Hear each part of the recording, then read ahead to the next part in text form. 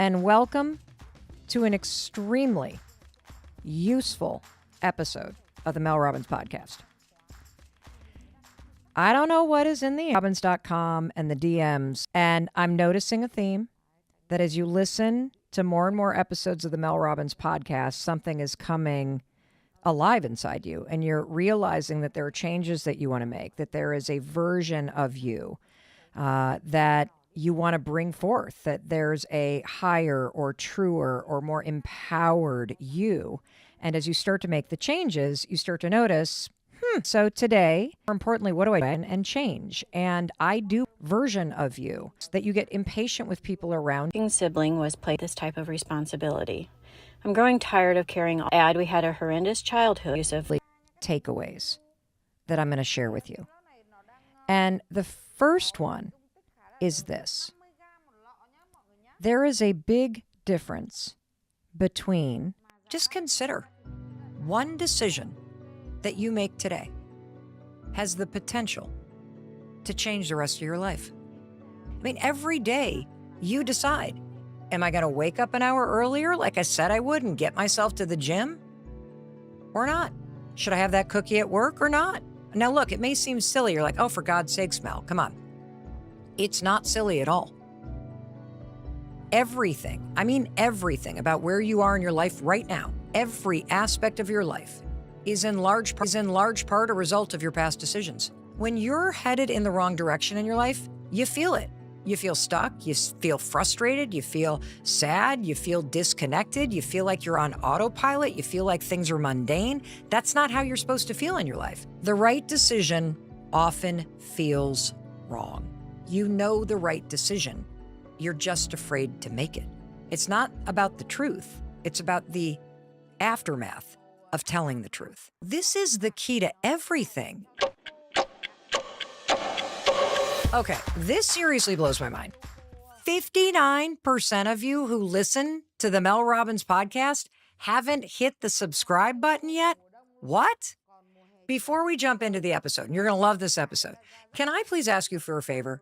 Because this is the easiest way you can support the show and you can support me. And I know you're the kind of person that loves supporting people who support you. Just tap that subscribe button. It's free. It helps me bring you this content every single week right here on YouTube. And let me tell you my commitment to you. I promise you, I am going to keep making this show and every video that I create for you on YouTube even better. I'm always listening to your feedback. In fact, everyone on my team here at the Mel Robbins Podcast, we're always listening to your feedback, and we want to be sure that we're bringing you the exact content, empowerment, and inspiration that you need, that you want, and you deserve. So thank you for supporting me by hitting subscribe. All right, let's jump into the episode. Hey, it's your friend Mel, and welcome to the Mel Robbins Podcast. I am so excited for the topic today. I'm so excited that you're here with me. First of all, it's always such an honor to spend time with you and to be together. And if you're a new listener, I just wanted to take a moment and personally welcome you to the Mel Robbins Podcast family. I am so glad you're here. Because you made the time to listen to this particular episode about decision-making and intuition, here's what I know about you. I know you're the type of person who not only values your time, but you're also interested in learning how to trust yourself, how to trust your intuition, and how to be more decisive and confident in the decisions that you're making every single day. And I love that. And if you're listening to this because somebody sent this to you, here's what I want to point out to you. First of all, I think it's really cool that's grappling with it. Or maybe you're just the kind of person that overthinks everything and you're sick of it and you'd love to be more confident and decisive in your life. Well, that's exactly what you're going to get by listening to this or watching this episode today. You're going to learn about the science of decision-making. You're going to learn about intuition. You're going to feel and become more decisive. I want that for you. I love that people in your life care about you enough to send this to you. That is so cool. Because today I'm going to teach you a very simple framework that I had to develop for myself in order to stop being so damn indecisive. I know. Today, I'm probably one of the most decisive people you'll ever meet. But I've learned that as a skill. I've had to learn how to trust my gut, full stop. I wasn't always this way. I mean, being decisive, learning how to trust your intuition, it's a skill. And today I'm going to teach you the tricks, the tools, the frameworks that I've used in order to become more confident in my decisions. And I want to preview for you what we're going to cover today because there are 4 specific topics that I've broken this into that are going to truly help you learn how to trust your gut and become more decisive. So, first, we're going to cover the topic of intuition. What is it? How does it work? Why should you trust it? And honestly, I love this topic because the science here is fascinating. And it's also going to help you trust what your gut and intuition is saying when you understand how it works. Second topic we're going to cover is understanding the difference between moments where make the gut decision, follow your intuition, don't even second guess it, versus those moments where you should pause and think through the pros and the cons and the implications of a decision before you just make it. The third topic we're going to cover is moments where you have a decision to make, but you feel conflicted. I'm talking breakups, leaving jobs, telling the truth, owning up to what you've done wrong. Talk about conflicted. Oh my gosh. For those moments in life, you need a framework that anchors you and holds your hand and helps you unlock the courage that you're going to need in order to do the right thing and follow through with the decision that you know you need to make. In order to teach this framework to you, I'm going to share a gut wrenching situation with you from one of your fellow listeners who is questioning whether or not they should call off their wedding. I mean, wait till you hear this. When you hear this, you're going to be like, oh, I feel conflicted and I'm not even in the situation. But we're going to use this framework to help this person decide what decision to make.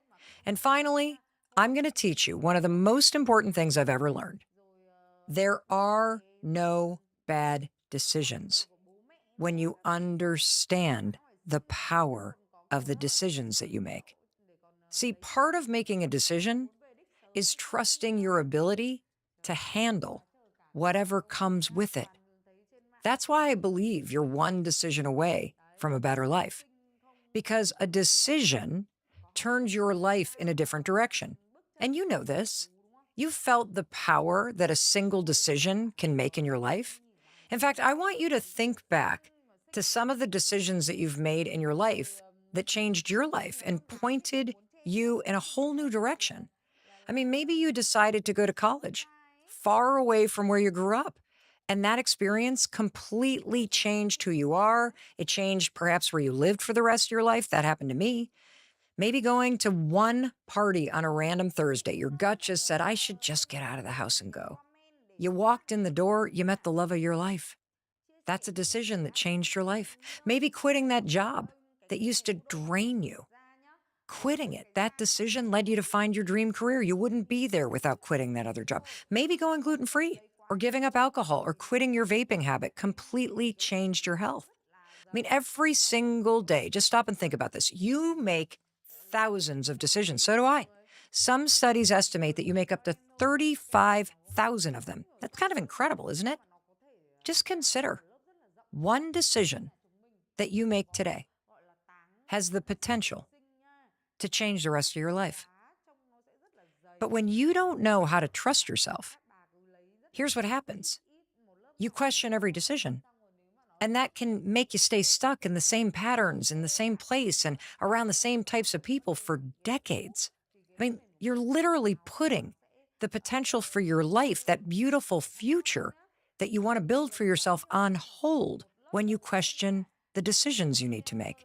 So before you and I jump into the 4 things that you're going to learn today about intuition and the difference between thinking through a decision and going with your gut and what to do when you feel conflicted, I want you to take a moment and I want you to get selfish. You're listening to this for a reason. So think about a decision that you may be grappling with right now. Go ahead. Just think about it. What's a decision that you're overthinking or that you're avoiding or that you're questioning? Maybe it's whether you should move out of your apartment with your roommates and live on your own for the very first time. Or maybe you're questioning whether or not you should divorce your spouse of 20 plus years. Maybe you're wondering if Now's the time to get a pet now that the kids have moved out of the house. But do you want to be tied down? Is that what you really want? I don't know. Are you questioning whether you should go back to grad school to become a therapist or a nurse because that's what you've always wanted to do? Or maybe you've been thinking about a decision. You really want to put yourself out there in a bigger way by becoming an influencer or starting a YouTube channel. Or maybe you want to be using social media, not for your personal life, but to market your business. But when you really think about putting yourself out there, you're like, I don't know. You just start to doubt yourself. And next thing you know, you're not doing anything. Really think about this. What's a decision that you've been really considering and thinking about and questioning and maybe putting off? Are you thinking about moving? Maybe you're frustrated, and so you want to get more involved in politics or just be more vocal about your opinion. Have you been thinking about reaching out to someone in your family that you're kind of estranged from or angry with and you've been putting it off? That's a decision to put it off or to pick up the phone. Just really hold on to that. Because as you and I go through each of the 4 things that we're going to talk about today, I want you to hold on to this decision and use what you're learning to help you be decisive.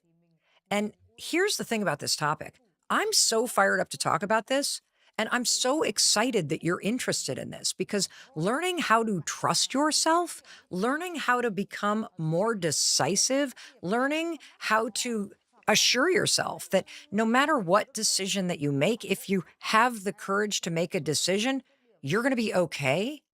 Holy cow, this is the key to everything. Because every decision you make is like this little fork in the road where you get to choose. Am I staying the same or am I going to lead myself to a better future? I mean, remember, your friend Mel Robbins says nobody's coming. Every single decision opens the door to a different possibility. And I want you to really think about the power of every decision you make. I mean, every day you decide. Am I going to wake up an hour earlier, like I said I would, and get myself to the gym or not? Should I have that cookie at work or not? What movie should I watch tonight? What should I have for dinner? What outfit should I wear to work? What shoes? Now, look, it may seem silly. You're like, oh, for God's sakes, Mel, come on. It's not silly at all. Everything, I mean, everything about where you are in your life right now, every aspect of your life is in large part a result of your past decisions. And more importantly, this is what I want you to really consider who you're going to be in the future. Every aspect of who you become, from how much money you have, to what your relationships are like, to what your friend groups are like, to what your health is like, how you spend your days, is 100% a result of the decisions you make today.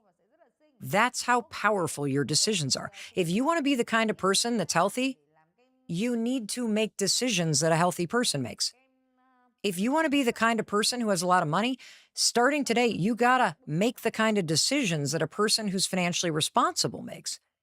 If you want to be the kind of person that owns their own business or has a better friend group or sells their art, starting today, you, through the power of your decisions, can become that person.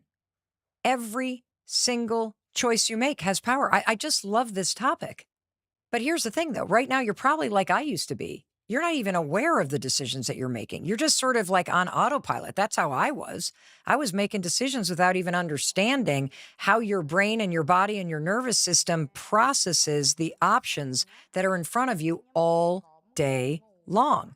And if you're on autopilot like I used to be, oh, hit the snooze button, just shove this in my mouth, just go to work and complain about my job.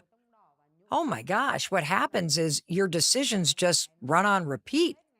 You've been saying to yourself, I got to quit vaping. I've just got to quit vaping. Every day, all day long, you actually have oh, I've tried to quit before and it's never really worked. And so then you make a decision. I'm just going to reach for the vape again and take a puff and I'll do that tomorrow. That's a decision. Anybody who's gotten sober or ended a relationship or quit a job or turned their life around will tell you that one decision will change your life. That's what we're talking about today. Aren't you tired of holding yourself back? Aren't you tired of doubting yourself? Don't you want to be more decisive? Isn't it exhausting to constantly question yourself? Don't you want to trust your intuition and your gut and know that no matter what, you're going to be okay? Of course you do. That's why you're listening to this right now. And so, congratulations, because you've already proven you can make great decisions. You press play. You made a decision to find the time to be here today to front and center as we go step by step through the 4 things that I'm going to teach you today. And I'm going to share a little bit with you just quickly. I have a decision that I'm noodling right now, and it's a big decision about something related to my business. It seems like a great opportunity, but I don't know that I want to do the opportunity. So I'm right there with you. I've got this thing. I'm at a fork in the road. There are pros, there are cons. I'm questioning, I'm doubting, I'm overthinking. And so I'm going to be using this framework too. And I want you to keep your decision right in mind. Be selfish as hell today, okay? Are you breaking up? Are you putting yourself back out there? Are you moving? Are you signing up for that art class? Are you changing your major? Are you going to finally have that conversation? Are you going to dust off your resume and actually do what you said you were going to do? Are you going to go find the funding for your, what are you doing by step approach that is going to move your life forward and put an end to the standstill that you've trapped yourself in? All right, so let's talk about intuition. For a long time, I didn't actually understand the physiology, the neurology, the science of how your mind, body, nervous system is all connected and how it is your intuition. It's like this inner compass, this intelligent design that you were born with that is in place in your body and that works in such magnificent ways. And it is there to help you navigate your day-to-day decisions. It is there just like a GPS helping you make the right and left turns all day long. And if you understand what your intuition is, what a gut decision is, what it's trying to do, how it's trying to help you, holy cow, tapping into your intuition as a decision-making tool, it's going to help you stay connected to your big dreams. It's going to help you stay grounded in your values. Those dreams that you have, those kind of things that are pulling you toward a bigger future, those things that you think about that never quite disappear, they start to act like this future destination that becomes clearer and clearer, and your intuition and your gut is helping you navigate your way to it. Your internal compass, that intuition and gut decision making that you have within you, it is programmed there for a reason. It uses the exact same scientific principles that explain why a traditional compass works. So, for example, a traditional compass has a magnet inside it. And that magnet, what is it doing when it points true north? It's just responding to the magnetic energy of the earth. Your compass, your intuition, it works the exact same way as a traditional compass. It reads magnetic energy all around you. I want you to stop and think about this, because when you really tune into your intuition, you can feel it pulling you toward things, and you can also immediately feel it pushing you away from people that have bad energy, right? You've walked into a room and you immediately feel like the vibe is off with somebody. You're like, ooh, avoid that person. You don't even have to talk to them. That's your intuition. That's your internal compass. See, your compass is constantly reading not only your energy, but all of the energy around you and that is happening in life and with other people. And that compass then pulls in all the energy around you and then attunes it to whether or not it's in alignment with you. That's your true north. Or, whoa, there's a person with really awful energy. Let's cross the street. Your intuition is part of this complex, intelligent design system that I want you to trust. I want you to use it. It has been fashioned by your DNA. It is hardwired in you from your birth. It's been using programming from your life experience, from your gut, from your brain, and from your heart. And all you need to do in order to be more decisive and to start trusting yourself is to learn how it works and to start paying attention to the signals in your own mind, in your own body, and your own spirit. Because I'm telling you, the signals are there and they're there all day long. And this is why I also am going to continue to remind you, you already know the best decision for you. You already know the right thing to do. The problem isn't knowing what to do. It's finding the courage to make yourself do it.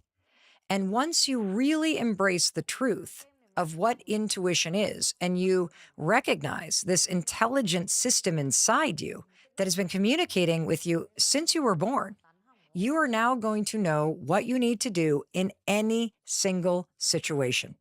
How freaking cool is that? All of the angst, all the negative energy, all of that resistance and overthinking, it's unnecessary because your compass is already telling you that your life is either headed in the wrong direction or it's headed in the right direction. So let's talk about, what does it feel like if you're headed in the wrong direction? When you're headed in the wrong direction in your life, you feel it. You feel stuck. You feel frustrated. You feel sad. You feel disconnected. You feel like you're on autopilot. You feel like things are mundane. That's not how you're supposed to feel in your life. That's why I say feeling stuck is actually a good thing. It's a signal that you're headed in the wrong direction. It's a signal that your compass is going ding, ding, ding, wake up. You got to turn towards something new.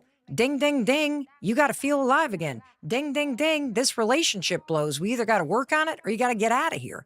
So being stuck, being frustrated, being disconnected, these are all just signs that your life and the way that you're living it is no longer aligned with where you're supposed to go. It's a directional signal. Isn't that kind of cool? Doesn't mean you're indicted to stay there. And now that you understand that you are designed to be moving in a direction that feels true north and an alignment for you, it's super cool to tune into this inner compass and GPS system. And I'm going to give you a few examples. And these are what I call you just knew it moments. Have you ever had one of those? Of course you have. It's one of these split-second moments where you just knew it and you didn't question it and you turned and leaned toward what your intuition was telling you. You didn't even really think about it. You just knew. For example, you walk into a train car or into a bar, and the first person you lay eyes on, the love of your life. That's what happened to me. It was actually the voice. I was standing at a bar in New York City in 1994, and I was ordering a bourbon on the rocks to go. I wanted the bartender to put it in a plastic cup so I could sneak out of the bar. And from behind me, I heard, "That sounds great, make it two." And I turned around and laid eyes on Christopher Robbins. I just knew. You know, I've had a couple of these moments in my life where I just knew something was wrong. My intuition, my compass knew before my mind could make sense of it. One example in my life is when our son Oakley was born. He came home from the hospital and everything seemed fine except for one thing. We couldn't get him to eat. And I just knew something was wrong. And yet my mind couldn't make sense of it. I literally kept going back to the pediatrician every single day. "Mark, something's wrong. Mark, something's wrong. Mark, something wrong." I had known him at that point for 11 years. "Mark, something's wrong. Something's wrong. I just know it. I just know it. I just know it." We didn't know what was wrong. We didn't know what was wrong. And then all of a sudden, 5 days later, boom, the you-know-what hit the fan, and Oakley is being medevaced downtown to Mass General Brigham Hospital. And they told us they weren't sure he was going to make it. It turned out that he had Hirschsprung's disease, which is an extraordinarily rare disease impacting the intestines. And it had gotten so bad over those 6 days that he was ready to literally rupture, which would have killed him. He would have died of septic shock. And I just knew something was wrong, even though we didn't even get that diagnosis for another week or two. I'll give you another example. Day one of my job working for a corporate law firm, 1998, I knew it was the wrong job. I knew it. I absolutely knew it. I felt in my gut like I was dying as I walked into that law firm every day. But I couldn't make sense of how to actually change my career. I couldn't make sense in my mind how I was going to pay my bills. I couldn't make sense of what I was going to do. I had just gone to law school. I had spent 3 years being a public defender. I can't change my career now. So I'm telling you these examples because these are examples where you didn't need to know.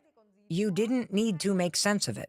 Your intuition knew because it always knows, because it is uniquely, intelligently designed to align with the truth for you. So now that we've covered intuition, I want to briefly talk about this second topic, which is there are two different ways to make decisions. And there are going to be times in life where just go with your gut and just make the decision immediately right now. And then there are going to be those times where even though you know what your gut is saying, and the way that you figure that out is just get quiet, drop out of your head, drop into your body, and feel what the decision feels like. If you feel yourself dreading it, if you feel yourself depleted, if you feel yourself shrinking and constricted, that's not aligned with you. If you think about the decision and you imagine the possibility of it and something opens up, you feel slightly energized, even if it scares you a little bit. That's something that's aligned with you. That means it is for you. It feels a certain way. And in order to tease this out, because this gets very confusing, I want to talk about those decisions where you feel very conflicted and when you need to use your gut and when you are going to use your head and your thinking skills to act out the decision. Because there's a big difference when you're making a decision between what you need to do versus when and how you're going to do it. And that's what you need to remember when you feel very conflicted about the decision. You're going to use your gut to determine what you need to do, because as we've just laid out, your intuition is part of your intelligent design. Your intuition, when you quiet your emotions and you tune into it, is telling you exactly what you need to do. But that is very different than when you're going to make the decision and how you're going to tell people. And that's where you use your brain. Okay. And I'm going to give you a just agonizing example of what I'm talking about. And it comes from one of your fellow listeners who wrote to me, and I'm going to read to you the decision that this person needs to make. I write about this in the Let Them Theory book. This is chapter 8, and I love the title of this chapter. Are you ready? The right decision often feels wrong. And that's a really important thing to understand, that there is a difference between the decision that you need to make and how it's going to feel when you tell people the decision. And learning how to separate the decision-making process, which is what is the right thing for me, from the telling the decision to other people process is critical. Because again, I'm going to tell you something. You know the right decision. You're just afraid to make it. And you're afraid to make it because you're worried about what other people are going to think. You're worried about other people's expectations. You're worried about dealing with other people's emotions. That's why decision-making is difficult. That's why you're not trusting your gut. It's not about the truth. It's about the aftermath of telling the truth. And that's exactly what our listener was talking about. So this listener writes to me, Mel, I'm engaged and soon to be married. The wedding is a few weeks away, and I know this should be one of the happiest moments of my life, but it's not. The closer we get to the wedding, the more my fiance and I are fighting. I can't stop shaking this feeling of dread. Deep down, I'm afraid I'm making a huge mistake. I don't know what to do. The invitations are out. My parents and hers have already put down the deposits for everything. I don't want to disappoint my family. I don't want my parents to lose their money. I don't want to break my fiance's heart. I don't want her parents and everyone else we know to be mad at me. How do I call this off? I mean, just reading that question, I mean, can't you feel your heart seize? Of course it's seizing. Because when the stakes are that high, the right answer always feels wrong. I want you to stop and think. If the groom were sitting across from you, what would you tell the groom to do? He says, I can't stop shaking this feeling of dread. Deep down, I'm afraid I'm making a huge mistake. Isn't it true that it's so easy to say and to see that on the surface, the answer is actually simple? He should call it off. I mean, if you're dreading the wedding, you're making a mistake. I mean, you know that. I know that. If you can't stop thinking about calling it off, then you should. But here's why decision making is hard. Even when the right decision seems clear, it doesn't always mean it's an easy decision to make. Why? Well, that's because the human experience is largely an emotional one.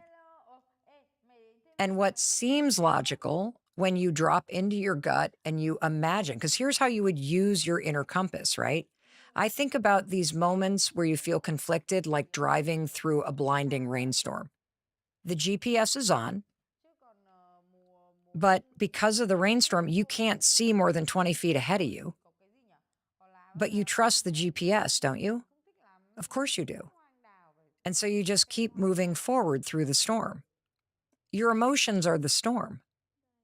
And what happens for all of us, it happens for me. I mean, my God, the emotion is what has kept me in relationships too long. It's kept me from apologizing or owning up to my behavior. It's kept me from making decisions that work for me because I'm afraid I'm going to upset other people. Emotions, the storms that you feel as you're following your own GPS, those are going to be there. You have to learn how to navigate through them. See, too often in life, when you're in this kind of dilemma, you choose to inflict pain on yourself instead of making a decision that you know is the right one for you, but it might be painful for other people to accept. I mean, let's be honest with each other. The groom who wrote in, he already knows what he needs to do. See, I think anytime anybody writes and asks for advice on what decision to make, you know what decision you need to make. You're not actually asking for help making a decision. What you're asking for is courage. You're asking for reassurance. You're asking for help in handling the emotions and the guilt and the dread that you feel, knowing that the decision that you need to make is going to hurt other people, or it's going to turn your life upside down, or it's going to lead to something that could be exciting, but it could also not work. And what I want you to understand is agonizing and questioning a difficult decision like this, that's a mentally healthy response to a difficult situation. There's nothing easy about this situation. Nobody takes pleasure in making a hard decision. I mean, the fact that this guy is worried about the other people is a sign that he's a really good person. But that doesn't mean he should get married to somebody he doesn't want to marry. And I want to remind you, there are going to be times in your life when people are going to be mad or disappointed or heartbroken by the things that you say or do and the decisions that you make and how and when you do it. That's the art of decision making. Now, one thing I want to say about the difference between decisions where you're just going to go for it and trust your gut and those decisions where you're going to hit the pause button, you're going to travel upstairs and you're going to use your brain to make a plan is that this is super important. And the reason why this is important is because there's a lot of research about how your emotions impact your decision making in really negative ways. I'm looking at some studies here that I wanted to talk to you about. There's very interesting research from neuroscientists, of course, about the various parts of the brain that you use and the different ways that people make decisions. But that gets so complicated that I'm just trying to boil it down for you in simple terms so you can actually walk away from this conversation and apply everything you're learning. And so if you look at what we've discussed so far, which is why you should trust your intuition and your intelligent design in gut decision making, it is important for you to understand that you have to settle your emotions first. Because what's interesting is that there's very, very clear research that your brain weighs your emotional state when it's weighing whether or not a decision is a good one or bad one. And this is important to understand because when you're stressed out or fearful, research shows you just choose the path of least resistance. You do what you've always done, you avoid the decision. And you and I have both done that. How many times have you put off quitting a job or having the conversation or heck, even going to the gym because you feel sad or you feel too stressed out to go? That's an example of how your emotions are impacting decisions in the moment. It's helpful for me to think about the fact that I know the truth of what I need to do in my gut. My emotions have a point of view about whether or not I feel like doing it. We're just going to ignore that. And you can ladder up to your brain to help you make a plan. And I want to remind you, making no decision is a decision because you're deciding to stay exactly where you are and ignore what your intuition is telling you. You're deciding to accept less than you deserve and delay making the changes that will bring you happiness and more satisfaction in your life. Those are decisions, and you need to wake up and recognize that you're making them. Just imagine yourself a year from now. You're in the marriage. You're in the job. You still live in the same place. You haven't moved mom to the nursing home.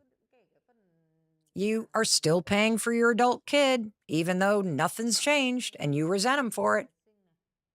When you close your eyes and you drop into your gut and you really read the navigation, if I point myself toward a future where I do nothing, oh my God, how do you feel? If you feel your chest tighten, if you feel dread, if you feel your energy drain, oh my God. Do not go in that direction. Do not get married. Do not avoid the decision with your mom in a nursing home. Do not stay in med school. Do not avoid applying for nursing school this go around because a year from now, you know that your chest is tightening and you feel depleted if you're not in school. And then point yourself in the other direction a year from now. If you're not married, if you dropped out of medical school, if you are in nursing school, if you stopped financing your adult kid's life and they got their act together, how do you feel now? If you started that YouTube channel today, if you started marketing your business, if you ended how do you feel now? And if you all of a sudden feel things open up and you feel expansion and you feel a little bit of energy, even if it scares you, that is true north.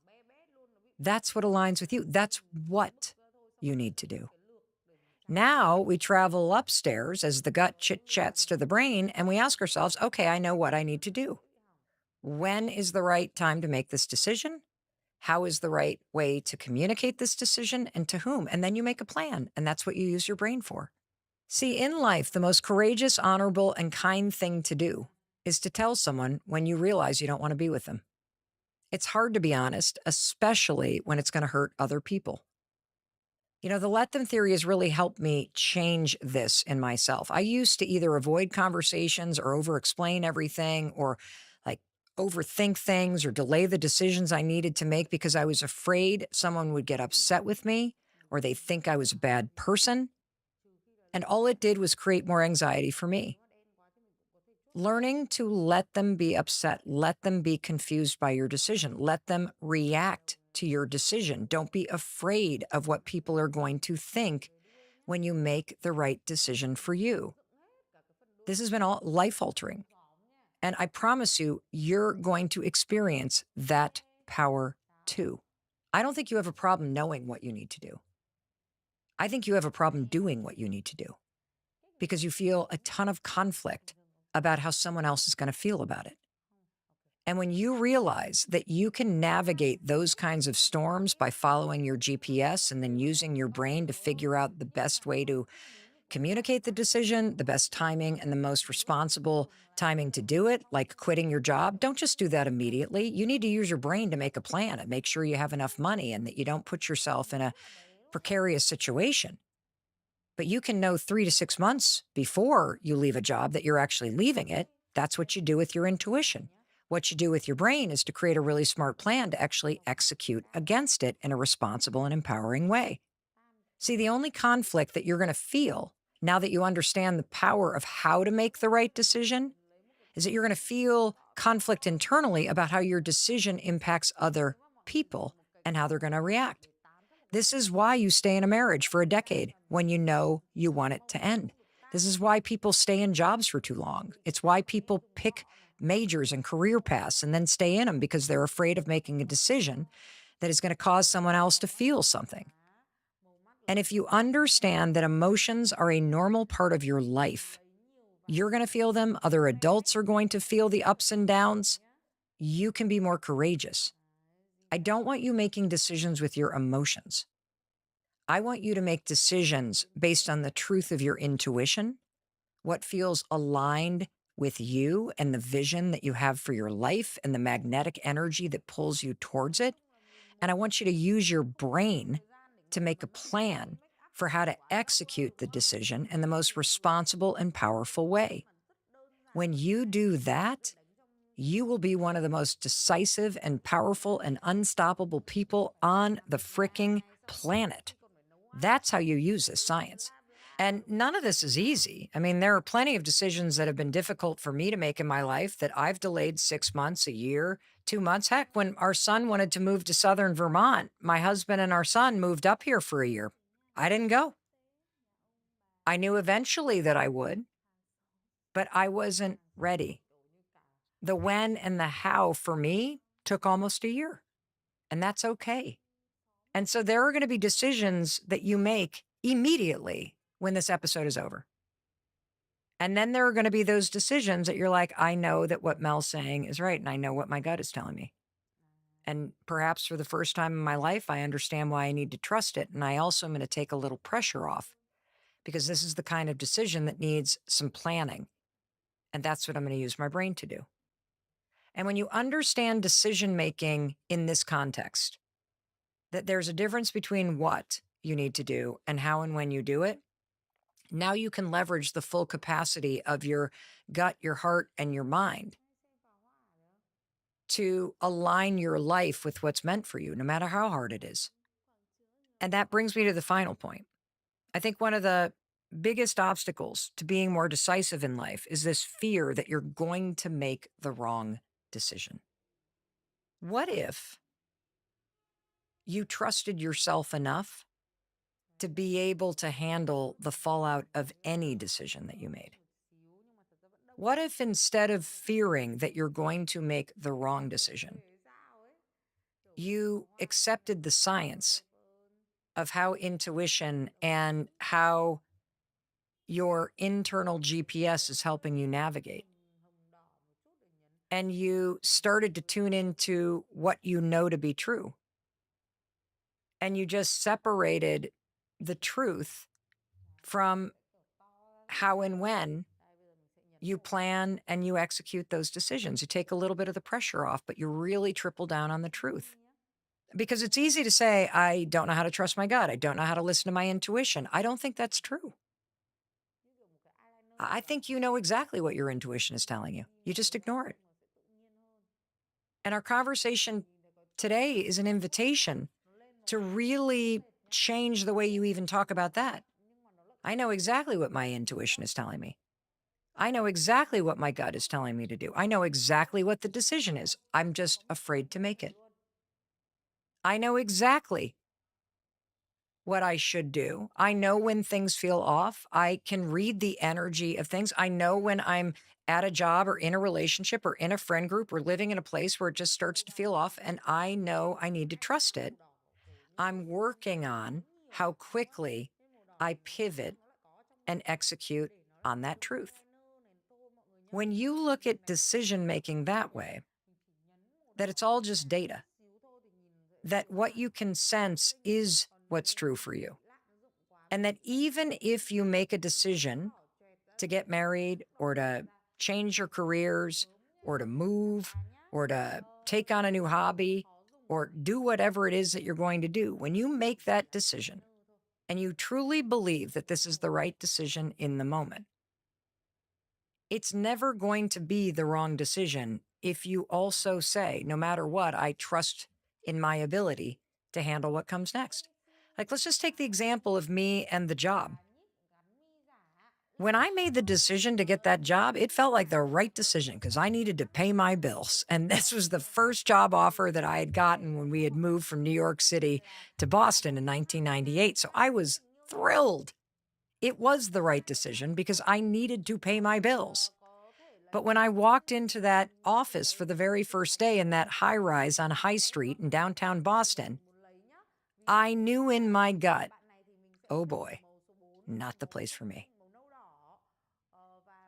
Do you see the power in telling yourself that there are no wrong decisions because every decision leads you somewhere else? I needed the money, and I also knew that I wasn't going to stay there for the rest of my life. And that's the directional signal that I needed from my internal navigation system, my intuition, my gut, to help me recognize I'm at a fork in the road. And for me personally, I sat at that fork for another year. That's okay. And then I executed the plan to change my career entirely. So, was that a wrong decision? Was it a bad decision? Did I fail? I don't think so. Just like a lot of the decisions that you've made, whether it's decisions to stay too long in a relationship, decisions not to change your marriage, decisions to move, to not move, all of those things are just data. Maybe you're the kind of person that has needed a lot of pain and frustration and struggle to finally wake the hell up and recognize that it's a lot easier to listen to what your gut is telling you than to ignore it. So, all of those things that you think you may be screwed up, maybe it just led you right here. It led you and gave you exactly what you needed so that you could listen to this podcast episode today and say, you know what? Mel's right. I do know what's right for me. I do know what my gut is telling me. And what I'm going to work on is the courage to trust it, to not only trust the decision, but to trust in myself and my ability to move through whatever happens when I make it. When you look at decision making that way, you're not only going to be able to trust yourself faster and quicker and be more decisive, you're going to feel more confident because you're going to know whatever comes in the wake of that decision, you, my friend, are going to be okay. In fact, this conversation today, it's made me decide I'm going to do this thing.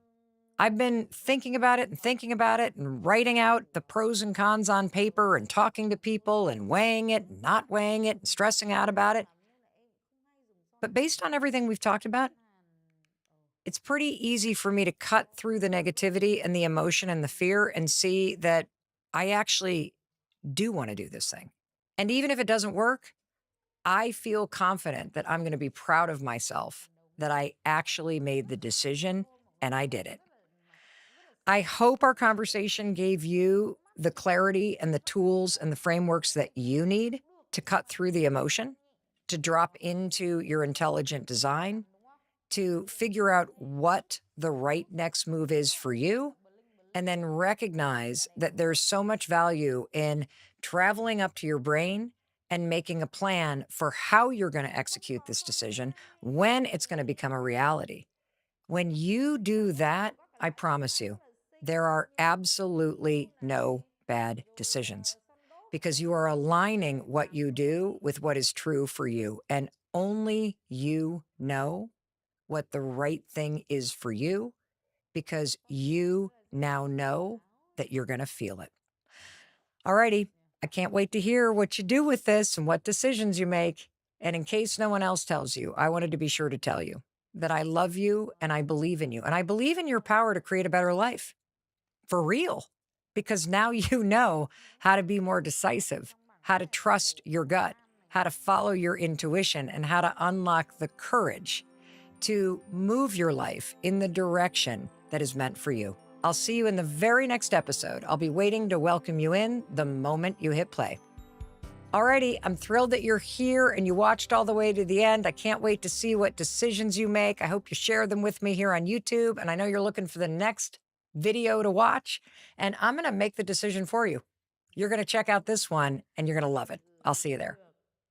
Only 1 in 3 Americans make healthy, sufficient sleep a priority on a night-to-night basis. Anywhere between 20 and 50% of Americans struggle with one of 2 difficulties, and that's either struggling to fall asleep or maintain sleep.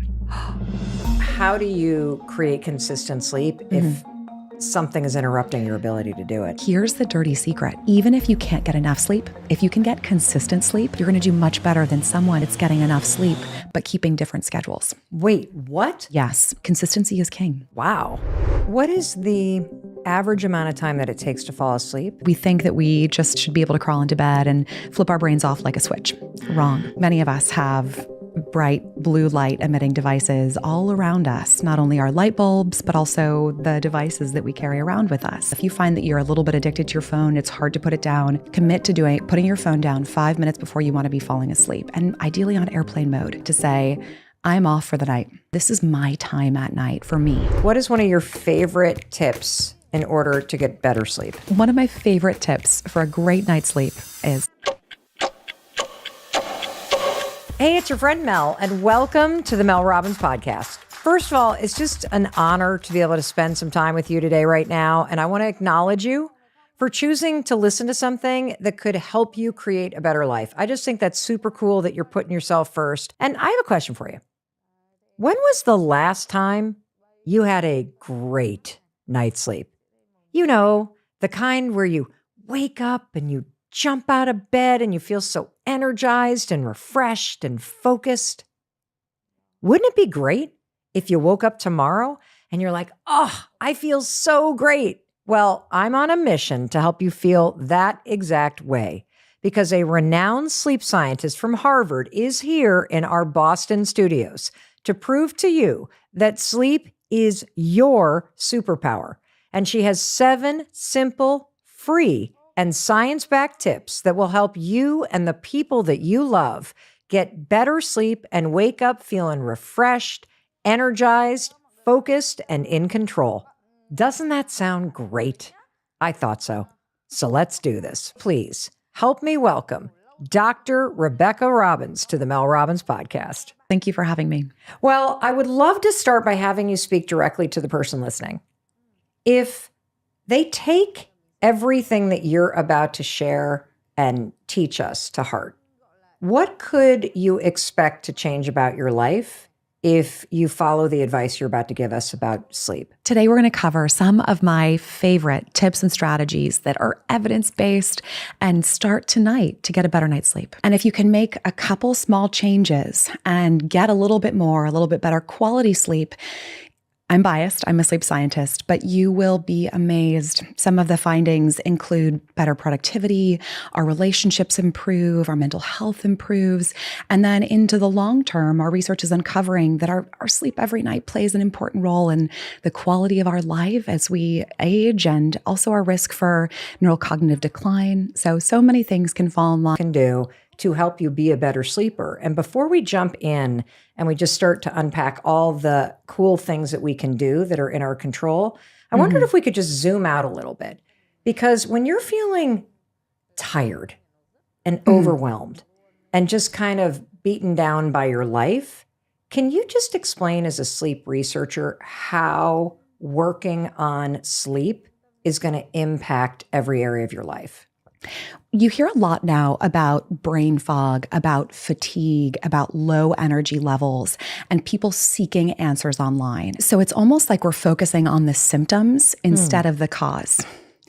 And one of the driving forces of some of those symptoms that many people are experiencing is insufficient or poor quality sleep. Many of us are struggling. 2 out of 3 Americans are not getting the sleep that they biologically need in a consistent manner. But in addition, we have a problem of poor quality sleep. Anywhere between 20 and 50% of Americans struggle with one of 2 difficulties. And that's either struggling to fall asleep or maintain sleep. So waking up at 2, 3 o'clock in the morning and struggling to fall back asleep. And so those struggles contribute to poor quality sleep. And our research in our lab has shown that fewer than 3 in 10 Americans report waking up and reporting that their sleep is restorative. And that's what it's all about. Because if we're spending time in bed and it's not restorative sleep that we're getting, what's the point? But some of the behavioral tips and strategies that we'll get into are really how you unlock that restorative sleep that we're all after. Why do so many people wake up feeling so tired? I think it kind of comes back to the conversations. I've seen them on social media, interpersonally. Just it's almost part of our day-to-day narrative as a society. How are you tired? I hope one day we could flip that. But unfortunately, when we do say, I'm feeling great, I'm feeling well rested, that's not often looked as very positively in our society. So I hope that one day that changes.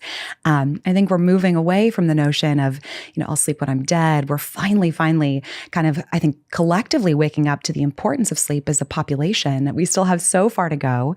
But there used to be this idea of I'll sleep when I'm dead. I'll take hours from my sleep and magically add it back to my day.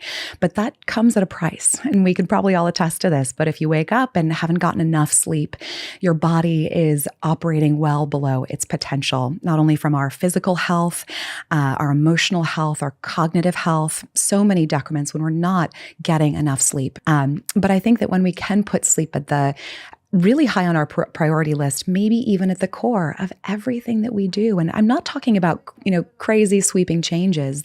What's so exciting about sleep is a lot of these are really small things. It's just cutting screens out a little bit earlier in your evening, maybe having dinner a little bit earlier, doing a couple of the relaxation exercises that we're going to be talking about can offer a number of benefits in terms of our ability to fall asleep and get into the deeper sleep that supports our waking success. Wow. That's so interesting. Dr. Robbins, why do all of these tips and evidence-backed interventions matter so much? What's so powerful about sleep, it's just this great equalizer. But what's also so interesting is we never receive formal training about sleep, really not in school. Even medical doctors receive only about 20, 25 minutes in the average medical curricula about sleep, which is a huge problem when you think about it, because so many of us are struggling. We talked about some of the numbers. And so it creates this culture of, well, if my primary care provider doesn't fully understand sleep, what might happen is a lot of, pharmacological interventions, and there is a time and a place for that. But what's so interesting about sleep is even in clinical trials that pit meds, pharmacological intervention against behavior, what we find is that the behavioral change, when we can successfully implement some of these strategies that we've talked today, that actually wins out in terms of insomnia symptoms. So with people who are really struggling, then the medications over time, which is so amazing. I want to make sure the person listening just heard that. Mm-hmm. So in clinical studies, when you put medication up against the behavioral changes that we're talking about today, mm-hmm. that the behavioral changes over time beat insomnia and the insomnia drugs over and over and over again. Isn't that so powerful? It's really powerful because it tells us that small changes add up over time and that, yes, you are designed to and you can learn to sleep and get the rest that you deserve and wake up energized. And it begins with these small changes. Mm-hmm. Wow. How does sleep impact the memory and the brain, Dr. Robbins? Sleep and the brain are really fascinating areas. And it turns out that during sleep, we not only kind of rinse and repeat and rehearse some of the memories that we took in from the day, but we also start to kind of put them into storage and figure out, importantly, where they should go in the brain, which when you think about it is a fascinating exercise and so important as we learn things, we're exposed to new things in the world around us. Our brain does this amazing process at night during sleep of, where should I file this away? And importantly, what memories should I hold on to and which can I let go? Because we're exposed to so much information. We learn so much now more than ever with our phones in our pockets. The information that we're exposed to is enormous and our brains are amazing, but it couldn't possibly store all of that information. And so there's this fascinating process called pruning that takes place during sleep where we try to figure out our brain, what memories can it let go of and which should it keep? And where should those memories be stored? And we really are starting to uncover and believe that dreaming is one of the ways that this happens. So during dreaming, it's almost like the brain is throwing spaghetti against a wall to see, okay, the events from today, where do they fit in our existing networks of the brain? So when we put sleep at the center, so many positive outcomes come in terms of our learning, our memory, and for students, academic excellence. So if I can extract what you just said and try to give it back to you to make sure that I'm tracking. I always think of this example of like a giant library. So during the day, the books are out and they've been given to people to read. When you lay down in bed and you fall asleep, that's when the books come back to the library and they get put on the proper shelf. And that's your brain learning how to file memories, this pruning process. Is that what you call it? I love that analogy. Okay. And maybe figuring out, that book wasn't very well, widely read. So maybe we'll send it to a sister library. Got it. So you also prioritize what's important. Which is so fascinating. And then the other thing that you said that I think is really, really important to understand. Oh my God, I just had literally like a menopause brain fog thing. I must not have gotten a great night's sleep last night because I had such a good thing. That was, what were you just talking about? Learning, memory. Oh, that was it. Okay, see everybody? You're not the only one with brain fog. We're all here to learn how to sleep better. But this is super important that you're basically saying that a critical part of learning and locking in a new skill or a habit happens during sleep. And so if you're having trouble making new habits stick, or if you're studying for the Series 7, or you're studying for a standardized test or some exam coming up, or you've got a huge presentation that you have coming up for work, sleep and putting sleep at the center of how you're taking care of yourself helps you lock in the learning, helps you perform better. That's what you're saying based on the research? Exactly. But when you walk into any college campus, any corporate environment, you almost hear the opposite. People saying, I'm going to stay up late to crank through this report. I'm going to pull an all-nighter to study more, to give myself more time. Let me, take more hours in my day away from my sleep and add it back to my productivity. It really throws that notion on its head, right? Because all the research shows that when we prioritize sleep, our learning improves, our productivity improves. So the next day you wake up and you're able to accomplish what you would have otherwise done in a fraction of the time. Terrific. That's super clear. So we are going to jump into these 7 strategies that you have that will help you become a better sleeper. What is one of your favorite tips in order to get better sleep? One of my favorite tips for a great night's sleep is this idea that routine is absolutely queen. And we're really not meant to keep different sleep schedules as human beings. Falling asleep at 2 a.m. one night, 10 p.m. the next, understand how vitally important consistency is in our sleep routines, because then our brain and our body starts to understand when it should be tired and, prepare for sleep, and when it should be awake. And then it allows ourselves to better organize ourselves and get a lot out of our sleep episode. The best sleep comes when we're keeping our sleep times consistent. So falling asleep at the same time and waking up as close to the same time as possible. So is that takeaway number 1? That climbing into bed so you have a consistent time that you're signaling that you're going to start the process of falling asleep, and having your alarm ring at roughly the same time is one of the first things that we want to do? Absolutely. And I think we're slaves to our alarm clocks. Yes. But we don't really talk about the wind down time. It's kind of like a fuzzy idea, a fuzzy game plan. It's not 10:30 is when I'm going to start to power down. I'm going to get off my phone. I'm going to boil a small cup of tea, herbal tea, and then start my bedtime ritual and wind down routine, which is an essential part of sleep. We always think, now's time. Now feels pretty good for sleep, but it takes time.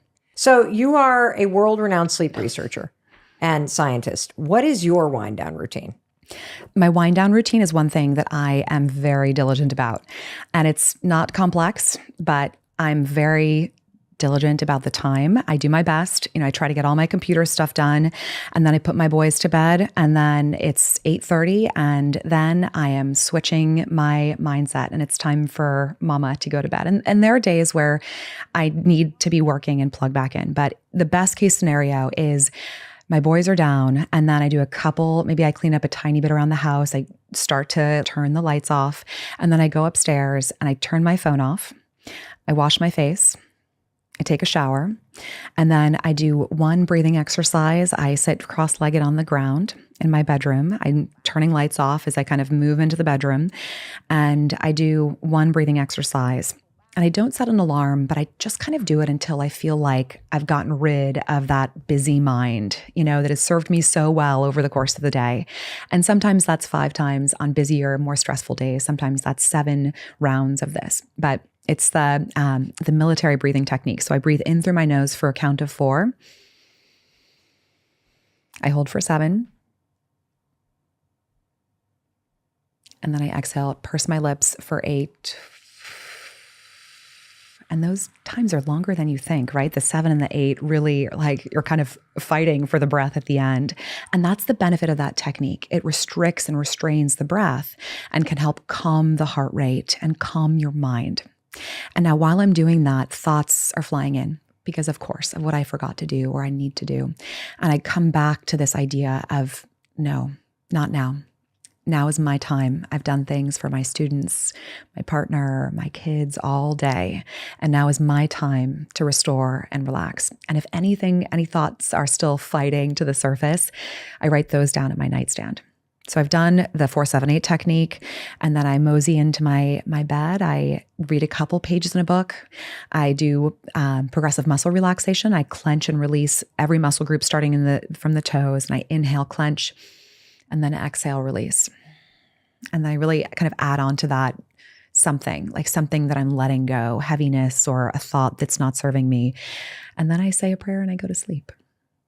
And it doesn't happen every night, but that's my ritual. And I use the word ritual purposefully because you want to cultivate a ritual. A ritual is something you do every time. And so it's thoughtful. It's, 1, 2, 3, boom, sleep is next. For you listening, what are the 3 things that you can do tonight and tomorrow night and really institute as your ritual that you can ideally also take on the road when you travel? And be diligent. Try to do those every single night, because then what the brain starts to understand is what comes next is sleep. Do you find that in your research that the people that are struggling the most with sleep don't have this wind down routine? They're not diligent about this ritual and the consistency of it and practicing these steps that help you fall asleep and stay asleep? It's a great question. I think it comes back to this idea that we're so used to getting, what we wanted quickly, whether it's our food or a coffee or, getting a Subway or an Uber. We're used to things happening quickly when we want them to. And our brain is hardwired to crave consistency, to have, to be able to expect what's coming next by keeping our schedules consistent, by giving our brain that sense of normalcy. And then sleep, falling asleep faster into deeper sleep is more within our reach. Quick question. What is the average amount of time that it takes to fall asleep? And when should we get out of bed because it's not happening? This is a great question. And I think a big area to, promote awareness about, because we think that we just should be able to crawl into bed and flip our brains off like a switch. Wrong. Sleep is a process. And so falling asleep actually takes time and more than a lot of people realize. Even a healthy sleeper with no problems should take about 15 or 20 minutes to fall asleep. And that's counter. So many people will say, oh, I can fall asleep anywhere. As soon as I get into the airplane at Logan, I'm out. I'm snoring before my husband's like that. Even the I announcements. literally, he hits the pillow and he's like, and I'm like, so infuriating. God, now I've got to try to fall asleep while you're already snoring. And so he just drops in like it's his job. And he might be a little sleep deprived. I'd love to talk to him and make sure he's getting enough sleep. But if you're able to fall asleep right away, it's generally a sign that you're not getting enough sleep. Really? Same thing. If you're starved for food and you sit down and you have a huge meal and keep eating and eating, it's probably because you're starved for sleep, because it's not, of course, healthy to have enormous meals. And so same thing with sleep. If you're starved for sleep, your brain is going to, hopefully you're not in a place like driving a car or anything that would be safety critical. But if you're not getting enough sleep, sleep will come because it's a biological necessity. And so when we go without it, our body works desperately to get it. So 15 to 20 minutes. And that's both for when you climb in at your bedtime, when the bedtime wind down routine happens. And that's also how long it might take you to drift back to sleep if you do wake up in the middle of the night. These are such good questions. We just wrote a paper on how to help researchers kind of conceptualize these different steps because there are a couple, right? So the time that you want to be winding down at night, maybe you're walking around your house, your lights are low, you're lighting candles, ideally. Oh my God, that's not going on in my house. I'm like, who didn't turn off the lights? Where are the dogs? Did you lock the doors? Like, it's like the shutdown is happening. I need to like play some music and light some candles. Like, it is like, get to bed, people. I love it. And I mean, you're not alone. So many of us, right? Especially with kids and, other moving parts. But, finding ways to draw a little inspiration from these things, right? Look, I'm not saying let's all, spend 2 hours in a candlelit environment before bedtime. But I think this is really... What you're doing is you're taking a spotlight and you're highlighting something that is within your reach to do. And when you understand that it is coming from a world-renowned sleep scientist at Harvard, that thinking about the way you turn yourself down. So I think about, I turn down the house. We turn off all the lights. I love that. You lock the doors. The dogs run into their crates and get a little treat. You say goodnight to the kids. You make sure the cat's outside. Hold on. This all sounds wonderful, Mel. Well, I don't have any candles. You know what I'm saying? But there is this signaling that happens. Exactly. And look, that's actually part of your wind down routine.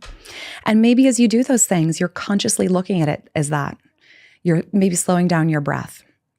When the dogs are out, you're consciously not on your phone. You're starting to switch into a different mindset.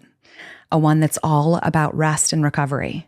And it's different than the daytime, right? The day is, do, act, execute, thinking. And maybe at nighttime, you draw inspiration from some of the kind of meditation world of, thoughts come into the mind and then come back to the breath, say tomorrow. And if those thoughts are festering, a great addition to your bedtime routine is writing down anything that's on your mind. So powerful because sometimes it's the stupidest little things that keep us awake. The dry cleaning, got to call mom, take the dogs to the vet. And there are things that you can only do sometimes during, work hours. And so writing them down can then, I suggest a stack of note cards because then that can also be your to-do list. Those things that were bothering you that you need to do for now on a piece of paper and you can cross those off when you wake up. Oh, that's great. So you have a stack of like little 5x7 note cards. And as you've got all those things that you'd normally ruminate about as you're laying in bed and you can't fall asleep, dump them in their little home, and then you don't have to hold space in your brain. Exactly. And so it's so powerful. And then you start to condition your brain to think, not now. Now's my time for sleep. One of the other levers that you say helps us sleep better is a consistent schedule. What if you've got young kids, or you got a puppy that's waking you up, or your work is inconsistent? Like, how do you create consistent sleep if something is interrupting your ability to do it? This is such a great question. And there are so many of these, right? Young kids, dogs, work. I would encourage you to look at your weekly schedule and find the time that you can protect for sleep. And that's going to be the time that your biological clock gets used to. And if you can get a little bit more time in the morning, an extra hour, go to bed a little bit earlier, an extra hour, wonderful. But if you can protect, say it's 12 to 6, if you can protect 11 to 5, be diligent about that. And then think about either end of that being kind of things that you could move, but have maybe a time, if you're a young mother listening, for instance, and you're like, look, I'm working, I have kids. How do I follow this? 9 hours?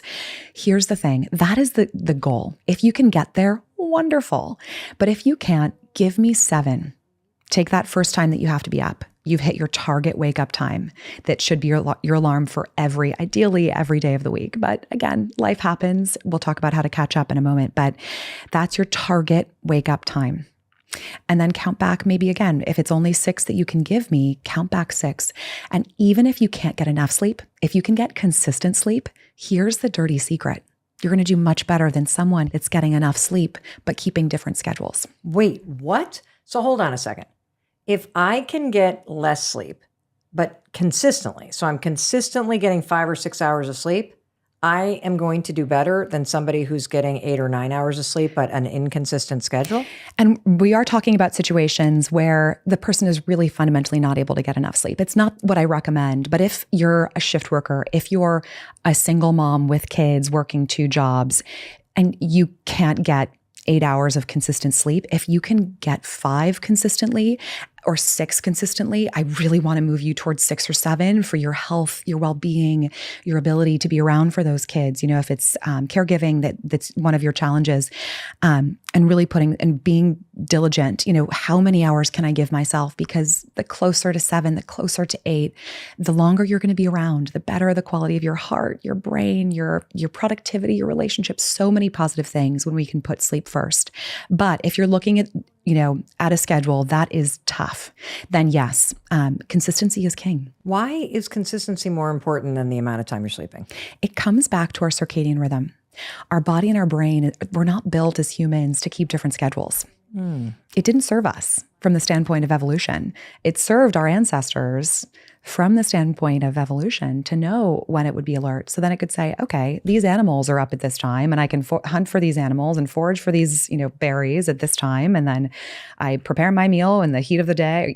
It's kind of, so silly to compare, but kind of helps you understand just how important it is and how we're really built. And it takes a lot of time to change our physiology as a species. And our technology has really outpaced our, kind of biological rhythms, which are all about consistency and keeping our sleep times the same, powering down.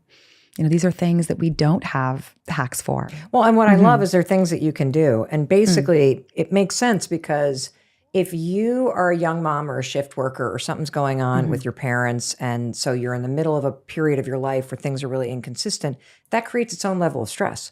Totally. And so being worried about how much sleep you're going to get or this, that, and the other thing, if you can focus on the 5 or 6 hours that you can pretty much guarantee, that lowers a little bit of stress because now you're focused on what you can control. So it makes a lot of sense. Totally. What if your partner has a different schedule or snores like crazy or is just a human furnace and keeping you awake? Do you recommend that you sleep in a different room? This is such a good question. And if you have a partner, sleep is a social behavior. It's kind of funny to think of it that way, but it really is. What do you mean by that? You co-sleep largely if you're in a relationship. So it's a social phenomenon. It's true. And so if your partner snores, it's going to probably interrupt the quality of your sleep. And so I would encourage you to think about, again, kind of putting sleep at the center. Granted, I'm biased. This is what I do for a living. But when we can do that and really say critically, how can we optimize for sleep? That will improve your relationship, improve your productivity at work, how you care for your children, so many positive things. And then you have to ask yourself, am I creating lasting memories by, sleeping together with my partner?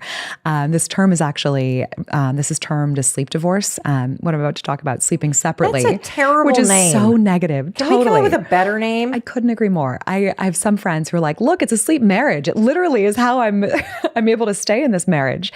And that could be for a number of reasons. You should just have a sex bed and then a sleep bed. We need to make this Victorian sexier era. in terms of the name of it. That's what people did in the Victorian era, right? And, even earlier than that. And very wealthy individuals Well, I thought it was because they had that. mistresses, but I thought that's why they were not sleeping together. But that might have been a so factor. you recommend that and ask yourself as a couple, how can we be the best possible couple, that we can be? How can we be the best parents? Succeed in our careers, love each other. And you can do that with good sleep. And if your sleep is interrupting each other's, maybe one's snoring, maybe one keeps a different schedule, one's a shift worker. If you're able to sleep separately, why not? And again, doing away with this term, sleep divorce, I think we should coin sleep marriage instead. Because again, you're just not creating lasting memories when you're sleeping. Sometimes it's nice to cuddle, but you could do that and then slip into your separate bedroom where you're going to get the sleep that will support your personal waking success. And again, allow you to thrive in that relationship. Now, there are some people for whom that will be challenging. Maybe you don't have a guest room that you could, oust your husband or your partner to go to. So if that's the situation for you, think about the ways that you could buffer against that disruption that your partner imposes on your sleep. Like a pillow wall and earplugs? A pillow wall, earplugs, and earplugs that block against 60 decibels or higher. So it's just a specific type of earplug, and they have them at the drugstore, every drugstore. White noise, they're widely available. Look into one of these. It creates kind of a background level of noise that then can dampen the impact of intermittent noise, which is often the challenge, right? It's someone getting up to an alarm clock or someone snoring. I'm going to try that. That's so simple. And hearing it from you makes me know that it's actually going to work. What is a circadian rhythm, Dr. Robbins? Circadian rhythm refers to systems in the brain and in the body that operate and oscillate in an approximate 24-hour cycle. And that's because we on Earth have a pattern of light and darkness that is 24 hours in duration. And so over hundreds of thousands of years, we've adapted our internal biological mechanisms to that 24-hour day. Sleep is one such rhythm. So there's times during the day where we're awake and then times where we're asleep. Now, the reason this is beneficial is largely evolutionary in nature. So when it's dark out, we can rest and recover. And when it's light out, we can be, operating at our peak, working, commuting, et cetera. And so our physiology has adapted to life on Earth, and our internal systems are governed by this tiny little region of the brain called the suprachiasmatic nucleus. We call it the kind of, our physiology has adapted to life on Earth, and chiasmatic. Supracalcifernucleus. Okay. If you ever want to impress someone at a cocktail party, that sciencey term is the way to do it. How do we say it again? Suprachiasmatic, this biological clock that we have inside us. And what's so interesting is virtually every part of the body operates in a circadian-like fashion, firing at some times and then relaxing and unwinding at other times, even down to the cellular level, believe it or not. So this system, this internal circuitry, is not meant to make quick changes. Hundreds of years ago, we weren't flying on airplanes all around the world. So understanding that internal system, really, it's like, I kind of like to liken it to a big piece of machinery from World War that just moves slowly. And really, when light changes in our environment, it's maybe a couple seconds a day, not much more. But we fly in airplanes, we hop in airplanes and fly to new time zones and wonder why we just struggle with brain fog, with sleep. And it's because there's a mismatch between our internal biological rhythms and the new pattern of light and darkness and social time. So the clock on the wall, when you land in London, is of course going to be different than your internal biological clock. So understanding these principles can better set us up for success when it comes to our sleep. So I have a couple questions. This is fascinating. Is getting light in the morning? Why does this matter when it comes to your circadian rhythm and being a better sleeper? So that tiny brain region that we talked about, where the circadian rhythm is housed, is located right behind the eyeball in the brain. So the brain takes in information about the presence or absence of light through the eye. And then that travels along the optic chiasm to the suprachiasmatic nucleus. There's names here. Optic chiasm, super, yes, we're going to sound whatever very, it is. very It's very serious. sexy field of study, Dr. Robbins. So light comes in through the eyes and triggers the suprachiasmatic nucleus, or the kind of cognitive home for our circadian rhythm. And then that triggering allows for the secretion of melatonin when we're in the absence of light. So we've all heard that term, and it's all over the shelves of every grocery store, offering you the promise of good night's sleep. But it also is a hormone that's secreted in the brain in this home of our circadian rhythm, the suprachiasmatic nucleus. And that hormone is secreted when we go out into a dark environment and we see the sunset, and then the process of melatonin secretion begins, and that allows us to then sleep. Then conversely, when we wake up, that internal circuitry gets a signal through the eyes that travels to that brain region that says, oh, all right, melatonin, you're done. It's time to become alert and awake. And going outside to get some natural sunlight in the morning is really vitally important, because that stops the floodgates of melatonin and triggers the brain to say, all right, we're in the awake phase of our circadian rhythm. So what happens if you step outside and it's a cloudy or rainy day? No Does problem. it still work? No problem. Why does that work? Because it's amazing the power of sunlight in our environment. And so even if it's a cloudy day, getting outside will get you the sunlight exposure that you need into your eyes to stop the floodgates of melatonin and begin your day. It's a myth that that a cloudy day might hamper that or dampen that ability. And how long do I need to be outside? So I've rolled out of bed. I've opened up the curtains. Being inside and looking out the window's not enough. I got to step outside. I got to get the UVs in my eyeballs. But how long am I standing out there, Dr. Robbins? Great question. Now, I think it's so important. This is so aligned with your work, but meeting people where they are. I'm not saying, we all need to be out, walking for an hour before we get to work, but find a way to fit it into your schedule and think, carefully, where could I get a little bit more sunlight?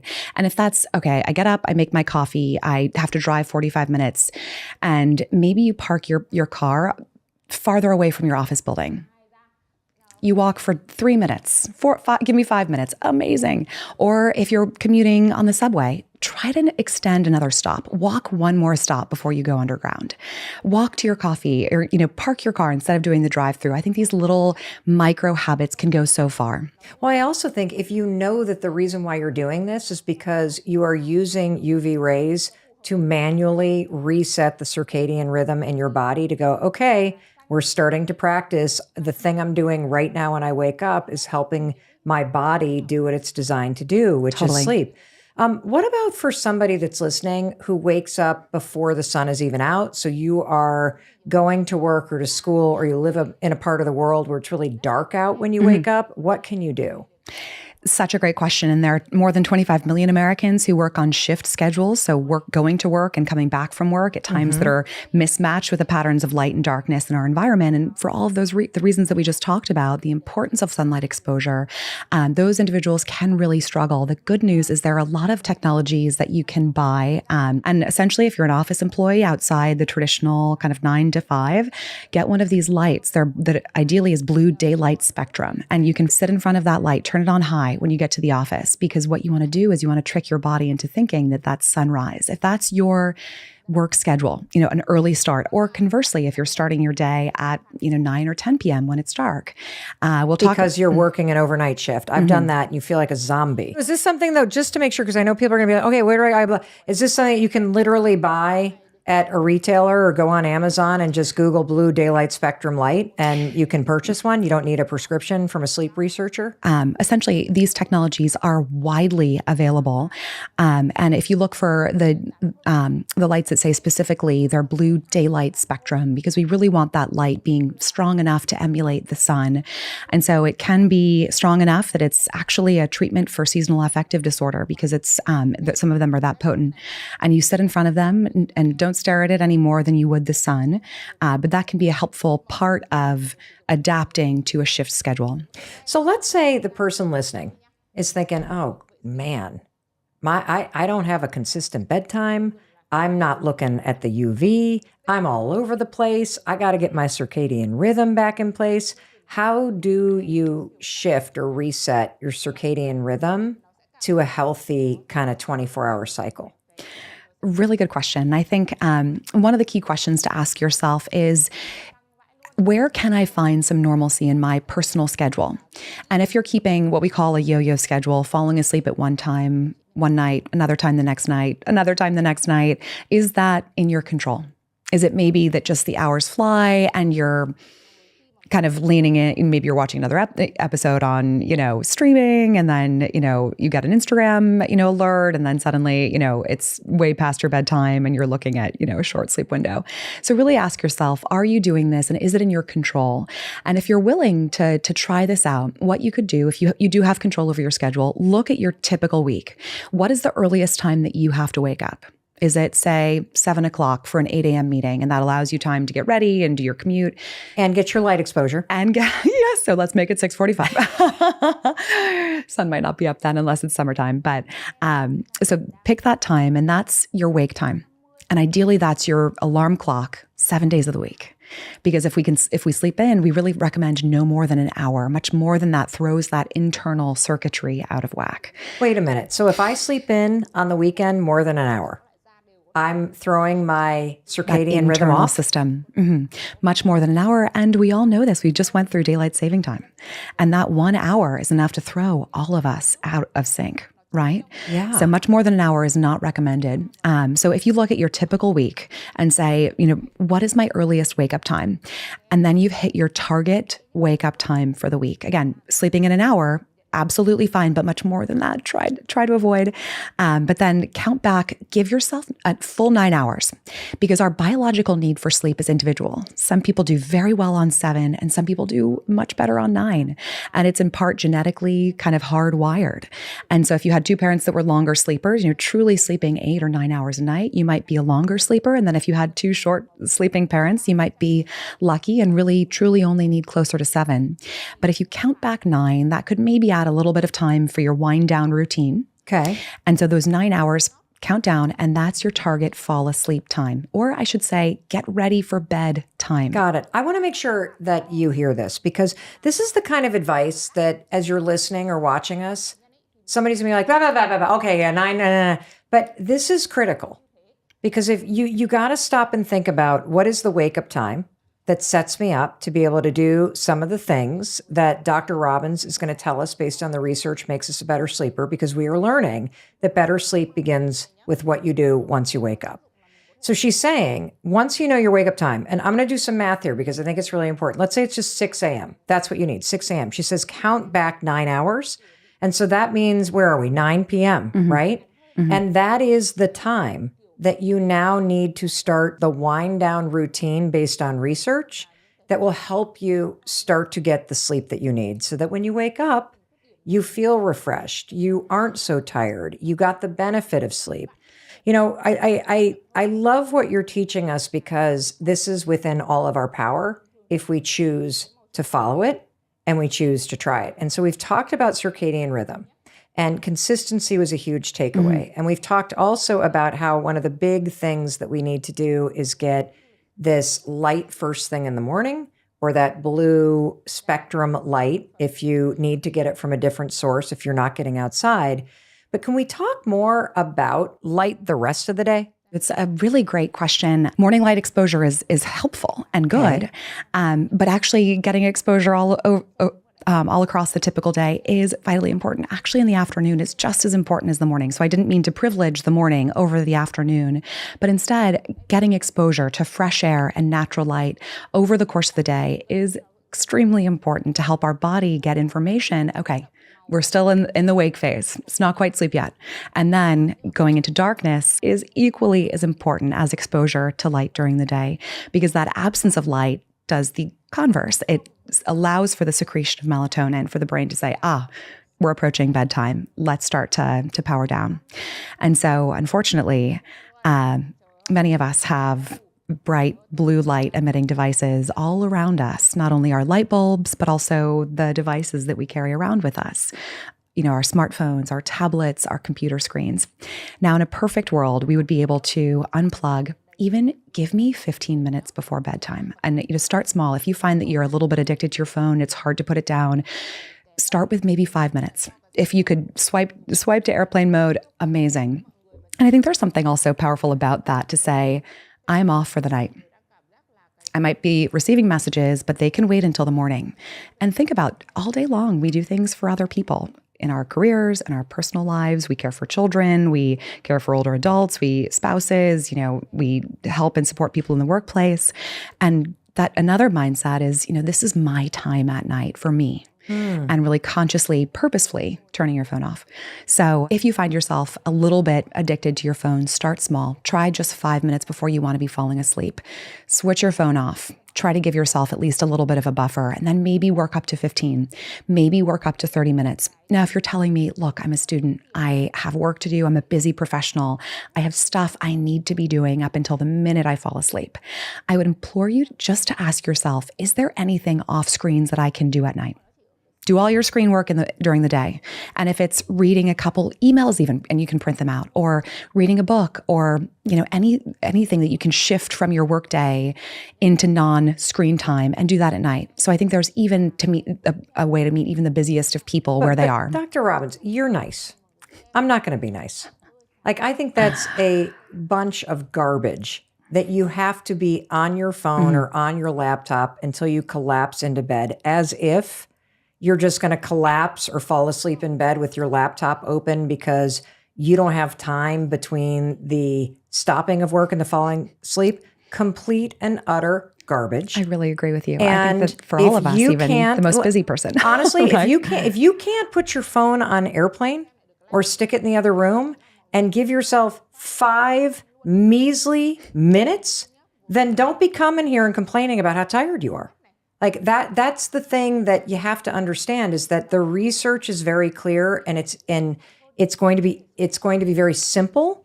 I didn't say easy. It's going to be simple to put into your life, but you've got to want to get a good night's sleep. You've got to want to stop waking up tired and exhausted. And so really stop and think, if this is you, that you're that addicted to work or that addicted to your phone that you cannot carve out 5 minutes, you're never going to change this. And so I also am going to come back to the math, because this is why it becomes really important to get very specific with yourself. If you're going to wake up at 6 and you're going to back up the 9 hours like Dr. Robbins is telling you to do, and she's also saying, you got to have a buffer.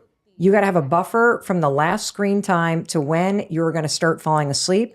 Then maybe you need to put an alarm in your phone at 8:45, because that's the time you got to stop looking at the darn thing. And so anyway, you're nice. I am not. I'm just like, you can't complain about something Totally. and expect it to change. You got to do something. Totally. And it comes back to this idea that good sleep actually does take a little bit of work. And it's not going to come easy, but we get so frustrated when we're like, I'm here, I'm trying, I'm doing everything. But being really critical, I love your points about, what really, be honest with yourself, right? Do you really need to be on social media for No, 20 minutes before you bedtime? You don't. Totally. And so that like, and that's the thing. Like, I know we're all tired and there's periods of your life where there are very real things going on that are beating you up. But I think for most of us need to have a moment of honesty with ourselves, that we are making ourselves exhausted.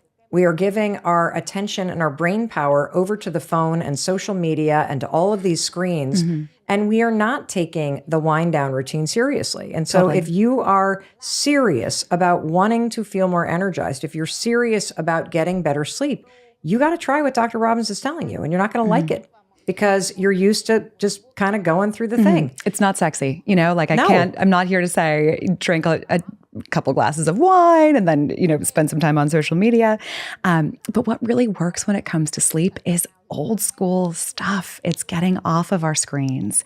It's powering down, making a cup of tea. I love the Swedish tradition of hygge, this idea of, warm, cozy time before bed. The Swedish culture has a word for this. And I think as Americans, we think, I'm just going to write reports, I'm going to send emails until the moment that I want to be falling asleep. Right. And then so many of us wonder why we struggle. But even just a couple minutes, and then maybe build up to 10 minutes, and then maybe 15, and maybe 30 off of your phone or your screens or your laptop before bedtime can do a world of good, because that's all those devices are engaging the prefrontal cortex, the planning, the thinking part of the brain, and in many times giving you exposure that mimics the sun right when you want to be falling asleep. So it's this cocktail of sleep inhibitors, really, when you think about it. So should we be watching TV before we go to bed? Well, some people swear by an episode of Seinfeld or Friends, or some people listen to podcasts also. And, that's part of their ritual. And I will say, if it's not broken, don't fix it. If that works for you and you don't find that really being honest with yourself, it doesn't wake you up, because some people will maybe fall asleep to that, but maybe they don't have a timer on. And then when, there's a louder part of the show, it'll wake them up and then they'll go back to sleep, and people say, oh, no, it's fine. It's what I do every night. But what we really want to work towards is a night of uninterrupted sleep. What happens if you get up in the middle of the night? Like I used to all the time. 2:14 was my number. 2:14, Mel Robbins. Up, gotta go to the bathroom. What happens if you're up in the middle of the night? And I know I'm not supposed to look at my phone, but I would pick it up and I'd use it as a flashlight, and then I'd get to the toilet, Dr. Robbins, and I'd flip that sucker over, and next thing you know, I'm surfing scrolling. social media or Yeah. checking out text messages while I'm going to the bathroom in the middle of the night. What does that blue light exposure do when you look at your phone once you wake really up? common. And also kind of the rote procedure of waking up, whether it's in the middle of the night, whether it's in the morning, and reaching right for your phone. It's kind of Yes. like an automatic response, right? That we've conditioned ourselves to do. A couple suggestions for that. Try, and again, this kind of comes back to the idea of these old school tricks, but a night light in your hallway, sensor activated night lights, not only for your hallway, but maybe also they have them for the rim of your toilet, which is like a little bit gross, but that allows you to, if you have to go to the bathroom in the middle of the night, get there. Well, does it make it harder to fall asleep if you look at your phone when you wake up in the middle of the night? So the reason I bring up lights is that can guide you and reduce your reliance on your smartphone to get to where you need to go. Yes. When it comes to picking up the phone, though, maybe not for, the flashlight function, but just to maybe see if you got any messages. You're like, I'm up, I might as well be productive. Or I'm bored, or I can't fall asleep, so I'm just going to look at my phone. Done all of these things. Coming back to that idea of working towards consolidated sleep. So when you get up the next time, if this is, anyone listening, the next time, take it in stride. That's the first thing. Don't kick yourself, because it's so easy to say, oh, I'm up again. And then your cortisol spikes, and then it's harder for us to fall asleep. Take it in stride. Get up and say, oh, do I need to use the bathroom? Go to the bathroom and then crawl back into bed. Resist looking at the phone. Okay. Crawl back into bed and try again. And we'll go through a great bedtime routine, but every good routine will culminate with a couple final things. And if it's prayer for you, if it's progressive muscle relaxation, clenching and releasing different muscle groups, if it's closing your eyes when you crawl into the sheets and focusing on one good thing from our day, I think that could be one small thing that we could all do, and really benefit from. But focus on one small thing, whatever it is, that those final steps of the routine that get you to sleep, come back to those when you're awake in the middle of the night. Crawl back into bed, do that last progressive muscle relaxation or kind of gratitude exercise, and then try again. Close the eyes and, slip off. And if that voice again rears its ugly head of, oh, not again, I'm up, that is when you get out of bed. Wait, get out of bed? And this sounds antithetical. You're like, you're a sleep researcher. Shouldn't I stay? I'm in bed. Shouldn't I stay here? But wrong. If we stay in bed and we're tossing and turning, either at the beginning of our sleep episode, or if we wake up and struggle to fall back asleep, we're starting to associate our bed with stress. It's one of the biggest myths. People often will tell us on our surveys, oh, if I stay in bed, I'll get some sleep. It's better, right? Than if I got out of bed. Wrong, because we start to toss and turn. We start to increase the temperature of our bedroom environment, which is not good. And then we start to identify our bed as a place where we experience insomnia. We wake up at 2:14, right? And we start to tell ourselves these stories, and then they become a reality. Because now you're training yourself that this is what I do at 2:14. Exactly. You're classically conditioning yourself to look at your bed as a stressful place. So you want to break that cycle. As soon as that voice comes on and says, oh, not again, I'm up, that is when you want to condition yourself instead to get out of bed. Keep the lights low and go sit in a crisscross applesauce and do a meditation exercise, a breathing exercise on the floor or on an armchair. Read a couple pages of a book, ideally with a lamp that has a kind of a sleep-friendly light bulb. These are also widely available and not expensive. Install all sleep-friendly bulbs in your room. Get all of the fluorescence out of there. And if you're really struggling, maybe read a couple pages in a book, or really do anything that's boring. It's going to put you back to sleep. Fold socks. I love to say your spouse will love you. Do all the boring, house chores that you find to be soporific. Save that for when you have some insomnia, like symptoms, and come back to those. So what would you say to somebody who thinks they're a bad sleeper? Well, I think first, changing the narrative to yourself is the first step to say, I got this. I'm not a bad sleeper. No big deal. I'm struggling a little bit. It'll come back. And we're going to talk about the tools to come to and really have, in your toolkit when problems rear their ugly head, because they do for all of us. People always come to me and they're like, isn't your sleep perfect? I'm like, no, of course not. I'm a mom of two. I have a busy career, a relationship, so many things going on for all of us that can hinder our ability to get good quality sleep. So number one, changing the narrative that you tell yourself. And then pulling on some of the levers of change that we're going to talk about. Try them all. Let me cut out caffeine and see if that helps. Let me cut out alcohol. Let me see if that helps. Let me move my dinner 3 hours earlier. let me add a meditation technique or routine to my power down ritual. But trying all of these, kind of the suite and the constellation of healthy sleep strategies, that's the second step. Now, if you've done all of that and really done it, because some people are like, oh, I've tried that. Yeah, sure. Oh, it didn't work. But really given it a shot, thought about a week and really gone ham on all of these strategies. And if you're really still chronically struggling to fall asleep, I'm talking 20 or more minutes every single night, 30, 40 minutes to fall asleep, or if you're up every single night, can't fall back asleep, wired, or if you're practicing all of the dictates of the healthy sleep strategies that we're going to talk about, and you're still like, I think I'm waking up, those are sleep disorders.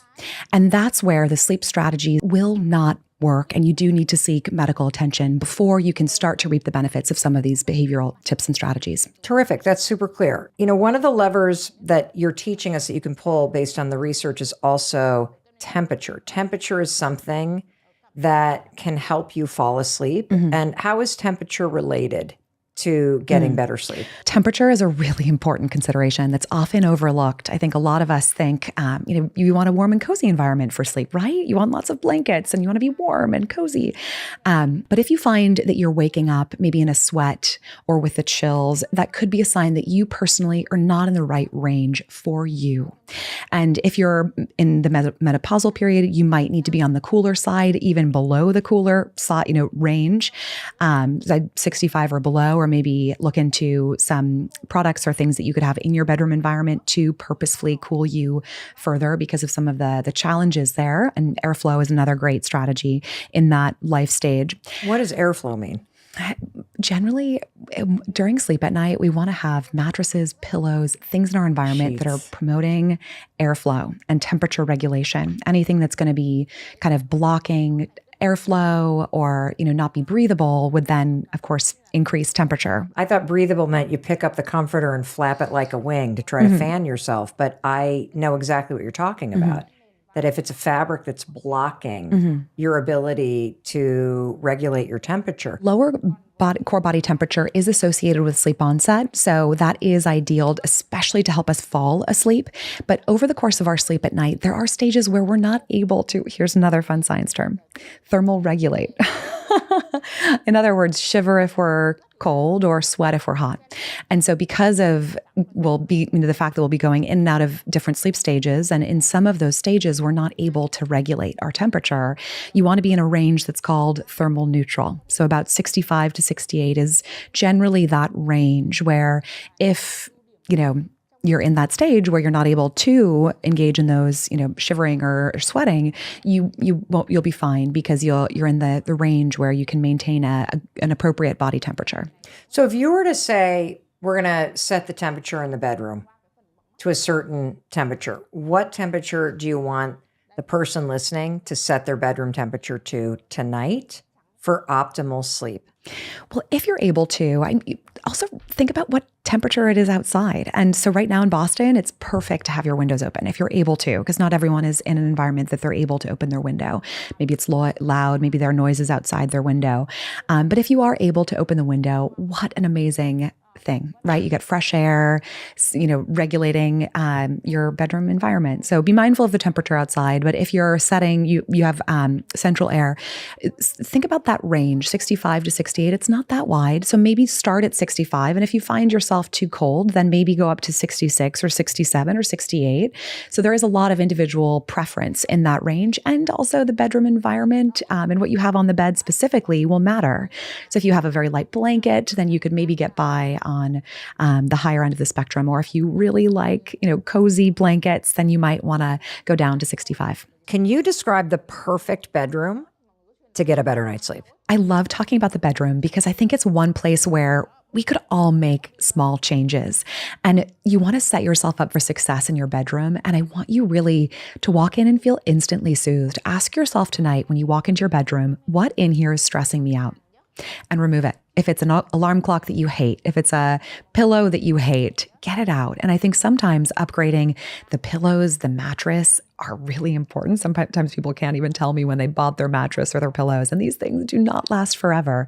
So like you were saying, I loved your comments, you look forward, you snuggle into your sheets, and it's this amazing feeling. I want you listening to want that, so that moment of slipping in and just loving your bed and feeling instantly relaxed and like ready for sleep and looking forward to it.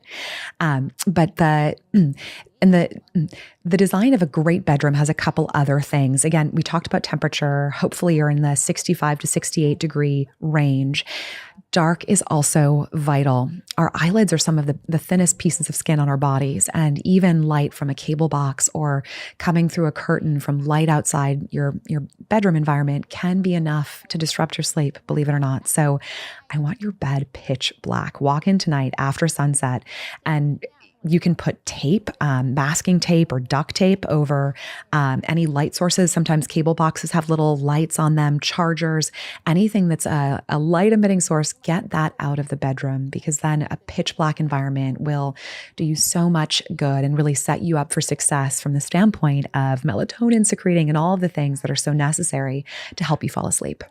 I love this. So tonight when you walk into your bedroom, or after you're done listening to this, walk into your bedroom. What is in there that's stressing you out? And I can think about periods in my life where there were piles of laundry in my bedroom and, things that I needed to do. And all of that stuff that wasn't finished would stress me out. And so clear out anything, of your right? to-do list. Yeah, it's a reminder of your to-do list. So declutter your room.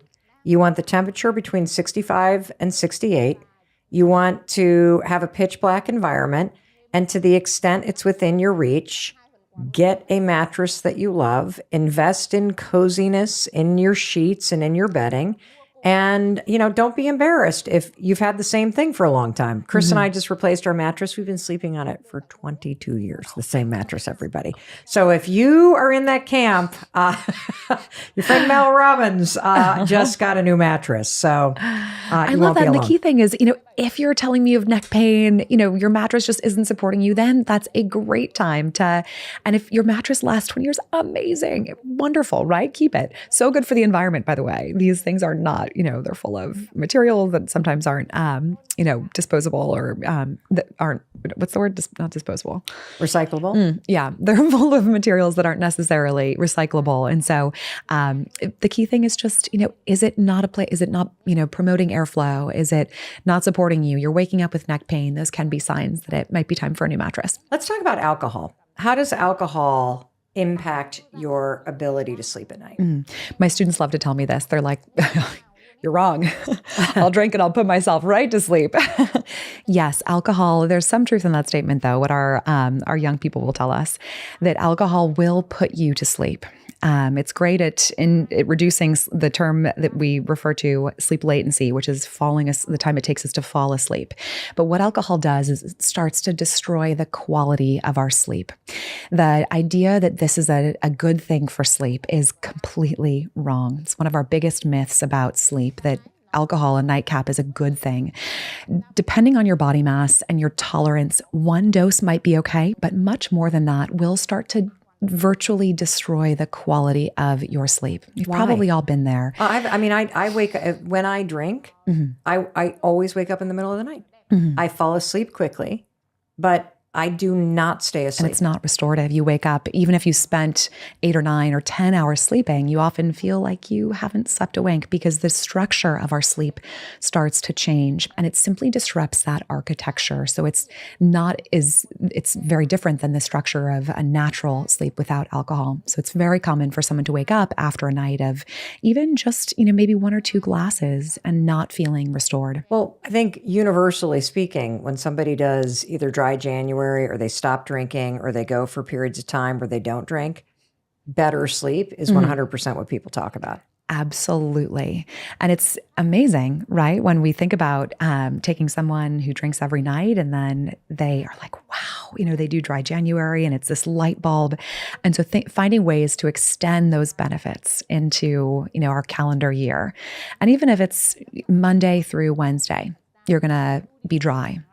I think sometimes those very clear boundaries are so helpful because after a long day, it is so easy to say, oh, I earned it. I had a long night with the kids, a long day with the kids, or, this colleague at work or this deadline is stressing me out. Oh, I earned it. But if you have, structures in place to say, oh, no, and make it fun, substitute, a fun, cup of tea ritual with your partner. I think what you're here teaching us is what you've earned is a great night's sleep. And giving yourself the gift of better sleep is going to be a better reward than the glass of wine that sort of numbs you out. Speaking of drinking, let's talk about the impact of caffeine on sleep and specifically coffee, but I'm also thinking about all of these energy drinks that people drink and the kind of pre-workout stuff that's just pumped full of caffeine. How does caffeine impact sleep quality? Caffeine, like a drug, can stay in our system, and it has what we call a half-life for 6 up to 9 hours, depending on your metabolism and how you metabolize personally caffeine. And there's some genetic differences, but by and large, caffeine is a significant disruptor of our sleep as a society. It's the number one most widely consumed drug in the world.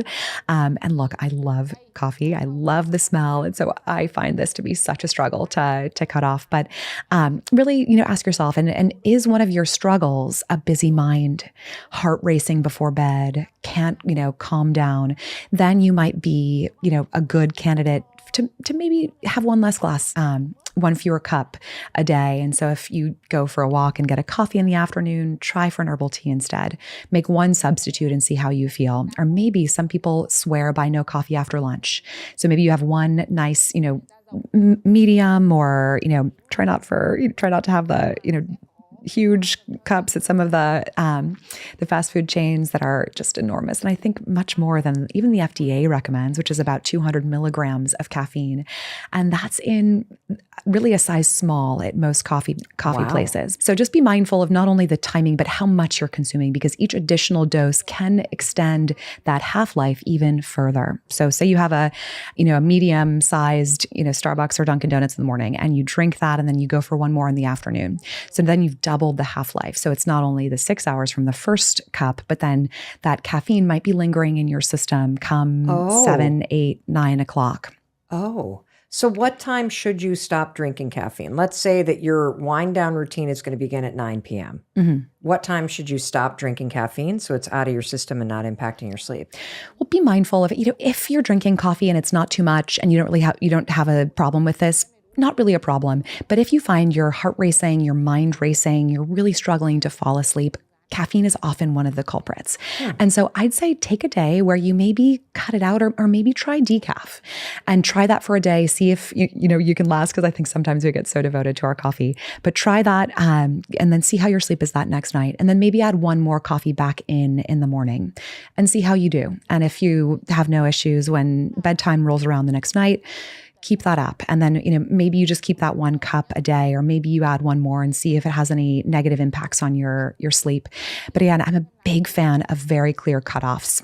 So no coffee after lunch. No coffee after lunch. And it's hard because I personally love coffee, but that's a big one for me, because if it were up to me, I'd be drinking it all day. I just love the smell. But really, I think behavior can become so mindless. And so really having these cutoffs that we, can adhere to, instead of like an abstract, I'll stop in the afternoon. And suddenly it's 3, 4 o'clock in the afternoon. And any coffee at that time will likely be in your system around bedtime. Another factor in sleep is food. So at what time should we stop eating, like before we go to bed? So if we're going to, again, start the wind down, we're just going to say 9 o'clock to make the math easy. When should you stop eating? Well, the old adage from the nutrition literature of a breakfast of kings, a lunch of princes, and a dinner of paupers is actually really good for our sleep. The research shows in diets that are, they control for the amount of calories that you're eating, you actually lose weight if you are doing this breakfast of of kings, lunch of princes, dinner of paupers. So it's good for your weight management ability, but it's also good for your sleep. So we don't run the risk of our body digesting food as we go to bed if we keep dinner on the lighter side. There's also the intermittent fasting literature, and it really came out of a circadian rhythms laboratory, which is so interesting. But the whole idea there, and some studies have shown different findings, but basically listen to your body. If you're open to this, you might try it. If you find that dinner just keeps nudging later and suddenly it's 9, 10 p.m., you haven't eaten, your bedtime is in another hour, you might be a good candidate for this. Again, just a clear cutoff of like, is it 8 p.m.? I want to be done eating. So then that means I'm eating dinner at 7, whether that's at the office, whether that's with my spouse. And so many people tell me, but my meal with my spouse is the only time that we have to be together. And I always respond to that. You don't have to be together over food. And so, looking forward to your date on Friday or Saturday night, or your weekends where you have a little bit more flexibility to really make a meal together, really enjoy it, really be present with each other. But then maybe during the work week, when you have a later time that you're getting home, and then maybe your spouse is getting home late too, and then suddenly it's, way into the evening hours and you're trying to, desperately do something together, but maybe find another ritual. Maybe it's making I know it's kind of lame, but maybe you make a cup of tea together and you're playing a card game, right? Or thinking about your day. My husband and I play cribbage, and we also are crazy we're really radical puzzles. Like we have a jigsaw puzzle on the dining room table, and we sit around but That's if amazing. there were a rule of thumb, because I've noticed one thing that's made a difference for Chris and our son who's in high school is we were getting out of the habit of eating early, and all of a sudden dinner's at 7, then it's at 8, and it's creeping right up on bedtime, which for me is winding down around 9 o'clock. And I pushed dinner to 5:30 because otherwise our son was coming home from sports practices and eating half the refrigerator. And by the time dinner was cooked, he's already fed himself dinner. But I've noticed it's made a big difference with my sleep and my bedtime routine to be done eating several hours before I am going to bed. And so if it helps knowing that you should stop eating 2 hours before you go to bed. I love that routine. So it sounds like doing maybe intermittent fasting without even knowing it, because you've added about 3 or 4 hours before you're falling asleep and you're done eating. And so that's time that you're fasting. Actually, you're extending the fast that we naturally do over the course of our sleep. And there's so many benefits to fasting, just giving our digestive system a break is really the whole idea behind intermittent fasting. So if you can find a time, if it's 5:30, if it's 6, and really try to be diligent. If your son is on a bus to sports practice or, driving, he has a meal that you made for him or he cooked, and he's eating it at the sports field before he goes on, or a smoothie. I'm a big fan of smoothies actually for dinner. I know everyone drinks them for breakfast, but if you're busy, getting some good calories in, it's light, it's likely to not disrupt your sleep at night, can be amazing for someone who's busy, strapped for time, etc. But it kind of comes back to this idea of good sleep takes planning. I'm curious, Dr. Robbins, can you just walk us through the day in terms of you wake up when the alarm rings, and then what are all the little things that you want us to do at what time that help you stack up these habits that lead to a great night's sleep? It's a great question. And think about you listening, how you can fit these into your life, because of course there's the best case scenario and then there's real life, right?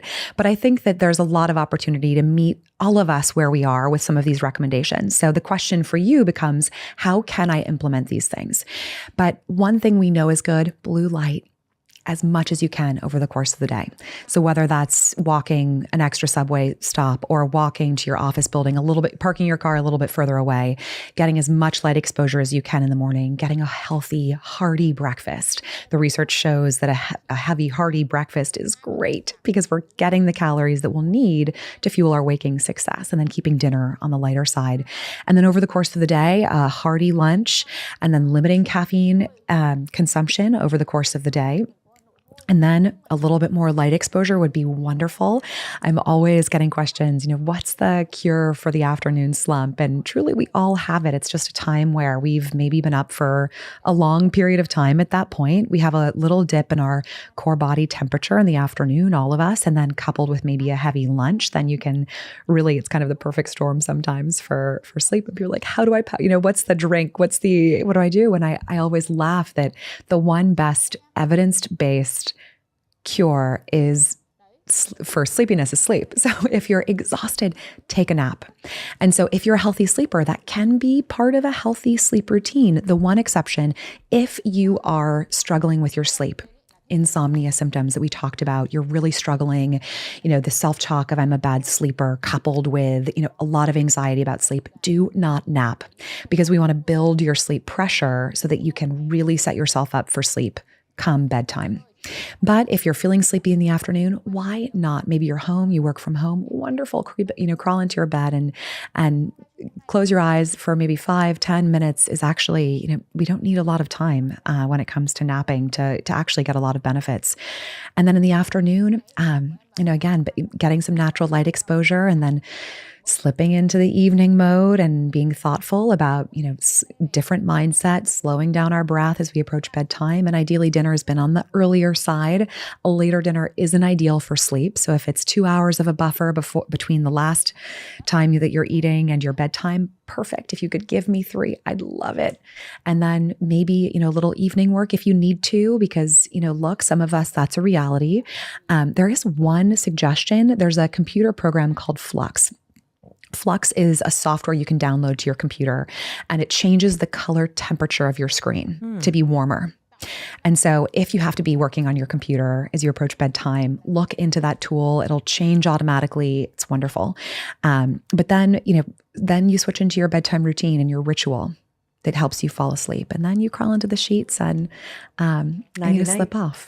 Yes, but realize it's not going to happen every night. And so the hope is after you've heard all of our conversation today, that you have the tools, if you're motivated, if you have the time in your life, and not everyone does, because we go through peaks and valleys of, careers exploding and lots of deadlines or personal obligations, caring for a loved one, caring for children, older adults, and realizing that maybe you're in a life stage where you can't implement these things, and that's okay.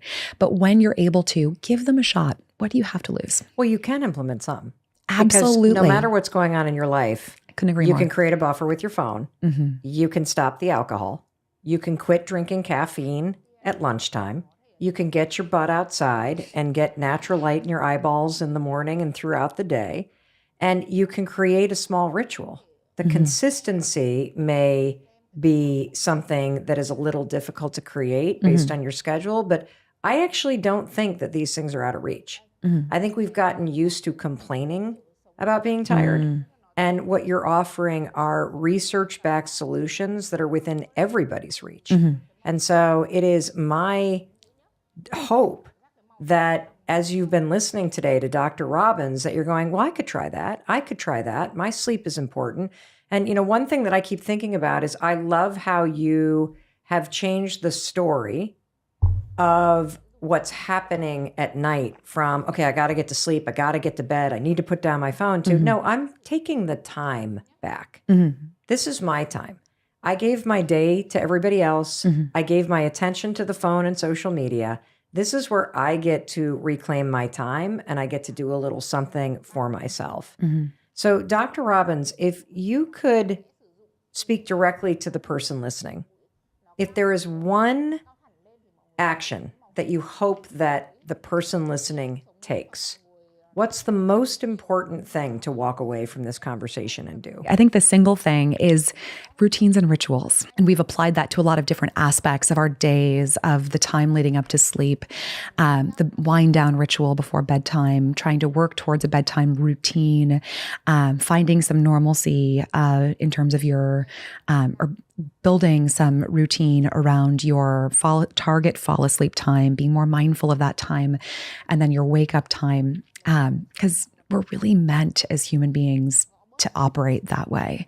And so building them in and starting small, with maybe a bedtime routine, a couple wind down rituals, turning off the phone, thinking about some of these breathing exercises, and then maybe adding in the consistency of bedtimes and wake times and really being diligent about that. And also realizing how you feel and realizing that it doesn't have to be a struggle.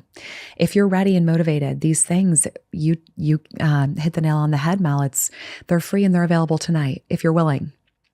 I love that. Free and available tonight. Dr. Robbins, thank you so much for being here. Thank you for having me. It's been a pleasure. And in case no one else tells you, I want to tell you that I love you and I believe in you. And because I love you, I'm going to tell you something. I want you to do what Dr. Robbins is telling you to do. I don't want to hear the excuses. I want you to try it because your sleep matters, your energy matters, your health matters, your focus matters. And these are all things that you can try and implement. Try it for 7 days. Let me know how much better you're feeling. Make sure you share this with somebody that you love because you heard it, 2/3 of adults are not getting the sleep and the rest that they need. And now you know, based on the clinical studies and the research that we discussed today, there are simple things that you can do that you need to start doing. So take it seriously. All right? I'll talk to you in a few days. Thank you so much for watching this episode, for sharing this with your friends that are tired, and for hitting subscribe so I can continue to bring you amazing experts. And I know you probably loved everything that Dr. Robbins just taught you. So how about another expert from Harvard? Let's talk to Dr. Sarah Wakeman, who is here to dig deep into the science of alcohol and everything that you need to know. Every single society has this invisible checklist for life milestones. You got to graduate from college by 22. You got to be married by 30. You got to have kids by 35. You're going to have your midlife crisis when you turn 50. You got to retire by 65. Where do these numbers come from?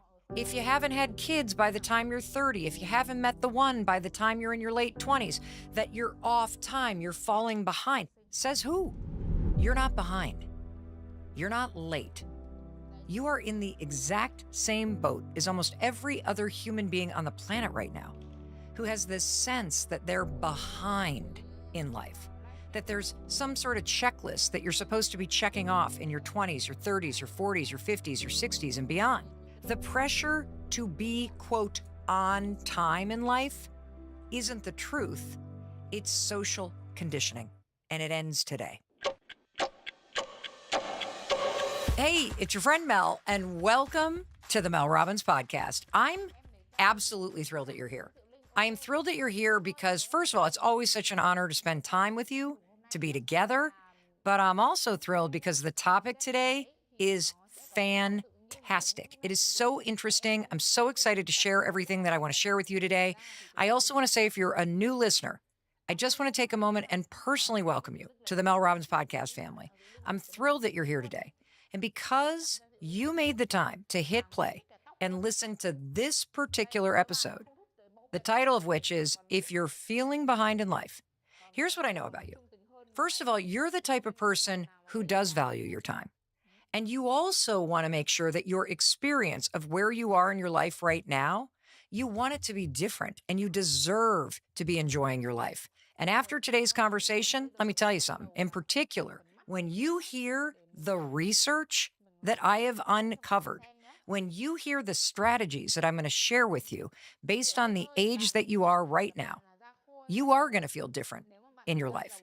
How you see where you are right now based on your age, it's going to be different. Because the fact is, you're not behind. You're not late. You are in the exact same boat as almost every other human being on the planet right now who has this sense that they're behind in life, that there's some sort of checklist that you're supposed to be checking off in your 20s, your 30s, your 40s, your 50s, your 60s, and beyond. And that if you're not checking off these things on the list, that, oh, I should be doing this by then, I should be engaged, I should be having kids, I should be buying a house, I should be doing this, that if you're not checking these things off, that you're losing in life, that you're behind, that somehow you're the only person on the planet that hasn't figured this out. And the reason why I know that you're struggling with this is, first of all, this is a universal experience in life. I have felt this in my life. My kids who are in their 20s have felt this in their life. My husband has felt this at various ages. But more importantly, I'm seeing your messages that are flooding into the inbox at melrobbins.com. I'm seeing what you're writing in the comments on social media. And the number of you who are writing in right now, and you may be thinking, wait, Mel's reading my comments? Of course I'm reading your comments. Of course I'm reading your inbox. And it's kind of startling, the number of you that are writing in, saying, I just feel lost. I feel behind in my life. And I so relate to that sentiment, but I didn't realize how many of you are feeling this right now. And so I'm like, we got to dig into this, and we got to not just kind of talk about it as a thematic thing. Let's do the research. Let's find the experts. Let's figure out what this sense of being behind in your life actually is. And this is such a common experience in life. It's so common, in fact, that there's a word for it. It's called the social clock. That is the technical name based on research for this sense that there's some invisible checklist that you're supposed to mark your success in life by. And the research is incredible. I mean, if you're watching me on YouTube right now, you see that I have a stack of paper here. I have 21 pages of research to share with you today. This is such a cool topic, and it's going to completely transform how you feel about where you are in life. So let's talk about this concept of social clock. And once I unpack that and how it creates pressure and expectations that are just simply unfair and not accurate for where the world is at right now, once you see this, and then we go decade by decade, you're going to be liberated by how you're going to look at your life and yourself differently. And so in the 1960s, there was a psychologist by the name of Bernice Newgarden. And she found that every single society has this invisible checklist for life milestones. You got to graduate from college by 22. You got to be married by 30. You got to have kids by 35. You're going to have your midlife crisis when you turn 50. You got to retire by 65. And here's an interesting note about 65 and retiring. Where do these numbers come from? Like, why do we all think we're supposed to do certain things by a certain time? Well, they come from societal norms. And what you're about to discover, this blew my mind when I dug into the research, is so many of the societal norms were determined like 50 to 100 years ago when life was different. In fact, life expectancy was completely different. So that kind of general notion that you should retire at the age of 65, check this out. You want to know when that became, quote, the social clock or the invisible checklist? 1935. 1935 was when the Social Security Act happened, and it created this moment in time at the age of 65 where Social Security was a thing. That's when you were supposed to retire. And we all were just like, okay. And then we set the social clock at 65, and then we all live our lives as if we're supposed to retire at 65. Says who? I guess everybody since 1935. Isn't that kind of dumb that we have this stupid age where we're supposed to do something by? You know, my son Oakley, I'm thinking about something else. My son Oakley, he had a lot of challenges going through school. He bounced from public elementary school to a school for kids with language-based learning disabilities because of dyslexia. Then he had to go to another smaller school because that school stopped at the age of 8th grade, and he had to repeat a grade. So now he's ending his freshman year of college, and he just turned 20, and he's like, I feel weird because I'm older. Aren't you supposed to be like 18 when you're a freshman? Says who? I guess we did. That's what this concept of social clock is. That if you follow the clock and you're a freshman at 18 and not 20, you're, quote, on time. But if you're not following the clock and you retire at 75, you're off time. If you haven't had kids by the time you're 30, if you haven't met the one by the time you're in your late 20s, that you're off time, you're falling behind. That's where this sense that you're falling behind comes from. It's these weird societal norms that we set way back when for when somebody is supposed to be doing something. And what I'm going to prove to you today is that the timeline that is in place that your parents live by, that your grandparents live by, that your friends are all following, that you are feeling all this pressure around, it's completely made up. And it was also made up when life was totally different. I mean, wait till I just unpack all this for you. It's crazy when you hear this. And, you know, I want to bring in another researcher that I absolutely love. This is research from Dr. Robert Waldinger's book, The Good Life, Lessons from the World's Longest Scientific Study on Happiness. Now, Dr. Robert Waldinger, he has been on this podcast. He's absolutely fantastic. He is a professor at Harvard Medical School. He is also the fourth director of the Harvard Study of Adult Development, which is the longest study that has ever been done on what it means to live a happy and meaningful life. This thing's been in existence for 86 years. And the data is very conclusive. And he actually writes about this idea of a social clock and how it screws us all up. It makes us unhappy. It makes us feel like we're falling behind or we're losing in life. So Dr. Waldinger takes Bernice Neugarten's research about this social clock even a step further, because he says it's not just society and things like we got to retire at 65 or we got to graduate by the time we're 18 that put pressure on us. But there's also social clocks that you may feel based on your upbringing or based on influences like your friends or news or social media or movies. They create this sense that, oh my gosh, okay, that's what other people are doing right now, so that's what I need to be doing right now. Whether it's, oh, my friends are now all leaving big cities and moving out to where the mountains are, and maybe I need to be doing that. Or, oh my gosh, my best friend just got engaged and I'm still single. Maybe I need to be doing that right now. And they also differ from culture to culture, generation to generation, which we're about to get into. Like when I unfold how different life was one or two human beings ago and how we still live by some of the same social clocks as people had 50 years ago, you're going to think to yourself, this is ridiculous. Why am I doing this to myself? And Dr. Waldinger writes about the fact that there are these key events in everybody's life, like when do you leave a childhood home? When are you going to enter into a committed long-term relationship? Are you having kids? And if so, at what age? When are you buying a house? That these can also have a cultural value based on where you were raised, based on where you grew up, based on your religion, based on your grandparents and your parents' personal history.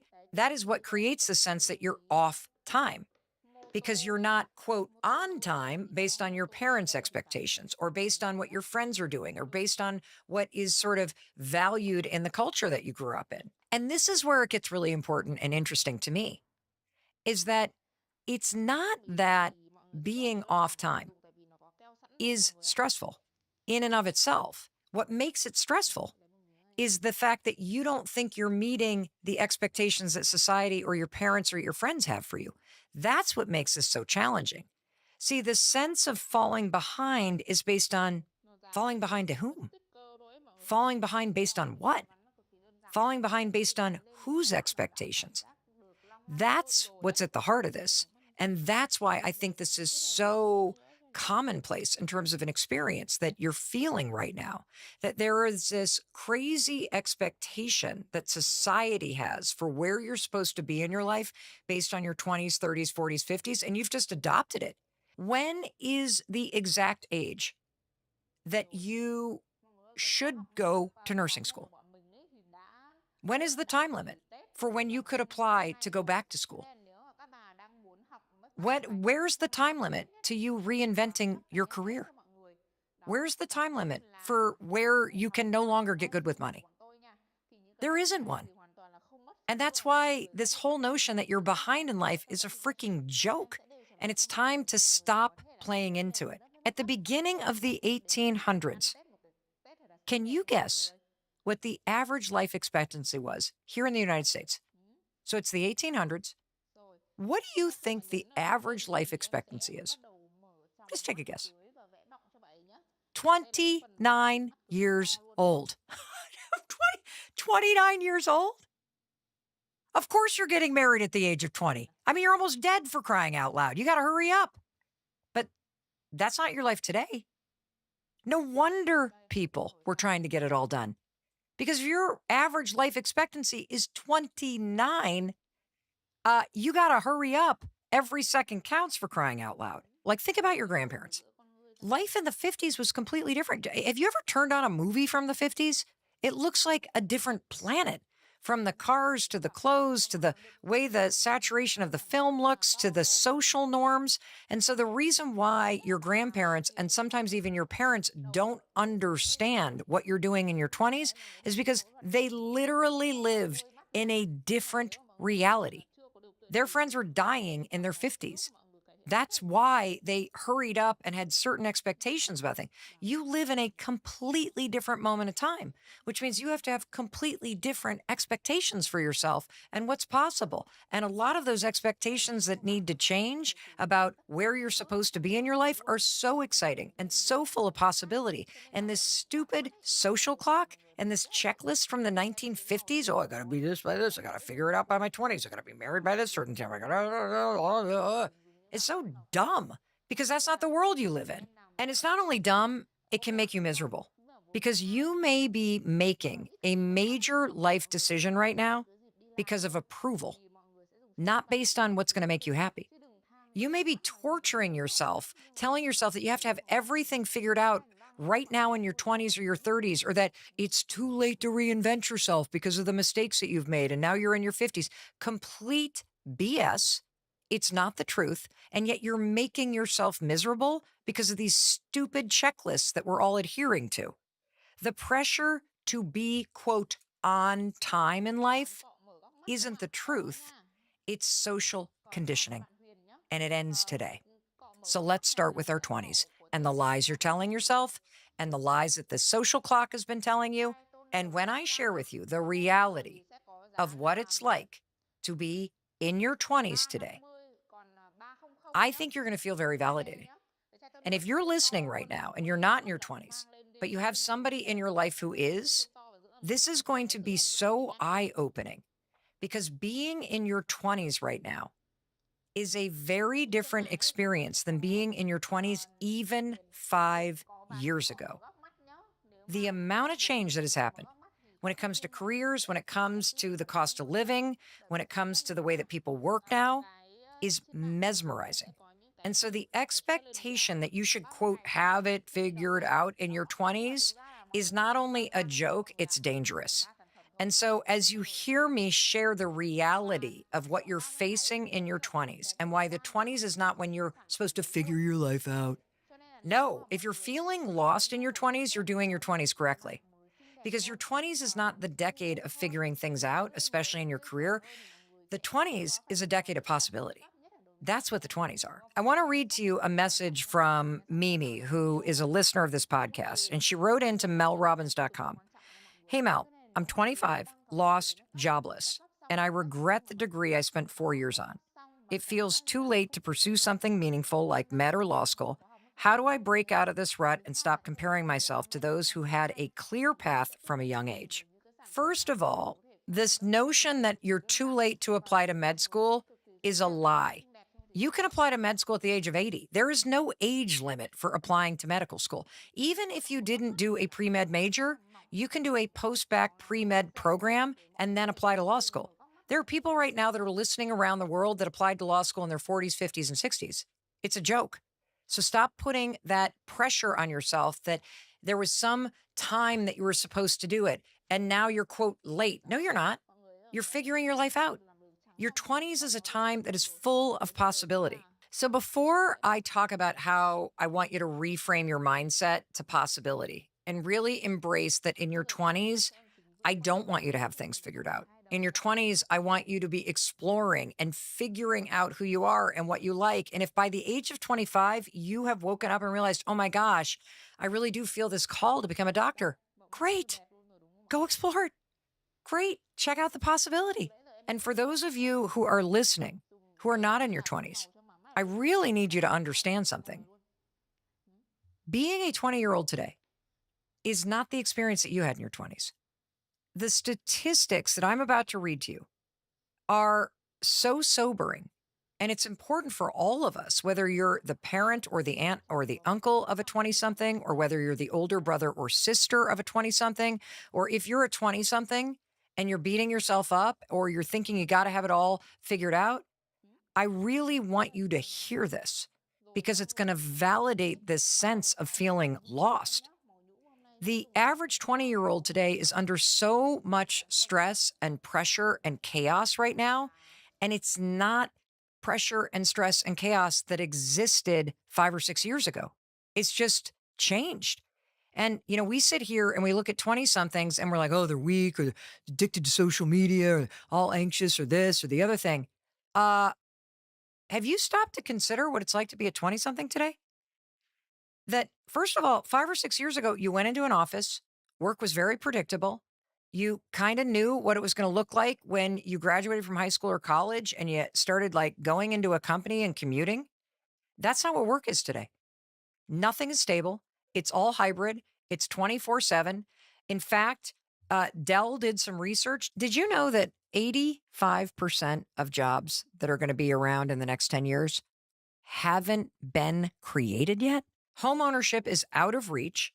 The generational wealth gap is absolutely massive. Nearly 10 million people right now are falling behind in their student loans. That's $250 billion worth of debt that is past due. The world is in chaos. And most 20 somethings have parents that lived in a very predictable, stable economy. They went to a corporate job. They reported to the office. They had a network of friends at work. That's not the typical 20-year-old experience. They're now in the middle of a recession and hybrid work. The world is shifting. The landscape is shifting. People are all over the place and scattered. Nothing is as it was even 6 years ago. And it's time to wake up and recognize that if you feel lost, I'm not surprised. I would too. In fact, I felt lost in my 20s because I didn't know what I wanted to do yet. I bounced from one thing to the other, and I wasn't dealing with half the stuff that you're dealing with. Not going into work consistently, not having like a really core group of friends at work, not feeling like there's something that you can count on in terms of predictability, not quite knowing what industry to go into because AI is here and things are changing. This is exactly how you should feel. And so if you're feeling lost right now, if you have not figured out your career, good. You're doing your 20s correctly. There's nothing wrong with you. It's a perfectly normal response to the decade that you're in based on the moment in history that you're in. And for those of us that have 20 somethings that we want to support, I think showing up with a bit more compassion based on the facts on how difficult this is to navigate. And none of us have experience with this, so we can't exactly help them based on our own life experience because we're in the middle of this too. Feeling lost is to be expected, which is why shifting your mindset from this ridiculous social clock expectation that you should have it all figured out yet to shifting your mind to, oh, I'm basically in a decade of possibility. I'm not supposed to have it figured out. I'm supposed to be exploring. And one thing that you do have on your side that I want to point out is that because you're digitally native and because all of the jobs that are coming are going to have to do with being online and technology and AI, one of the best things that you can do is double down on learning AI, on leaning into tech, on embracing the fact that it is a skill to be digitally native. It is a skill to be able to communicate the way that you do. This is not a deficit, it's an asset. Embracing that because it's going to be a part of any single career path that you choose. But hear me loud and clear. Get rid of the checklist that you have to have your career figured out in your 20s. In fact, think about your friend Mel Robbins. In my 20s, I had approximately 11 job changes. I graduated from law school. I hated law school. I then went and was a public defender. I liked that job. I did that for a couple of years. Then I bounced to a large law firm. Hated that job. Then I quit that job after a year. Then I went not to one startup, not to two startups. I went to 3 startups in 3 years. Then I studied to be a life coach. Then I invested in a little tiny paint your own pottery business. Then I tried a little radio. Like I bounced from one thing to the other. So the idea that you're supposed to have it figure out, complete garbage. In fact, you may be the kind of person like me that actually needs to explore and you need to bounce from one thing to another to figure out what you like because it's how something feels that tells you whether you like it or not. And every one of the things that you're going to try in your 20s brings experience that you're going to build on, skills that you're going to build. And so embracing this idea that I don't have to figure it all out, I'm exploring. This is a decade of possibility and I'm going to embrace it. Have you ever shown up at a beach on a wave day? Aren't wave days the best? The big rollers come in and you grab the boogie board and you jump in the waves and you ride them up and down. That's what I think the 20s are. Figuring out what you like, learning how to ride the waves. That's what you're going to do. And look, I want to acknowledge something. It's easy for me to sit here and say, oh, it's a decade of possibility. You're going to figure it all out. I understand that there are going to be moments in your 20s where you do feel desperate. In fact, there are going to be moments in every decade of your life where you're going to think like you've made a major mistake. You're going to feel like you're not quite sure if you can go on. And I can really relate to this feeling because our daughter Sawyer, who is now 26 years old, she's the exact opposite of me in terms of how she goes about her life, how she thinks, and she just like has everything all mapped out. Okay. Gonna go to high school, then I'm gonna go to college. During college, she got herself an internship at this huge cybersecurity firm. During the internship, she gets herself the offer to get the job. After college, the pandemic hits. A lot of plans go sideways. In 3 years of working for this massive cybersecurity firm, never went into work. 3 years, never went into work. Even though she loved her boss, even though she was engaged in her work, she hated never going into work. She never left her apartment. She would literally sit in Southie in Boston and work all day. And if you're in your 20s, that may be your experience. Hybrid work has done a number of things. Yes, it's wonderful to have the flexibility, but it has imploded people's networks at work. It has imploded a sense of structure and rhythm to your day. It has destroyed the separation between your home space and your workspace, which is why people feel lonely and isolated. And that's what she started to feel. And so she saved her money and she went on this lifelong dream to go on a 4-month-long solo backpacking trip. And that was a highlight of her life, something she had been planning for 7 years. She quits her job.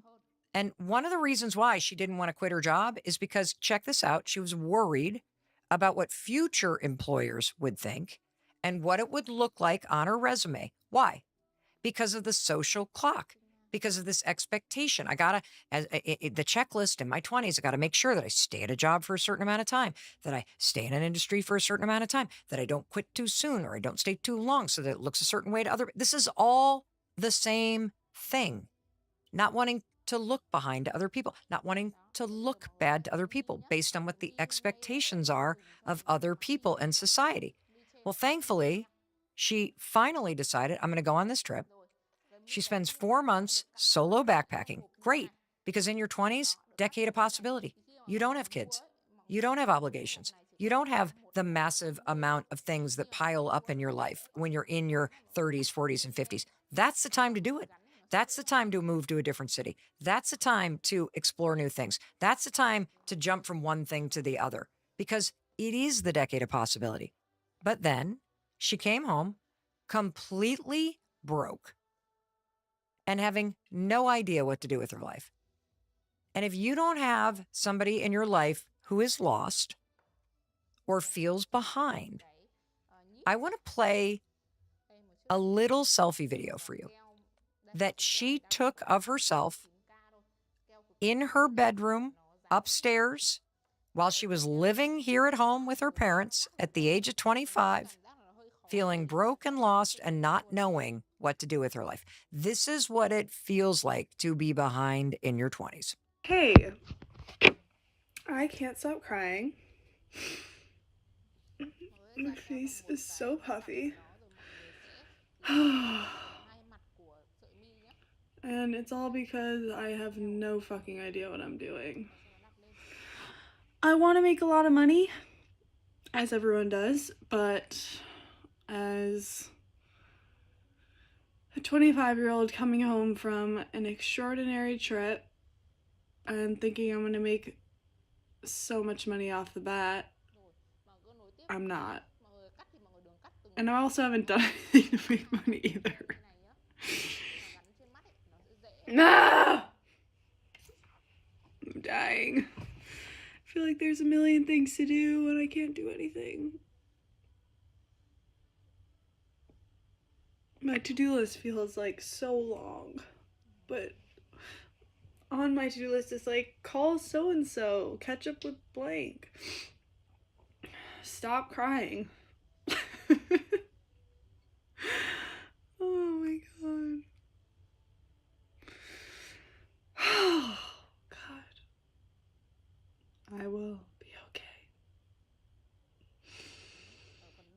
yes, you will be okay. And yes, you're going to figure it out. And you don't have to figure it out today. And you don't have to figure it out next week. All you got to do is keep telling yourself, I'm going to figure this out. I am capable of putting one foot in front of the other. I am capable of networking with people. I am capable of landing a job and feeling it out.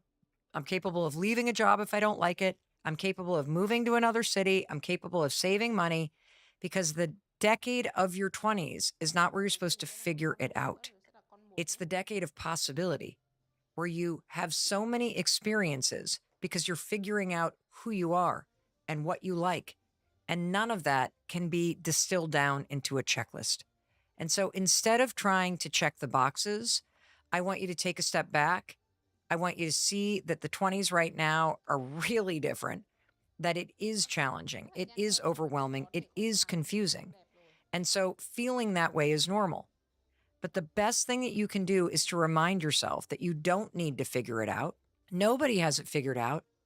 But step by step, day by day, you have to remind yourself that you have the ability to explore, to make changes, to learn about yourself.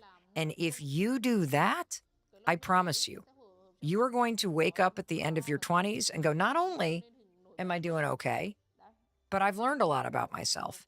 And you're also doing better than you think you are. And if you're listening right now and there's a 20 something in your life, that's exactly what you need to say to them. You are going to figure this out. Your 20s are very hard. This hybrid work thing is so confusing. Trying to network with people that don't even show up to an office, it is really difficult. You're right. And guess what? You're still going to figure it out. And I'm going to be here every step of the way to support you in doing it. So stop putting the pressure on yourself. Take a breath, go for a walk, and then take the next right step. That's what we need to be saying to the 20-somethings in our life. So if your 20s are the decade of possibility, now let's talk about your 30s, because the biggest lie that the social clock and this invisible checklist is telling you is that you're supposed to, quote, settle down. You got to meet the one, you got to have kids, you got to find the house and settle down and move to the burbs. That is not what you have to do. If that's what you want to do, fine. But that's not what you have to do. This checklist was created. Let's remind ourselves this checklist was created. It's not what you. This checklist was created. Let's remind ourselves this checklist was created based on a time when the average life expectancy was in the 50s. This is your grandparents' checklist. And so it doesn't have to be yours. Your 30s is a decade where you've told yourself this lie that you have to settle down. Like, this is the decade where you got to find the one, you have to have your kids, you have to buy a house. And while those are amazing things to do in your life, if those are things that you want to do, the pressure that you feel is complete BS. That people hold, and I'm going to unpack them both one by one. And I've been getting a lot. She writes, Mel, I recently turned 35. I've been somewhat single for 5 years, and I have a big wish to be a mom. I've always loved and wanted children. Taking care of kids is second nature to me. But as the months roll by, and as I've matched my 1,000th match on all the dating apps that I've been on for 4 years, I'm hitting a wall of despair. My life is not budging. The apps aren't apping. Meeting people in real life is not a thing anymore, as no one ever talks to me when I go out. I don't have eligible single friends, nor are there friends of friends left. I can't be the only woman in this situation, and I don't know how to go on living like this. Well, first of all, yes, you do. You do know how to go on living. You're going to go on living. And based on what I'm going to unpack for you, I'm going to give you a sense of power and freedom that I want you to really embrace in your 30s, because what you're feeling is extraordinarily common. And there is a big difference between the topic of having children and the reality that I need you to take seriously versus the pressure that you feel to do it by a certain time, and the pressure that people also feel during this decade to find the one, to get married, to buy the house. Okay. So let's talk about the pressure to have kids, because I want to be extremely responsible about that. The decade of your 30s is not the decade when you're supposed to settle down. The decade of your 30s, in my opinion, is where you need to dig into the research and settle in on what matters to you. This is particularly true when it comes to kids. Just because you haven't gotten pregnant yet, you haven't met the one yet, you're not a mom yet, doesn't mean you're not going to be one. But when it comes to the topic of having kids, it is critical in your 30s that you be honest with yourself about what you actually want. Because for women in particular, there is a biological deadline if you want to have your own biological children. So let's take fertility, for example. The American College of Obstetricians and Gynecologists say that a woman's best chance at getting pregnant is in her late teens to her late 20s, and fertility does start to decline around 30 and starts to drop off more significantly around 35. So what does that mean for you? That means that you don't need to settle down, but you need to be honest with yourself about what you want. And you've already done that part. You want to be a mom. You'd love to have children of your own. Great. If you're 35, that means you need to freeze your eggs. Do not gaslight yourself. Do not hold out on this. Follow the research and the medical facts and set yourself up to be able to make a decision in the future. Yes, the biological clock is a very real thing, which is why I want you to understand there are very real options that you have to make sure you don't miss the window. And just because it feels like this sense that, oh my God, I'm 35 and there's this checklist and there's a social clock and the door, is closing, it doesn't mean your life is. It doesn't mean the options are closing. And you will feel so empowered if you take the step to freeze your eggs, which is what I would recommend that you do if this is something that you're serious about. Here's another thing that I would get serious about. If you're in a relationship right now and you know you want kids and your partner's like, I don't know if I want kids or not, do not waste this decade with somebody who does not want the same things that you want. Do not tell yourself that the person is going to change your mind, because if you continue to stay in a relationship with somebody who does not share the same vision for life, who does not have the same values for what you want on something as important as whether or not you're going to have kids, do not do that to yourself, because you will waste the rest of this decade with a person that you hope changes their mind, and then the door will be closed and you're going to regret this for the rest of your life. And so you got to be very serious. Again, this is not where you settle down and you settle when it comes to your values and your vision for your life. Your 30s is where you get honest with yourself about some core things. But now I want to talk to you if you're in a situation where you're like, okay, I get it, and I still want to find the love of my life. I want that for you.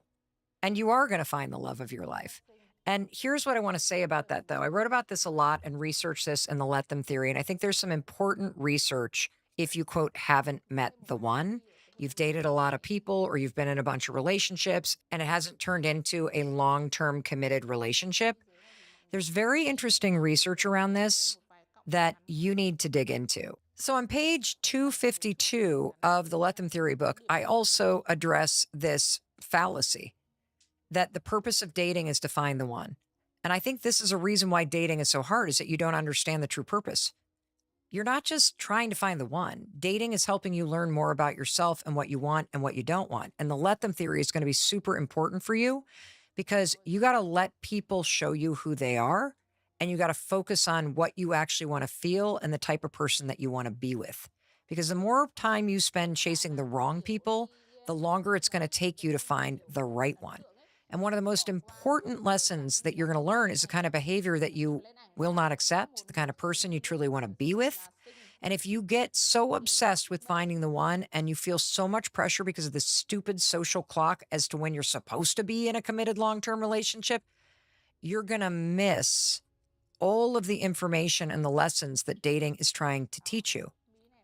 You weren't put on the earth to be somebody's wife or husband. You are here to fulfill your dreams, share your story, and create a big, beautiful, amazing life. No one else is going to create that life for you. The person you choose to love gets to share that life with you. That's why you got to be choosy. See, when you're dating, have a lot of fun. But don't ever forget the bigger picture. You're looking for someone who is capable of helping you become your best self and co-creating a beautiful life together. And so it's important to understand that you're learning more about yourself. And here's what I want you to do. It's easy to close yourself off. See, if you focus on the social clock, and I should have been finding the person by now. I'm 35. It's too. If you start doing that, you get pickier. That's an interesting thing. You get pickier because you're looking for a needle in the haystack. That's not actually how you meet somebody that amplifies you. You actually have to do the opposite. You have to become more flexible. You have to be willing to be less choosy and meet more people. You got to be more open to lots of different types of people, because ultimately, the more people that you meet, the more you open yourself up to people of different heights, of different backgrounds, of different body types, of different professions. Ultimately, it will lead you to choosing someone amazing who makes you feel incredible, who chooses you back. And look, I get it. It's kind of hard to embrace this idea that you've got to be more open. But I promise you, when you realize that it's your own insecurity and desperation around this that's narrowing the field, you got to do the opposite and open yourself up to new experiences and new people and change the filters is what everybody says. Change the filters, change the height filter, change the mileage filter, open yourself up. I promise you, the love of your life is just around the corner. In fact, if you knew that the love of your life were right around the corner, how would you be living your life differently now? There you go. All right, let's talk about the third big thing that is one of these milestones on the checklist in your 30s, which is I got to buy a house. I got to buy a house. I got to have my first house. I got to have a house. Got to have I got to buy a house. I want to share, if you're in your 30s or 40s or 50s and you're wanting to buy a home and you're somewhere in the world where you feel like it feels out of reach, like when did real estate become so expensive? Because you're not wrong. Real estate is just shocking is the wrong word. It's unfair, in my opinion, what's happened. I want to share some research with you because it's different. I'm sorry, it's different than the situation that your parents and grandparents were in when they were buying their first home. The American dream in particular is now like the American nightmare. And a lot of experts say that the vehicle that was the primary vehicle where people could establish wealth, which is buying a home, is no longer the primary, is not accessible to a lot of people anymore. And let me just hit you with some of the facts. You ready? So in 1950, the average cost of a home, so we're talking the house that your grandparents or your parents bought. You ready? You want to buy a house? The median price, $7,300. $7,300. Some of you may be paying that in rent every 2 or 3 months. I think you could afford a house at $7,300. But if we were to convert that in today's dollars, what would the actual cost be adjusted for inflation in today's dollars? If we were looking at kind of like, okay, well, if we do apples to apples, if your parents were paying $7,300 adjusted for today's dollars, that would be $88,000. That means there's an 11x increase between what your grandparents were paying and what you now need to pay. What does that mean? Different world, different reality, which means you got to have different expectations. And there's a reason why this has happened. Check this out. In 1991, the average home buyer was 35 years old. Today, the average home buyer, 56 years old. If you live in a world where the average home buyer is 56 years old, why on earth would you tell yourself you have to have a house by the age of 30? Why are you putting so much pressure on yourself to do this? And if you're wondering, wow, it just seems like rents and housing costs have gone up significantly in the last couple of years. It has. In the last 3 years, the housing market in Boston has gone up 73%. You're not imagining this. This is the reality. And I'm sure you've even seen this in your own neighborhood. The world has changed, which means you got to change the expectations and the pressure that you put on yourself. First of all, hybrid work coming out of the pandemic, it just imploded everything. And one of the things that it impacted is real estate costs because people that were living in big cities could move to smaller markets, which meant all of a sudden there was this huge bubble everywhere, even in places where normally it would cost way less to buy a house. Another reason, a lot of people don't talk about this, but it's true. All of those supposed federal grants that were supposed to go to payroll and to helping businesses stay open, you know what a lot of people did with that money? They invested in real estate. So did private equity. That's why you've got situations where there's no rental stock, why it's impossible to buy a house.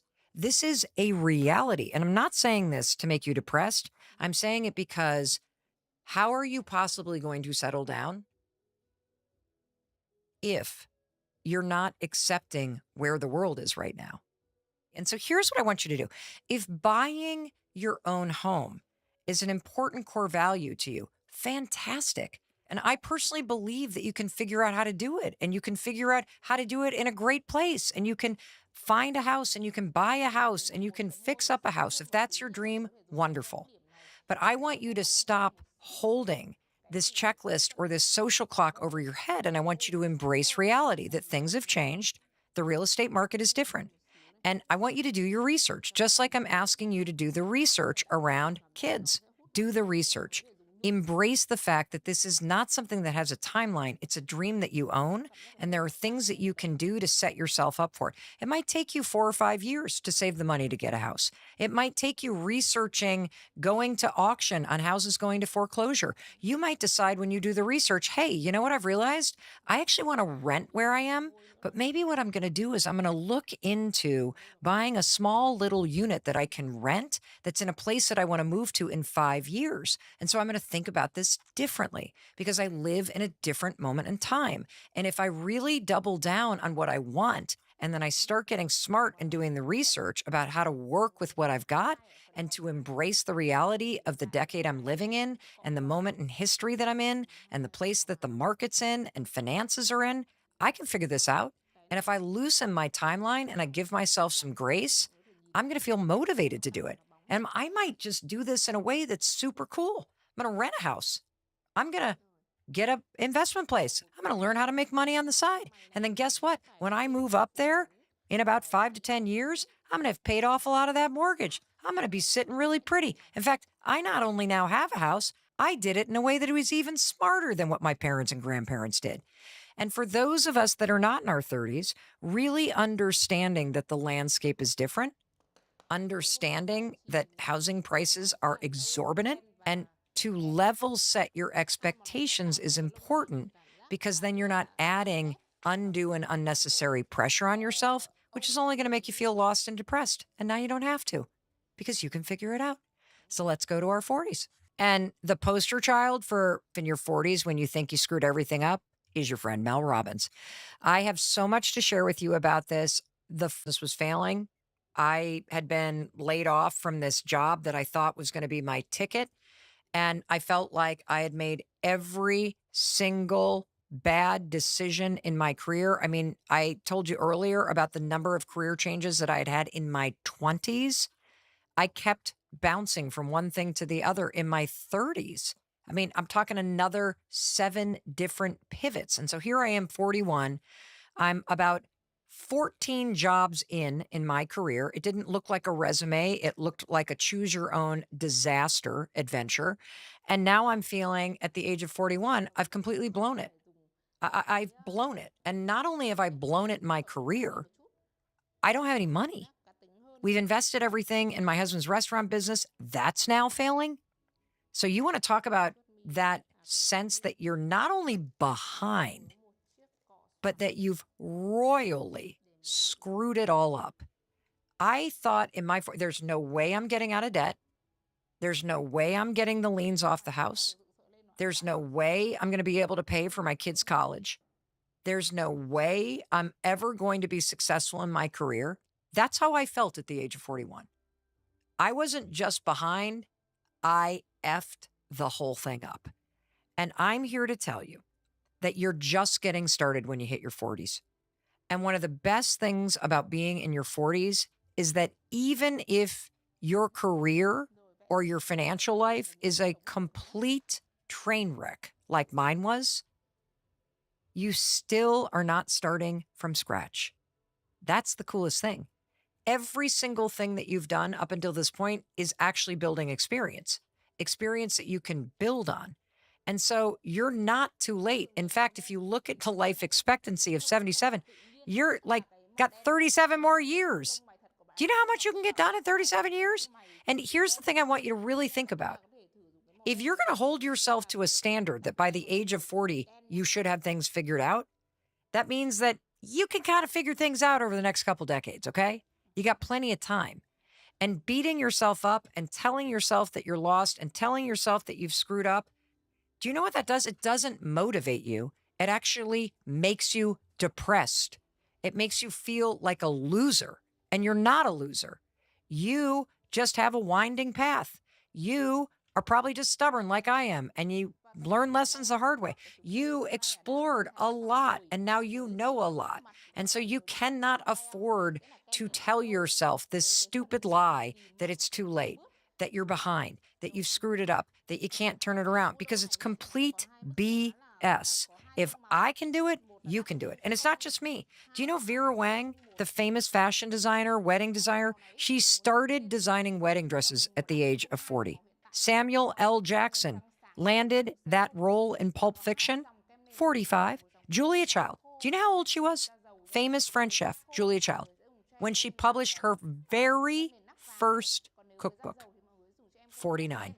And here's the other thing that you have in your 40s. You have a network of people that you know. You have a number of experiences.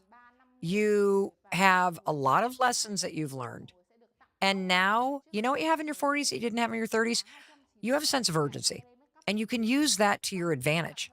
Take everything that's happened in your career to this date and say, you know what? I'm going to figure this out in my decade. I'm going to triple down and I'm going to go for it. Your 40s aren't a finish line.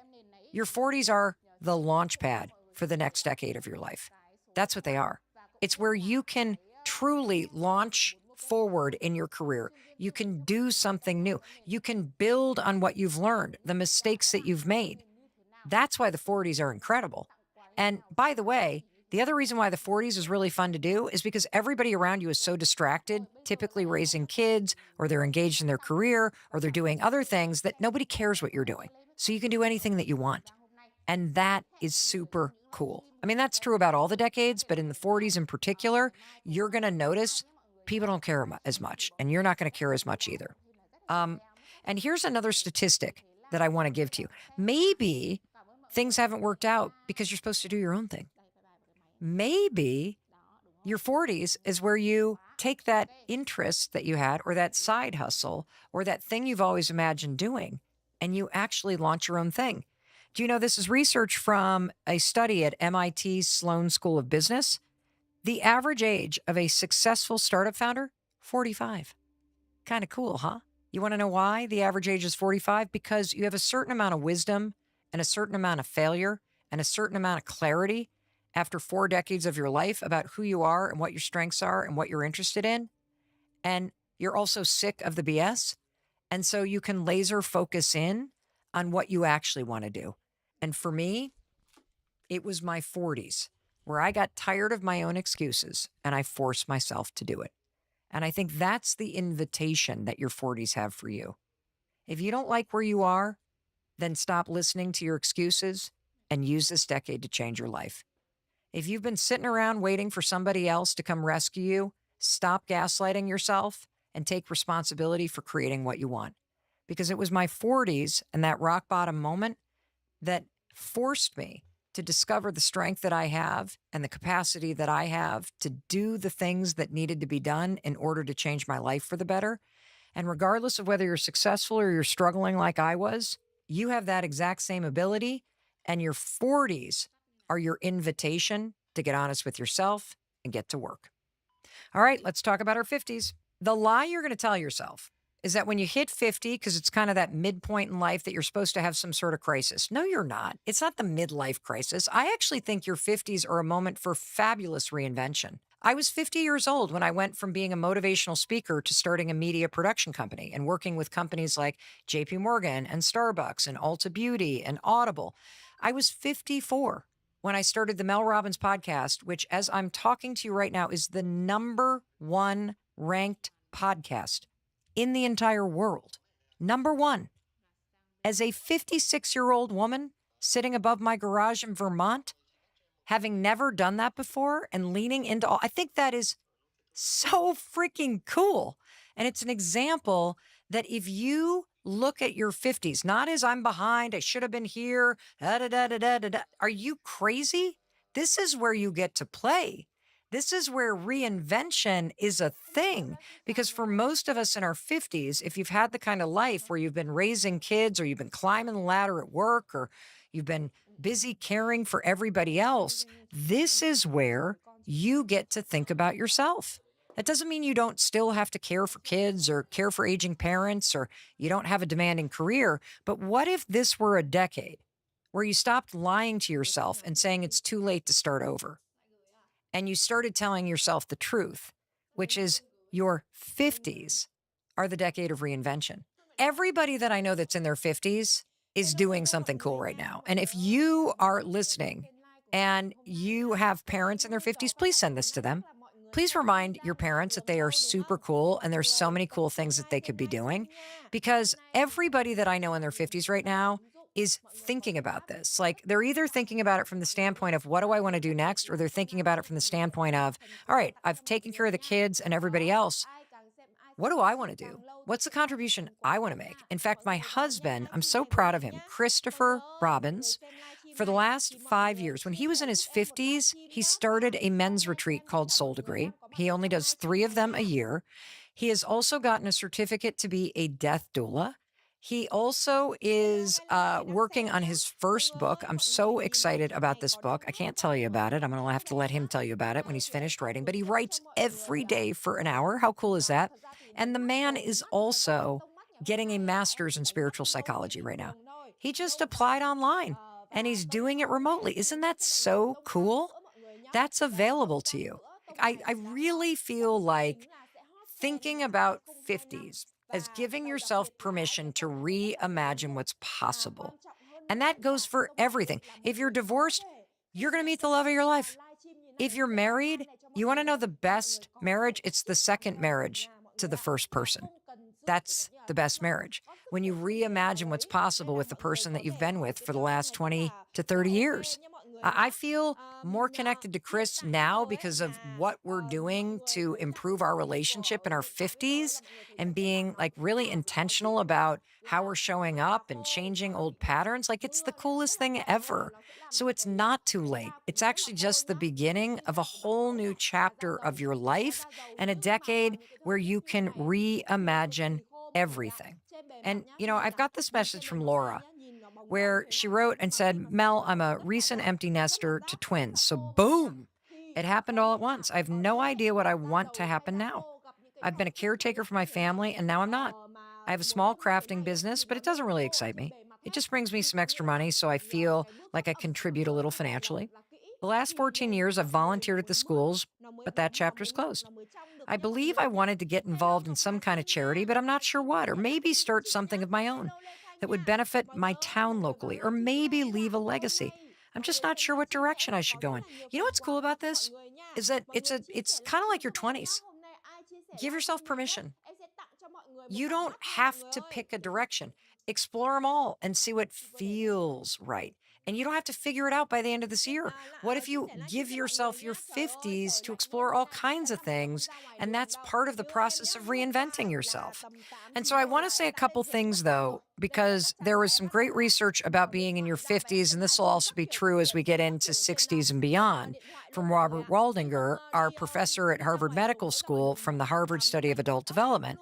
He basically said that one of the coolest things about reaching your 50s and beyond is that the kids are gone and you can finally start to think about yourself again.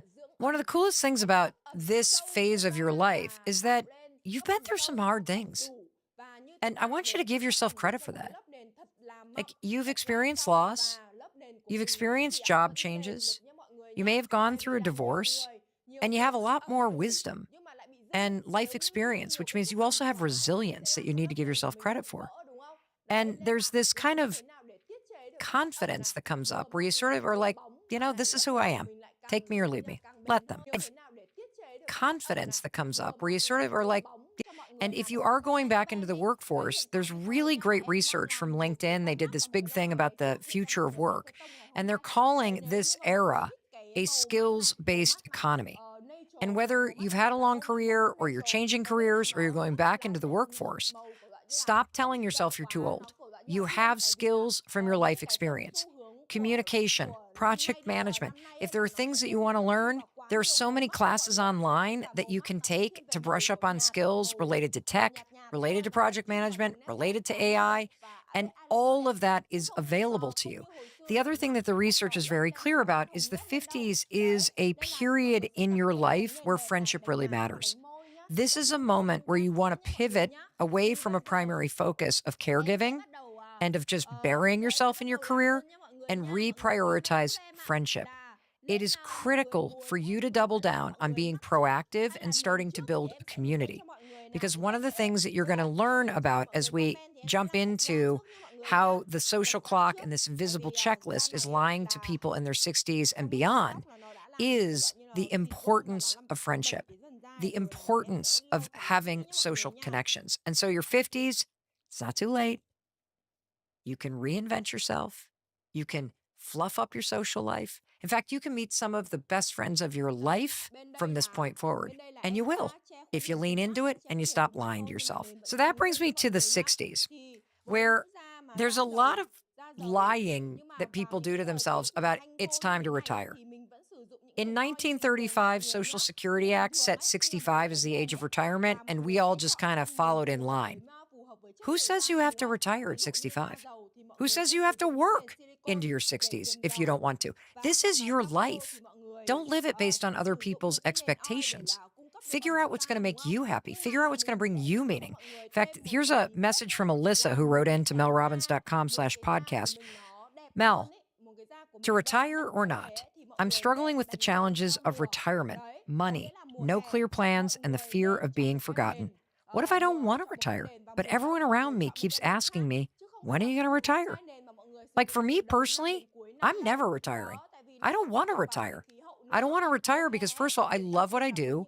I love learning. I love the connection to everybody on my team. I love having a sense of purpose.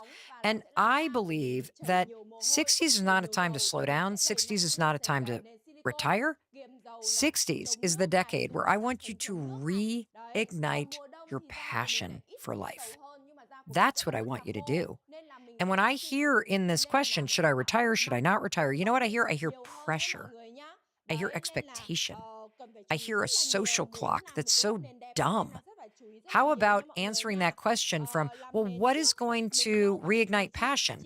And passion is just a fancy word for energy. What brings energy into your life? And look, if you want to retire from your job because you hate it and you've, stayed for a pension or you've saved enough money and now you can do something else, great. But maybe do something else that energizes you or brings you passion. Or maybe you're in the camp that a lot of people are in, where you are living in a moment in time where what you save for is not going to actually cover the cost of retirement. And I want to say right up front that I personally feel like being in your 60s right now is a lot like being in your 20s. Experiencing your 60s is very different than what it was like to be 60 just 10 years ago. I mean, I laid out some of the statistics when we were talking about being in your 20s and in your 30s about the way that the housing market has changed, the cost of living, the chaos in the news, the up and down in the stock market. All this stuff is impacting the financial obligations that you have, the realities of that you're going to live longer. And, also keep in mind that when the age of retirement hit at 65 in 1935, the life expectancy wasn't that high. And now you're living longer. And so the reality might be that you planned for a certain age, but now that you're there, you're like, wait a minute, I'm really engaged. I don't want to just sit around and fill it with golf and mahjong. I mean, I want to be doing something. And that's a really cool thing. Or maybe the reality is that you saved and you thought you'd be in a certain place, but now you live in a part of the world where, my God, the insurance costs are rising, or you have a health condition and so you need the insurance. That's just the reality. And so it's not a time to pressure yourself to retire unless you want to. It's a time to really think about passion and how you reignite it in your life. What can you be doing, whether it's volunteering or a different type of job or staying in what you're currently doing, to keep energy and passion alive? And this is important because the research is pretty clear that there is a pretty deep decline in verbal memory. There's an uptick in depression and social isolation that happens when people retire because you underestimate how important it was to be engaged in a community at work, to be focused on the things that you are working on and how it stimulates your brain, the rhythm and the structure of your work life, and how it gives you a sense of purpose and how it gets you out of bed in the morning. The same is true with what I was talking about with your 20s. If all you're doing is hybrid work and you've never experienced that, not having that structure creates its own isolation and sense of being lost. The fastest growing segment of the workforce is people 65 and older. I love that people are staying engaged. I love that. And I want you to really think about it. And if you're starting to feel like, well, I'm kind of getting a forced retirement, well, I'm needing to kind of leave gracefully, just think about what's next. Just because you're leaving one job or you're closing the door on one chapter of your career, do you know how much you have to give to a nonprofit, or you have to give to a new venture, or you have to give by sitting on boards? Stay involved because it's really going to help you stay energized and passionate in your life. When you decide to retire, choose to do it because it's what you want to do, not because society expects you to do it. You're not behind, you're not ahead. You're just living your life based on a way that makes it exciting and meaningful for you. And if you are choosing to retire in your 60s, I want to just highlight the research, and this is important for you to share with people that you love. It is critical that you get involved in something else. It is critical that you stay social. Do not underestimate how important this is. And do not underestimate how much that is provided by the fact that you're still working. And so there is no timeline, there is no checklist. There is just the research and the reality of where you're at and the reality of where you are in history. And so focus on reigniting your passion. And that brings me to what's possible in your 70s and beyond. This is not the decade to slow down. In fact, there was an expert that we had on the podcast by the name of Dr. Vonda Wright. She is a world-renowned orthopedic surgeon and researcher in longevity. And what she had to say about aging blew my mind. Everybody that you care about, your parents, your grandparents, need to hear this clip.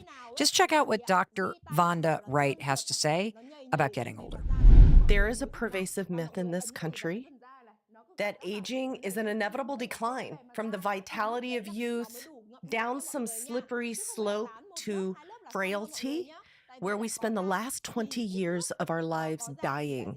But the fact of the matter is, we actually can be healthy, vital, active, joyful. But people think that they have to go down this slippery slope and that there's nothing they can do about it. But the fact of the matter is, there's so much we can do to pre-plan our future. And what I love about her research is that it doesn't matter if you took the worst care of yourself up until this point. Your muscles and your brain are designed to grow and get stronger until the day you die. There are things that you can start doing now that will increase your mobility, your movement, your strength, your vitality, your energy. It is never too late to fully experience the possibilities of your life. And I think that is such an exciting message that you don't have to slow down. I want to be dancing the day I die. I literally want to go, and boom, drop dead. That's exactly what I want to do. Now, is it going to happen? I don't know, but I hold that vision for my life, and I hold that vision for you too. It's not a time to slow down. It's a time to get strong and to stay strong and to be connected and to be social and to have more fun. And one of the things that's more important than ever is connection. If there were ever a decade to double down on your relationship with your family, your friends, your loved ones, it's now. Relationships matter. And here's what I'm going to tell you. If there are things you need to apologize for, if there's somebody that you have not forgiven, if there is someone that you've never said I love you to, now's the time. It doesn't matter what's gone down in the past. There are always ways that you can build bridges to people and create a different future. And being proactive about creating stronger connections with your loved ones, with friends, meeting new friends, heck, even finding love again. You know, one of the things that's very inspiring to me is that my mother-in-law has been a widower for 19 years.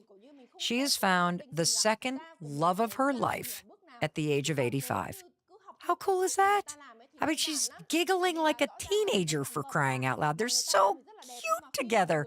I just love thinking about the fact that some of the best days of your life are ahead of you. And when you adopt this truth that your body is designed to move, your body is designed to be strong, your mind really wants to learn and be connected, and it can. That what brings meaning into your life, particularly near the end of your life, is connection to friends and family, and you can build it. And in fact, I was talking with my parents the other day. My mom is 76 and my dad is 80. And, you know, their community where they are over the winters in Florida has really shrunk, either because people are no longer coming down or they're getting older. And a lot of their friends who are a decade older than my parents, they're dying, which is like super sad. And I was saying to my dad the other day, like, what do you think you guys want to do in the next couple years? You know, do you want to stay in your house? Do you want to go? And my dad was so cute. He was like, well, we're really thinking about it. We're thinking about where we might want to be. And we're thinking about the possibility of making lots of new friends and getting re-engaged in a new community. And I just think that's so exciting to have that attitude. And so, you know, the BS that we've been sold about the fact that you're supposed to slow down and get fragile and disconnected and get grumpy and grouchy, it's not true. It's simply not true. And the science is there to prove it, and the evidence is all around you. In fact, let me just give you some really fun statistic. Betty White. Betty White worked until she passed away at 99. Dick Van Dyke just starred in a Coldplay music video. George H.W. Bush, my dad talks about this a lot. He's like, I think I want to do that. Went skydiving on his 90th birthday. If they can do it, so can you. In fact, one of the other cool things that's available to all of us is tech. We complain a lot about social media, but do you know how many 90-year-olds have millions of followers on TikTok? One of my favorite is Grandma Droniak. She's hilarious. You might even recognize her voice. I want to play a little clip. This is Lillian Droniak. She's got 14.8 million TikTok followers.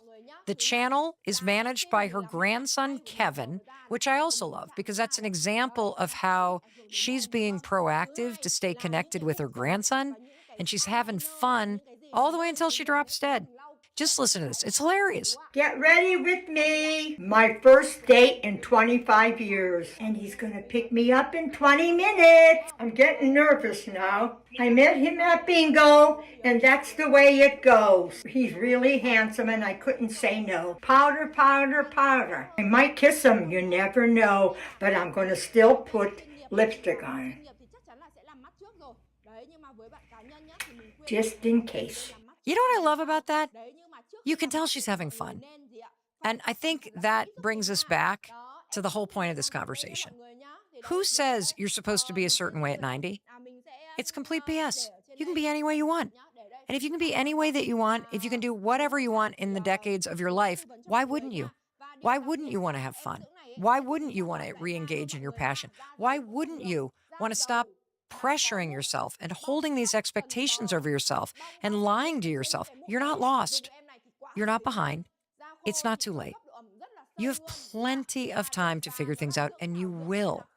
And now is the time to stop holding the social clock over your head, to delete this invisible checklist, and to double down on where you are in your life, what you want, the moment of history that you're in, and imagine a bigger possibility and remind yourself every step of the way, this is your life. Stop comparing. Stop apologizing. Stop telling yourself behind because you're not. You're right on time. You are capable of figuring this out, and you will.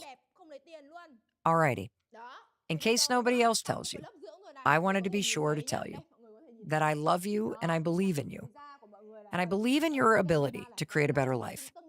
And I think what we've learned today is recognizing when you're holding yourself to somebody else's or society's expectations, that's not how you're going to create a better life. That's how you're going to stress yourself out, make yourself depressed, and drive yourself crazy. So stop doing it. Creating a better life requires you to take ownership of where you are and what you actually want and how you want to feel. And I'm here to remind you, and I hope you will start reminding yourself that whatever it is that you decide you want to create in this decade of your life, you are capable of doing it. Now get to work. And thank you for being here with me on YouTube. I know you want to watch another video. I would check out this one next. I don't know what is in the air, but wow, you guys are flooding melrobbins.com and the DMs with questions about whether or not you're getting used. There is a big difference between being used by somebody and being in a situation where somebody is used to the situation. I've got 5 takeaways that I'm going to share with you. And the first one is this. Hey, it's your friend Mel, and welcome to an extremely useful episode of the Mel Robbins podcast. I don't know what is in the air, but wow, you guys are flooding melrobbins.com and the DMs with questions about whether or not you're getting used. And I'm noticing a theme that as you listen to more and more episodes of the Mel Robbins podcast, something is coming alive inside you, and you're realizing that there are changes that you want to make, that there is a version of you that you want to bring forth, that there's a higher or truer or more empowered you.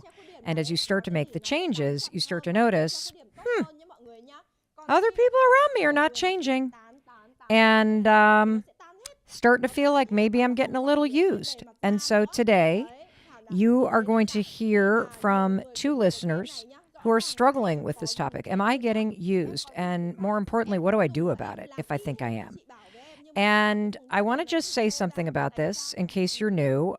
Welcome, by the way. I'm Mel Robbins. I'm a New York Times bestselling author and one of the world's leading experts on habits and motivation and change. And I do believe that inside all of us, there is this higher calling.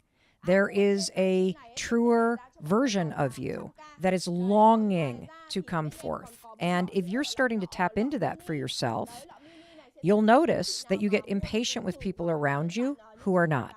You start to notice people who are not growing the way that you are growing. And that's normal. And today we're going to unpack the topic of how do I know if I'm getting used and what do I do about it if I am? And we're going to start that process with a question from a listener named Crystal. Hey Mel, it's Crystal, and I have a big question. How to know if you're being used? I have 2 adult siblings that have always lived with me. One has been unemployed for more than 3 years. Last week, my working sibling was placed on PIP. I've always been the big breadwinner, and they and my mom all lived in my home. My mom passed away 4 years ago. It's becoming increasingly difficult to motivate them and or get them to understand the weight of responsibility is on me.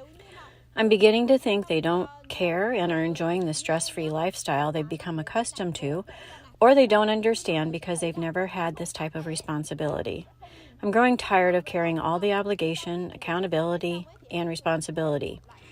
When are they going to grow up and be equal contributors or move out? Thanks for any advice. This is really eating up bandwidth in my head. I will add we had a horrendous childhood and largely why we all stayed together. There is safety in numbers, and we had to have a united front against a very abusive father and ex-husband. He abused us all well into adulthood. Thanks for any insight. Thanks for all you do. Crystal, thank you for that question, and thank you for the detail that you provided in the end. I think that's really relevant to how you handle this and how you think about the situation that you're in, okay? So I've got 5 takeaways that I'm going to share with you. And the first one is this. There is a big difference between being used by somebody and being in a situation where somebody is used to the situation. Does that make sense? I'm going to unpack this a bit because I think it's really, really important. When you're being used, that's a situation where somebody is intentionally using you or taking advantage of a situation to their benefit. They know they're doing it. For example, if you're in a job and you've basically phoned it in and you're only staying there because you want the money, but you're not actually doing what's expected of you, you are using your employer. When you sneak stuff from your roommate's side of the refrigerator, you're using them. When you intentionally do something, like invite yourself to somebody's house, even though you don't like them, but they have a great pool and it's a nice weekend, but you are not that great of a guest, or you don't really, you gossip about them, you're using them. That situation is very different than what I think you're in, Crystal, which is you're in a situation where the people around you are used to the situation. They've grown accustomed to it. They are comfortable in it. And what's happened is you're now not comfortable with the situation, but they're just used to it. And so I think it's important for you, Crystal, to anchor there. And as you are listening to me unpack all of these tapes, you, Crystal, to anchor ways, I want you to apply this to your situation. Are you in a situation where you're being used because somebody's leading you on, but they just want sex? That's a situation where you're being used. Or are you in a situation like Crystal where the situation's been like this for a while and everybody's kind of used to it, but you're just sick of it? So you now want to change it. And the details, Crystal, in your particular situation matter because you guys are used to living together. You guys are used to being under the same roof. You said that you've been doing this for a long time. Your mom used to live with you, and that there's safety in numbers. And so I believe what's happened is that you are just tired of the situation the way that it is. And that means that you are going to be the one that changes it. Because if everybody else is used to it and they're comfortable in it, they have no motivation or no interest in changing it. Why would they? It's working for them. It's just not working for you. And that's okay. So the second takeaway, you ask the question, when are my siblings going to grow up? When are they going to realize I'm frustrated? When are they going to? Never. They are never going to grow up. Why? Because they're comfortable. They're used to this. They're used to you being in charge. You've always been in charge. You've always been the breadwinner. You said as much. And so they're not going to grow up. And that's okay, everybody. That's okay. That means that you are going to have to be the grown-up and you're going to have to parent. And I'm going to get to that. I'm going to tell you exactly what to do when you're in a situation where you're trying to make the people around you level up and help you change the situation. I also want to say, for your sake, Crystal, and for anybody else, that, it sounds like you guys are all so struggling with trauma and PTSD. And so I know that that's also why you haven't shaken things up. If all 3 of you experienced horrific abuse, which you just said that you did, then you also have the added issue of people maybe not having healed from that trauma and maybe not being as proactive or as motivated or as self-sufficient as they could be. There was another detail on what Crystal said. She said PPI. What does that mean, everybody? It means a performance improvement plan. What that basically means is you're fucking up at work and your bosses have sat you down and they have said your work is not satisfactory and we are going to put you on a PIP, a performance improvement plan, which is very embarrassing. It's very confronting.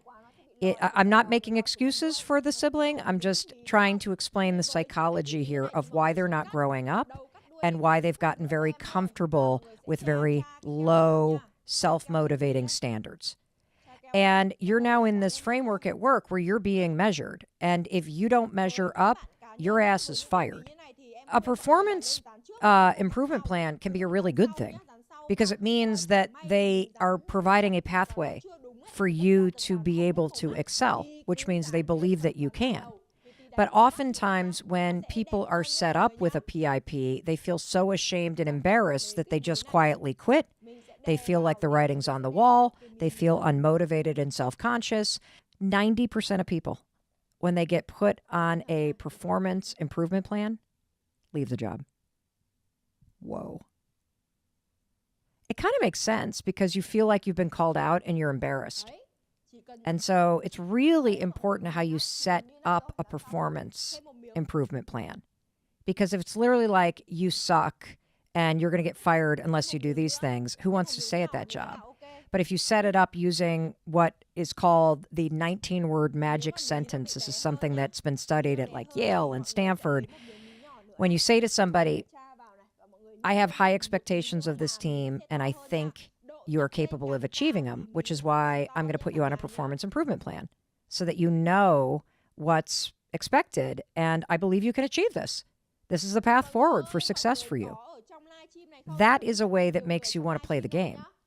And so, Crystal, ironically, we're going to put your family, your siblings, on a performance improvement plan, and we're going to set it up the right way. Because since it's your family, you can talk about your feelings and you can talk about your need to feel support and you can talk about these simple things that they can do that would make a huge difference in this living arrangement and in their lives and in your lives. So it can be like a really positive thing that you're going to do. So takeaways so far. You're either being used because it's conscious and intentional, or you're just in a situation where people are used to what's going on and they're not motivated to change it like you are. When will other people grow up and realize this? Never. You got to be the adult in this situation if you want to change it, because it's your life, it's your happiness. By the way, it's also your house, and it's your responsibility to lead the change that you want to see, always. Another takeaway that I want you to have is when you're around people that are not motivated to change their lives, you're probably dealing with what psychologists call learned helplessness. Now, learned helplessness was first coined in 1965 by a very famous psychologist after doing these really awful experiments with dogs. I'm not even going to explain the experiments. But basically, what learned helplessness is it's when you receive a series of setbacks or you are experiencing a lot of pain and you basically give up. You decide that there's nothing that you can do. It is what it is. And you just survive and try to cope through the pain and the situation. And it's the difference between being a person who is pessimistic, that you feel like nothing's ever going to change, you're never going to be good enough, why even bother? Boss never likes my work, or I never do well at work, or my sister already takes care of things, and I'm never going to amount up to anything. Versus having an optimistic point of view. And optimism, realistic optimism, is just the belief that through your own actions and through your own attitude, you can make a positive dent in any situation. That your effort is always worth it. That trying is always worth it. That growth is available to you. And so I say this because when you're surrounded by people that have this sense that nothing they do matters, it just creates complacency and fear. And there's one thing that makes a difference when you're in this situation. And Crystal, I think that's the situation that you're in. You guys have past trauma. The situation has always been that you always take care of everything. Now you've got one of your siblings who's on a performance plan, so they're feeling kind of kicked down to the ground. And I would imagine there is this sense of pessimism. There is this sense of I'm just used to life not being easy. And that's where you can come in. And this is the fourth takeaway. You ready? They need goals. They need goals set by you, goals for how they are supposed to show up. You see, they don't know the path forward. They don't know how it's supposed to look. You do, because you want the situation to be different. And so it's on you to set what are called SMART goals. For those of you who have not heard about SMART goals, we will link to the article that was written in 1981, where 3 researchers came up with the idea of SMART goals in the context of leadership and business. But SMART goals is a very simple and effective way to think about setting goals for yourself or other people. SMART stands for specific, measurable, achievable, realistic, and timely. And so here's how this is going to work with your siblings. I want you to think about how the situation could be different. Put on an optimistic hat. And now we're going to paint a picture of what it would look like in the day-to-day living situation so that you feel supported. Because it's not just about the money. Are they doing anything around the house? Are they cooking? Are they caring for the yard?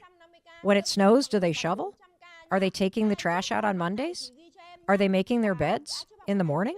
Like, what is it that would make you feel as though the dynamic has shifted, that everybody's leveled up in their own achievable way, and those actions make you feel a shift, okay? And so let's go back to SMART, specific. What are specific goals you could set? And those goals might look like you need to make your bed every morning.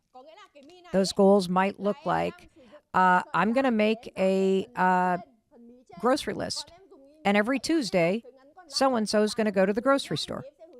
I'm going to create a schedule for who's cooking and who's doing dishes. And since you guys aren't contributing financially, that's what you're going to do.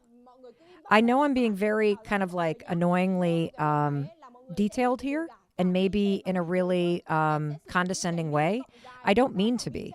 I'm trying to say that because people don't know what you want, which is what you should assume, and you're the one who wants the situation to be different, you have to get crystal clear, black and white, granular, meaning specific.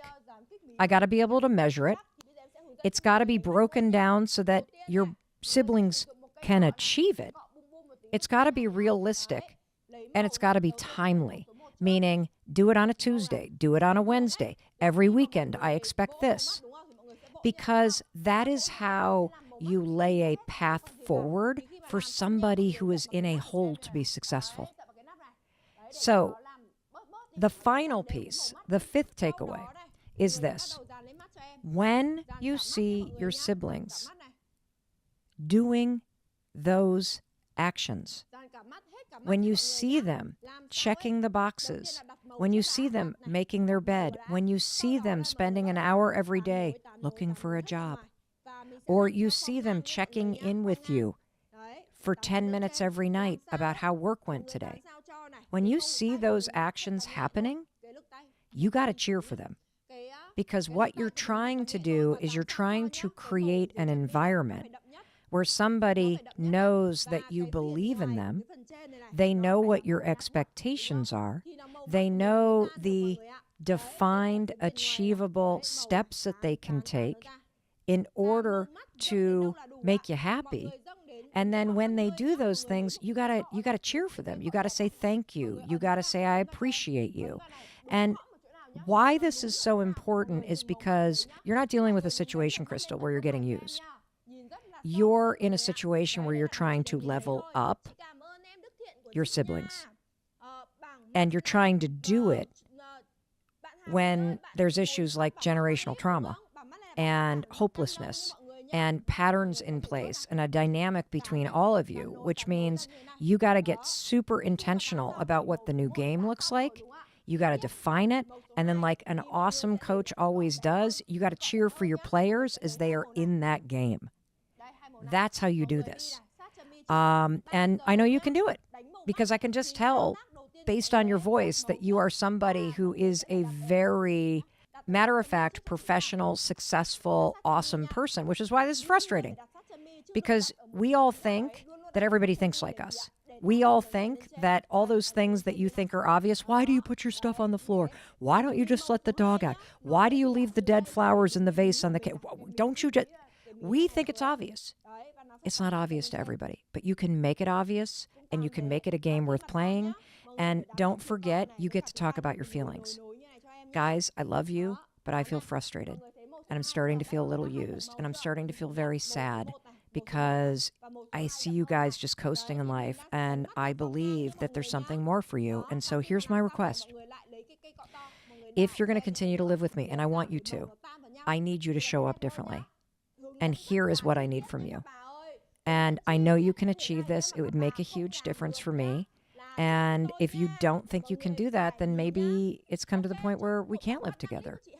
But I need this support from you guys. And you might be surprised at how they show up if you frame it in the support that you need from them.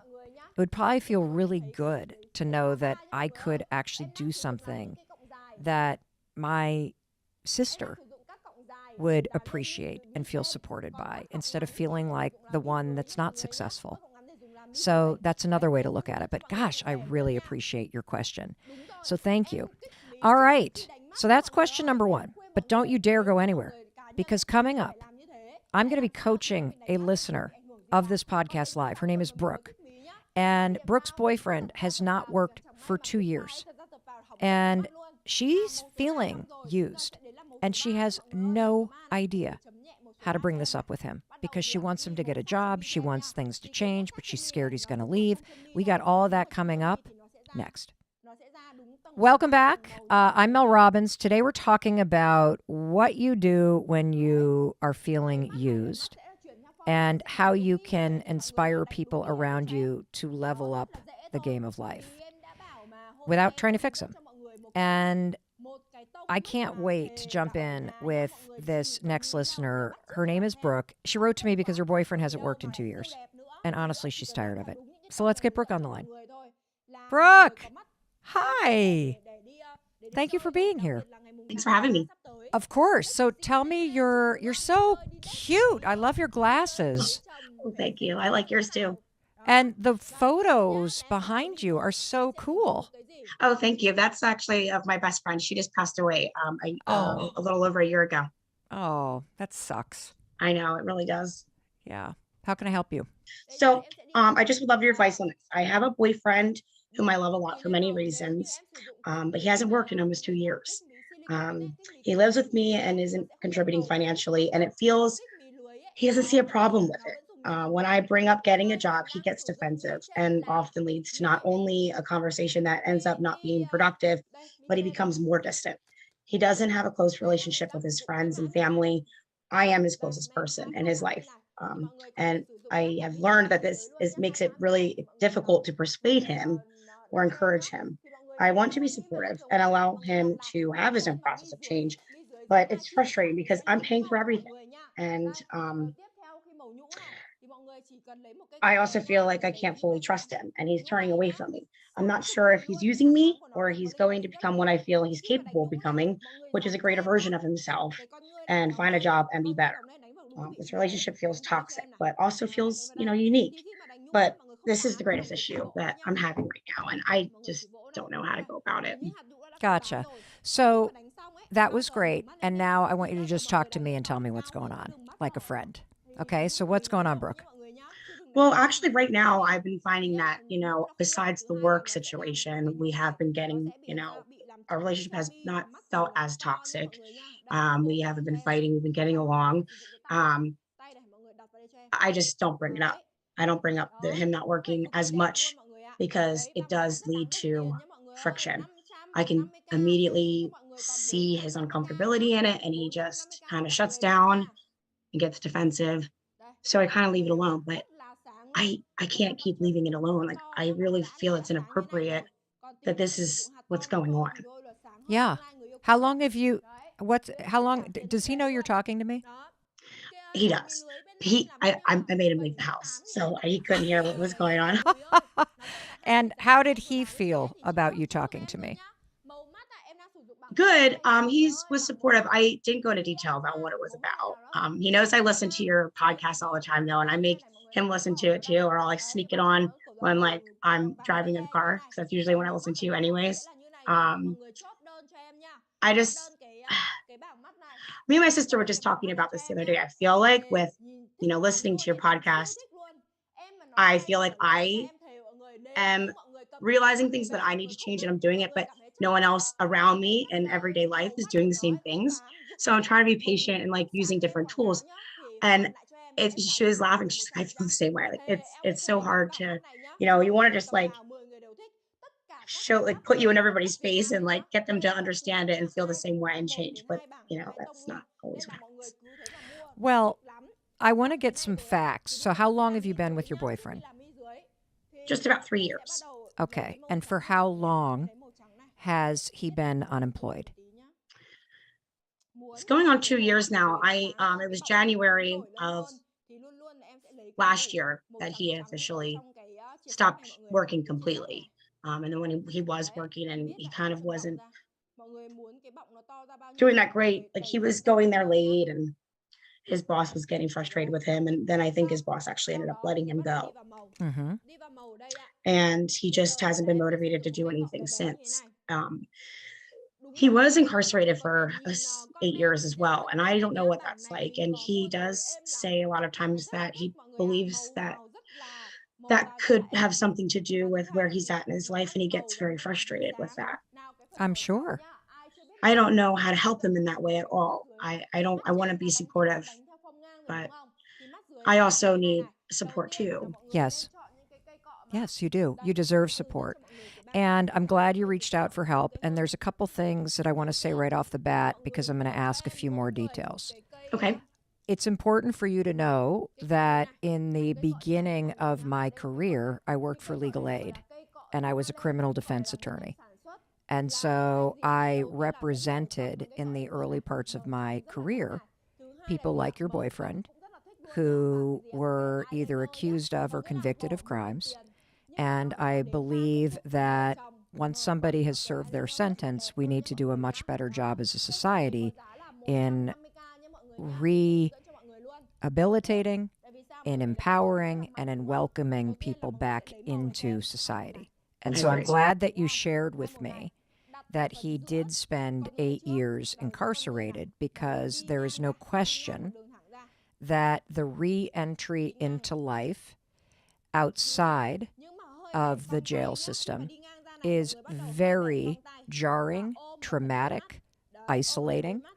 And one of the things that I know a lot of people that I represented really struggled with is not only the rejection and the scrutiny that you face when you get out, and in some states, the laws that make it very, very difficult for you to truly find meaningful work, is that the structure of being incarcerated is completely removed.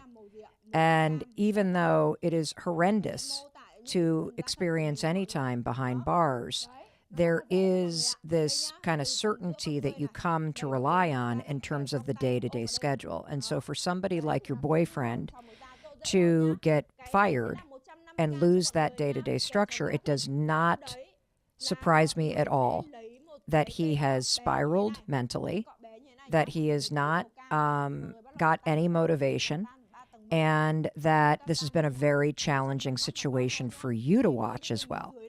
And so I'm saying that because I want you to know that I'm bringing a level of not firsthand experience, but having either represented or counseled or kind of coached people that are in this exact situation. This is more complex than, say, Christopher Robbins, my husband, losing his job because of the added shame that you feel, the added discrimination that he's probably experiencing when he goes in to try to find a job. And was he in jail for a felony? Or, well, it must have been a felony because it was 8 years. Was it a violent crime, or was it more of that sort of white collar, as they say, crime of financial fraud, that kind of stuff? Well, it was a pretty I guess you could consider it violent. It was armed robbery. It was a young kid. Yeah. And he, it was with a cat. He fucked up. Yeah, and right, and it was a shame because he was so young when he went. I do understand that he is not that person anymore and Yeah. has lost a lot of time. What he often tells me, and before I started, working on myself, I used to get very defensive and kind of just, you know, stab him with my words. And because he really feels like he is owed something, Hmm. he feels that he doesn't even know what he wants to do, who he is. Like he just got into skateboarding, and at first I was like, you're not a child. You know what I mean? You need to work. This is real life is people have responsibilities. And, my dad would get involved too. And really kind of, I felt like I was bullying him in a sense now that I have some different perspective. And I do want to be supportive and I don't want to be bullying him and I don't want to discourage him more than he already is. I Right. feel that he has so much potential. He's so smart. He's fluent in sign language because his mother is deaf. He is like can figure out how to do anything. He's very capable and he presents himself very well. He's just not applying himself. He's just not going out there, and I don't see it changing anytime soon. And it's starting to freak me out. It should freak you out because 2 years is a very long time.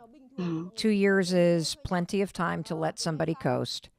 And I agree with you. It is time for the dynamic to change. And what you're really asking, and this is what's universal in your question, and one of the reasons why I really wanted to talk to you, is that we all have the experience in life of seeing the potential in somebody that we care deeply about and doing whatever we can to support, to push, to cajole, to like whatever we can to try to get that person that we care about to see their potential too.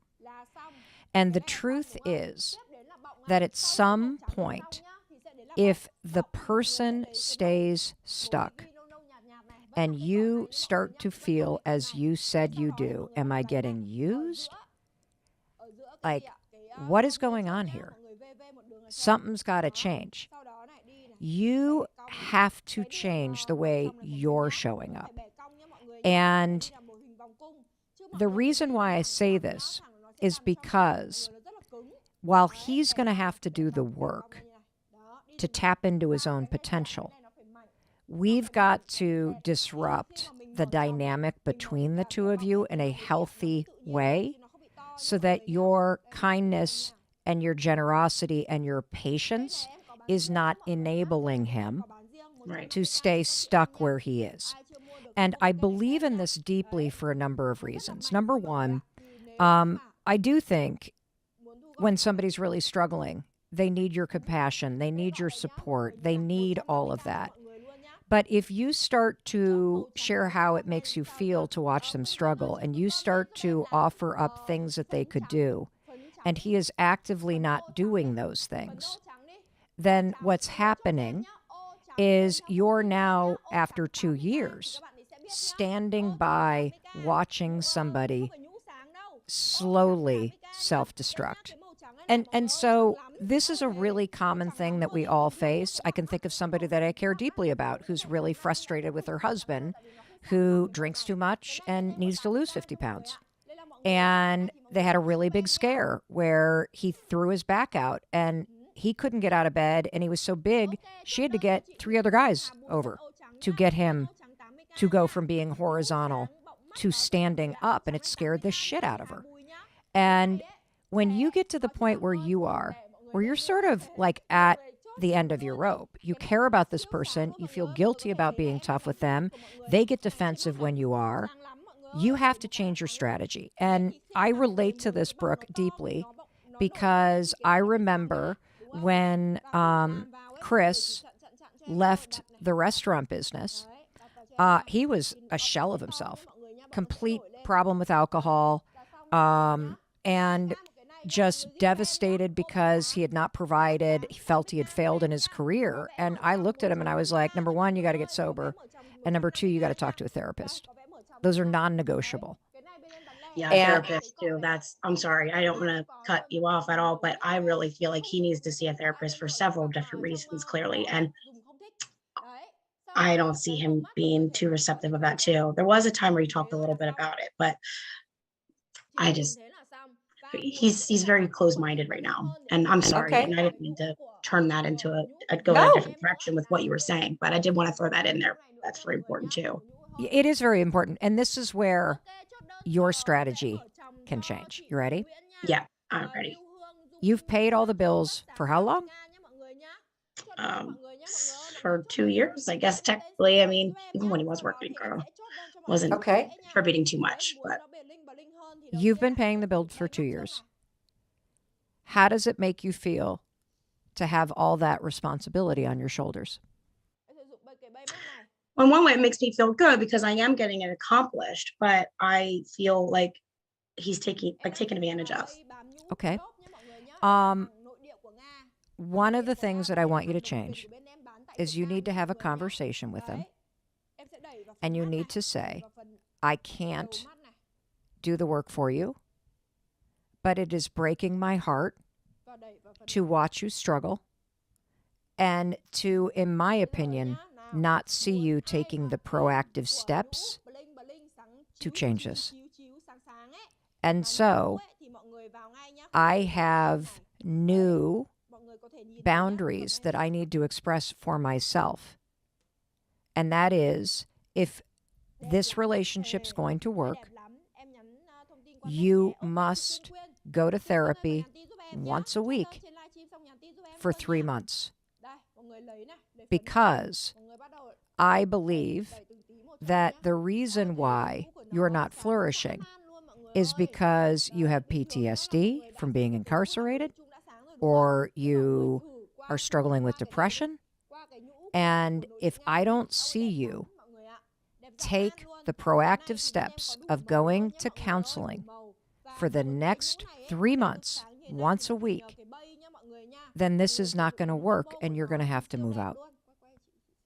I will pay for it, but you have to be willing to meet me halfway, because I can't stand by and watch somebody I love self-destructing. And I've given you 2 years to try to figure it out on your own. And what your behavior has communicated to me is that you're not capable of doing this on your own. And that's okay. You need a ladder to help you climb out of this hole. So I'm going to tell you what that ladder is. I personally agree with you. I think it is therapy. But I don't want to shove that down your throat, Brooke. So what is one behavior change that you could say to him? I can't make you do it. I am not going to force you to do it. I'm not going to guilt you into doing it. I'm just going to express a very clear boundary.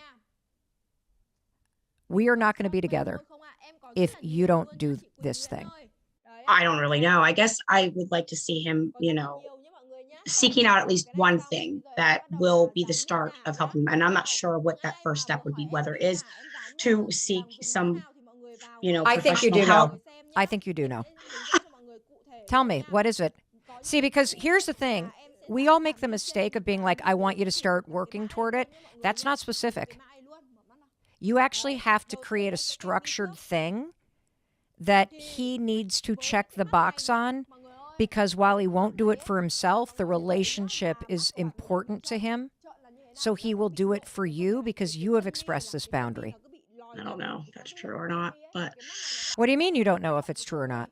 that's where the toxic part comes in, because I honestly, I just feel like when we have conversations, because I have kind of approached this similarly to him before, and he'll say well, this is what this we had broken up uh, for a short time recently. Did he leave and pack up and leave the house? Well, it took him a while to pack up until I forced him out, and then I regretted it, and Why did you regret it? because of my own toxic traits, I want him back. I don't want to be alone, and I started getting scared because he was talking to somebody else, and it just really freaked me out. And I do feel like I love him. I don't know. And then he throws in my face because, he came back, and sometimes he'll be like, well, this is, I don't know. I need to figure myself out. I told you I need to work on myself. But he's not working on himself. That's not what that means. When we broke up, he wasn't working on himself. He was trying to get into another relationship with somebody who's 10 years younger than him. And, he was not ever going, his dad lives just shortly down the road, and that's where he was supposed to be up, like residing. And he wasn't, he was like out all the time, wasn't sleeping hardly, he was just, he was really a mess. And then showing up here unannounced and breaking my heart over again and being callous and mean. And I feel like Brooke? I know this is bad. This is No, bad now. Brooke. He's not breaking your heart. You're breaking your heart.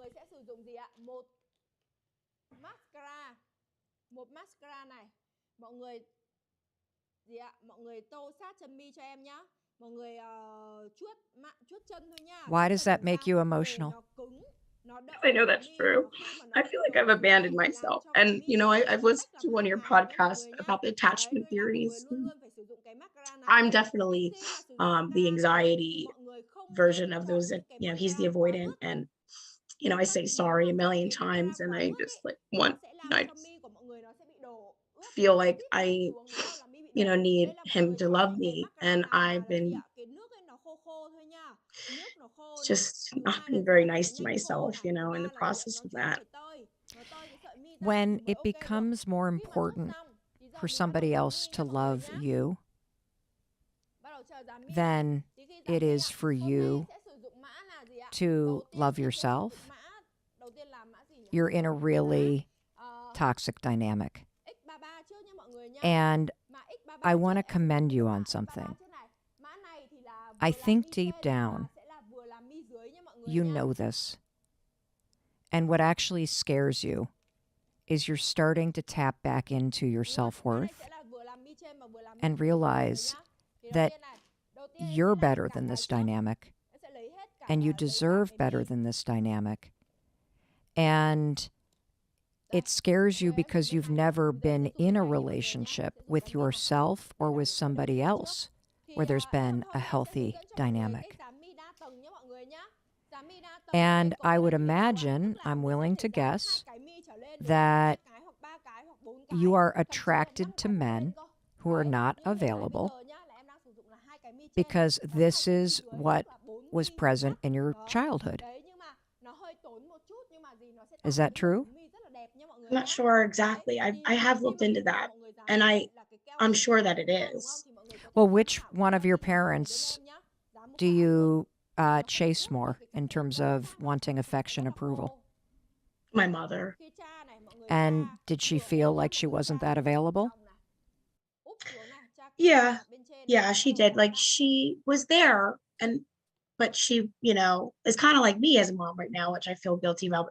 But, she kind of cared more about her shows, and she, when my parents got a divorce, she really wasn't like emotionally present, and she was always tougher with her words. My dad actually had left the relationship, but he, you know, gives me the world now, and I just am still trying to like get that relationship back with my mom. And I hate to say that because she'll probably watch this, and she's been really trying to, express to me lately like that she's sorry that that's happening again now because she's going through her own personal struggles. And right now, personally, I'm not affected by that. I do understand that. I'm an adult now and I see things differently. And I love her dearly, and she's I doing think- a marvelous job. How is the dynamic with your boyfriend similar to what it was like when your mom wasn't available? I mean, I guess I can only really talk about how I feel with how it is currently because I don't know. But I just with my boyfriend, I feel like I'm constantly just trying to be so great, and then he's gonna turn around and be like, oh wow, you're so great, and like I love you, like you're so great. I see what you did, and I see how great you are to me, and I see you in general, and I love you, and I just feel like I'm constantly just trying to do that. You are. That's why it's not enough. You're in a relationship where you're chasing somebody who is not available and who resents you for what you need and who is in so much pain and in such a hole that he can't possibly give you what you need right now. And you just keep telling yourself, so many of us fall into this trap. Okay, well, if I just try harder, I just do this, or I just do the other thing, then it's going to be okay. And then he's going to be happy. And then he's going to love me. And then it's going to be good. And then he's not going to want that woman who's 10 years younger. And you probably know that he slept with her anyway while you guys were broken up. And it's technically a broken up, so it didn't really matter. And even though it breaks your heart, you don't really talk about it. Is this the life that you want? No, it's not. And life is too short. It's just too short. And I want to, it's too short. I see the photos of your best friend on the wall behind you. What was her name? Molly. And what did she die of? An overdose. What would Molly tell you right now? She always told me to get out of this relationship and that I deserve so much better. It's just so confusing, and I just don't know if I'm It's not capable of it. confusing. It's not confusing at all. You either deserve better or you think you don't. Brooke, which is it? I deserve better. And if you are acting, I want you to close your eyes, okay? Close your eyes. And together, we're going to travel forward in your mind 2 years. So 2 years from now, it's a beautiful spring day. This relationship is behind you. Or not. You get to choose. It is the future you. And you have spent 2 years, Brooke, really healing yourself, putting yourself first, and taking actions every single day that show you that you believe you deserve the best, that you love yourself, and that your heart is worth protecting, that you come first. Tell me what your life looks like. You're waking up. What does life look like for the future Brooke 2 years from now? I have no idea about. Oh my gosh, I don't even know. I can't even picture that. Yes, you do. Come on, let's picture it together. Imagine that I'm there with you. I feel like I would feel a lot lighter, first of all. Yep.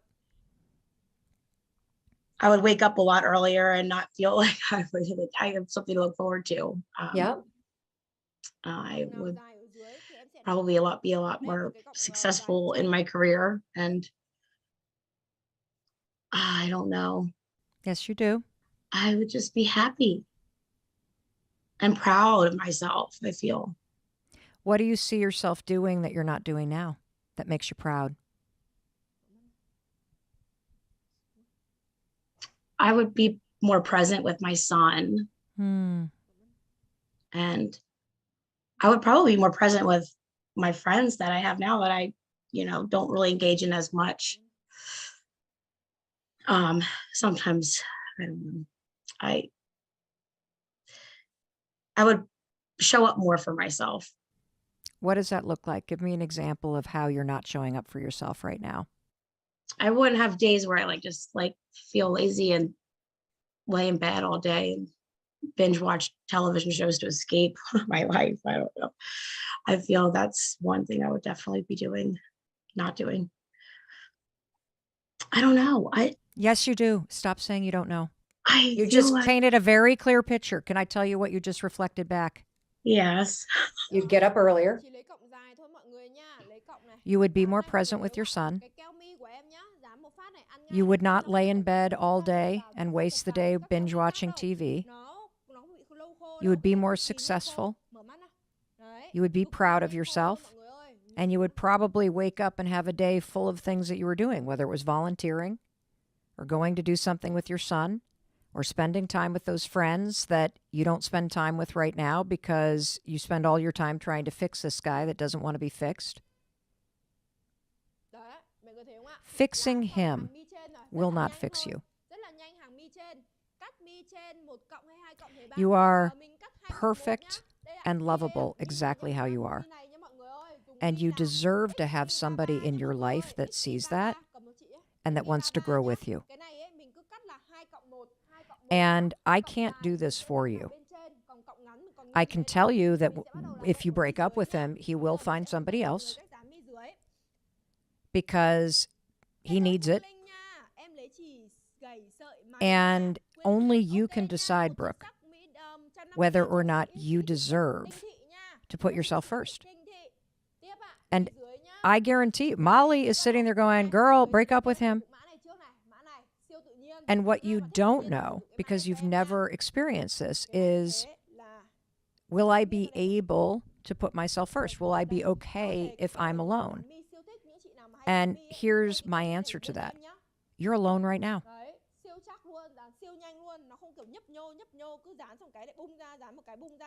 Just because you have a man living in your house who you're paying for doesn't mean you're in a relationship. You are lonely. You do not see your friends. You have isolated yourself, and you have put all of your worth into this guy somehow transforming and giving you something he doesn't have to give right now. And I can tell you that with certainty because his actions demonstrate that. I agree. I agree 100%. So, what do you see as the next right step?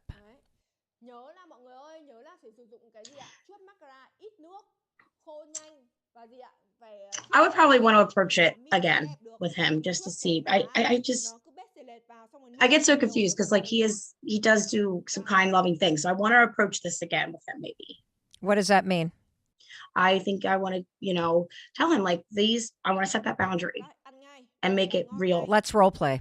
I'm going to be him. What's his name? Adam. Okay. That's All right, you ready? Yes. All right, so how did that thing go with Mel? Did she tell you to break up with me? Yep, she did. No, I'm just kidding. I knew it. I knew that bitch was going to do that.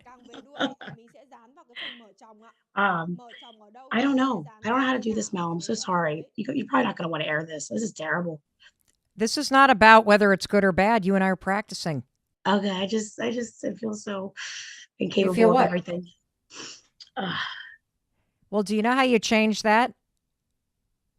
You try. You have to stop letting the feeling dictate what you do. You have to visualize a happier, more confident Brooke and let her guide you right now.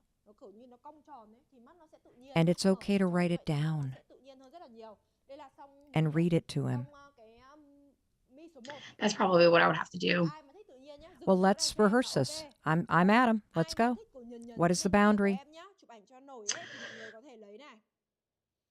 I love you first and foremost. I just feel that I can't sit here anymore and watch you not be your greatest self. I know that you are capable and have done some very amazing things, and I feel you're not showing up right now as that version of yourself for yourself and or for me. And I want to be in this relationship. It means very much to me, but I am struggling with you not being a part of this with me together. I feel we are on a team right now because of whatever it is that you are going through that's allowing for you to be this. See, I see a lot of words. Is this going okay? I think you're doing fantastic. Stop. Okay. Just keep talking from your heart. What is it? Tell me. Well, I get that. So, but what do I need to do? What do you mean? What's happening? I would really like for you to find a job and start. I've been looking for a job. Where have you been looking for a job at? I'm applying online. Oh, okay. Well, have you had anybody No, reach out to you? Okay. no. What can you do about that then? Like, what is it that you can do to put yourself in a position where I don't know, I feel like it's something like that. Oh my gosh. I'll tell you why it kind of went off the rails. Okay. Because looking for a job is not something specific. Okay. And he's been doing it for 2 years and it has not worked. Right. Or he Because- does DoorDash, but he doesn't DoorDash. You can pick and choose your schedule in that job. I think, why would you not tell him that he needs to go to therapy for 3 months once a week? Because that's what you actually want and that's what you think would make a difference. That's what, yeah, I was going to say that first. I really was. And I'm scared to say that because I feel like it's not Well, my then let's right. practice. Bullshit.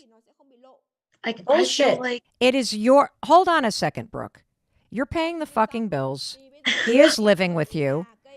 You have let this slide for 2 fucking years. And I'm going to tell you something else. Maybe he needs you to be stronger than he is. Maybe he needs you to say, I see something better for you. And I'm not going to fucking sit here and watch you flush your life down the toilet.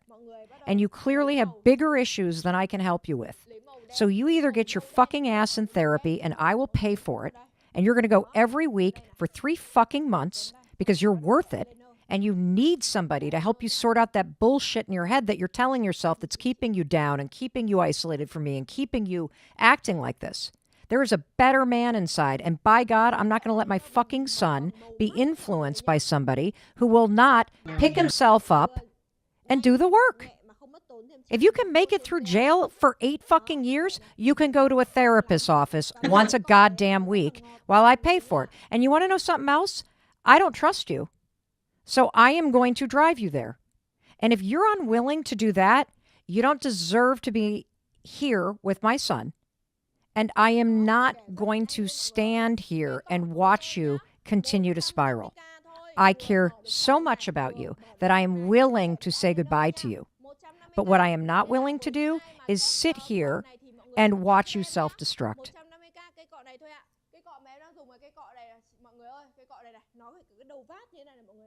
How's that feel? really great.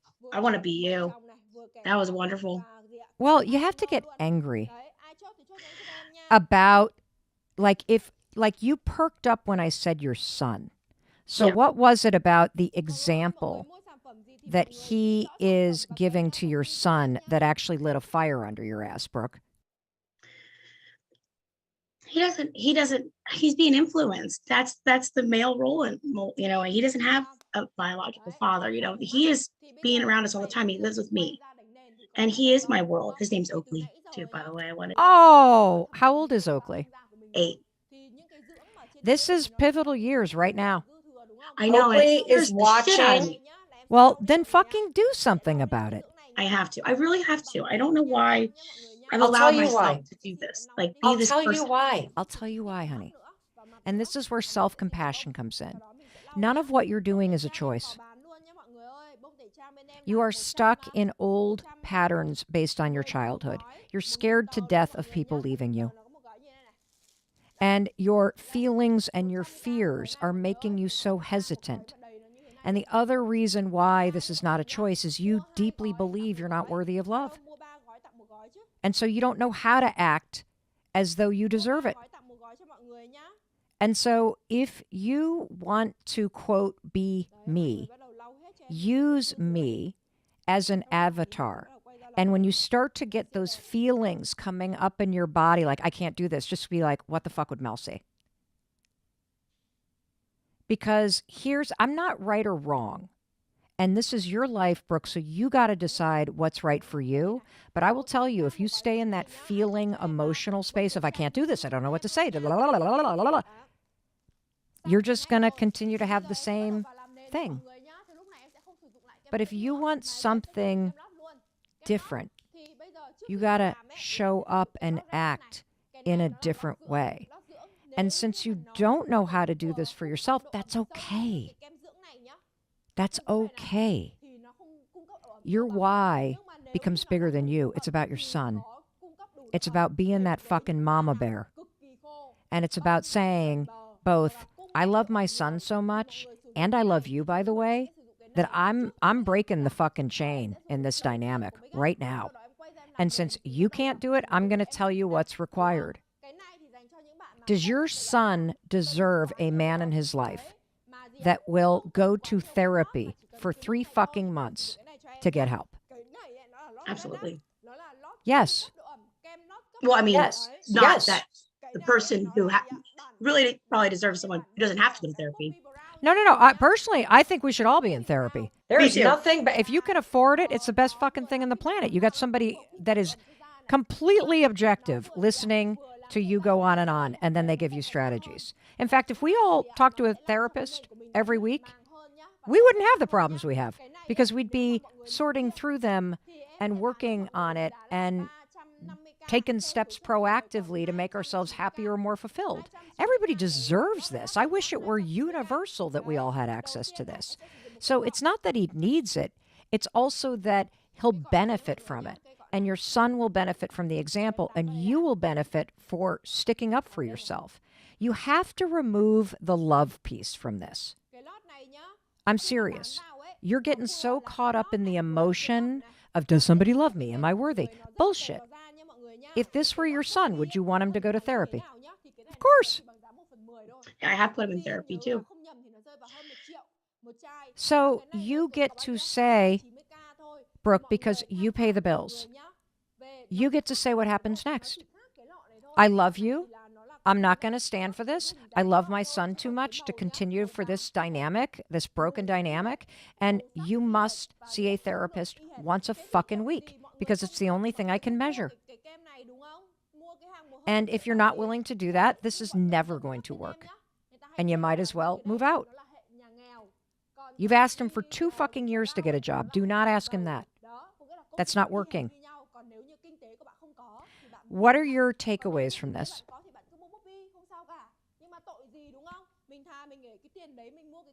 Well, first, I feel like you've painted a picture that I do feel in my soul very clearly for me to digest. And I do feel very much more confident in going in the direction of, I really like that we are going in the direction of the therapy as the ultimatum, because I believe that's the most appropriate approach. I'm going to do that. I feel confident in doing that. I feel confident in that for many reasons. Can I say something that I think will make you feel better? Instead of the word ultimatum, you're giving him a choice. He makes the choice. You're telling him he has 2 choices. Choice 1 is accept the gift and the request that you get support once a week for the next 3 months, which I will pay for.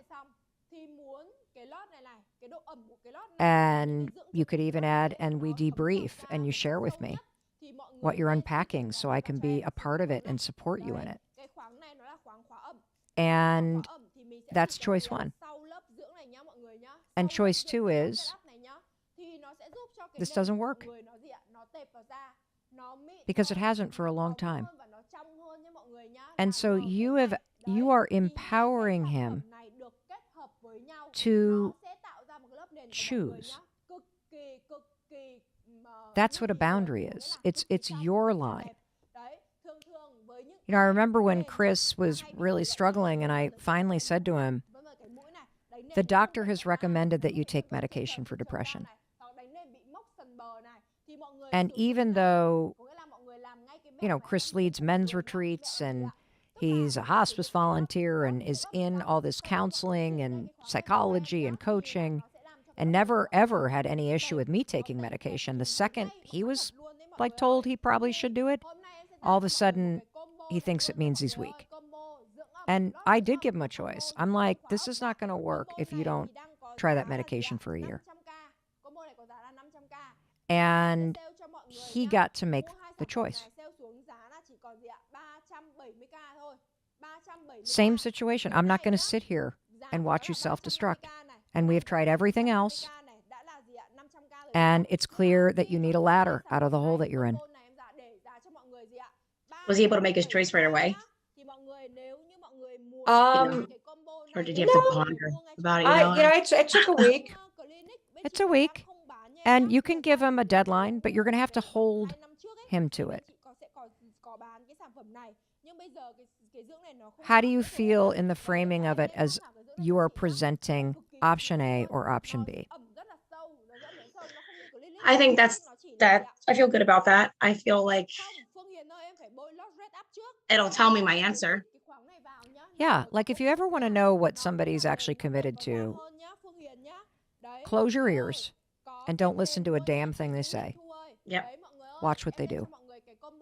That That part scares me a little bit, but I feel like it's time to put my big girl pants on and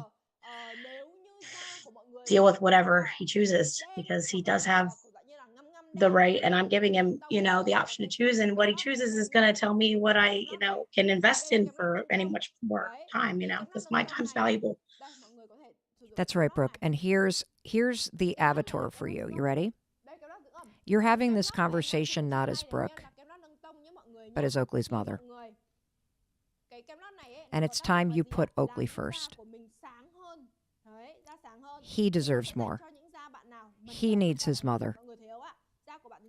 And this is a win for him either way, because he either sees his mother stand up and have the strength to support a man in getting into therapy and healing and holding him to it, or he sees a mom who cares so much about him that she does not tolerate bullshit like this. And so if you go in as Mama Bear Brooke and you're doing this for Oakley, because these are the pivotal years right now, 8 to 14, right now is what Oakley is going to learn about relationships and about self-respect and about boundaries and about what's okay and what's not okay. And it's a win-win either way, because he either sees you change a relationship and stick up for yourself and it feels the love and the safety from you, or he sees the same thing. Right.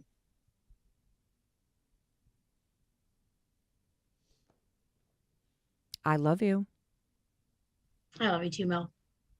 I believe in you. Thank you. And I want to also come back to this point that sometimes in life, the people that we think we're helping actually need the push. Because just like you're trapped in your own past patterns of feeling and emotion, he is too. That doesn't mean you let him off. It actually means that you see higher potential, so you're going to raise the fucking bar for both of you. You're doing this for you and Oakley, and you're doing it for him. And he'll make his choice as to whether or not he can raise the bar too. And he very well might not, and that's okay. Right. I'll be okay. You're going to be more than okay, honey. You're going to be fucking fantastic. Because you're Oakley's mom, and you will fight for that kid. And in fighting for him and setting the example, you will also be fighting for yourself.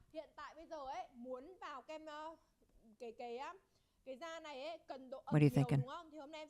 I just feel good. I'm so grateful. I do. I feel like I said, I feel so good. I feel like I could take, over the world right after this. Well, look, the fear is going to be there.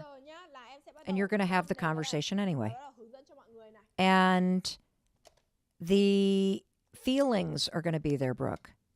And you're going to feel overwhelmed, and you're going to talk through them.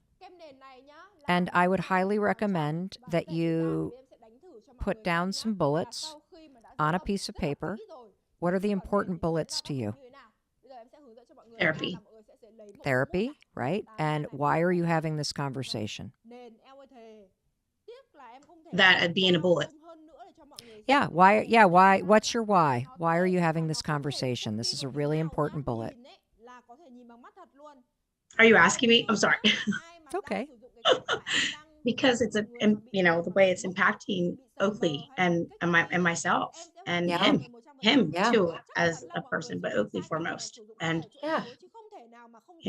because he you don't have to be here if you don't want to be. I mean, if you want to find your process somewhere else, you have an option to do that, you know? And this, it's time to get this process started. You know what I mean? He needs to start Yeah. his healing process. And I will respect that. And I understand that. And I'll support it, but I want to see it actually starting and actually being a real thing, not, you know, sorry, I didn't do well with the bullet part thing, but No. Brooke, stop making yourself wrong. You did amazing. Because here's the thing.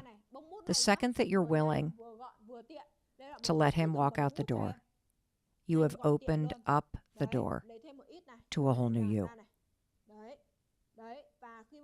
Stop trying to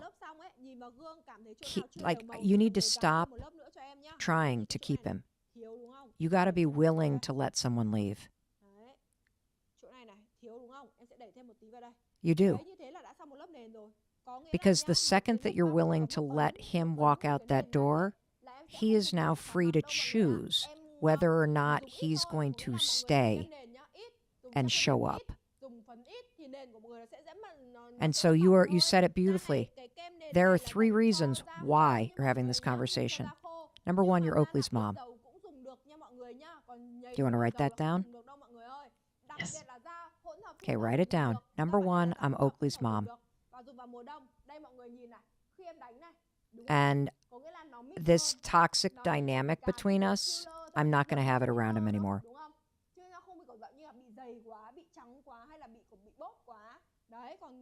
He deserves a man in his life who is working to get better.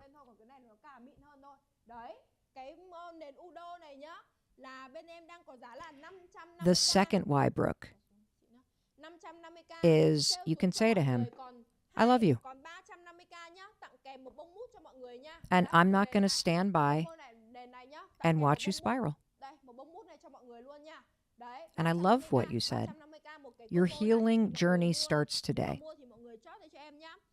And you're either going to do it with my support, which means you're going to go to therapy once a week for 3 months, and you're going to share with me what's going on so I can be supportive of it, or you're going to start your healing process elsewhere with somebody else.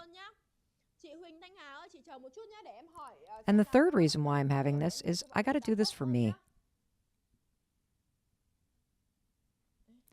I deserve someone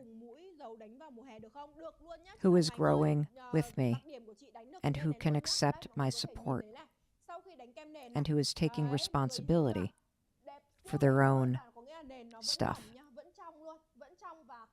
And the only way I'm going to know that these 3 things are handled is if I see you going to therapy once a week with a professional to get the support you deserve. That's it. That was great. You're great. And here's the other thing I want you to understand, Brooke. Expect to feel uncomfortable. Expect to cry. Like, don't walk, like you're feeling excited now. I promise you, the second he walks back in, he's like, whatever. You're going to be like, ah! Expect it, because then you won't be as freaked out when the emotions flood. Okay? You think I should do this right now? Fuck yes. Okay. Oh, good. Oh, boy. Because otherwise, 5, 4, 3, 2, 1. 5, 4, 3, 2, 1. Right. You're speaking from your heart right now. Yeah. And you can say, like, if he doesn't immediately be like, I'm in, that's kind of your answer. If he's like, I got to think about it, be like, great, we're going to have breakfast tomorrow morning and you're going to tell me whether you're going to start your healing somewhere else with somebody else, or if you're going to accept this gift I'm giving you and this request I'm making. That's it. That's it. Like, I've got to raise the game here. We're going to play a bigger game. Do you have any questions, any other questions or concerns or anything else that's rattling around other than shit? Should I have the conversation now? No, I don't think so. Other than, I mean, if you want to, I'll pay you. We can, meet weekly and we can, be my. Just kidding. Oh, my. I will meet weekly. I'm here every Monday and every Thursday for you. And And it always feels so good. well, what's happening is, see, I think everybody on the planet wants one thing. You want to live a life where you feel like your best and your truest self is what is like every one of us, including Adam and Oakley and you and me. We all just want to live our lives feeling like we can express our best, truest selves. That's it. That's it. So does Adam, by the way. But we don't want to give up the stuff that feels good that we're doing that are, self-destructive. That's the bitch. Yeah, that's the bitch. But here's the thing. You're also doing this because you know it doesn't feel good for Adam to live like this. True, right. You're not trying to fix him. You are holding up a light and saying there is a bigger possibility here. And your actions have demonstrated that you're not going to do that on your own. So here is the path. Therapy, 3 months, once a week, or you're going to start your healing somewhere else. That's it. Okay? You're going to do great. Remember, Molly and I and everybody listening are your guardian angels holding up the light. You can do this. I promise you, you can do this. And I want to know how it goes, okay? Thank you so much. I love you. I'm really proud of you. And Oakley's a really lucky little guy to have such an awesome mom. Thank you, Mel. You're welcome, darling. Mwah. I hope that our conversation today has been a wake-up call for you too. That you've got the tools now to spot those moments where you're being used or where you're just in a situation where the people around you are used to things the old way and you now are tapping into something greater for yourself. And what's exciting about seeing a bigger vision for your own life is that it does elevate what you see in terms of the potential in people that you love. And that's a really good thing. But remember, when you're the one that wants to change the situation, it's your responsibility to lay out the plan that is specific that gets you there. And I think one of the biggest things that I want both you and I to remember is that people aren't in our lives so that we can grip onto them. And we're also not meant to be everybody's caretakers. And just because the situation works for somebody else doesn't mean you got to continue to tolerate it. You can demand higher standards for yourself.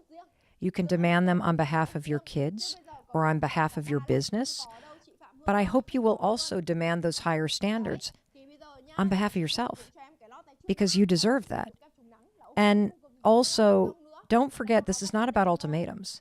This is about presenting empowered choices to people. It's about saying, this is where I'm headed. This is how I need you to show up. And you can choose to start that healing and that level up process with me today by playing this game. Or you can choose to start that healing or that level up or down process with someone else. That is giving someone a choice. Silently resenting them, silently wondering whether or not you're being used, getting in these toxic fights, that's not healthy. What's healthy is clear communication about what you need, about what you deserve, and about what choice somebody has. And then you got to be willing to let somebody walk out the door. You got to be willing to let them say, I'm not ready to heal. I'm not ready to do that. I don't want to do that. Fuck you. That's okay. Because when you let somebody walk out the door, you actually open up a whole new possibility for you. Because these conversations are not really about changing somebody else. It's about changing you. It's about you practicing the highest and the most courageous self-expression. It's about you requesting what you need in your life. And when you do that from a place of love for yourself, for those around you, and even for the person that you're laying this choice out for, trust me, everything works out exactly how it's meant to. Because you are raising the game for yourself. And I love that when you do that. And a final note on being used. You're only being used if you allow it. I mean, come on now. I didn't really say this to Crystal or Brooke, but you're allowing shit if you continue to sit in the situation. You got 2 feet. You can walk out the door. You will be just fine on your own.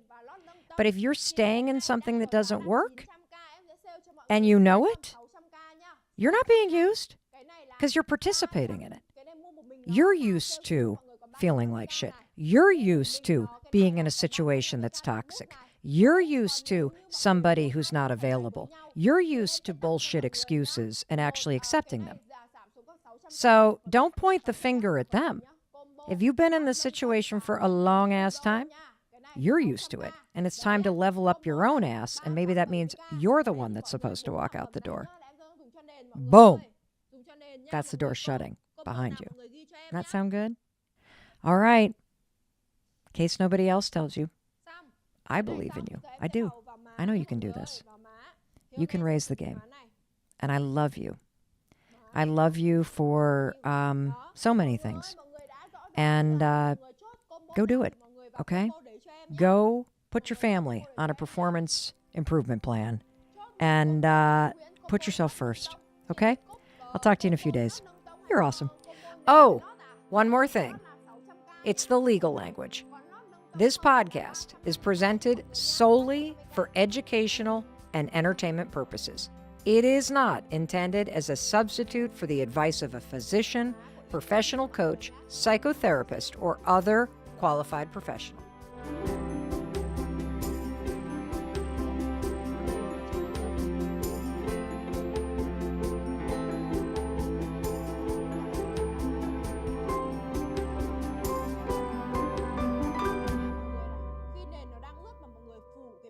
Hey, it's Mel. Thank you so much for being here. If you enjoyed that video, by God, please subscribe because I don't want you to miss a thing. Thank you so much for being here. We've got so much amazing stuff coming. Thank you so much for sending this stuff to your friends and your family. I love you. We create these videos for you, so make sure you subscribe. I've had grown men in my office cry when they hear this for the first time. Weight loss should not consume your life mentally or physically. It's okay to receive help. We live in an industrialized world that really promotes obesity. Obesity, weighing is complex, doesn't make you a failure. It means that you are human. For the first time, we actually have help beyond exercise more and eat less. Wow. I would love to have you talk about the GLP-1 medications. I've seen people's lives change. The most important finding of this drug. Hey, it's your friend Mel, and welcome to the Mel Robbins Podcast. I am so excited that you're here. I am so excited to learn about our topic today. And, I just got to say, it is such an honor to spend time with you. It's an honor to be together. If you're a new listener, I want to take a moment and welcome you to the Mel Robbins Podcast family. And because you made the time to listen to this particular episode and learn more about this particular topic, here's what I know. I know you're the kind of person who values your health and you're looking for evidence-based information. And today, you're going to get it because we're talking about the weight loss medications that are all over the headlines. And if someone that you love sent this to you, well, first I want to acknowledge you for choosing to hit play. Because the fact that they sent this to you means that they deeply care about you and your health, or they care about their health and want you to learn more about what they're doing. And you deserve to have great health. And you also deserve access to doctors who really care about you being empowered and informed about your health, and that you really understand the tools that are available to you. Now, you may have heard of this new class of weight loss medications called GLP-1s. The most well-known one is Ozempic. And today, I brought in a world-renowned expert, Dr. Rocio Salas Whalen, to break down the truth about these medications. Who are they for? What are the risks? And what do you or someone you love need to know if you're considering using them? Dr. Salas Whalen is a triple board certified physician in endocrinology, obesity medicine and internal medicine. She's a leading expert in metabolic health, the founder of New York Endocrinology, and a clinical instructor at NYU Langone Hospital. She specializes in treating a wide range of endocrine disorders, including diabetes, thyroid disorders, osteoporosis, and PCOS. Her approach is all about prevention and sustainable solutions to chronic health challenges. So if you've ever struggled with your weight, or you have a friend or a loved one who has or is, this episode is a must listen, and it is a fantastic free resource with a world-renowned medical expert that could change your life. Dr. Salas Whalen, welcome to the Mel Robbins Podcast. Thank you so much for having me. Well, I am so glad that you're here. And I know that by the time we're done with this conversation today, that the person who's listening and the people that they care about are going to feel empowered and excited. At least that's what I feel. It's why I'm so excited that you're here. But I'd love to start by having you speak to the person who has hit play and is here with us right now, and just explain to them what might change about their life or their loved one's life if they truly take everything into account that you're about to teach us today and they put it to use in their life. That obesity, that weight gain is complex. It's not a straight line as we used to think. And that most importantly, that weight loss should not be a full-time job. Weight loss should not consume your life mentally or physically. Wait, there's actually a world where that is true? It exists. It is possible and reachable. Wow.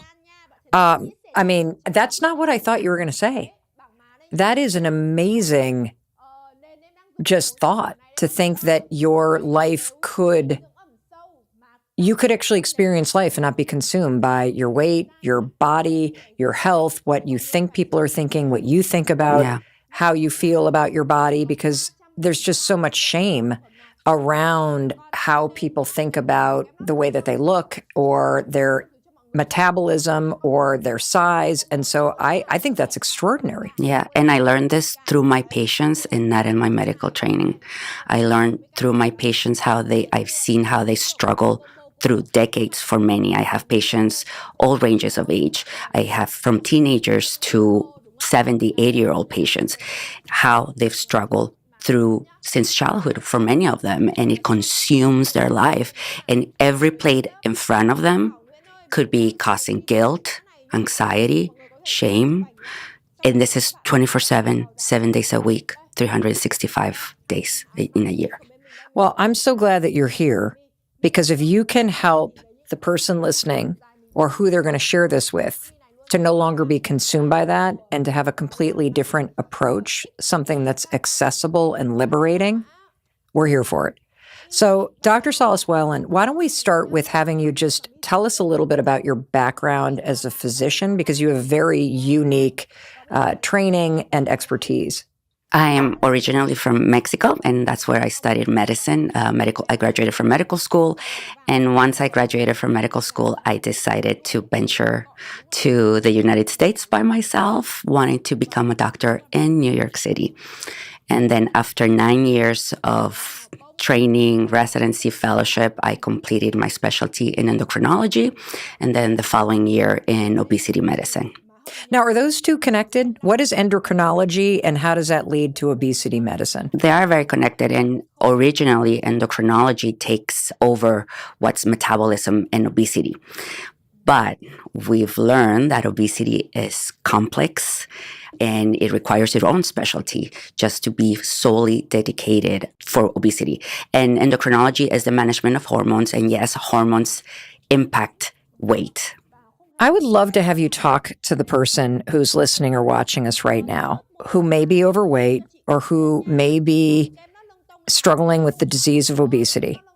What do you want them to hear from you, Dr. Salas Whalen? I want to say that I'm sorry in behalf of the healthcare providers. We didn't know better, and we failed you, and I've learned this. I've been humbled by my patients. I've learned and hear their stories, and we got it wrong. We got it all wrong. But there is help. We're learning more. Science advances like everything, right? Medicine is an evolving science, and we are aware, and we will do everything we can to fix it. Why do you think it's important for us to really think about this issue of obesity being a disease or somebody who's struggling with their weight, kind of at the same level as we think about cancer or diabetes as a disease? Well, obesity kills. Obesity increases your risk of mortality. There's more than 15 cancers that obesity is their biggest risk, including breast cancer. You have more risk of developing breast cancer than alcohol, hormone replacement therapy, or genetics. It's obesity. Obesity is the number one cause of pancreatic cancer, colon cancer, prostate cancer, thyroid cancer. The number one cause? The highest risk for developing, yes. Wow. So by reducing obesity, by treating obesity, we are going to have less chronic diseases. We've built specialists. We created medical specialties from the complications of obesity. So we will have less diabetes, less hypertension, less cardiovascular disease if we treat obesity now. We will have less incidence of the cancers that I mentioned. You know, if I think about the way that the world has changed, especially when you see the statistics of the number of people that are either struggling with being overweight or who are living with a condition of obesity, one of the things that strikes me is that I think in the past, there's always been this, I don't know, like judgment as if the person that is struggling with one of those metabolism issues, that they're somehow to blame. And I know, at least when I think about members of my family that are struggling in this area of their life, that they feel a lot of shame around their inability to lose weight or to whatever. And I'm excited that you're here because I think that there's a huge shift in the way that we have been very ignorant around talking about the issue. And there's a shift medically speaking. And so I would love to have you talk about the way that as a medical doctor and as a world-renowned expert in obesity medicine, how you want us to actually even talk about or view this subject. And this is a very interesting thing because you, as a non-medical professional, have felt like that, judging and assuming. We, as a healthcare providers, as doctors, we did the same, right? When patients were coming to us for help, and to play devil's advocate, we didn't have the training, we didn't have the knowledge, right? That obesity is not a self-inflicted disease. Okay, hold on. I want to make sure that we do not skip over what you just said. Obesity is not a self-inflicted disease. I want to unpack that because I did not understand that until recently. So what does it even mean that obesity is a disease? So what we've learned is that obesity is a multifactorial chronic disease, and I'll deconstruct that. Multifactorial, meaning that there's more than one cause leading to somebody to struggle with weight or have obesity. I like to break them into big 5 pieces. 1, lifestyle, exercise, sedentarism, diet, but that's one piece of the 5. Okay. The other one is genetics, right? You can have a genetic mutation, but also it can run in the family. So it's two different, right? Gotcha. Okay. Then the third one, hormonal changes. We have PCOS, perimenopause, menopause in women. Then we have aging. That's unchangeable, nothing that we can do about it yet. But as we age, our metabolism slows down, we lose muscle mass, we tend to store more body fat. And then we have environmental factors. And those are on its own, we can deconstruct that too, because in environmental factors, we can talk about the food industry, right? We can talk about obesogenic environments, so meaning places where the walking is not available or accessible or easy, where people have to drive everywhere, or even working from home now, right? So there's less opportunities to being active. That leads to more sedentarism. So we call that obesogenic factors, things that promote obesity and how we live. Also, we can talk about endocrine disrupting chemicals like BPA, what's found in plastics, pesticides, right? We live in an industrialized world that really promotes obesity. So if you think of all those 5 factors and you think of what the patient has control, pretty much only on one, right? Where we're talking about lifestyle, exercise, and eating healthy. And before, or when we do that, we tried, or we put a lot of pressure on the patient to overcome all the other factors that are not in their control. Let's talk about genetics. We know now there's research showing that the parents' preconception weight can impact the weight of the offspring of their child. Wait, so the parents' preconception weight, so the weight that your parents were when you were conceived, genetically speaking, research has proven, has an impact on your genetics in terms of your weight. Yes. And so, and not, and I even want to go a layer deeper, because I'm going to raise my hand and go right on the record and say that for most of my life, I was one of those people that had this topic completely wrong. I was the kind of person that did not understand anything that you were just explaining. And I just assumed it's lifestyle choices. And when you really just listen and absorb what you just said, lifestyle, genetics, hormone, when you look at like the food industry and how it changes people's ability to process food and all the crap that's put into it. Yeah. Not having access for me to write down. It was like endro something destructible, but but it was the things that are actually impacting your body's metabolism that are in the environment. And forever, we have just looked at somebody who struggled with being overweight or who struggled with the disease of obesity, and we're like, oh, you're lazy, or oh, you're not doing enough. And so I can see how understanding these 5 factors changes the game entirely. And the big thing that I'm hearing when you said we live in a world that is almost promoting, it's not even promoting, it's causing. I want to go back to each of these 5 things, because you said that there are kind of 5 factors that are part of a multi-layered cause of the disease of obesity. So let's go to the 5 things. And I wrote them down as you were talking because I was like, oh my God. So lifestyle, genetics, hormonal changes, aging, and environmental factors. And of those 5 causes of the disease of obesity, there's only one that you have control over. And that was some of the lifestyle choices that you make. But you are still fighting against genetics, hormone changes, aging, and environmental factors. So that makes a lot of sense to me, why somebody can be working really hard at the lifestyle part and not seeing anything change.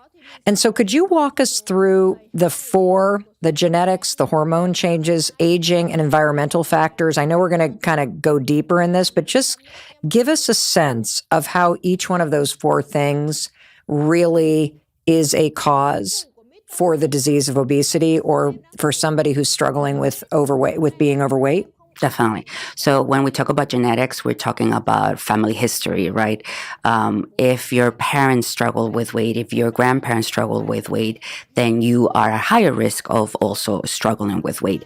Again, we know the preconception weight of your parents impact even the food that they eat. If they consume highly palatable food, that can be transmitted to you. What's palatable food mean? Processed food, ultra-processed food that will lead to wanting to consume more, right? Then when we talk about also, there's some mutations that may also cause obesity, right? And then when we talk about hormonal, so through a person's life, there could be hormonal changes, shifts, imbalances that is going to promote weight gain. We can talk about hypothyroidism, right, which thyroid hormone controls your metabolism. Then we can talk about PCOS, polycystic ovarian syndrome, when there's hyperinsulinemia, insulin resistant, and this promotes visceral fat. Visceral fat promotes insulin-resistant insulinemia, and it goes into a vicious cycle. We also talk about perimenopause and menopause with the changes, the fluctuations, or the drop of estrogen. This promotes visceral fat. The subcutaneous fat that you had in your fertile years, in your hips and your breasts, goes intra-abdominally. This visceral fat promotes insulin resistance, and then you go into that vicious cycle again. Also, because of the drop of estrogen, we see a decrease in lean muscle mass. Muscle mass is your burning calorie machine. If you lose it, then your metabolism slows down. Then we go into aging. Aging also, as we age, we tend to lose muscle mass. It's harder to build muscle, and also it promotes weight gain. And then we go into environmental factors as we talk the food industry, industrialization, plastic, pesticides, all of those things disrupt your endocrine system.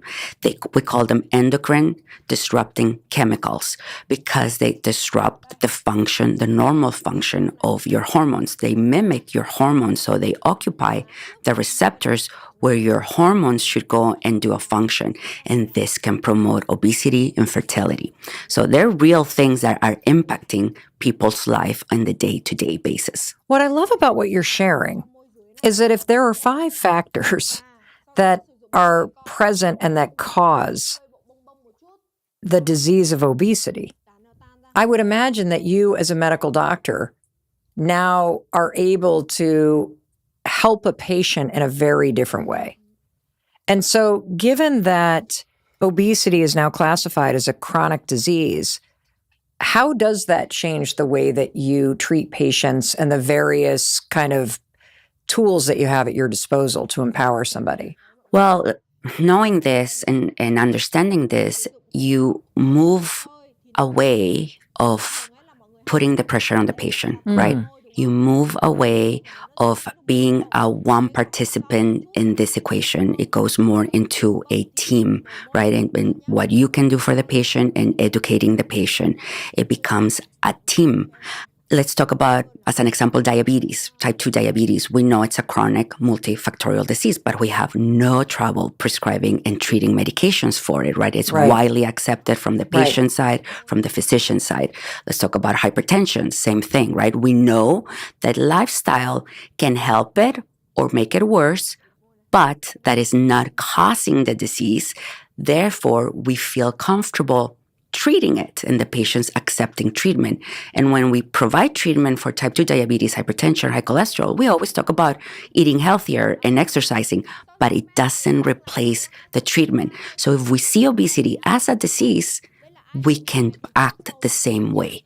Understand and support the patient in their lifestyle, but also provide a medical treatment. Because there are 4 factors outside of your control that you've just unpacked: genetics, hormone changes, aging, and all the environmental factors, largely because of big farming and industrialized food and all the crap that they put in it, that's screwing up and confusing your body's ability to process food. And I'm breaking them in big 5 umbrella, but also there's other things like medications that patients may take for certain particular disease that can promote weight gain, right? There's a lot of antidepressants that can promote weight gain, blood pressure medications that can promote weight gain, right? And many times there's no other option for the patient. And this can also lead to obesity. So I would love to have you talk about the GLP-1 medications, because I didn't realize they'd been around for decades. I had no idea. I've seen them in the headlines. Yeah. They're all over the place. I have, like many people, I have people in my life that are taking them, and they're life-changing. But I didn't realize that they've been around for a long time. So could you talk to us about what they are, how long they've been around, like when you first started using them in your clinical practice? Definitely. The first FDA-approved GLP-1 was in 2005. 2005? Yes. What? 20 years now. 20 years? Yes. The FDA name, it was by Eli Lilly. It was called Bayera. And this was a twice-a-day subcutaneous injection. So it was a daily, twice-a-day injection that patients had to do. Okay. And the first indication was for type 2 diabetes because GLP-1 is a hormone. What does GLP-1 stand for? Glucagon-like peptide. And this is a peptide or a hormone. Is that what the word peptide means, hormone? No, peptide is what we call a short chain of amino acids. Okay. A long chain of amino acid is a protein. So before protein, it's a peptide. Okay. Peptides can help to produce or inhibit the secretion of hormones. The most important finding of this drug, and I actually met the person, the doctor, the researcher who isolated this, the GLP-1 outside the human body. It was in a lizard called the Gila monster. And the lizard, the venom of this lizard caused pancreatitis on its victims. So Dr. Eng, John Eng, being an endocrinologist and researcher at the VA hospital in the Bronx, wondered what in the venom affected the pancreas. Okay. And he isolated GLP-1. So this little Gila lizard bites its like prey or whatever, and the venom of it activates the pancreas and like sends the thing into like a state of diabetic shock. It causes pancreatitis, so the prey dies from pancreatitis. What? So what exactly does the GLP-1 do to the pancreas? So it stimulates to produce insulin. The problem in type 2 diabetes is insulin resistant and hyperinsulinemia. So with time, with frequent stimulation of the pancreas, every time you eat anything that has glucose, your pancreas produces insulin. But with time, it overworks. Your body stops responding the same way to the insulin that you make, so you become resistant to your own insulin. The pancreas, in response, tries to overcompensate and make more insulin, but your body is resistant to it. So you have hyperinsulinemia and insulin resistance. So these are the two main pathologic factors that lead to somebody to develop type 2 diabetes. And how does this connect to somebody who is struggling with being overweight or somebody who's struggling with the disease of obesity? And this is the beauty of medicine, right? One thing is made or developed for a particular disease or reason. We find out later that it has other benefits, like GLP-1.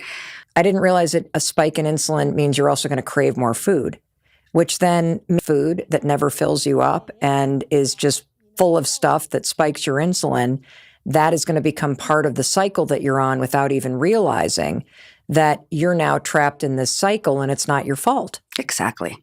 Wow.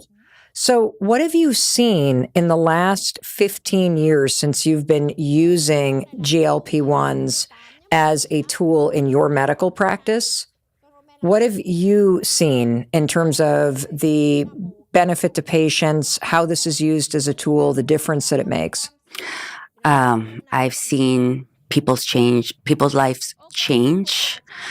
I've seen more acceptance to the medication. The drugs are becoming safer, less side effects. I like to compare them with the iPhone.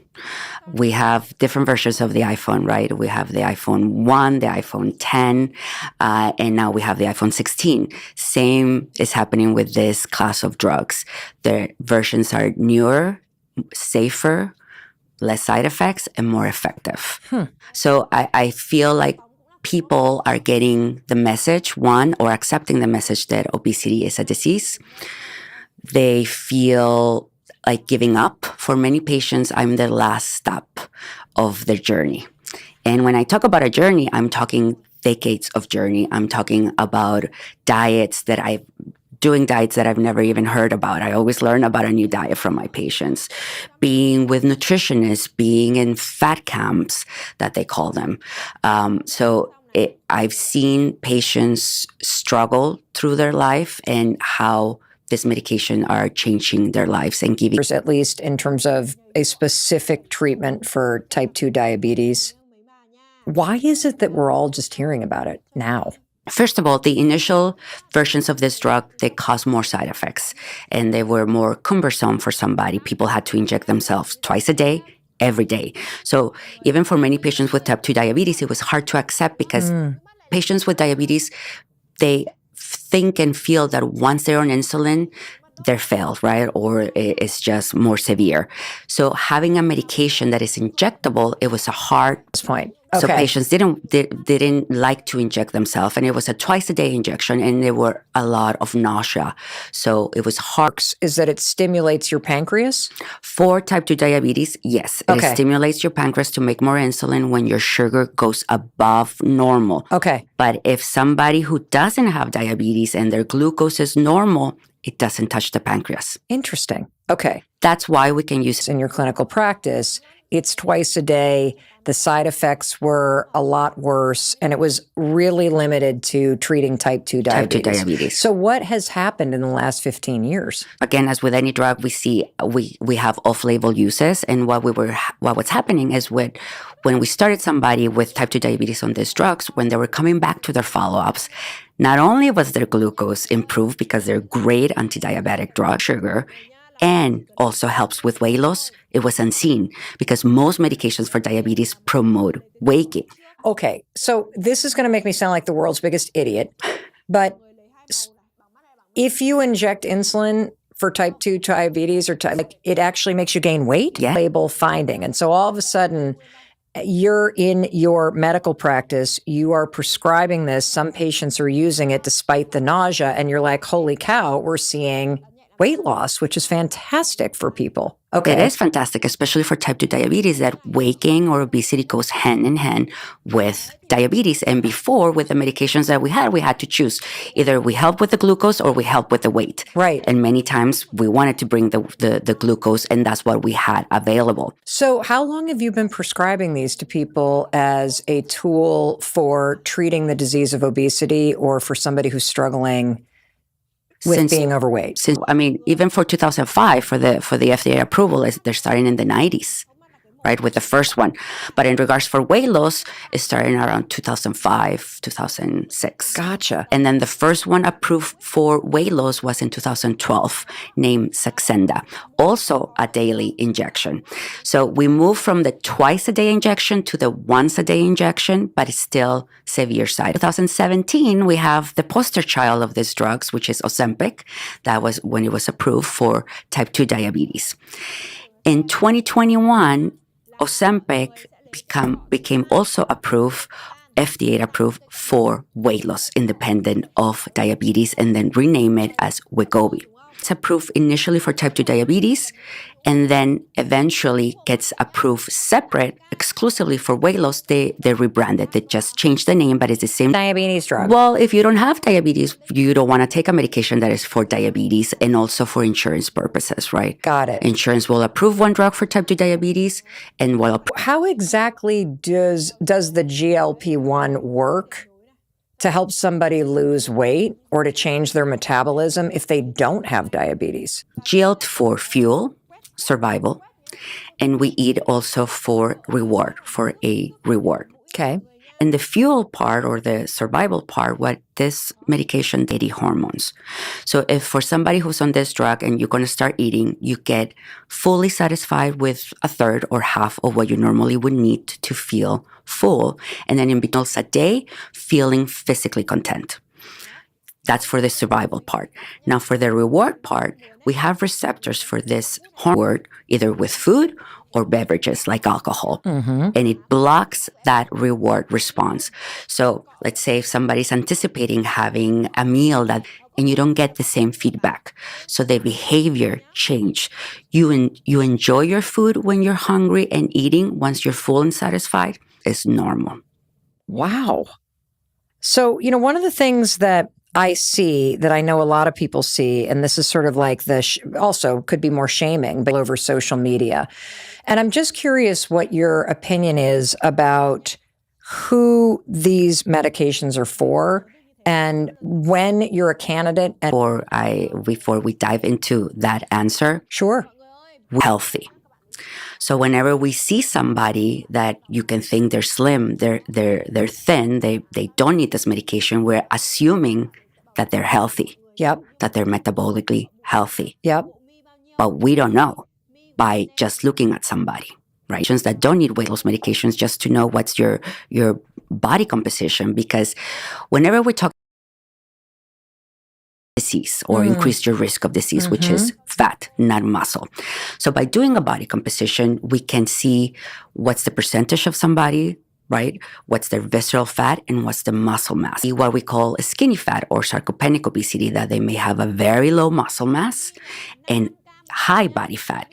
There's still a risk of disease. They're still in a pro-inflammatory chronic state, right? They can still develop type 2 diabetes or even be at risk of developing cancer. So just by looking at somebody, we cannot say what the body composition is and what they need or don't need to lose. Got it. Right?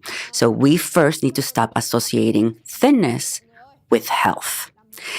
Many times when I see patients that think they need to lose 10 pounds or 5 pounds, when we do a body composition, surprise, surprise, they actually have to lose 20 or 25 because they're under muscle, right? So to really say who needs this medication or not, we cannot assume by looking at somebody that they do or they do not. We need to do body composition on anybody who thinks who needs to be on this medication to really know if they will benefit or not. How do you do body composition? So we have machines, right? So the gold standard for a body composition is an MRI, but we're not going to do MRI on every patient on every visit. The second is DEXA. And then the third, which is the more accessible, is body impedance, also known as InBody. There's different versions of it. So those are the ones that are more easy accessible and they offer no radiation to the patient. And we do body compositions on initial visit and every visit when somebody starts on a weight loss journey. So, do you see a lot of people coming in that want to try these drugs to lose an extra 10 pounds? No. Most patients that come is because they need them and because they've done their work and it's just not working. It's just not happening. If someone comes to you, Dr. Salas Whalen, and they're looking to be put on or prescribed one of these medications, what are some of the questions that you ask them to assess whether or not the medication is a good fit? So first, starting with a very thorough weight history. So I need to know at what age were they conscious about their weight, at what age were they trying or being consciously about they eat or they were told they need to lose weight. For many patients, they tell me 9, 10. Also, I need to know their medical history. Are there comorbidities that can contribute to obesity or medications that they're taking that can contribute to obesity? Then I go into a deep family history. I need to know up to 2 generations before. What was your parents, your grandparents' weight, your uncle's weight? If they have children, how is your children's weight? I need to see if there's a familial factor contributing to obesity. And then I look at their gynecological history, right? Are they in perimenopause, menopause? Do they have PCOS? And then we move to the physical exam. And in that also we do the body composition. And there we can really target what is it that need to be improved or doesn't. So is there a percentage of body fat that you look for to see if somebody's a good fit for this kind of medication? So what we consider obesity and percentage body fat is 32 and above. Normal in women is 18 to 28%, in men is 10 to 20%. So anything above those numbers, we either fall in the overweight range or in the obesity range.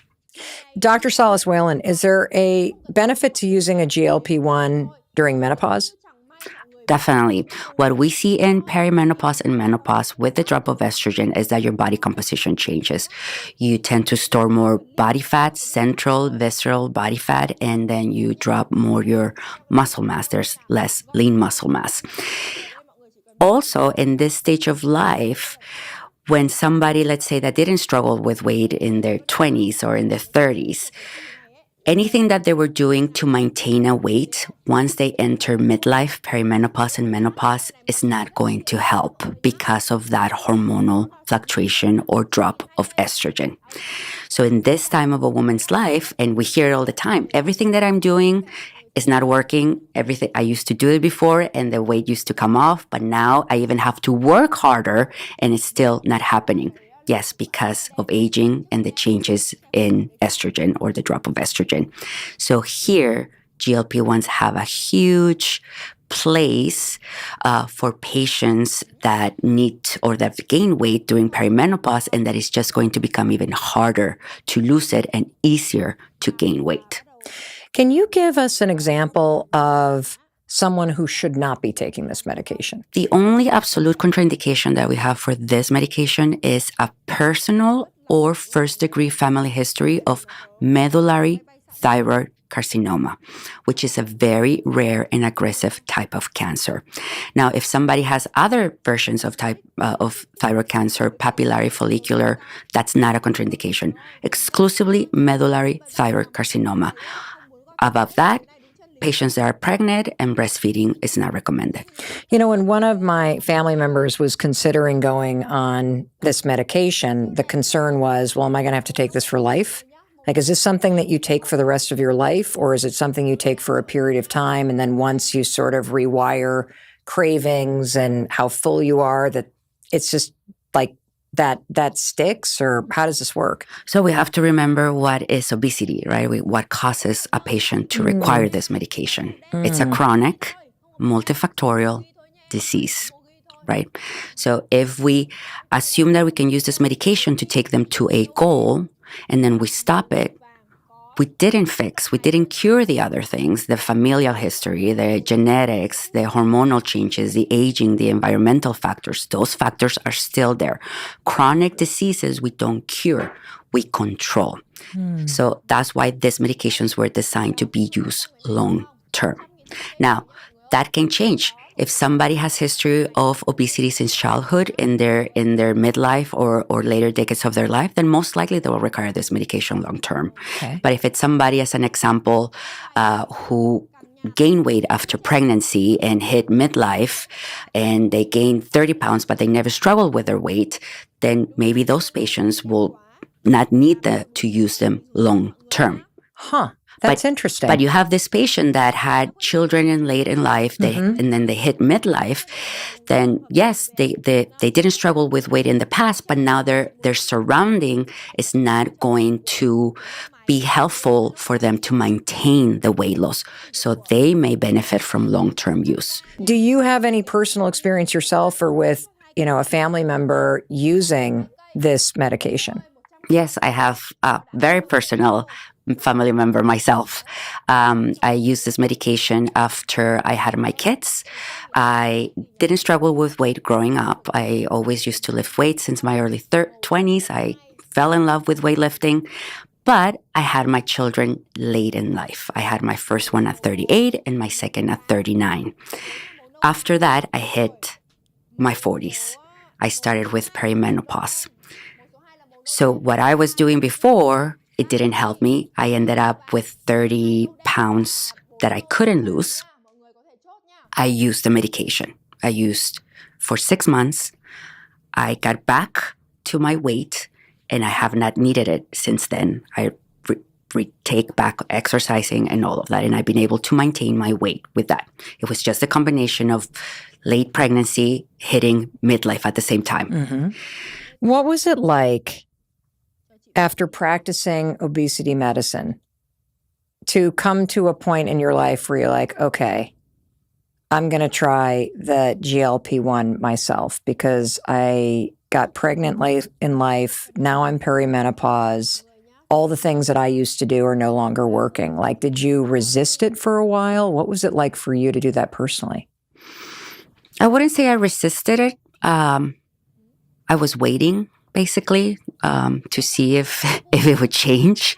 But I think after, the first 2 years of kids you really have to give yourself some credit and allow yourself some room to not wait about to not worry about your weight or punish yourself for not getting back on track so soon.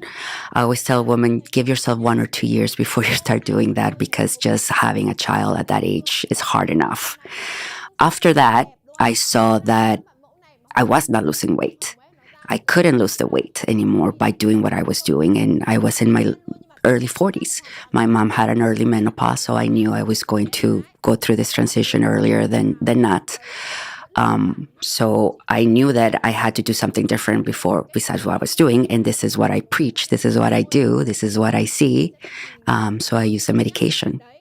How did using the medication yourself change how you practice obesity medicine? Well, I was able to relate more with the patients. And when I tell them, this is how you're going to feel, this is what you should expect, I was telling it from my own personal experience. I think when us doctors go through certain situations, it does make us a better doctor or more empathetic doctors, right? Because it's very hard to identify with something that you don't know necessarily. It made me more understandable. I was better to relate possible side effects and what to do about it. And definitely to be more empathetic. Beautiful. How old were you when that happened? How long ago was that? I was 42, so 7 years ago, I'm 49. Did you wrestle at all with any, of that feeling like I should be able to do this myself? Did you, even as a world-renowned doctor practicing obesity medicine, did you shame yourself at that moment before you went on the medication? No, I mean, because I know what causes waking. I knew in what place I was in my life. And I knew that I didn't want to exhaust every other possible situation that at the end was not going to help me. I'm a very proactive person, personally and professionally. So I really wanted to be very proactive at that time. I love that answer, and here's why. Because you don't have to shame yourself. And we can learn from you. That everything that you're sharing with us today is empowering you to go, this isn't my fault. And if I'm resonating with some of this stuff, I deserve to go get help, and I deserve the help that's out there for me. Just like if you had diabetes or cancer, of course you would go get the treatment. Yeah. So Dr. Salas Whalen, here's where I want to go next. What are the risks of taking these medications? So as with any diet or anything that causes a restricted caloric intake or decreases how many calories you're going to eat, there's always the risk of muscle loss, right? Because it's hard to just exclusively lose body fat without lowering muscle mass. Yeah. So one of the risks of using this medication is muscle loss. And there's no direct effect of the drug towards the muscle mass. It's an indirect effect of you eating less that you may lose muscle. Got it. So the drug's not causing you to lose muscle. The fact that you're eating less means you have less protein going into your body. Exactly. Which might have you lose muscle. Yes. Got it. But it's not a death sentence. So by informing the patient and teaching them about what is it that they need to consume while they are on this treatment can prevent muscle loss and even gain muscle for those that need to gain muscle. If someone is taking one of the GLP-1s, how do you do that with your lifestyle and diet? And before we go into that, I just want to explain why we're talking about muscle. Yes. Why is so important muscle? It's not because we want to see people bulked up and Arnold Schwarzenegger like, right? Muscle is your biggest metabolic organ. What does that mean? Is your calorie burning machine. Muscles? Muscle. Muscles burning calories. Muscles burn calories, and muscle regulate your glucose. Because every time a muscle contracts, is physically being used, it sucks sugar from the bloodstream to provide its energy. Wait a minute. Is that why taking a walk after you eat is like a really good thing to do? For your glucose? Yes. Wow. Okay. So you have to pay attention to muscles in general. We all do. But if you are going to take a GLP-1, really understanding the role that your muscles play Yep. in glucose and in your overall health is a critical piece of this. Yeah, whenever we hear, oh, if you lose weight, your metabolism slows down.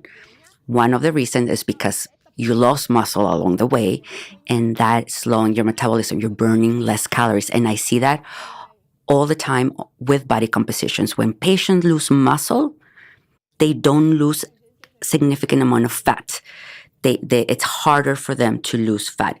When patients maintain muscle or gain muscle while on these medications, the body fat drops rapidly and significantly. So really your muscle is going to determine how you lose the body fat. And that's why we need to have that conversation of muscle on day one. On your first appointment, your doctor needs to discuss with you what exercise you should be doing, which is strength training, hitting the weights, and increasing your protein in your diet. Because you can lift as heavy as anybody and you will still lose muscle if the protein is not there. Okay, so Doc, you just said you got to be lifting weights and you've got to be eating more protein. Exactly. Is there a standard formula that you give to your patients? 1 gram of protein per pound for ideal body weight. Okay. That's what they should aim. So I would say the sweet spot that I've seen for most patients is between 90 to 100 grams of protein a day, which without a weight loss medication, without a medication that is suppressing your appetite, is hard enough to eat that And amount of 90 protein. to 120 pounds is awfully skinny. Like I thought you were going to be like 150 to 200 grams of protein. It's very hard to, it becomes mission impossible when you're giving somebody a medication to suppress their appetite. Oh, that's true. But then you want them to eat 100 That's true. and more grams of protein, right? So we have to find a medium point to patients to not lose muscle, and that's around 100 grams of protein a day in their diet. Got it. And then how often do you tell patients at a minimum they should be lifting weights? I would say with twice a week, they should feel happy with it. Twice a week. We can do this. One day upper body, one day lower body. I love a formula that I actually feel like I could actually achieve. But I would say for many patients at the beginning, my main is baby steps, right? Baby steps. If I want them to do one thing, is to increase their protein in their diet, because at least with increasing the protein in their diet, they won't lose muscle. Mm-hmm. Then we can, once the patient starts losing weight, feels a little bit more stimulated or more encouraged or physically able, then we can start incorporating exercise. You know, I see this term all over social media, Ozempic face. What is that? And why do people think that a GLP-1 changes somebody's face? Well, it's not the GLP-1, it's the drop of rapid weight loss or significant weight loss. And why is this? Because of not eating enough protein. So as you lose, if you're losing muscle because don't have enough protein in your diet while on this medication, you're not only going to lose muscle, you're going to lose hair, you're going to lose elasticity in your skin, because we need protein to make collagen, elastin, right? Also, you need muscle to fill the gaps of the fat loss, right? The goal here is not skinny, it's strong, it's fit, right? So you need to fill those pockets with muscle. Now, if you're not losing muscle by increasing your protein intake, then you're going to make enough collagen.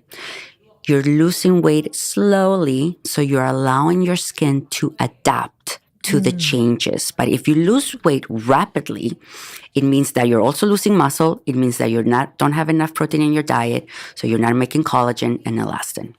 What about some of the things that I've had at least friends report? I had one friend just talk about the constant indigestion.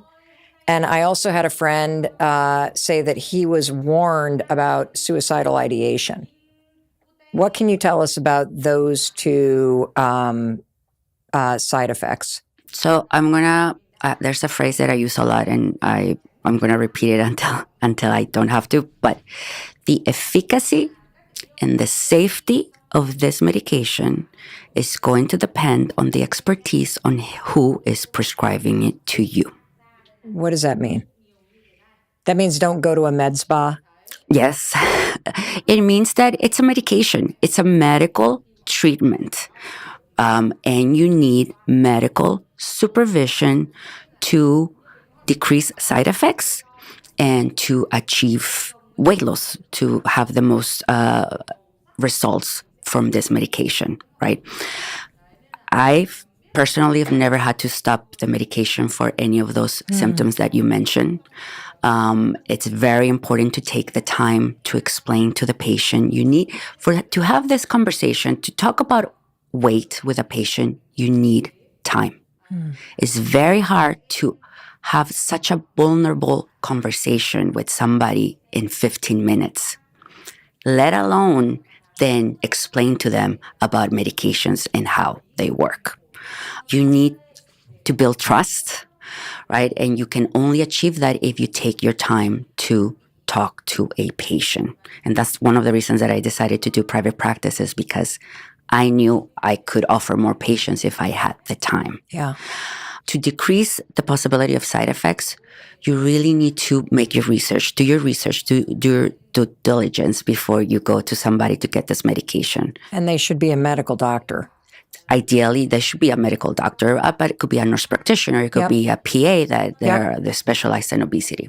And is there a kind of ramping up on this that also is something that should be done so that you're being medically supervised to see how your body and your brain tolerates this? Yes. So every patient should come into a visit every 8 to 10 weeks when they are taking these medications, right? Because to see if it's working, what's not working, how is your muscle mass? Are you losing mass? Do we need to slow down the medication? Do we need to decrease for the greater good of muscle? So every patient is individual, and we try to adjust their lifestyle, but we need to see those frequent visits to see where the patient is, right? Are they tolerating it? Can we go up? Do we need to go up, or do we need to come down on the dose? Well, as we were researching this conversation and digging into all kinds of information that we wanted to ask you, of course, the phone is listening. And next thing you know, I am getting served up on my phone nonstop ads for GLP-1 mail order. And it gave me a pause because of the friends and family that have gone to a medical doctor and who are seeing results or just starting this, even the ones that have had some symptoms. The doctors are all over it and they're monitoring it. Like, I didn't even know that you take a shot once a week. Like, I had no idea whether this was a pill or how it actually works. But it did give me a lot of concern to see that there's a lot of companies, whether they're licensed or not, out there marketing that you can mail order a GLP-1. What should you look for in terms of investigating a practitioner or provider if this is a tool that you want to look into for yourself or a family member? So the first thing to look is that we, as medical doctors, we don't sell FDA-approved medications in our offices. We send a prescription to your local pharmacy. It could be a commercial pharmacy, but we don't sell it in our office. If you encounter somebody who does, they're selling you the compounded version, right? Also, many of those med spas or mail order or telemedicine platforms, what they're offering you is the compounded version of the drug. What's the difference between that and the FDA-approved prescribed one? The FDA-approved medications are evidence-based. They're from the clinical trials. They're heavily, heavily regulated. For a drug to be FDA-approved, they sometimes have to show 10 years of research, right? Efficacy and safety to get FDA approval. Compounded medications are not regulated. They're not FDA approved. So many times what you're getting, it may not be exactly what they're promising, right? Many times they put fillers on the medications. So safety should always be above anything. Granted, these medications, the FDA versions, are expensive, right? But I always tell people safety should not be jeopardized by cost. And second, because there's always the risk of self-administering more medication. Oh. The current FDA versions, they're pre-dose pens. So there's no way that a patient can inject themselves more or less. With the compounded medications and what we've seen, and there's studies showing that most of the hospital visits for severe side effects of GLP-1s are from compounded medications from overdosing. So you leave it to the patient many times to figure out the dosing or to run the risk of underdose or overdose, right? And this can lead to severe side effects. That makes a lot of sense. Dr. Salas Whalen, what's your opinion of microdosing these medications for people who don't necessarily need to lose weight, but they just kind of want to? Okay. So we have to understand how a medication or how the doses are recommended, right? Medications go through clinical trials, clinical studies, where many doses are tried. Then we reach a therapeutic dose, which is a dose that exerts an effect. That's what we call therapeutic doses. That's what, when medication is approved, they come with therapeutic doses. If we think about microdosing or using less amount of the actual therapeutic dose, well, we're not going to get the effects that the drug was designed for, right? Number one. Second, if you do need this medication and you have obesity, then you need the therapeutic doses, not the subtherapeutic doses. Now, the other thinking is, well, I don't need to lose weight. I just want the positive effects of the medication. Well, if you don't need to lose weight, then if you are already in a healthy metabolic weight, then you don't need you're already getting the benefits, right? You're already, just by being fit, you have that. You don't need another medication. And third, the problem with microdosing is that it's based on compounded medication. Oh. Currently, the FDA-approved drug, they come pre-dose. So there's no an easy way to give yourself a lower dose. It's a single-use pen for most of them, pre-dose, so you cannot really play around with the dosing. Now, Eli Lilly came with the vial of the lowest dose. That may potentially have a use for patients that reach a healthy weight goal that don't require higher doses, that can maintain a weight with a small dose. Then we can do a lower dose. But currently, we only have tirzepatide in a vial, right? Got it. Another reason of the microdosing was to avoid the side effects that people were having. Oh, the nausea. Yeah. What are the big side effects? The problem with those side effects, were that they were initially created by people using compounded medication and that didn't have expertise on that. So their thinking was, well, maybe if you use less, you'll have less of the side effects. But that's not a problem of the actual drug of itself, right? It's an actual problem of who was prescribing it and also using compounded medication. Wow. So if I'm following correctly, if somebody is getting a compounded medication from somebody who's telling them to just microdose to back off on the symptoms, that's not actually the formula that was approved by the FDA?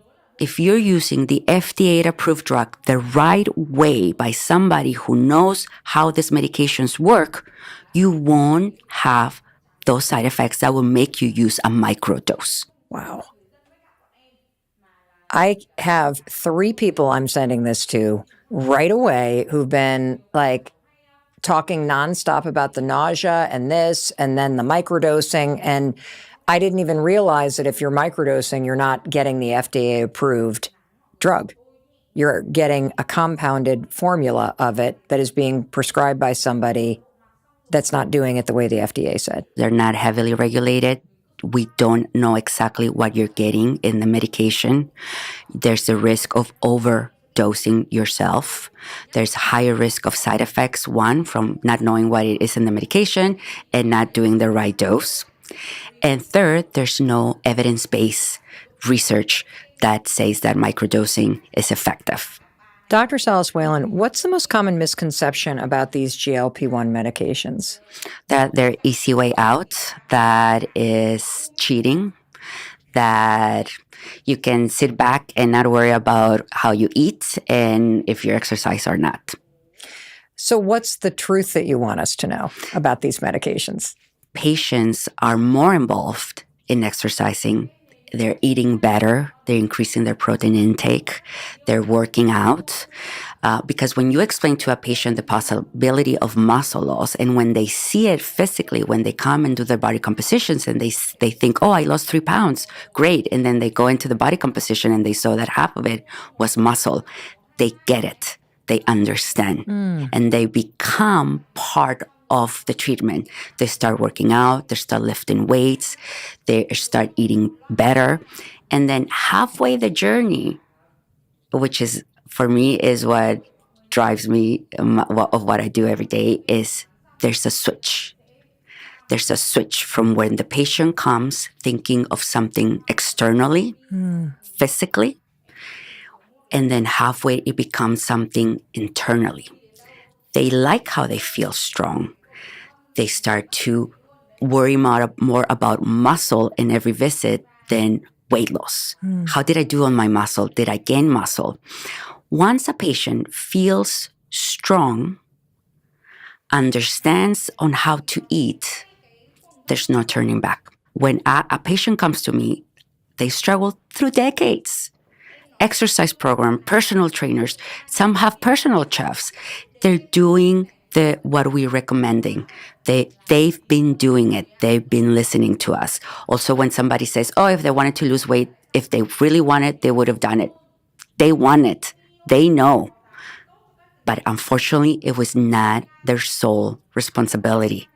I have yet to meet the couch potato that it's just eating, sitting, and not doing anything, and that's why they gain weight. I mean, I think the thing that's very clear about this is that a person who is struggling with their weight or struggling with obesity as a disease and a chronic condition, they're probably working harder on their health than the rest of us. Yes. Because they're thinking about it all the time. And I choose to believe that everybody wants to thrive. It is so demoralizing when you're doing the things people tell you that you need to do and it's not working. And if you've never struggled with this in your health, I bet you've struggled with it when you've tried to find a job or when you've tried to save money. You follow the things and it's just not working. You don't understand why. And what you're here to say is there's 4 other factors outside your control, from genetics to hormones to age to things in the environment that are impacting and screwing up your metabolism, that are interfering with your body's ability to metabolize food and to help you help yourself. Yeah. And so of course you'd feel discouraged. Yeah. And so it makes so much sense. You know, one thing I'm curious about, Dr. Salas Whalen, is how does a GLP-1 change how often you think about food? I think anything I say is not going to be comparable to what a patient experiences. You have to understand, patients with obesity, they think about their weight 24/7. How everything that they do or put in their mouth is going to impact their weight or feel guilty about it later. When you remove that from a person, it changes their life. They feel liberated. The possibilities are endless. That's incredible. I've never taken the medication, but one of my family members is taking it, and that's exactly what they share. I just don't think about it. And that's revealing how much I used to think about it. And when I'm not thinking about it, I'm not mindlessly walking into the kitchen. I'm not having a second helping. I'm not constantly in this loop. Yeah. It's liberating. It's liberating. Some patients tell me, oh, this is how it's supposed to be. This is what is normal. And then it opens your eyes, right? It's like removing a blindfold when you're on these medications and you go out with somebody who's not on this medication and you think about whoa, we were overeating. You don't really need to eat that much to feel physically satisfied, right? And then it has a rippling effect too, right? I mean, you can discuss this with family members, or family members see the effect, see the positive effect, and then it's just, they want it too. I know that this is a conversation that people are going to be sending to their family members and their loved ones all around the world. For anybody who's still thinking it's a human being's fault when you look at somebody who is struggling with obesity, until we change the food system in this country, until we give people like access to proper medication and health, until we give people access to places where you can live, where you have affordable food that comes from the ground, not a box, and places to walk that are safe. Yeah. Like, you can't blame human beings for the fact that the environment that we live in is screwing up your body's ability to process the fake food that is affordable to most people because of like how we've allowed industrialized farming and big industry to change the food that we eat. And people say, well, some people with exercise and diet, they lose weight. The key is how restrictive does it have to become to reach that goal? And can it be sustainable long term? Without punishing yourself constantly. Like, what I love most about everything that you've shared so far is just that it's not your fault. And really understanding that if you had cancer, if you had diabetes, you would seek treatment. Yes. And you would seek it for your 12-year-olds and up. You would seek it for yourself, and really embracing that, hey, what if something else were to blame? And what if there was something that could help my body actually process things, process food and water and air and everything in a way that supports my health? What if it doesn't have to be so hard? What if it's not my fault? Mm-hmm. Like, that's the most exciting thing about everything that you're sharing with us today. You know, one of the things that I wanted to ask you is, if you have somebody in your life that you're worried about, that you really would love to have them go see a medical doctor like you, a specialist in obesity medicine, or just somebody that is treating people, how do you talk to somebody without like making them feel wrong or blaming or assuming? You know what I mean? Because it's a very hard subject to talk about. And if you're somebody that doesn't have the same issue with your metabolism, then you don't understand. And so I just would love some advice from you about how to bring this up to somebody who, as you've already shared with us, is thinking about it all the time. It's a difficult conversation to have, even for us doctors, that may be the sole reason a patient is coming to see us.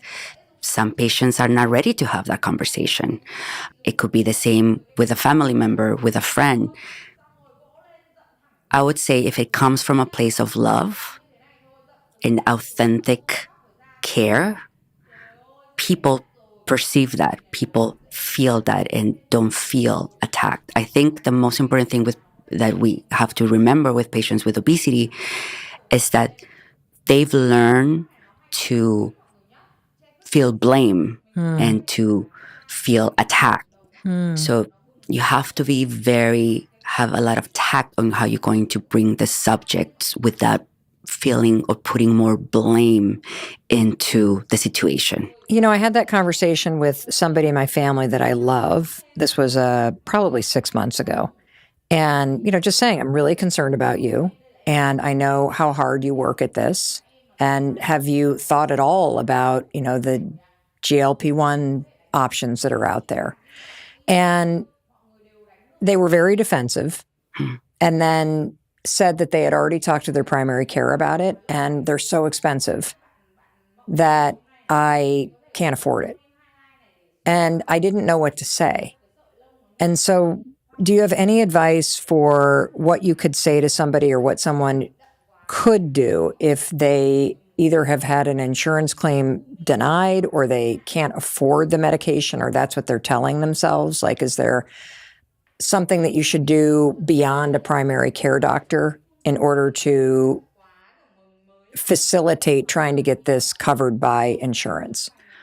So both pharmaceuticals that produce these medications, they have manufacturing coupons. Okay. Meaning that if your commercial insurance didn't approve it, you can use a coupon that cuts the cost about 50 to 60%. Okay. So they become a bit more accessible. Now, one of the current pharmaceuticals just came out with a vial of the medication. Currently, we have injections that are pre-filled pens. And this drives the cost very high. But now the medication is coming in a vial, like an insulin vial, but it's not insulin. And it had cost the price significantly. So that's another option. And then also going to a specialist, right, that is going to do and take the proper measurements to make the diagnosis and to be able to justify the need of the use of the medication. Well, Dr. Salas Whalen, if the person listening takes just one action today from absolutely everything that you have shared with us, what do you think the most important thing to do is? To share what you learned today. To share what impacted you the most about this conversation. Right? I think our duty and our responsibility is to share the information.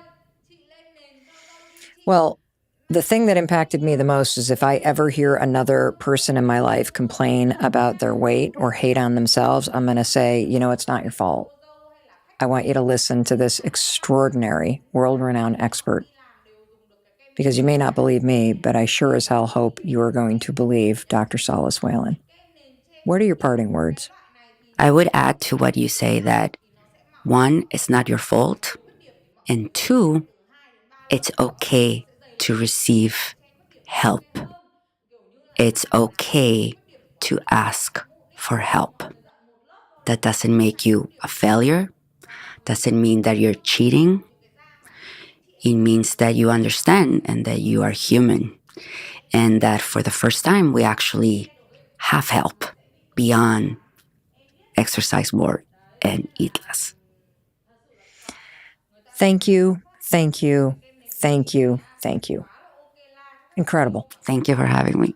And I also want to thank you for taking the time to listen and to learn about this life-changing topic, and for also being generous with this information and sharing Dr. Salas Whalen's information with the people that you care about. There's no doubt in my mind that this could change the course of somebody's life.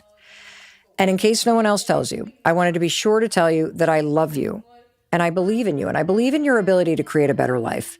And taking better care of your health and using the tools that are available to you and getting the support that you deserve is one of the best ways to do that for yourself.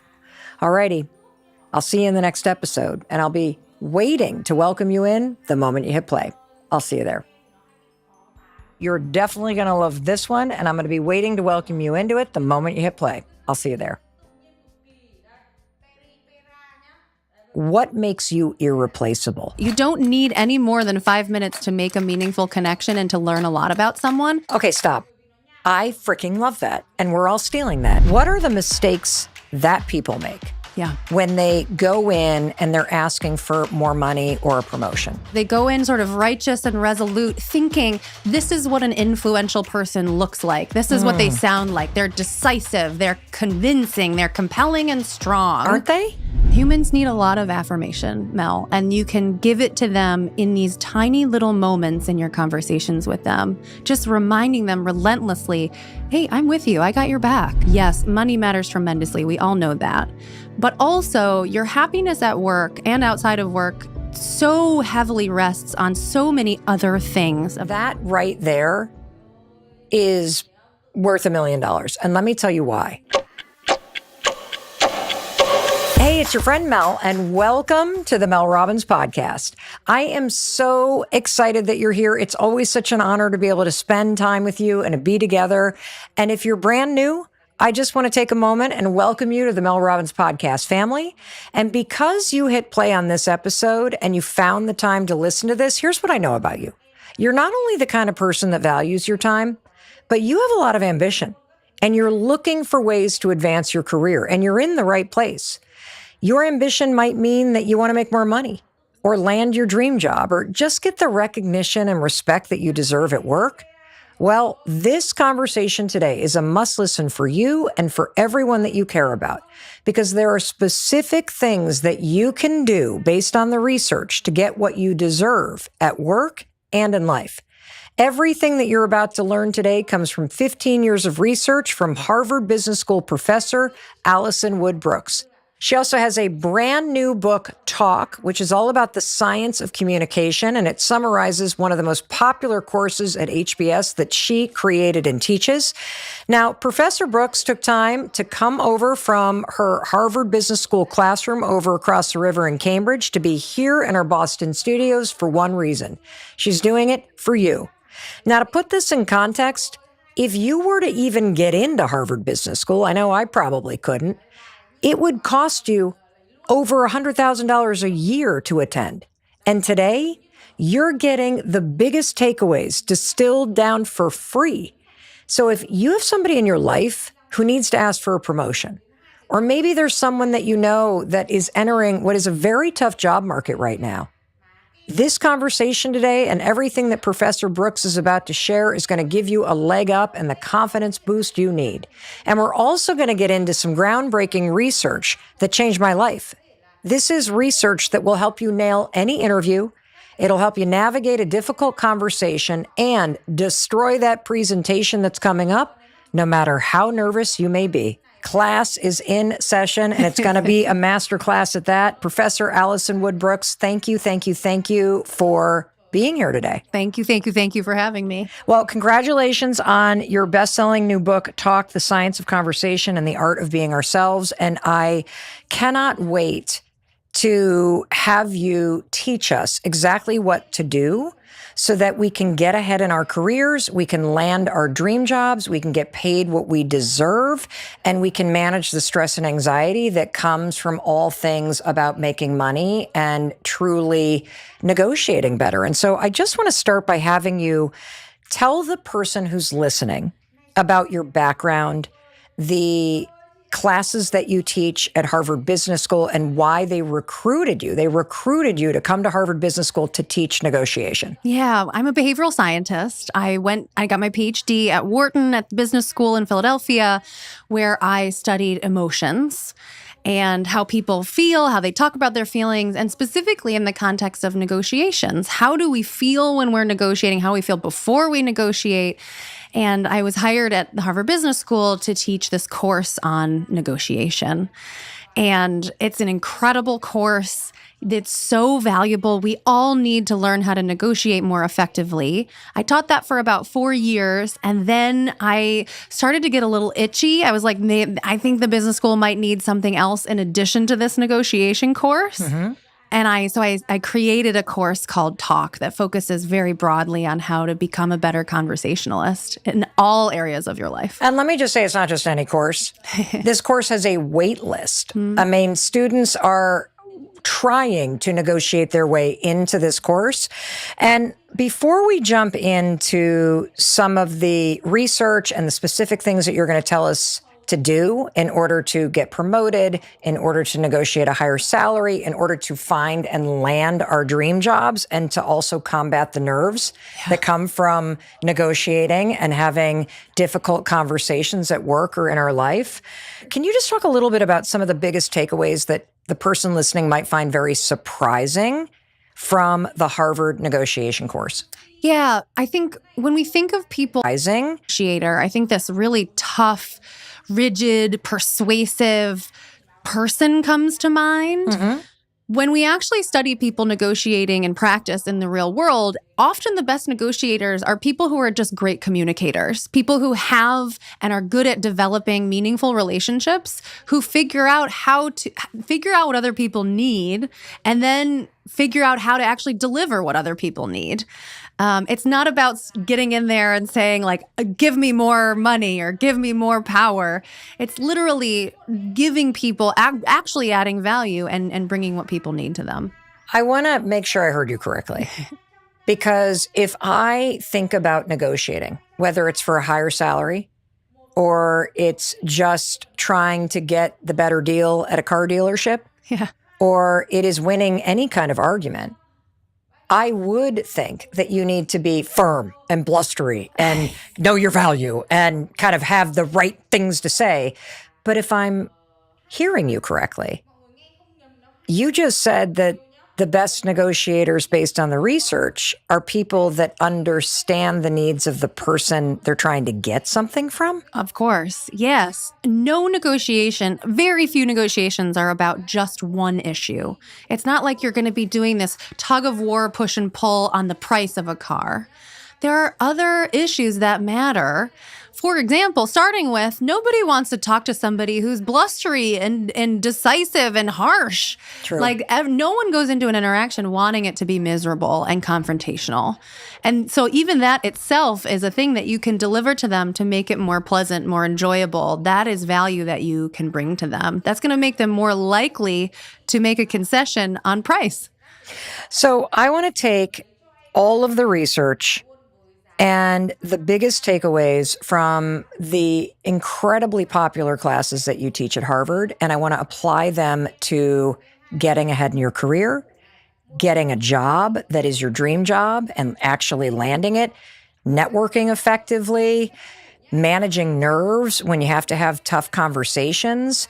And I want to go through this one by one. What is the single biggest factor that determines whether or not somebody actually gets promoted or paid more at work? It's so funny. When we think about people who get promoted, we think of these powerful people who are sort of like masters of the universe or maybe tycoons or whatever. In practice, the people who thrive at work, who do well, who perform well, are good at conversation. They're doing a good job talking to their coworkers. They're doing a good job talking to their investors, to their clients, to their customers, to their boss. They're people that everyone likes working with because they're enjoyable to be around and they're bringing value. They're working hard and bringing value to the people around them. You know, that makes sense because I remember seeing somewhere this research about the single biggest factor that determines whether or not a woman in particular gets promoted or somebody that is a minority gets promoted, and it's whether or not their contributions are known. And if you really stop and think, if you're somebody who is quiet and you're hoping people know what you're doing and you're not a good communicator because it's not a skill that you've practiced or because your nerves get the best of you, then you're leaving it to hope and chance that you're going to get recognized. Yeah. Because your contributions being known is largely determined by whether or not you can communicate effectively. Yeah. Sometimes your contributions are observable without talking. Sometimes other people will notice and will say something and sort of promote about you, talk good about you, something that they've observed. But very often, if you think about a high performer at work and you track back, well, how did they become known as a high performer? You track the chain of information back. And very often it comes back to a point where it's like, well, actually, he told me himself that he just won this award or that he just figured out this new problem or he figured out this new thing.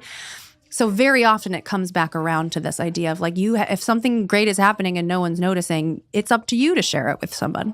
You know, I just had this happen because we found out that we are the #1 ranked podcast in the world on Apple Podcasts. I mean, it's like I never in a million years imagined a world where I would see the Mel Robbins podcast ahead of Joe Rogan. Yeah. And it's funny because even somebody that listens to this show twice a week, every week wouldn't know that. Yeah. Because you're not paying attention to the charts. That's right.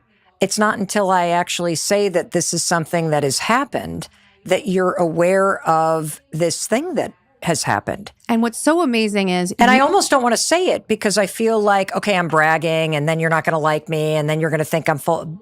Let them. I can follow my own advice. But what were you going to say, Professor? I was going to say, now that you've said it, anyone who hears this episode can then go and they can share that information. I can leave our conversation here and I'm going to say, guess whose podcast I got to go on? And it's so amazing because guess who's the #1 podcast right now? It's Mel's podcast. I wouldn't have known that except if you told me, even someone who's coming to visit. So there are so many examples of this where it wouldn't be known unless you shared it. I think a great rule of thumb is to assume that nobody at work actually knows what you're working on. That's right. Unless you are very good at communicating and you're making it known. Yeah. I have a question because at Harvard Business School, y'all do a lot of research on what makes for effective CEOs and what makes for influential leaders at work. And this applies to all of us, this research. It's not just, somebody in a company. This is about whether or not you do a good job leading a group of volunteers to do something, whether or not you're a good leader in the Little League, kind of system that everybody and all your friends are coaching in. Yeah. Leadership is a function of your ability to influence other people. So when you look at the research that is done at Harvard Business School, what is the most kind of overlooked skill of great leaders? Yeah, I think this is part of why my course has been such a hit and why it sort of hit such a nerve. Even when our students are in business school, they focus on hard skills like, I'm going to learn as much as I can about finance. I'm going to learn as much as I can about accounting. I'm going to learn as much as I can about private equity. But when you revisit with actual leaders out in the world, whether it's at a fancy company and they're a CEO or the manager of the night shift of the serving staff at a restaurant, every time, everything they have in common, they say, I've been successful because I'm good at interacting with the people around me. I'm good at connecting with people. I'm good at figuring out what people need and helping them get it. Conversation is this incredible superpower that not enough of us are taking advantage of. Well, it's true, because if I think about wanting to be successful, whether it's launching a business or having a side hustle or just continuing to get promoted and feel like I'm growing at work, or to land my dream job and network effectively, I'm thinking more about these things I'm supposed to do, but I'm not thinking a lot about the importance of mastering the skill of communication along the way. And it is a skill. Yeah. And nowadays, because of this new science of conversation, it's a more quantifiable skill than ever before. And we've learned so much about how to build this skill. And Professor Brooks, you've already said something twice now that I want to highlight, that I want to make sure that the person listening caught this, because I know this is one of these conversations that is going to get shared, particularly probably with parents and grandparents down to, nephews and nieces and sons and daughters, around looking for jobs and actually being successful and influential in your career. You have now said twice in talking about the science and research around being effective as a leader and a communicator, that it's about helping the other person or understanding what the other person wants, and that being a key component of this skill of communication. So if I take that nugget and I now say, okay, how the heck does that apply to me wanting to ask for a raise? Like, isn't there a script that I need to follow where I march in and I'm confident and I ask for what I want and negotiate in a really powerful way, and that means I'm going to get it? Yeah, we'd like to. I think it's easy to think about that someone walks in and they're confident and they say, I deserve a raise because of X, Y, and Z. And you lay out the data and you say, because I'm great and you owe this to me. Right. Before you actually figure out what's in their mind. What do you value in an employee? Am I doing a good job? How can I add more value? What could make this organization better? How could I be more pleasant to be around? How could I be more helpful to my colleagues? And this is not the mindset that people usually go in with. They go in with this, I'm strong and I'm going to convince you that I'm right and deserving. There are questions like, how many other people do you have available to you that you could replace me with? That's an important question. If your boss has a queue of 200 other resumes sitting on their desk, you're probably not in a very powerful position to walk in and say, hey, give me a raise. But if you are bringing a lot of value and you're hard to replace, then maybe you are in a better position to talk about that.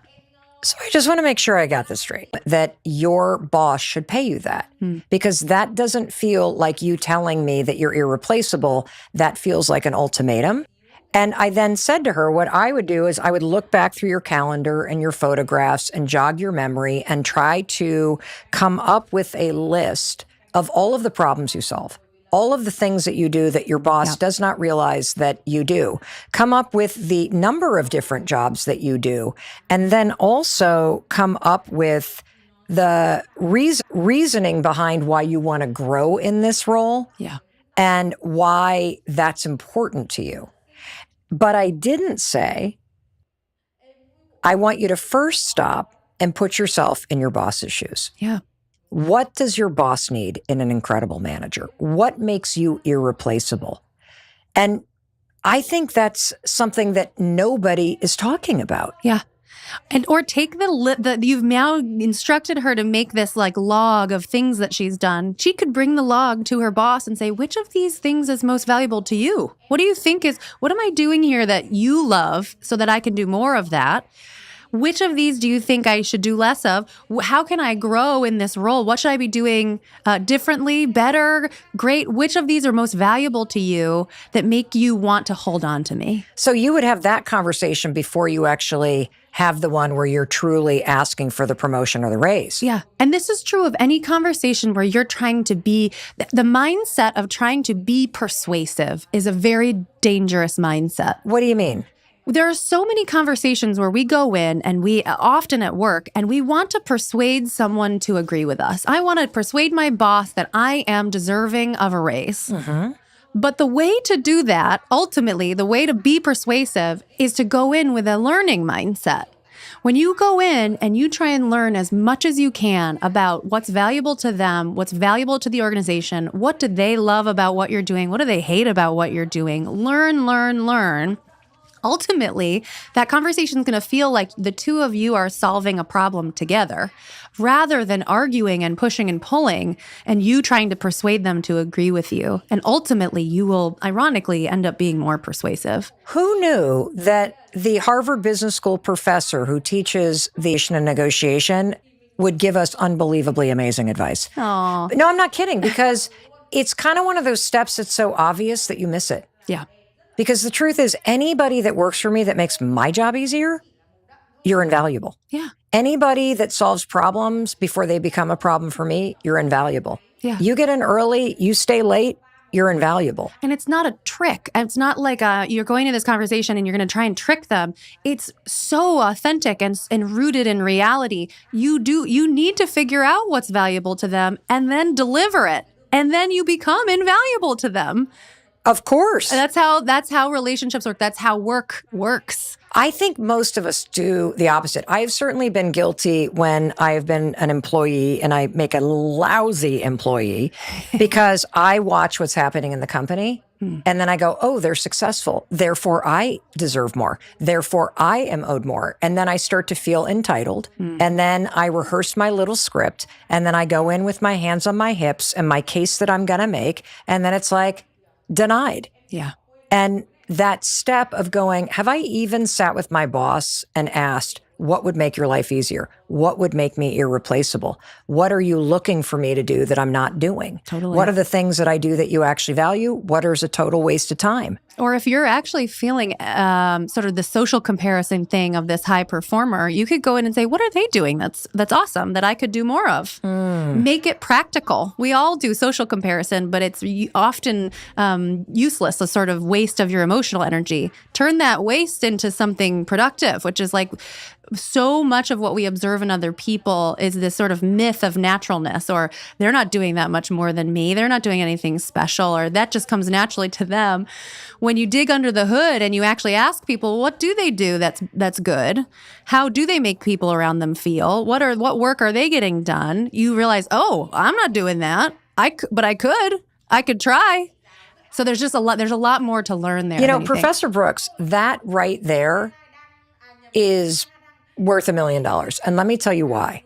Because typically when you see somebody who is performing at work or they're excelling at work or they're hitting their numbers or whatever, you tend to see that example and then you either invalidate yourself or you go, oh, they're playing favorites. And what you're saying is, no. There are skills, there are habits, there are patterns of behavior that this person engages in.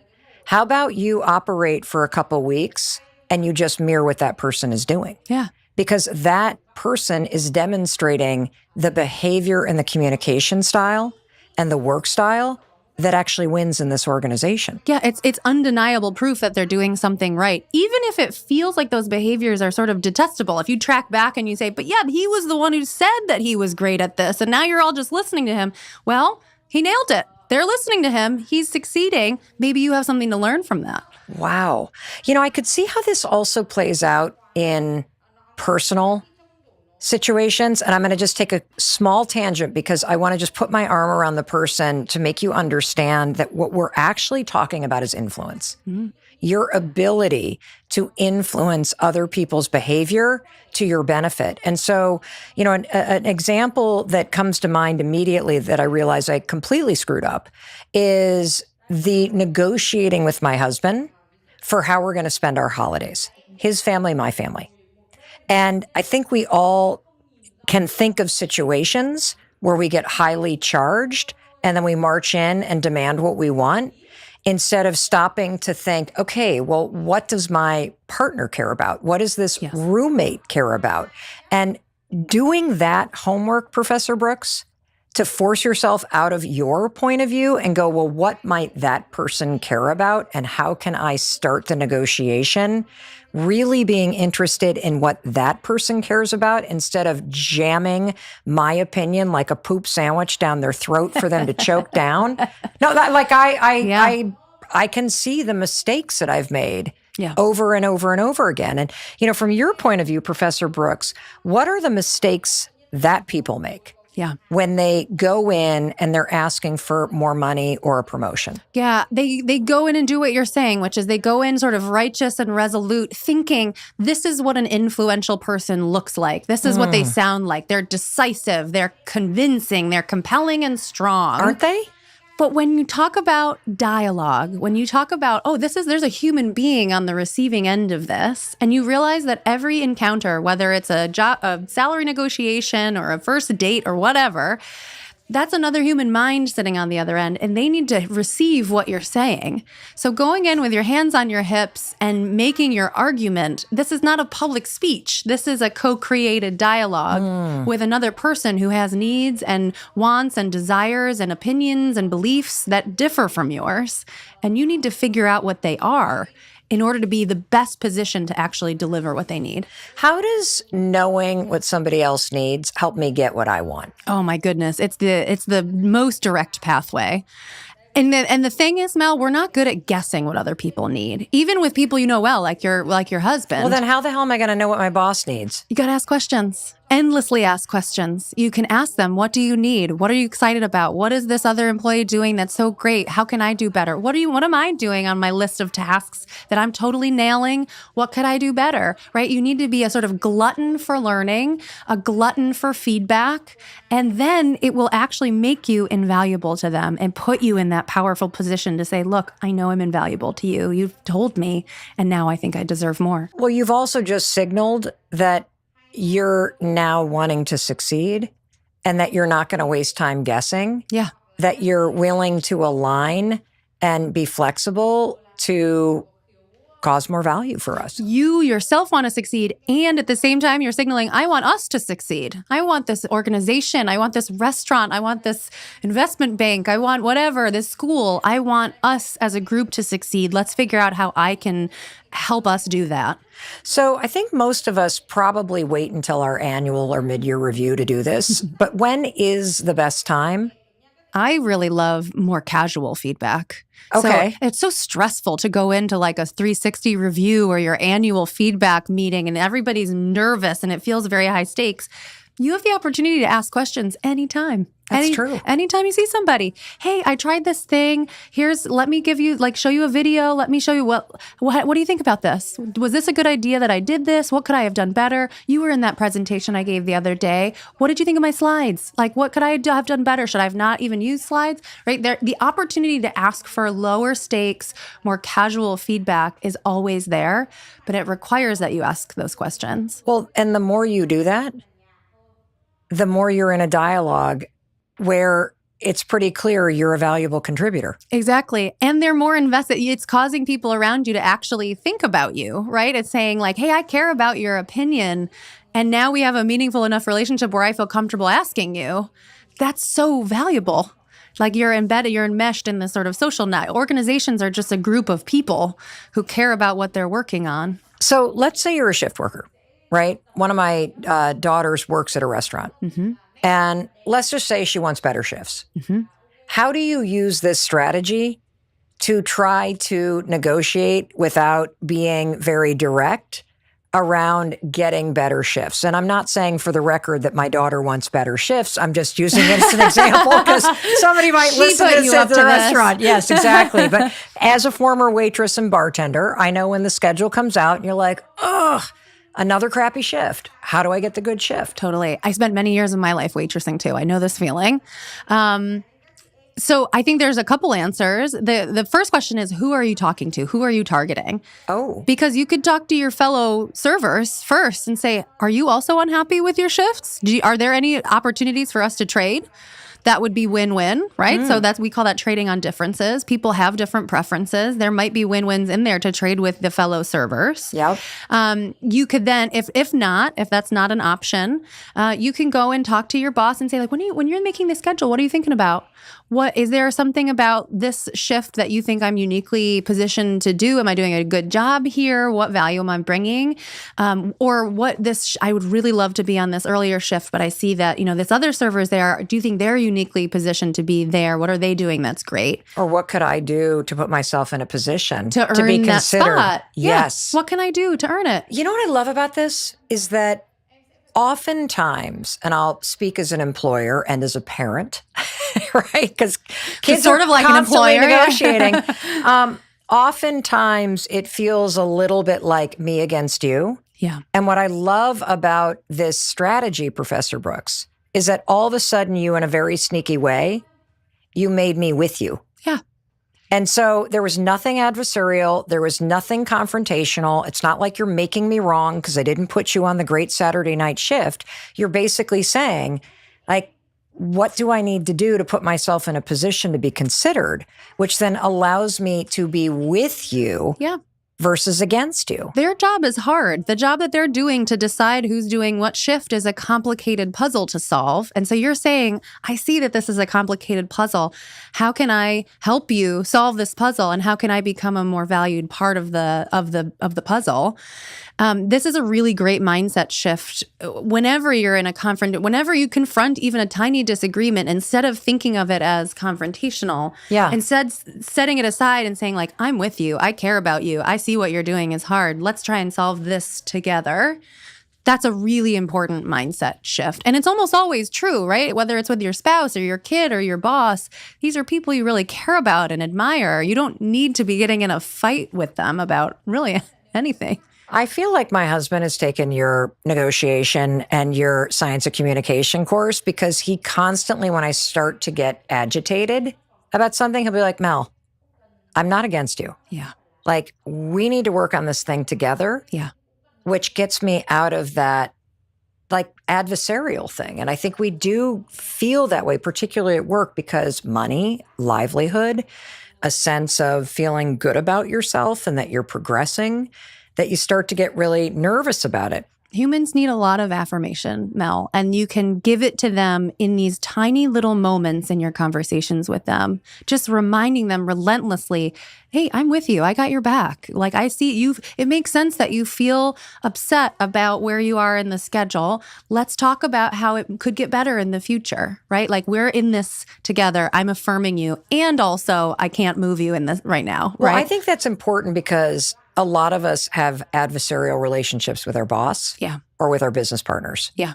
And we think they're against us. And it's a huge shift. And again, I'm going to remind you as you're listening, she's not making this up. I mean, this is what they're teaching at Harvard Business School in the renowned course on negotiation. And this is what you are summarizing in your best-selling book, Talk, which is based on you teaching one of the most popular classes at Harvard Business School. Learning how to communicate and negotiate effectively is a important skill that helps you have more influence, make more money, be more effective with your family, with everybody. So let's say that you take this important advice and you actually have been peppering with small conversations. Yeah. And you've been putting yourself in the person's shoes that you're now trying to get something from, is there a certain time when to have the conversation if you've been having all the little conversations all along to try to understand their position? Yeah. If you've had these conversations and you feel like you really understand how you're adding value, you've really put in the effort to become this sort of invaluable, irreplaceable contributor, and you really have assessed and been honest with yourself, do I deserve more? And you get to this place where you're like, yes, I think I do. After all of that, which is important, that's an important first step. Then you get to this point where you need to work up the courage to say, is there a world where you could even afford, could you give me a raise? Can the organization afford it? Can you afford it? Do you agree with me? Because I'm feeling like I really need it and it would really help me. Well, hold on a second. That sounds weak. I'm just going to come right out and be like, it sounds weak to say, could you afford it? And I need it. You know what I'm saying? Like, that's actually the language you should use. Depends. It depends on where you're going. I mean, if it's a waitressing job, that's one thing. But like if you're working in a company and you got healthcare and you got a 401k, really? I think so. I think in our minds, we have this image of what strength looks and sounds like. But in the experience of a conversation, strength actually looks quite different. It's people who go in open-minded with good data, good reasons, good reflection. And you can say, hey, we've had a lot of conversations about this. I know you think I'm doing a really great job, that I'm invaluable to you because of these things that we've talked about before. We've gotten to a point now where I'm really hoping that you could reward me for it. Put your money where your mouth is, asshole. No, that's not what you say. No. Yeah. Yeah. I think we have this idea of what strength looks like that in the practice of human-to-human connection and conversation is not actually how it plays out. Well, what's also interesting is if you work for a larger company, the fact of the matter is a lot of this is tied to your title. Yeah. And to your tenure. And it's also going to require the person you report to then have to go advocate on your behalf. And it's not always as personal as you'd like to think. But if you're in a smaller organization, the presumption that the company's doing well, therefore you deserve to do, a lot better than you currently are, is kind of an arrogant presumption because you haven't seen the P&L. Yeah. So actually asking, could you even be in a position to do this because you agree that I'm killing it here. It actually what can we do? It's the questions of, are you the right kind of tricky, actually. Are you the right person do you have the power to even say yes to me? Figuring out who to talk to is a really hard question. They would love to give you a raise, but they don't have the power to do it. Or they would love to give you a raise, but they can't afford to do it. These are all things you need to figure out. It's not weak to ask. Right. It's smart to really be thinking, are they in a position where they can give me what I want? Are their hands tied? Well, and I suppose if they're not in a position, you can also say, well, look, I'm looking to make $10,000, $20,000 more. What do I need to do here to actually have that happen? And they might say, you need to bring in more clients so that I can afford to give it to you, right? And that's good to learn. And then you can go out and do it. Yes. This is so helpful. Can I say one more thing, Mel? Yes. Much of our conversation has focused on asking for a rate, asking for more money. A very big takeaway from the negotiation course at HBS and this talk book is, yes, money matters tremendously. We all know that. But also, your happiness at work and outside of work so heavily rests on so many other things about your work, the meaning of your work, how connected you feel to your coworkers, to your boss, your relationships. Do you have a work bestie? Do you have anybody there that you enjoy being around? Is there convenient parking? Is there good coffee? These things are not insignificant. So when you find yourself over fixating on getting that $10,000 raise, I would urge people to also really think about what are other things. If my company can't afford to give me $10,000 or $20,000 more a year, are there other things that would make my life so much better, so much more pleasant, that are not about money at all? Like, could I do a 4-day work week? Could I do a 4-day work week? Can we get an espresso machine in the office? I have a friend who's really well qualified for this open role that we have. Could we think about hiring them? That would make me so happy to work with them. Think creatively, think outside of just one issue. That's so true because we do get fixated. Yeah. And not to say that the money isn't important and not to say you don't deserve to be compensated for the contributions and the effort that you're making.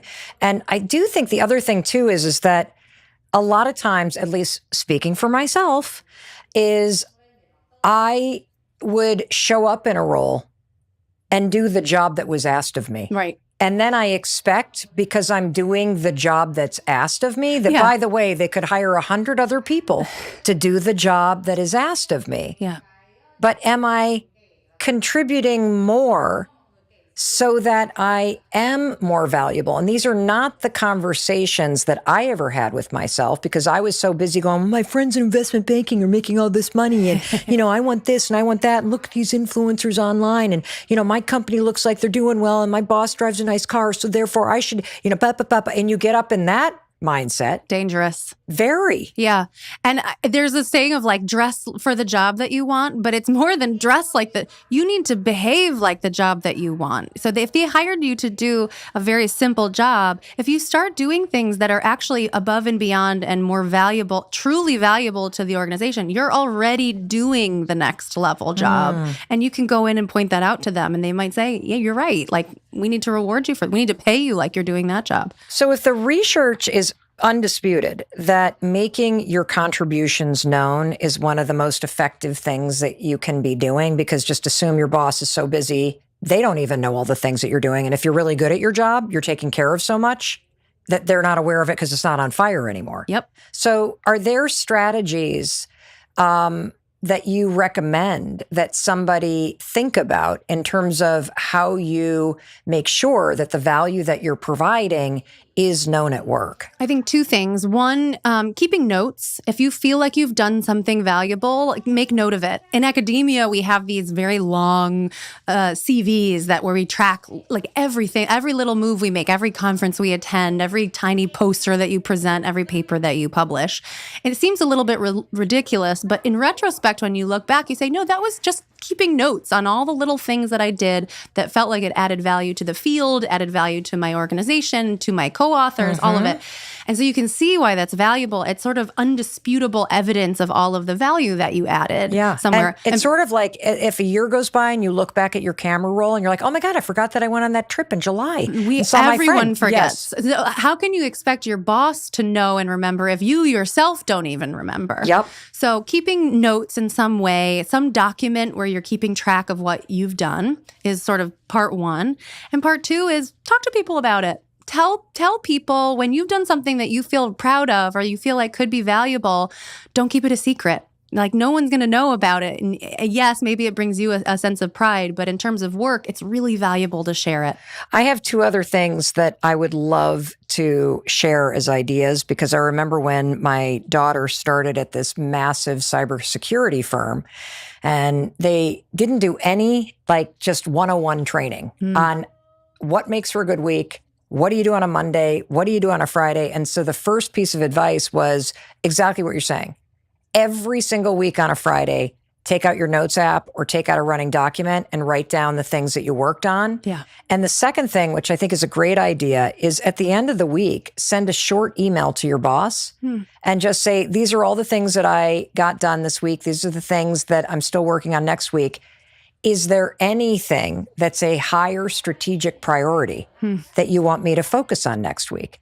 And what happens when you do that is now in one email, you've communicated everything you've done. Yeah. And you've recalibrated to see if there's something strategic that is on your boss's mind that you now need to prioritize. Yeah. And the third thing, and I heard this from somebody else, I can't remember who said this. It was at, a big kind of conference that I was speaking at, and I thought it was brilliant. If you solve a problem, and it could be anything. You could be working at a big box retailer and you had to mop up something and the mop didn't work, and so you use something else. If you solve a problem, send an email wide about what happened and how you solved it, because then you become a person that has wider visibility of being somebody that's very proactive, and it matters. And even if they don't promote you at your work, guess what? You now have a record of all this stuff for when you're interviewing. Yeah. Which brings me to my big pivot. Let's talk about looking for a job, Professor Brooks. Because right now you're at Harvard Business School. Yeah. And you got a lot of HBS students who are in the job market. Yeah. And this is a conversation that's coming out where the news feels scary and AI is taking over jobs, and people who are very qualified are having a hard time finding a job, and people that are just entering the job market or getting back into it are feeling very overwhelmed. Yeah. As a Harvard Business School professor, what do you see as some of the big mistakes that people make when they either start looking for a job or interviewing for one? Yeah. If you're having a hard time finding a job, you are not alone. This is a big problem right now. It's a big challenge. Even our students at HBS are struggling with this too. So you're not alone. Some of the biggest mistakes that I see people make on the job market is very similar to what we were talking about with promotions, is focusing on how can I be the most interesting, qualified, exciting candidate, rather than thinking, what does this organization need? What do they need, and how can I fill that need, right? So it's much more co-created than how can I be my best self? Because just being your best self may not be at all what they're looking for. And almost any job that you find yourself in is going to require some flexibility for you to adapt to what they need from you. And so trying to figure that out a priori, or before you do a job interview, before you interact with them, is so very valuable. Let me back up a minute, because I remember reading somewhere that 80% of open jobs aren't even listed. Yeah. And that most jobs are filled based on networking. Of course. Yeah, I would believe that. So, Professor Brooks, how do you teach Harvard Business School students to be better networkers? Oh, it's such a key. The keys to networking are the same as the keys to all being a valuable person in the world, right? It's all about initiating and creating and sustaining meaningful relationships with people. It's not like a trick that you walk into some networking event and you're like, let me dazzle everybody, let me be the coolest guy in the room. No, it's really figuring out, what are they interested in? What are they excited about? What do they need right now? And am I the right fit for that? What value can I bring to them?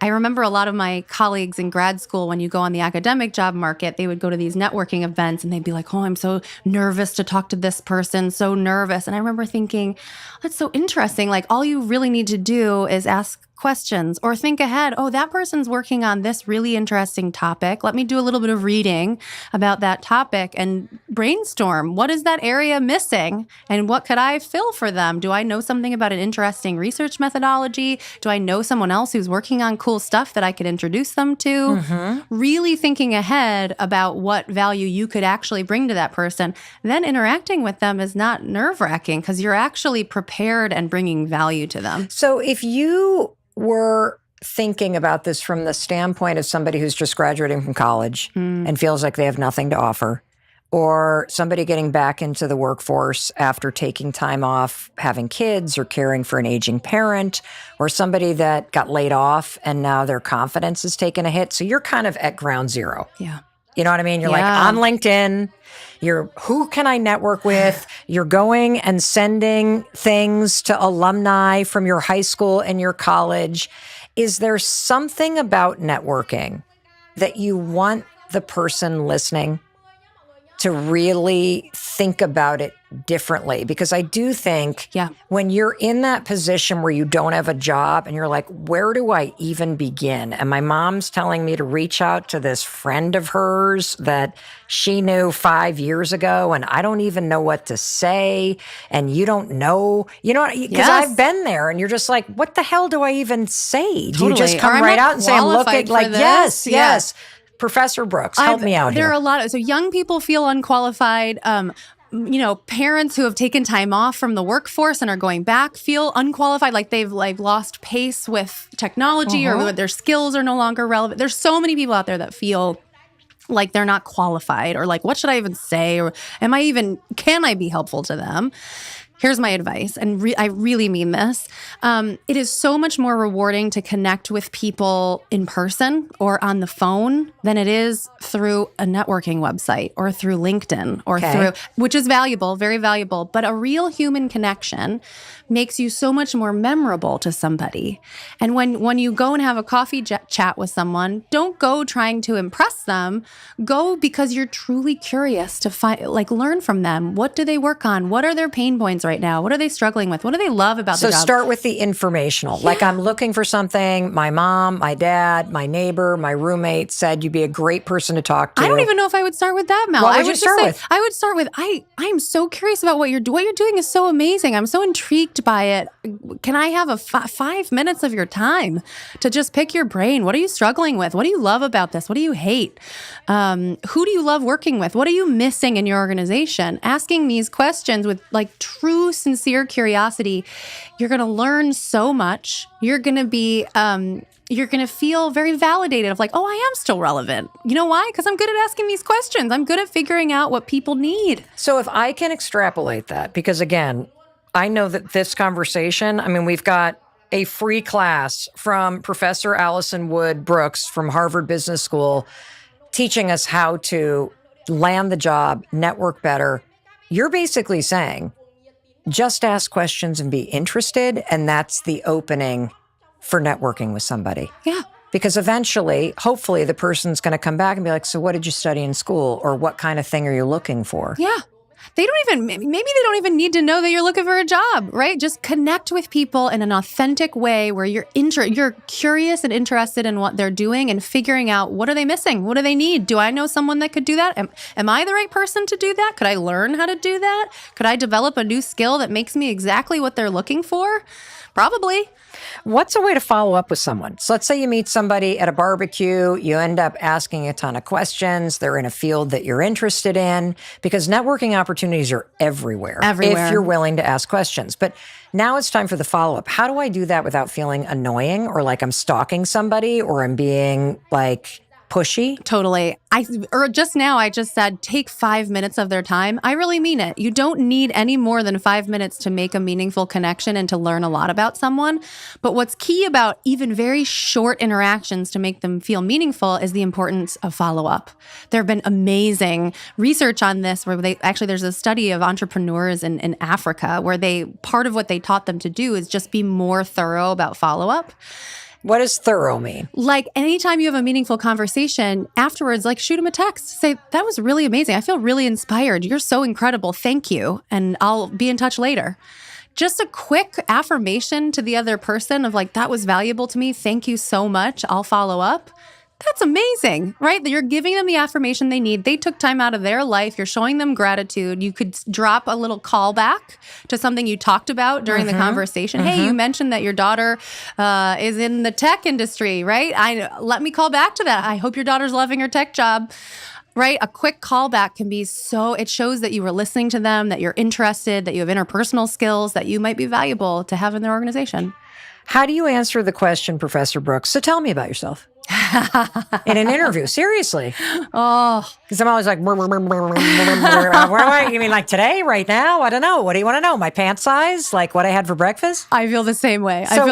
What's a way to answer that's memorable and just kind of influential? If you know what I mean. So first to interviewers, that's not a great question. Stop asking that question. More concrete questions are much more interesting. But if you are going to stick with these sort of very abstract, open-ended, broad questions, like tell me about yourself, which we are all going to confront, I like to make it more concrete in ways like, for example, if someone said, tell me about yourself, I'll say, I'm going to share 2 things with you about my professional experience and then 2 things about my personal life. Okay, stop. I freaking love that. And we're all stealing that. I'm going to share 2 things about my professional life and 2 things about my personal life. Yeah, and they're going to get a much more thorough view of who you are.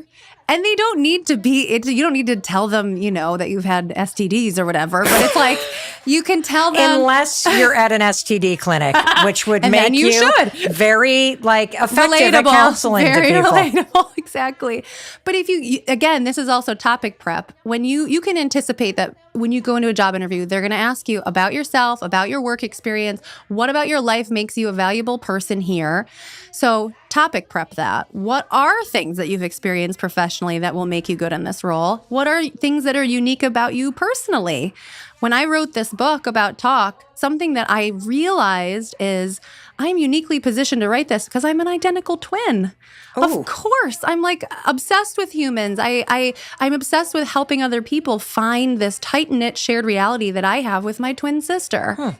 So I should say that. I need to say that in an interview, on a podcast, so that people understand who I am and why I'm a valuable person. Well, let me tell you why we're all going to steal that answer of, I'm going to tell you 2 things about my professional life and 2 things that are personal. Number 1, the framing immediately made you seem very smart and articulate and prepared. Yeah.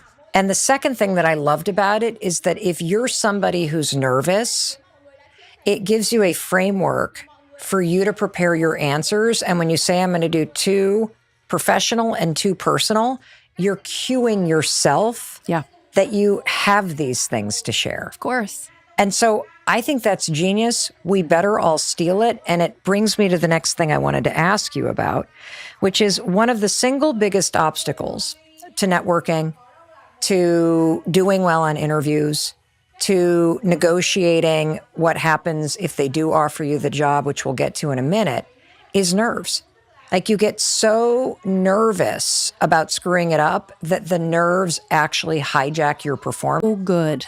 It's so good. It is such a clear signal that you care about something. What's better than that about human existence? You care about something, and that's precious. So just keep that in mind. Feeling anxious means you care. The recipe for anxiety is uncertainty. You don't know what's going to happen in the future. You don't know how this job interview is going to go. You don't know how your work on the job is going to go. Even in any conversation, I don't know what my partner is going to say next. And they could say something tough. They could say something confusing. They could say something very unexpected, and I'm going to have to respond to that. Yep. So uncertainty is the first part of the recipe. The second part is lack of control.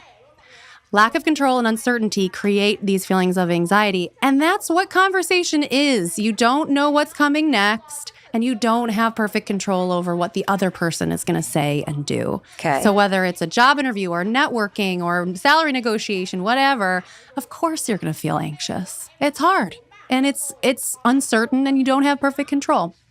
So in my research, this was from more than a decade ago. It was my dissertation research, actually. When you're feeling anxious, I really wanted to help people figure out how to cope with it. It's not a problem. It's just a sign that you care about something and that you don't know how it's going to go. And naturally, when people feel anxious, we're focusing on how all the ways that things could go badly. Yes. I start to stutter. I forget to say things. I say something embarrassing. I seem incompetent. I don't get the math problems right. My voice cracks. Whatever you're freaked out about, you're thinking about how things can go badly. Correct. The threats. So in this research, what we found is a very simple reframe. When people feel anxious, their instinct is to try to calm down. All right? So Does that work? No, of course not. Anxiety is a high arousal emotion, which means you have increased cortisol, your palms are sweaty, your heart is racing. These are all physiological signals of high arousal, right? Okay.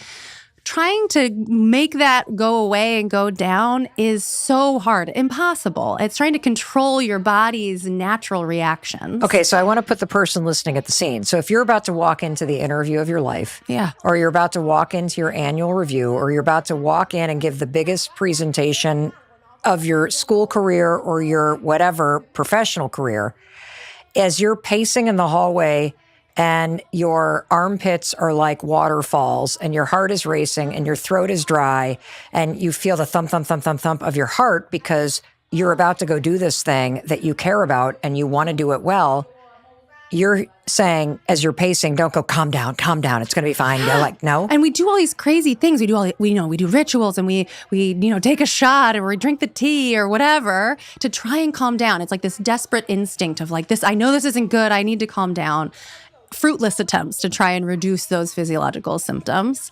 Instead, let's try and take advantage of that energy, right? This is high energy because you know this is important and you care about it. Okay. So instead of trying to reduce your arousal and move to the positive zone, let's just move to the positive zone. Move from anxiety to excitement and say, you know what?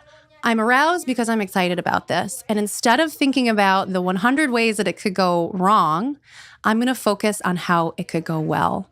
We could have such a rewarding conversation. They could uncover the fact that I'm the perfect person for this job. We could have this conversation and they say, you know what? You do deserve a great raise. We really value you here. We love having you.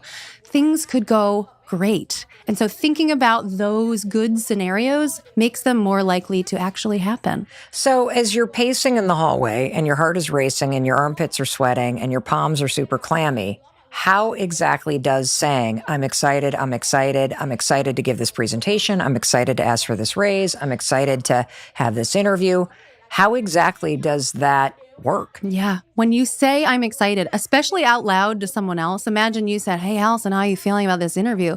If I say, you know what, I'm really excited about it. I think it's an amazing opportunity and I just can't wait to make them fall in love with me. Wow. That changes how you will actually behave once Even you're though in you there. feel like having stress diarrhea and you want to run away? You know what's so funny, Mel? Tell me. When I teach, I've done this reframe for almost 15 years in my mind. My body still has these physiological reactions. Mm-hmm. And a lot of people who teach at Harvard have it too. You can't sleep the night before. You have the racing heart. You get the sweaty palms. You get the indigestion. It's just that in your mind, you're flipping from negative to positive. I know all those things are happening in my body because I care about this. Right. And it's an uncertain environment. I don't know how my students are going to react. I don't have perfect control over what they say and do. But what I do have control over is how I think about it. That's amazing. And didn't you also in the research find that when you tested the reframe of saying, I'm excited, that people performed better? Oh, yeah. Because they didn't derail their preparation? Because if you get yourself so worked up before a speech or an interview or a talk with your boss, all the preparation goes out the window if you stress yourself out too much by going, I'm going to blow it. Oh my God, I've got butterflies. You're wasting that very valuable prep time on trying to calm down instead of using that prep time to think about the other person and say, what does success look like here? What are we aiming for? What are my goals? What are their goals? How can I make this go well? That's how you should be using that preparation time. Well, you know what's also cool is that typically in those situations when we're nervous and we get the butterflies and we start to feel anxious and then you start to think about all the things that could go wrong, you think something's wrong. You're actually saying, no. This is a mentally healthy response to being in a situation when you care about the outcome. It's mentally healthy and it's so common. Like we all feel that way. We're human beings. That's how our bodies were built to react to any situation where there's uncertainty and a lack of control. Are there any rules of thumb, Professor Brooks, where you've gone through the process of networking and getting an interview, and now you've got the final interview? Is there anything that you should say at the end of the final interview that actually helps you land the job? Like, should you ask for it? What is is there anything in the research around negotiation on this? There is great power in expressing gratitude to people. So if you've gone through a process where you've networked and you've met lots of people and you've had all these conversational interviews and you've clearly taken a lot of people's time, right? Any conversation is co-constructed, it's co-created. It means that other people are devoting their time and attention to you, including a job interview. These are people that have jobs to do, and they're spending some of their time getting to know you and evaluating you. And even though that feels daunting from your perspective, it's also quite generous from them. And so saying, thank you so much, no matter what happens, I've really loved getting to know you and learning from you. That's a very appropriate thing, very kind thing to say to them that will land very well. So, Professor Brooks, if you take into account like the decade of research that you've done on the science of conversation, teaching two of the most popular courses at Harvard Business School, what do you think is the most important lesson or piece of research or behavior change that the person listening should take away of everything that you shared today that would have the biggest impact on their confidence and their ability to communicate and be influential? Don't aim for perfection. Don't aim to be trying to prove how great you are to other people. Aim for connection. Think about what other people need and then deliver it to them to the best of your ability. You know, maybe it's all the training as a lawyer, but I've always thought about negotiation as making a case I know. and winning. Yeah. And not winning. You just flipped it all on its head. Yeah. It's actually about prioritizing the other person and figuring out what they want. Yeah. And then reframing what you need and want from their point of view. If the more people that you can give what they need, the more people there are in the world who are poised and ready and excited to give you what you need back. Wow. It's so counterintuitive. No wonder you have to go to Harvard to learn this. I guess not, though, because you just shared it for free here on the Mel Robbins podcast. Professor Allison Wood Brooks, the book is Talk, the Science of Conversation and the Art of Being Ourselves. Congratulations on it being a bestseller. What are your parting words? My parting words, in the course that I teach called Talk, we use a metaphor. If you think of every relationship in your life as a sort of string that starts at hello and goes all the way until the end of your relationship or even the end of your life, we like to think of every conversation along that string as like a light bulb, like a cafe light. Those beautiful strings of lights. Oh. The goal is to make each one of those conversations glow just a little bit brighter. And imagine how much we could light up the world one conversation at a time. I love that. And the reason why I love that is because I think particularly if you're taking this advice and you're trying to apply it to creating a more meaningful career, feeling like you're more influential, feeling like your contributions get recognized, whether it's at home or at school or in the workplace or in your business, you can get very discouraged if you get to one light bulb that doesn't light up. Yeah. And I love that image because if you're at a moment where you feel like you've gotten a lot of no's or closed doors, those actually are light bulbs on the string. Yeah. And your job is to just keep going to the next one and trust that eventually you're going to get to the one that shines super bright. And some of them will brown out. Some of them will explode. Some of them will never light up at all. Yeah. But just know that in the future, there are more light bulbs to come. And just keep aiming, just keep trying. Try to get them to glow a little bit brighter. Wow. I mean, that's a big light bulb moment for me. Professor Allison Wood Brooks, thank you. Thank you, Mel. And thank you for being here, for investing in yourself, for sharing this. I know you're going to share this with a ton of people. And I also know that everything that you learned today from all this research at Harvard Business School is going to help you be more influential. It's going to help you nail the interviews and do the networking because you do deserve to have a career that makes you proud of yourself. And now you got some of the tools that are going to help you go create it. And in case no one else tells you, I wanted to be sure to tell you that I love you and I believe in you and I believe in your ability to create a better life. Now take everything that Allison Wood Brooks taught you today and go make it happen. I'll be waiting for you in the very next episode as soon as you hit play. I'll see you there. And for you, thank you for being here with me on YouTube, and thank you for watching all the way to the end. Wasn't it so cool to get all of these strategies and insight from a professor at Harvard Business School? I love this kind of stuff, and I know you love it too. So thank you for watching. Thank you for being here till the end. Thank you for sharing this with people in your life who you know deserve this information too. And one more thing, it is a goal of mine that 50% of the people that watch this channel are subscribers, and it's free. So I know you're the kind of person that loves supporting people that support you. I know you love getting all these incredible videos with world-renowned experts. And so one thing you could do for me, just hit subscribe. It tells me that you really love what we're doing here, and it helps support my team in bringing you new videos every single day as a free resource for you and the people that you care about. Alrighty, I know what you're thinking. Mel, I love this. What's the next video I should watch? Great question. I think you should check out this one. I think you're going to love it. And I'm going to be waiting for you in it the second you hit play. I'll see you there. You're not stuck. You're actually grieving a past version of yourself. There's an identity, an idea, a mindset, a behavior, an attitude that is keeping you held back. So reality has moved on, but you've held on, and that's what's keeping you stuck. And once you let go of that, once you open and release your hands, all of a sudden you feel free. I am just blown away. You can hate where you're at, Yes. and still gain all the skills you need for your future. That mindset shift is, how do I turn a place of misery and pain and potentially suffering into a place that becomes the launch pad of my life? This is the place where I take off from. When you're feeling stuck, you might not be able to change what's around you. So change how you view it.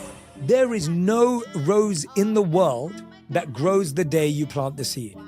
It takes months, sometimes even years, for a tree to have a beautiful fruit or a beautiful flower. If you're feeling like you're caught in a spiral of the same thing after the same thing, life is trying to teach you something. Go to the school of life.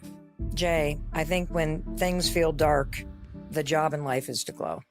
And you've definitely taught me how to do that. So before we get into this episode, the team here at the Mel Robbins podcast shared some data with me. You know, I love my data and research. 57% of you who watch the Mel Robbins podcast here on YouTube are not subscribed to this channel.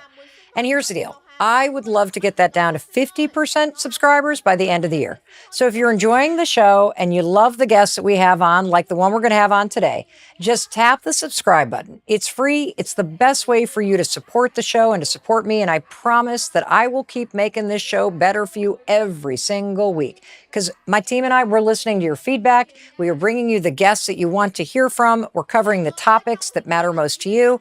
So we're going to continue to show up for you. Thanks in advance for hitting subscribe and showing up for me. All right, you ready? Let's dive in to today's episode. Hey, it's your friend Mel, and I am absolutely thrilled that you are here. The conversation today is going to be extraordinary. You know, it's always such an honor to spend time with you, to be together with you. And if you're a brand new listener, I also want to take a moment and personally welcome you to the Mel Robbins podcast family. I'm thrilled that you're here, and I'm thrilled that you hit play on this particular episode because it's going to be extraordinary. It's going to be exactly what you need to hear. And because you hit play on this episode, I already know something about you. I know that you're someone who values your time because you're making time to listen to a conversation that will give you greater clarity, purpose, and direction. I also suspect that you're looking for some answers, for a way to make sense of what's going on in your life and for guidance on how to move forward. If someone sent you this episode, I want to take a moment and point something out that's really important. You have people in your life who love you, and they want you to experience this conversation because they are certain that what you're about to hear will change your life. It'll open you up to bigger possibilities. And I want you to really listen today and take in everything that you're about to learn. Because if you do, time will slow down. Your heart will soften. Your guard will drop. Your mind will expand. And you will know with every cell of your being that what you're hearing today is meant just for you, because it is. Jay Shetty is a person who is so hard to define because the impact that he has on people's lives transcends a label, and it is truly global. I consider Jay to be one of my closest friends, especially in this business. To the world, he's known as the host of one of the most successful and award-winning podcasts on the planet. I'm talking about On Purpose with Jay Shetty. He is also the #1 New York Times bestselling author of 2 books, Think Like a Monk and 8 Rules of Love, which have been translated into over 47 languages. Jay is also the Chief Purpose Officer for Calm, the wildly, wildly popular meditation app. He is a former monk who has reinvented himself over and over again. And his work and his life are going to help you find greater purpose and meaning in yours. Please help me welcome the remarkable Jay Shetty to the Mel Robbins podcast. Oh my gosh, Jay Shetty in the house in Boston. This is just, I have been waiting to welcome you in here in person. Jay, my friend, I'm so excited you're here. Mel, you're the best. And seeing your entire team and your beautiful studio space, I mean, it's incredible when you get to see your friends' place of genius. And I feel so lucky to be able to walk into it today. And it truly is infused with all your energy. So it's so beautiful to be here. I'm so grateful to be on your incredible podcast, the way you've been serving and showing up for people and truly putting your heart there. And I want people to know, not just in the last 24 months, for decades of just showing up for people privately, personally, publicly. It's incredible to watch, and I'm grateful to be your friend. So thank you. Oh, Jay, you're going to make me cry. Thank you. Oh, so that, okay, I got to pull myself together. I would love to start by having you speak directly to the person who is with us right now. How might they feel different if they take everything to heart that you're about to share with us today, wisdom that you've learned, lessons that you want to share, mistakes that you've made? What could change about their life? I believe if someone really listens today and then reflects and then applies what we share, I believe their mind will become their best friend, not their worst enemy. I believe that time will feel like it's full of possibilities, not just full of pressure, which is what we so often feel with time. And I really believe that their life will feel clear and less foggy and less undecided, and they'll actually know their next move, their next step. Maybe not the whole picture, maybe not this big idea of the future that we all seem to overwhelm ourselves with, but they'll know their next step, their next move, and they'll feel confident and secure that it's the right step. So I'd say that's what they'll get from listening today and reflecting and applying. I couldn't help but notice that you said listen and reflect, and then at the end you said reflecting. Why is that so important to not just listen and then do, but to actually take that moment and reflect? Well, here's the interesting thing, Mel. I think what we don't realize is that there's actually 5 steps from listening to change. What? Yeah, there's 5 in between, but they're very simple. And if we actually follow them, we're guaranteed success. So the first is learn. The fact that people are listening to us today, the fact that people follow you, they read your books, they may listen to mine, they get the opportunity to learn. But what's the difference? We know lots of people that learn but never get to change their life. So what's going wrong? What's the missing part? After learning, we have to experiment. You've got to try this out.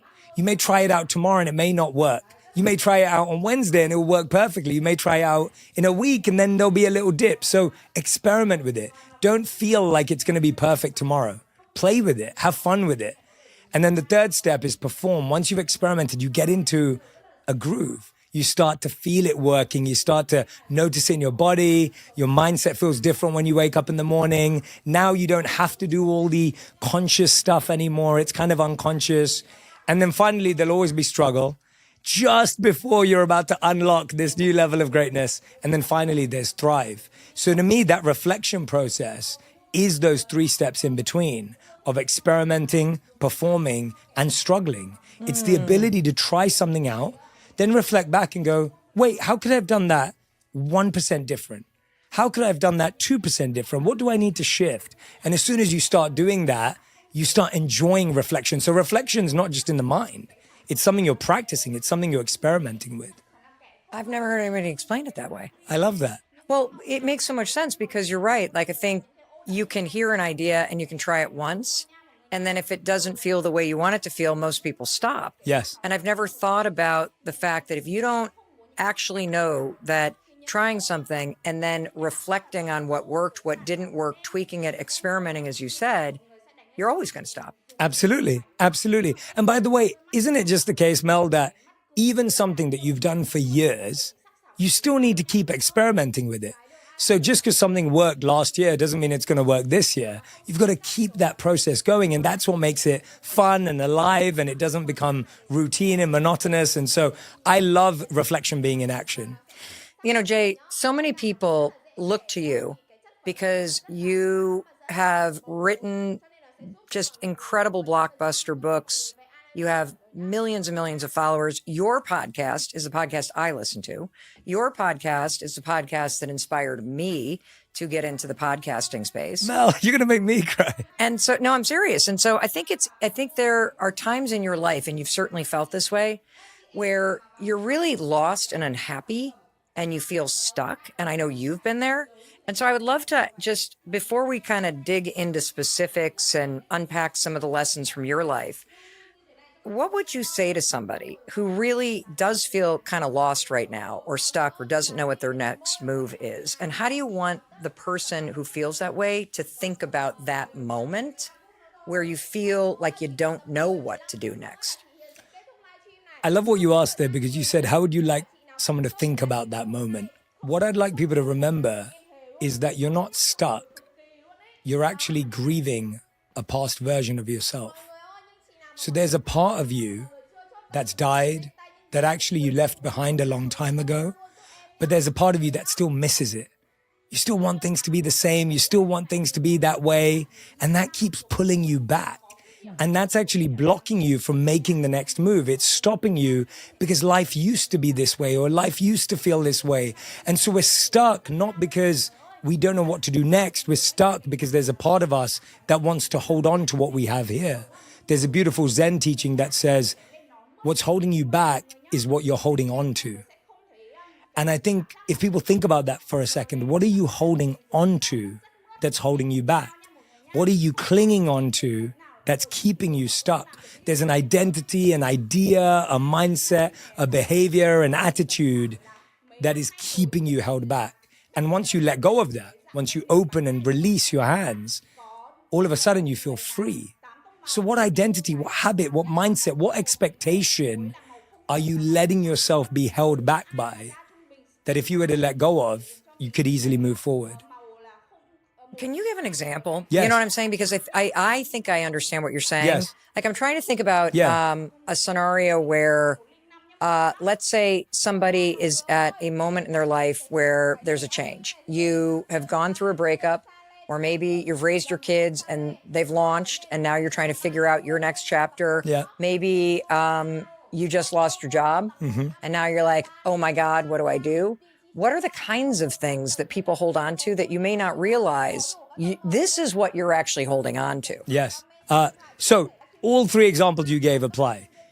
If you've raised your kids and they've left the house, there's a part of you that misses what the home felt like with their energy. And now you spend all your day thinking about all the memories in the corners. You look in this corner and you remember your child growing up. You look in this corner and you remember Christmas dinner. You look at this place. So you're constantly surrounding yourself with an identity that no longer exists. So you don't have the time or the energy or the presence to be able to even think about what comes next, because there's a part of you that still feels affected. If you go through a relationship breakup, you keep looking at pictures of when you went on vacation.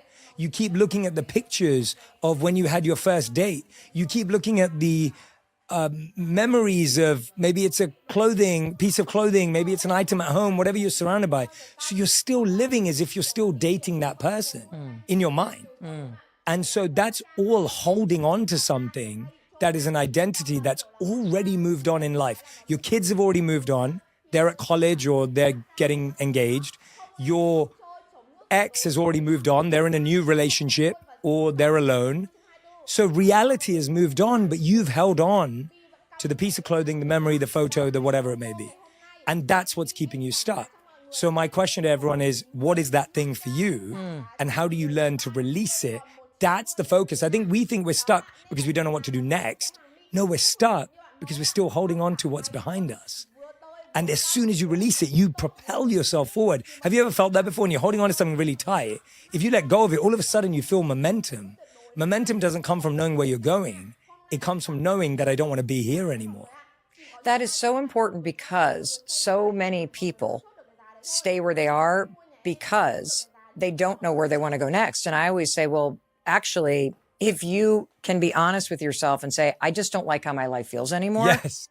You're already moving in a new direction because you're moving away from what's not working. I have one more example to give you, because what you just said was brilliant.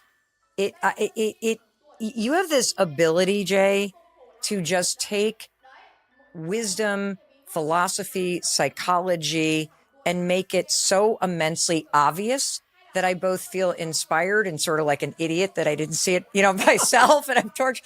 But no, I have one more Yes. example to give you about this feeling of being stuck, because there are so many people that have artistry inside themselves, whether it's wanting to start a YouTube channel, or it's wanting to become a singer, or it's wanting to express themselves on social media, or it's wanting to learn how to market themselves better on social media. And yet there is so much resistance to putting yourself out there. And so in this paradigm where we're talking about holding on to something and grieving who you used to be, if somebody is actively fighting against their deep internal desire to start putting themselves out there in a new chapter, whether it's marketing a business or starting a YouTube channel or performing and singing on, whatever it may be, what is it that you're holding on to? It's the identity and the reputation that identity is built. Okay, say more about that. Yes. So it's saying, well, I'm a teacher. I can't be a social media creator. I'm a teacher. That's what my friends know me as. That's not what my students know me as. That's what my parents know me as. That's what my kids know me as. How can I be a teacher and be a social media creator? It's not possible. Oh, I'm a nurse. How can I be a nurse and a podcaster? That can't be the case. What do I have to offer? I'm a nurse. And by the way, that's what everyone in my social circle knows me as. So now if I record a podcast, they're going to look at me and think, wait, what does she have to say? What are you going to teach the world? Oh, I'm a mom. I can't be a mom and own a TikTok shop. I don't know how to do that. I didn't go to business school. So this is what we do. And the real reason is because our social circle has validated or at least approved that current position. Everyone in our social circle knows what that means. They recognize it and they understand it. As soon as we do something that people don't understand, we're scared that they're not going to like us. And as soon as we think they're not going to like us for doing something they don't understand, we leave behind what we love. Because we say, well, I can't do it if they're going to misunderstand me. I can't do it if they're going to dislike me. I have so many friends right now, Mel, honestly, that are scared to put out a video because they feel the pressure from their own friends. People are not feeling pressure from the world. People are usually not worried about the comments that will come many years into being a creator. It's the people around us that we're most worried about. And so the only way we let go of that is recognizing and building this identity and insight that I can be a teacher and a creator. I can be a nurse and a podcaster. I can be a mom and own an online business. I can be two things at once and I don't need anyone else's permission. And by the way, when I pull it off, even then they won't understand. So it was never about them understanding. It was always about me focusing on what I love. I know that I've had like so many career changes. I sometimes feel like I'm a cover band for ABBA doing costume changes. Like it's not a resume. It's like a choose your own adventure. But you have had so many twists and turns in your career. You literally went from university to a massive like consulting job to pursuing like spiritual training as a monk to then deciding, having an epiphany. And at every one of those moments, there was that pressure that you're talking about where you have to make a call that who you are and how you're living your life no longer feels right. And then you have always made the turn. Yeah. And so can you just like quickly kind of tell us a few of those moments so that the person listening understands that at any single moment, you are literally one decision away from turning your life in a different direction? And talk a little bit about what holds you back when that resistance shows up. Like, well, I can't leave a consulting job. Yeah. Thank you for saying that. And the idea is everyone needs to become a professional quitter, right? It's like we need to get really good at quitting. And as I'm listening to you, I'm thinking back to, I remember when I decided to become a monk, pretty much no one around me understood why. I remember when I decided to leave the monastery, pretty much everyone around me didn't understand why. When I decided to get a job in consulting after being a monk, people were like, why?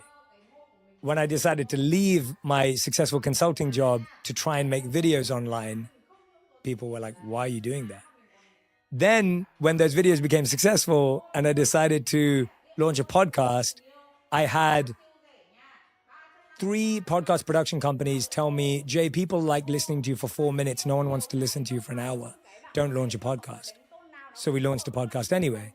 And thanks to the millions of people that listen to you, that listen to us, that know us, that became a success. So I always listen to people, not the executives in the room.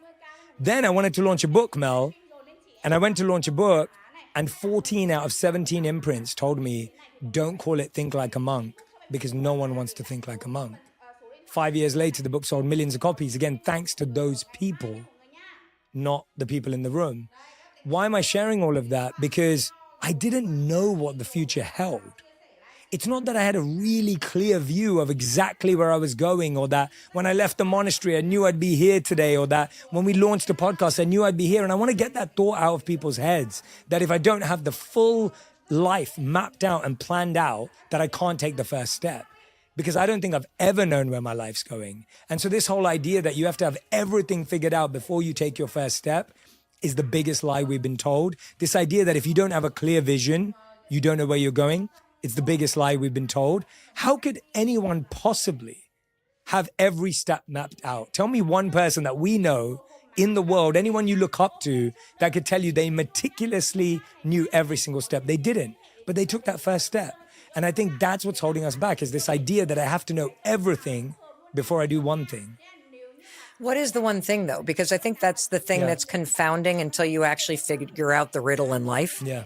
Right? Yeah. It's sort of like you can't explain to somebody what it feels like to be married until you've done it. Yes. You can't explain to somebody how shockingly simple things can be until you've learned how to push through your own resistance to the things that you're interested in and curious about experimenting with or trying. Mm-hmm. And so for somebody that's never even considered a possibility for themselves beyond consulting, or beyond where they're at right now, or beyond the major that they had, or beyond the city that they live in, what is that first step? And is there a way, if you're not even in touch with what it feels like to be pulled towards something new, to identify it in yourself? Because I think that's one of the things that you do for people.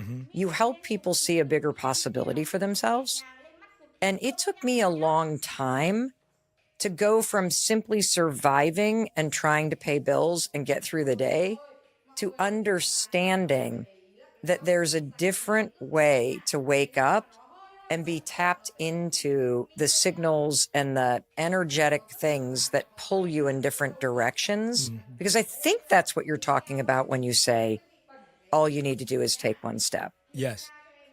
The step, I'd say, in the most practical way, to make it really, really simple for people and get away from any philosophical idea, is it's actually not about falling in love with something new or finding something else. It's about extracting and learning every possible thing from where you are right now. Whatever job you're in. But I don't want to do that, Jay, because I But hate that where is I'm the at. thing. But that is the thing. You can hate where you're at, Yes, and still gain all the skills you need for your future. When I was a consultant, I knew I did not want to be a consultant for the rest of my life. But I learned so many incredible skills from consulting that are so useful today. Okay. Whether it's negotiation, whether it's communication, whether it's presentation, whether it's connecting with clients, whatever it may be, there are so many skills. If you're working in a school, I promise you, there are so many skills in that school that are available that if you start learning, all of a sudden that place you hate becomes a place that becomes a stepping stone for your next step. So is there a mindset shift, like from I hate this dread? Like there have been times in my life where I literally, you're heading to work, you're just like, I do not want to walk through the door and actually have to be there today. So is there a mindset shift that you would advise us to just hold on to? Yes. Because it shifts the experience of being where you are. What is that mindset shift? If you're going to spend 8 to 9 hours, maybe more, at work every day, it's not great to walk in and think that for 9 hours a day, your mind is programming your thoughts to say, I hate being here. I don't want to be here. I can't wait to get out, because you've wasted 9 hours of your day that could be used in building the next thing. So the mindset shift is, I do hate being here. I'm going to accept that. I'm going to acknowledge that. I'm not going to lie to myself. But I'm going to take everything I possibly can from this opportunity because it is a part of my story. And it is such a powerful part of my story because this only makes the story better. I'm going to learn from a place that I hate. And I'm going to learn everything I possibly can. And so that mindset shift is, how do I turn and transform a place of misery and pain and potentially suffering into a place that becomes the launch pad of my life? And all of a sudden, now you're walking into work thinking, oh, this is a launch pad. Oh, wait a minute, this is a step. This is the place where I take off from, rather than, oh, this is a place that's keeping me in prison. And I think that's the switch that people need to make, because if you're always looking for it outside of work, you're only giving yourself 2 hours in the evening, maybe an hour if you're lucky after you've done the chores, put the kids to bed, washed the dishes. So why not use those 8 to 9 hours to build skills, to build confidence, to build security that you have available to you? Well, you know what else I hear? I hear trust. Yes. Because I think a lot of times, at least me personally, when I've felt very stuck, there was this intense feeling like I was in the wrong place, which Yes. then creates resistance. And what you just did is by saying, if I'm going to spend 8 hours here, then I'm going to get everything I can out of it, because I trust that by doing that, I'll actually find the next thing. There's a beautiful book which talks about how really we find our purpose through sampling. And when I think of the word sampling, the way I describe it as is collecting and connecting. You are collecting stories, experiences, skills, and ideas in every job you work in. And one day, after collecting for many, many years, you will connect the dots of all of those different skills, of all of those different experiences. And that's when everything falls into place. But if you don't collect in the first place, there's nothing to connect. It's not about finding and discovering something. It's collecting along the way. You're collecting little jigsaw pieces. And then one day you spread them out and you put them down and you start putting the pieces out and they all fit. And you go, oh my gosh, I can't believe they connected. When I look back in my life and I think I'm as much a consultant as I am a monk, as I am a media person, all of those things are really valuable parts of me. And it goes back to the point I was making earlier. I can't be a nurse and a content creator. I can't be this and that. Well, you can, because that is your superpower. Your superpower is that you did what you did in the past and what you do now. And by the way, you already are those things. You already are those things, whether you like it or not. And maybe that's the whole point, that you already are those things, which is why you feel haunted when you are in a chapter in your life that is over. Mm-hmm. And it's time for you to move toward the next thing that's already a part of you. And the reason why you know it's already a part of you is because you actually feel pulled to make YouTube videos, Yes. or pulled to go back to graduate school, or pulled to be in a different relationship. And I think this all goes back to college What do and you mean? school, in the sense that we were all forced to think you had to pick one thing. Your whole life, you were trained to say, I've got to pick one thing that I've got to do for the rest of my life. That's how you were trained. So when you were young, you start narrowing down your subjects, you get to college, you pick a major, you focus in on one thing and you think you have to do that for the rest of your life. And then you start doing it for 3 years. And then 3 years into a new job, you go, I don't want to do this anymore. This isn't what it was meant to be. But your whole life you were told you could only be one thing. You had to pick one thing to focus on. So that's why we're so obsessed with this idea that my title should have to be one thing. I should be able to say I'm a lawyer, I'm an accountant, I'm a doctor, I'm a nurse, I'm a teacher, I'm a mom, whatever it is, but I can't be 3 things. That's complicated. But we've been forced to believe that you are that title. You are a manager, or by the way, senior manager, and you feel better about it, or executive and you made to feel better about it, but you're only allowed to be that. You can't then be anything else. And so I love it when I see people in their Instagram bios and people are like, I'm a mom first, but I'm an executive second, I'm a this. Like, I love it that people are playing with that idea, because that's the permission we need.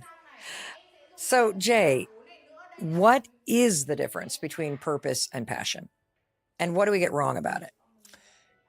Passion is what brings you life. It's what brings you joy. It's what makes you feel like you're doing something exciting and exhilarating and thrilling. So for me, it's studying and learning and synthesizing. I could spend a weekend in a cave of books and never get out and make notes and study. That's one of my greatest passions in life. Your purpose is when you use your passion in the service of others. If your passion doesn't have a service element, if you don't use it to improve people's lives, if you don't use it to inform other people, if you don't use it to make a difference in someone's life, it's not a purpose. So let me give an example. If you're a photographer and your favorite passion in the world is photography, you love finding unique locations, you love capturing human emotion, you love capturing memories for people. As soon as you start doing it for others, it's a purpose. There you have it. It's that simple. It's not like you have to go on a whole charity trail and start taking pictures and giving them out for free. When you start capturing moments and you do it with that intent, it's a service. There's a beautiful study that I love from Amy Wrzniewski and her team at the Yale School of Management. So they went out in 2019 to research what they believed was the most difficult job in America. Any guesses, Mel? Psychologically or physically? They just went out to think what was the most difficult job. Probably teacher. Yeah, that was up there. Or public servant. I don't know. All up there. The one that they decided on was hospital cleaner. Because they believe that these people not only have to wash bed sheets, pillows, floors, toilets, plates, they have to wash up after people pass away. So it's a very heavy job. And also, you just finished cleaning a toilet, you leave, and now you got to run in and clean it again. It's not as simple as, hey, we did that once and it doesn't happen anymore. So they went and interviewed these hospital cleaners and they asked them what they did. And the hospital cleaners said, we believe we're low-skilled labor, in their own words. We wash toilets, plates, floors. They carried on and they found this whole group of hospital cleaners who didn't call themselves cleaners. They called themselves healers and carers. These healers worked the exact same hours as the cleaners. They worked the same shifts. They worked the same hospitals. They got paid the same amount, but they were happier, more purposeful, and more productive. So they asked them, why do you call yourself healers? They said, and this blew my mind, like every time I think about this, it really makes me emotional because it's so powerful. They said, we believe that a clean hospital is integral to the healing journey of a patient. We think that when the hospital is clean, people have more dignity at a time of difficulty. We believe that when the hospital is clean, that people's families will spend more time with them. They'll actually surround their bedside because it feels like a clean atmosphere in their time of need. They said, we believe that a clean hospital is part of healing. So how could we see ourselves as anything else? What I love about that, Mel, is that Amy Wrzniewski and her team came up with the term called job crafting, which means it's not what you do every day, it's how you feel about what you do every day that changes the experience of it. It's not just what you do, it's not even why you do it, it's how you feel about it. How do you feel about what you do? They all felt that what they did was critical to healing and it transformed their experience. And there's this beautiful quote from Wayne Dyer that I loved, where he said, when you change the way you look at things, the things you look at change. And I really believe that that's what we're all being called to do right now. When you're feeling stuck, you might not be able to change what's around you. So change how you view it, change how you look at it, because all of a sudden, everything starts to change in your favor. That is the single best definition of purpose I've ever heard. And it's accessible. And I want to make sure that as you're listening to Jay and you're spending time together with us, that you really take away that definition. Because it's even when you're stuck or even when you've just got a lot going on, it's very easy to identify the little things in your life that energize you, whether it's books like Jay, or for me, I love gardening and flowers, and I love cooking. I love spending time with my family. I love making people smile. That brings me energy, right? I love being outside. I love learning. And so when you take those things that naturally bring you energy and you do a little bit more of it, it lifts you up. But then when you figure out ways to extend those things that bring you energy in service of others, now you're on the track of discovering why you're here in the first place. And aligning your life with purpose. And so in that beautiful example you just gave, and thinking about it energizes people to be like part of something where you're caring for people. Even in the hardest job in the world. Yes. That's why I use that example. Yes. Because those individuals may not even be passionate about cleaning, but they've found a way to think about it differently. That's why it touches my heart so much, because it's in such a difficult space and environment. And to your point, Mel, what you were just saying, I was talking to one of my team about this, and she was talking to me about how her mum didn't really know what her purpose was. So I asked her, what's her passion? And she said her favorite thing is to organize family trips. And so now her mum has started organizing family trips for not only her family, but the friends of her family and couples. And so she's a retired mom at this point in her life, but she loves planning trips. She lives vicariously through all of her kids and their friends and grandkids and whoever else it is. And that's what she does now. That's a purpose. Your purpose doesn't need to be this big thing that you have to go and change 1 million people's lives or 1 billion people's lives. If you can do that, that's beautiful. But that's not what a purpose is. A purpose is not defined by scale. It's not defined by the amount of people you reach. It's not defined by doing something big. Your purpose doesn't have to be your job. It doesn't have to be something you dream of doing every day. Your purpose is simply using your passion in the service of others, in the smallest of ways, in the simplest of ways. And it brings you so much joy. And by the way, it also gives you validation for something beautiful that you do. We all want validation. We all seek it. And I want to just normalize that, because I think people feel bad for wanting it. But we all need to feel wanted and needed and loved. It's part of being human. But the problem is when you become someone you don't want to be, or do something you don't want to do to get validation. Whereas when you get validated for using your passion in the service of others, there's no greater feeling than that. You know, I want to give an example because I feel like one of the mistakes that I made for a long time when it came to, quote, discovering my purpose is that I thought it was one thing. And it's actually everything. Yes. And so when we moved to Southern Vermont, and I remember feeling very stuck and in a new chapter and isolated and needing to like meet all new friends and build community, that I learned of this flower farmer. And her flowers were, it was near the end of the summer and into fall, and frost was coming, and it's dahlias, and you need to dig them up. I know I'm getting really geeky on flowers. And the frost was starting to hit, and it was an entire field, and they were all going to die. And I felt this like ache because flowers bring me energy. I don't know why. I tracked down the person who was growing the flowers and found out that they had a health issue. And so I organized a bunch of women that I had recently met to help this person dig up the tubers. That is an example that has nothing to do with career. Yes. It has nothing to do with my life's mission and all the things I do for work. It is a small example of how I took something that energized me and used that energy that's authentic to me in service of someone else.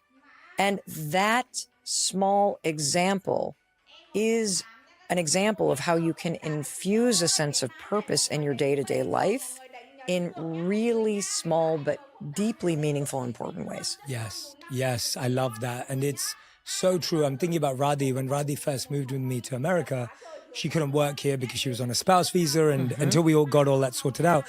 And Radhi wasn't always the writer of a New York Times bestselling cookbook. Like that's a very recent iteration of her life. Well, when we became friends, Jay, so, like you and I have been friends for a long time. Yeah. And we are extremely supportive and fond of one another. Our spouses know each other. But when I first met you and Radhi, she had not launched this part of her life. Absolutely. No social media. Nothing. No content. Yeah, exactly. And so obviously we remember her like that. Yes. She isn't like that to the world now. But I remember when we moved to LA, Radhi would just be really sad when we'd be driving around and see the homeless situation. And she always loved cooking. Like she was always a fan of cooking. Since I've known her, she's been an amazing cook. She would literally just cook and deliver meals. She'd get involved in food distribution programs in the area. She'd go and find out and talk to communities of how she could help. Before she made any content, she was just out there doing that. And that's what built her confidence in being able to do it and being able to deliver. And then even when someone said to her, hey, would you cater? She said, I don't want to do it as catering. She loves cooking as an act of love, as an act of service. If you come over, she'd want to cook for you because you're a friend. That's what she enjoys. She wants to cook for people in need. That's what she gets passion from. She doesn't actually want to be said, hey, can you make 20 meals of this? That's not actually what brings her joy. And so you can see how your purpose doesn't have to be your job. Your purpose doesn't have to be big. Your purpose doesn't have to get you followers. Your purpose doesn't need to have social media. It doesn't need to have any of those things. And actually, if you start without all of those things, you'll build more confidence, more self-worth, and more joy that then if you want to do any of those things, they'll happen naturally. They'll come as a byproduct of that infectious energy you feel and that I've seen Radhi feel. Well, I want to come back to two themes and highlight it. You know, one of the things that you said is it's not about imagining the thing out there. It's about really stopping and listening and reflecting on what Jay is sharing with you about the fact that there's something that's already bringing you energy, that when you do it, it just brings something out in you. Yes. And then finding ways to do it in service of others. So if you take the example of your wife, she's focused on cooking as an act of love. It's always been a creative expression. It naturally energizes her. And so she used that to lift herself up in a new chapter of her life. She found a way to be of service. And the amazing thing about life is that when you align yourself with the things that naturally energize you, and let's come to a second thing we've talked about, Jay, trust that where you are is somehow in service of where you're meant to go.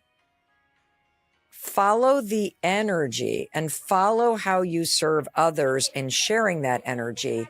And that is how you actually start walking in the path that is meant for you. And I just want to point out that not only is she a New York Times best-selling cookbook author, but the name of the cookbook is Joy Full. Yes. As in Full.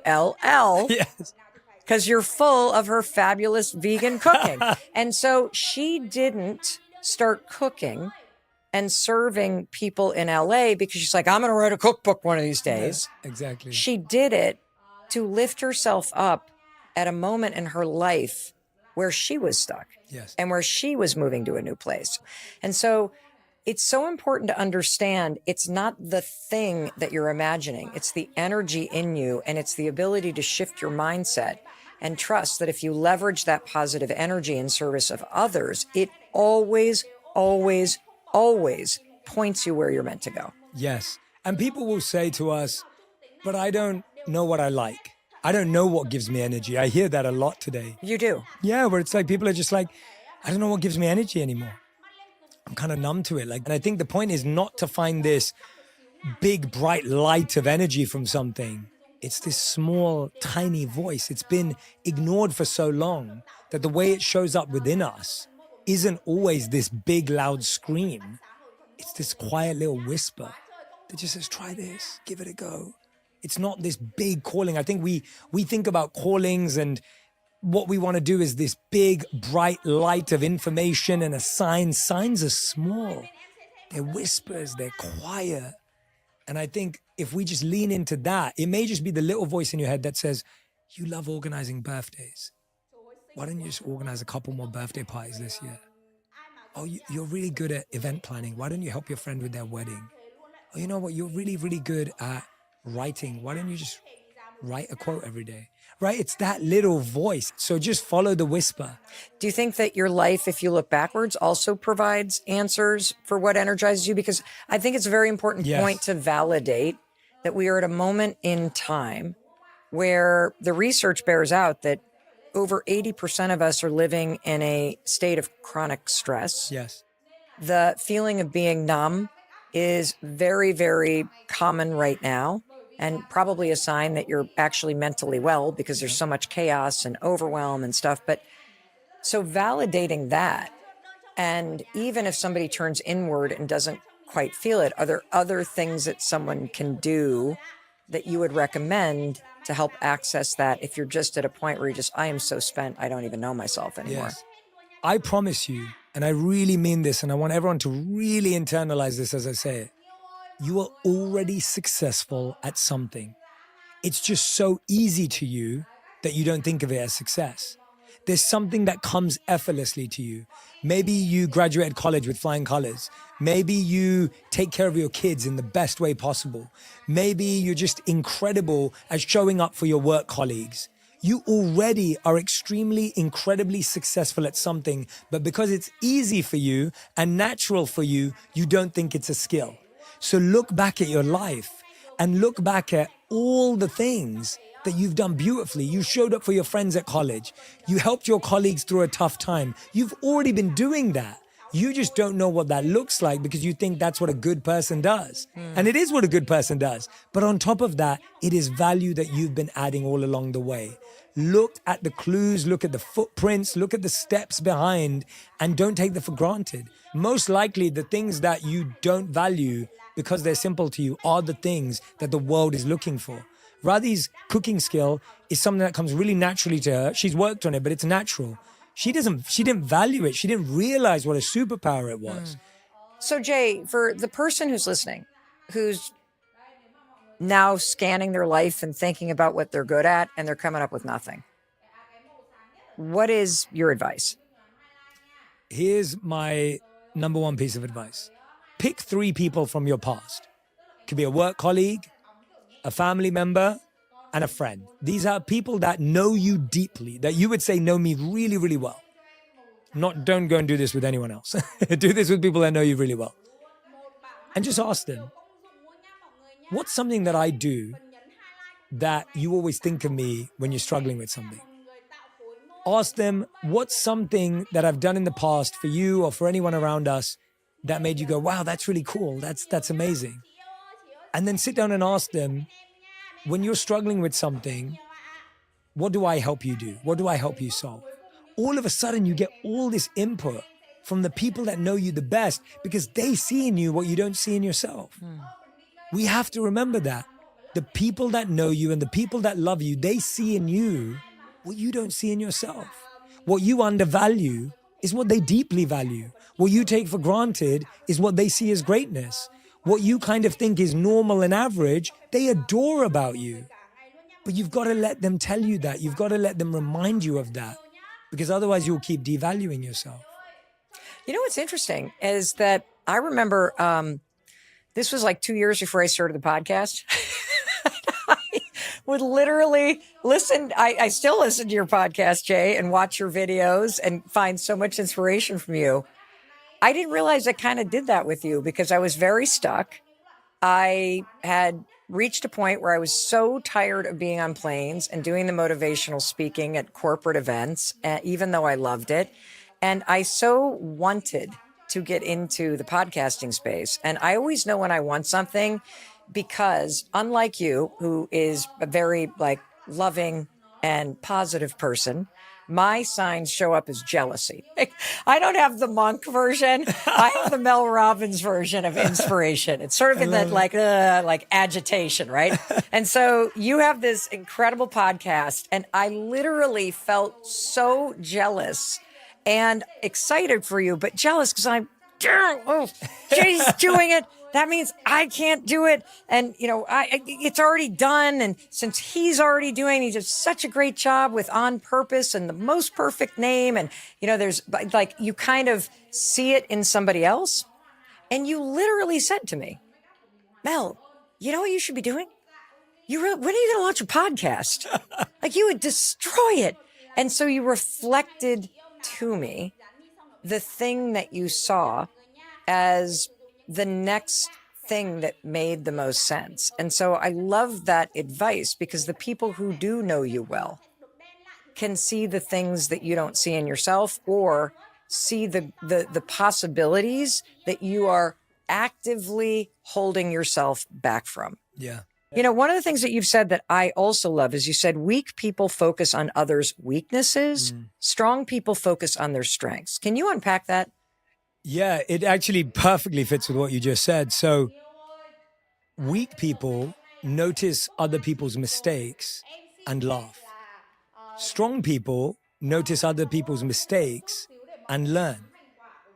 Weak people talk about other people's problems to feel better. Strong people talk about other people's problems to become better. Weak people gossip about others to build fake connections. Strong people express vulnerability to build real ones. And this one's the kicker that you were just talking about. Weak people envy people ahead of them. Strong people study people ahead of them. And the interesting thing is, both people are looking at the same thing, but they're seeing different things. Because no one is a weak or strong person. It's just what you focus on. And that's what I want people to realize. There's a switch. The switch for envy is study. If you're jealous of someone, if you're envious of someone, study them. And I know we've had so many conversations where we've both taught each other so much stuff. You've always been so kind to share so many insights and lessons. I know I've done the same with you. That's what we do. We study each other. And all of a sudden, that envy turns into appreciation, admiration, just complete awe, because you're like, now I know what it takes, right? I remember when I used to see Cristiano Ronaldo, who I'm a huge fan of, and I've been a fan of him ever since he was 17 years old. And so I must have been like 14 or something like that when I started following him. This is 20 years ago now, you're talking about, more than that. And you look at him and you think, oh my God, like, look how he looks, look how he plays, everything else. The moment you start studying his routine, you realize what it actually takes.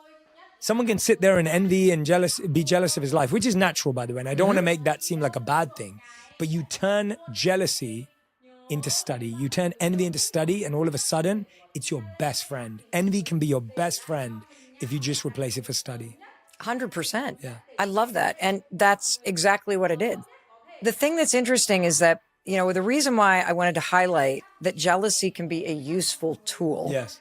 Jealousy for me is very different than envy, because when I would look at you, I would never envy you like you don't deserve that. Mm-hmm. Jealousy for me is this deep stirring, because it's impossible to be jealous of something that's not meant for you. Yes. And so I've never been jealous of anybody who drives a Lamborghini. I've never been jealous of anybody that lives in a penthouse apartment. Yeah. I've never, you know what I'm saying? Like, Yes, I don't want those things. Yes. But there was something about the way that you took something that energizes you, learning, connection, purpose, and you created a business that was in service to others around the things that energize you. And that's what was, I think, ultimately the thing that was stirring something in me. And that's a super, super useful tool. But the other thing I wanted to validate is that the second I said, I'm going to walk toward this thing, I'm going to figure this out, I spent 2 years studying you, talking to you, and that piece of allowing yourself, and it goes back to what you said about the experiment, learn, reflect. And part of reflecting is experiment with something. I was a student for 2 years. There's a reason why we came out of the gate and launched 2 episodes a week. It's because I learned from you that if you do want to have a successful show, you have to do at least that many episodes. And so the learning part and the studying others and allowing others to lead the way and to show you and to truly flip envy into learning from somebody, that is worth $100 million in your life, to understand that everybody that is out in the world right now is somebody that you can learn from. It's just unbelievable. And so thank you for sharing that. And, you know, there's another quote that you have that I absolutely love, Jay. We judge others by their actions, but ourselves by our intentions. What does that mean? This is something that actually my monk teachers used to repeat to us a lot. And it's a reality check that's a bit of a punch in the gut. So we judge ourselves by our intentions, and we judge other people by their actions. So if we feel our intention was good, we feel we're good people. But if someone has a bad action, we feel they're bad people. Whereas what we should be doing is allowing other people to be judged also for their intentions and their actions. So it's a plea, a proposal, a pledge to say, before you judge someone, before you put someone in a box, please learn what their intention was. Because often you'll find that their intention probably wasn't as malicious as you think. It wasn't as manipulative as you think. It wasn't as crazy as you think. It was the same as yours. They too had good intentions. They also got into it with good intentions. But we judge ourselves by our intentions, so we think we're good people. And we judge other people by their actions, and so we think they're bad people. If I made a mistake and you judge me for my action, all of a sudden you've labeled me. But my intention was so pure and so genuine. I'll give you an example of something that happened recently to me that I feel really, really applies to this. And I was doing something with a friend, and we did a podcast together, and I was traveling on the road or whatever, and I didn't post something about it. And my friend messaged me and was just feeling really upset that I hadn't supported them, that I hadn't noticed them, that I hadn't recognized them. And now we're really good friends, so they were able to vocalize it to me. Right. But if we weren't, they would have immediately judged and thought that I had some ulterior motive or some agenda. And the truth is, I'm so disconnected from my social media in the sense that I don't post. I'm not there. I'm on the road. I try and stay off my phone for most of the day. And all of a sudden I was thinking, wait a minute, if they judge me for my action, it looks like I don't care about them. It looks like I don't value them. It looks like this isn't important to me. But my intention was, I love you. You're one of my favorite people. I'm here to help you in whatever way possible. And I just think about the amount of friendships we'd save, the amount of relationships we'd save if we just learned to judge people for their intentions, not their actions. Do you have like a little trick?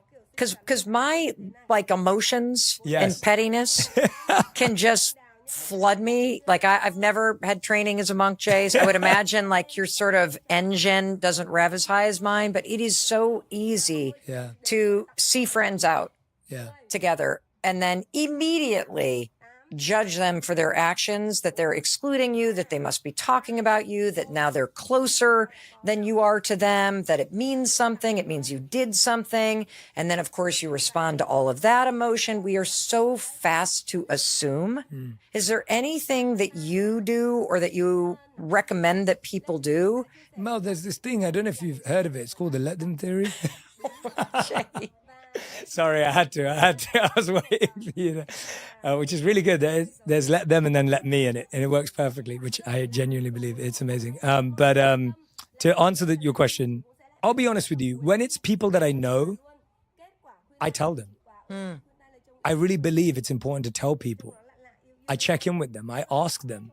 Because if I know you, if our relationship means I can't ask you the question, then it's a weak relationship. If I ask you the question and we have a great conversation, now our relationship is strengthened by it. We actually got closer. A hard conversation should make you closer to the person. A hard conversation should not make you further away from them. Say that again, Jay. If you love someone and they say they love you, a hard conversation should bring you closer together. A hard conversation should not push you away from each other. If you're scared to have a hard conversation with someone you love, that means you're not that close. Dude, Because right, if you- I think those are the hardest people to talk to, though. Yeah, but that should be the easiest person to talk to because you should be able to have a safe space to raise it. And so if I'm close to someone, if it was me and you, I would call you up. And I actually trust we'd have a great conversation because of it. I know that. I actually believe that if we ever had anything like that, which we haven't, and I would call you. But what I find is if you can't call the person, I would just think about, this is the second part of that statement. My monk teachers would always say, instead of judging people by their actions, judge them by their intentions, and judge yourself by your actions, not your intentions. Oh, Think about all the stupid things you've said, you've done, and got wrong. And all of a sudden, you start to recognize, wait a minute, if someone judged me for that, I'd feel pretty bad about it. That doesn't define me. That's not who I am. And all of a sudden, when you have that reflection, it flips the entire statement. Wait a minute, that can't be who I am, and that's not who they are. amazing. Here's another thing that you said recently, Jay, that I love. Someone out there would love to live your worst day. What does that mean? We're really quick to forget that the day we're living today is a day we dreamed of 10 years ago. Maybe not in a complete picture. Maybe you have the family you always wished for. Maybe you're on the career path that you've worked really hard for. Maybe you're sitting in the home that you couldn't even have imagined living in. But there's a part of your life that is exactly the life that you wanted. Not all of it, but there's a part of it. And when you forget that, you lose out on recognizing you're already living in the dream and that you already have the power to create that future dream because you've already done it once. So you have to remember that where you are today is what you wanted yesterday. And what you want today, you can create tomorrow because you've already done it once. But we forget it so quickly. I have to remind myself all the time, Mel. I was driving to one of my friends' homes the other day. And this is a friend that I used to grow up watching on television, watching their movies, listening to their music. And they've become one of my closest friends in life. And I had to pinch myself. Now, we've been friends for like 7 years. I had to pinch myself to be like, do I know what I'm doing? Like, I have to go back to being at the beginning of that journey because otherwise you can take anything for granted. It's like you get to the top of a mountain after a long hike and you look at a view. You can get really familiar and bored of that view really, really quick unless you recognize the challenge it took, the steps you took, the person you saw on the way up. You have to sit there and remember all of that. But the memory does this weird thing where it just forgets it. As soon as you achieve something, you forget how you dreamt of achieving it. As soon as you get somewhere, you forget how once upon a time, you couldn't even imagine getting there. Where you are today is what you wanted yesterday. And don't forget how you got there, because that's the hidden secret of how you get to the next place. How do you use gratitude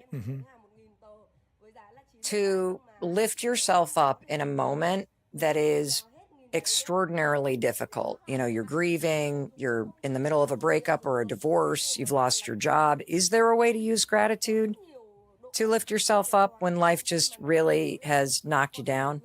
When life's knocked you down, it's hard to be grateful for the good things in your life.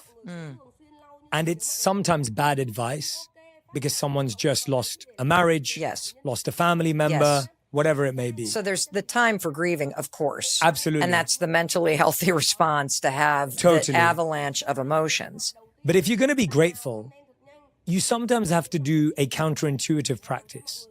Instead of being grateful for what you have, think about how your life would be without something.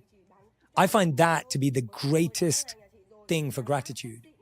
If I try and be grateful for something that I've had for a long time, I may get bored of it, I may be familiar with it. But if I ask myself, what would my life be without that?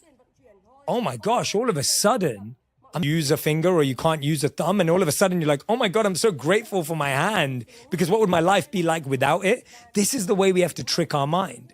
Humans are better at noticing something when it's about to go away. We always hear the phrase, you don't know what you've got until it's gone.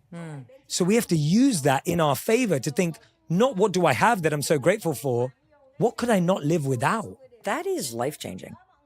I've never actually thought about it like that. I was sitting there the moment you said it, and I thought, how would I feel if Jay wasn't in my life? And I'm grateful for you, but the second I envision you, sorry, Jay, evaporating and not knowing you as a friend, it's like it 10x'd it. And even the example of, you know, you said the finger, like I was in the hotel the other night and I was walking to the bathroom, of course, as a 56-year-old woman at 3:00 in the morning, and I hit my toe on the bed frame. You ever done that? You're like, all the time. And it feels like you've ripped it off your foot. It's amazing to me that my experience of that is, you know, screaming in agony and then thinking, how can something so little hurt so much? And your reframe is, imagine my life without my foot and the gratitude that floods you. I mean, That's incredible, Jay. It really works. It really works. really and it's so works. simple. And you know, you can apply it to small and big things. But even I was thinking, as you were saying, friendship, I was thinking about our friend Dave Hollis. Oh, yeah. And you know, I know you spoke at his funeral, and I sadly couldn't be there. But as I'm thinking about it, I'm like, I was grateful for Dave. I actually had some really beautiful interactions with Dave. Same. I really did. He was a wonderful man. But it's only when you sadly lose someone that you really recognize, wait a minute, I can't call them again. I'm not going to get a call from him again. I'm not going to see him at our next get together. Mm-hmm. And then all of a sudden, and so like, do that while people are here. And it's not a fear thing. It's a gratitude thing, right? It's not like I'm living in fear of what if I lose this person. You're asking yourself, what would my life be without this? Oh my gosh, I'm so glad I have it. I'm so grateful I have it. I'm so lucky and fortunate I get to have this. That's what you're fueling your life with, not with fear. I want to thank you for that, because especially that last part about you can actually kind of do things out of fear, or you can have the fuel and the energizing source of it be gratitude. And I'll give you an example. Please. So my dad is 80 years old. And I think a lot about the fact that if I'm lucky, I'm going to get 10 more, maybe 15 more if I'm crazy lucky. Holidays with him, birthdays with him. And I realize as I'm listening to you that I've been coming from this sense of fear, because there's this sense like, I got to make the most of the time that I have while I have the time. And I can take what you just shared and say, I am so grateful that he's here, Yes. that I want to make use of the time that I have while he's here, which is a very different energy to ground yourself in.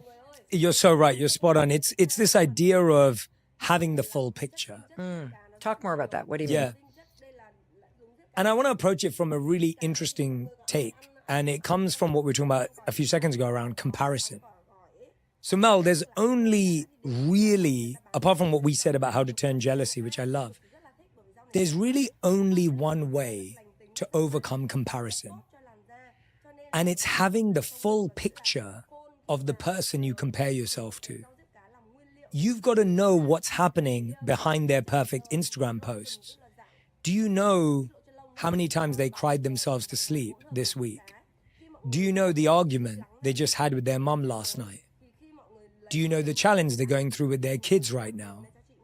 Do you know about the family member who has an illness?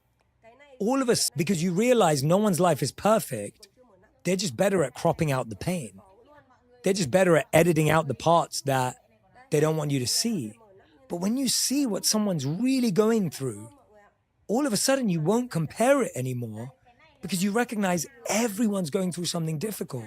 Jay, another thing that you remind us all that I just love is that bad times reveal who the great people are in your life. Do people show up for you when you're going through a bad day? Are people present for your good days, but absent for your bad days? Do people turn up, call, check in when things are going wrong? Does someone see the best in you when you're your worst self? Does someone see the good in you when you might be having a bad day? That person is more special than anyone you'll ever meet. So keep them close. Don't run the risk of pushing them away, losing them, taking them for granted, because one day you'll wish that they'll call and check in. And you might have lost them by then. So the bad times in our life genuinely show us the great people, because it's at that point that you're hard to support, you're hard to love, you're hard to give energy to. It might not be popular to be your friend, what does that prove? It proves that person values you more than popularity. It proves that person values you more than their reputation. It proves that that person values you more than all the stress. That is the most special person you'll ever meet. And everyone has at least one of them. But the problem is we want attention from these people, so we lose affection from these people. It's so true. You're really good at that. You're really good at showing up for your friends. It's because people have shown up for me. That's the reality of it. I'm good at showing up for people because people have shown up for me. And it's not always the same people. That's the mistake we make. We think that the people we show up for should be the people that show up back for us. Oh, say more about that. So we believe that when we show up for someone, they should show up for us. We want people to love us in the same way we love them. But people won't love you the way you love them. And that's okay. Because there's someone over here who's showing up for you. And you're missing out on them. There's someone over here who's turning up for you, who's checking in on you. I remember saying to my monk teacher, I said, I feel like I give so much love to others. I said, I feel like I show up so much for other people, but they don't show up for me. What do I do? And he said, love is like a circle. Whatever love you give out will always come back to you, but it might just not be from those people you gave it to in the first place. But if you spend your whole life wondering why that person doesn't give you love back, you're ignoring all these people over here who give you love all the time. So turn around. Look around you. There is someone who's showing up for you, turning up for you, checking in with you, even when you don't acknowledge them. And start looking towards that person and giving them some respect. I want to dig deeper into that. Yeah, please. Because I feel like relationships have become extremely transactional.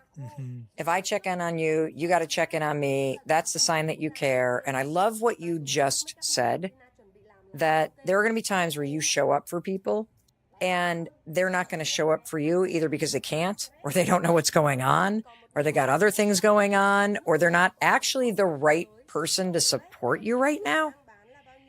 And them showing up is going to feel more like a burden. And so maybe that's also, spiritually speaking, why they're not showing up.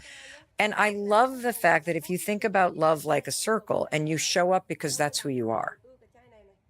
And in those moments when you need support, recognize that there actually are people around you trying to support you, or that are capable of it if you simply let them know that you need it. That's a completely different way to think about things, because we keep score in relationships. And that if I'm the one that's always reaching out to my siblings, that if they don't reach back to me, that it means they don't care. And sometimes it actually just means that's not how they express their love. Yes.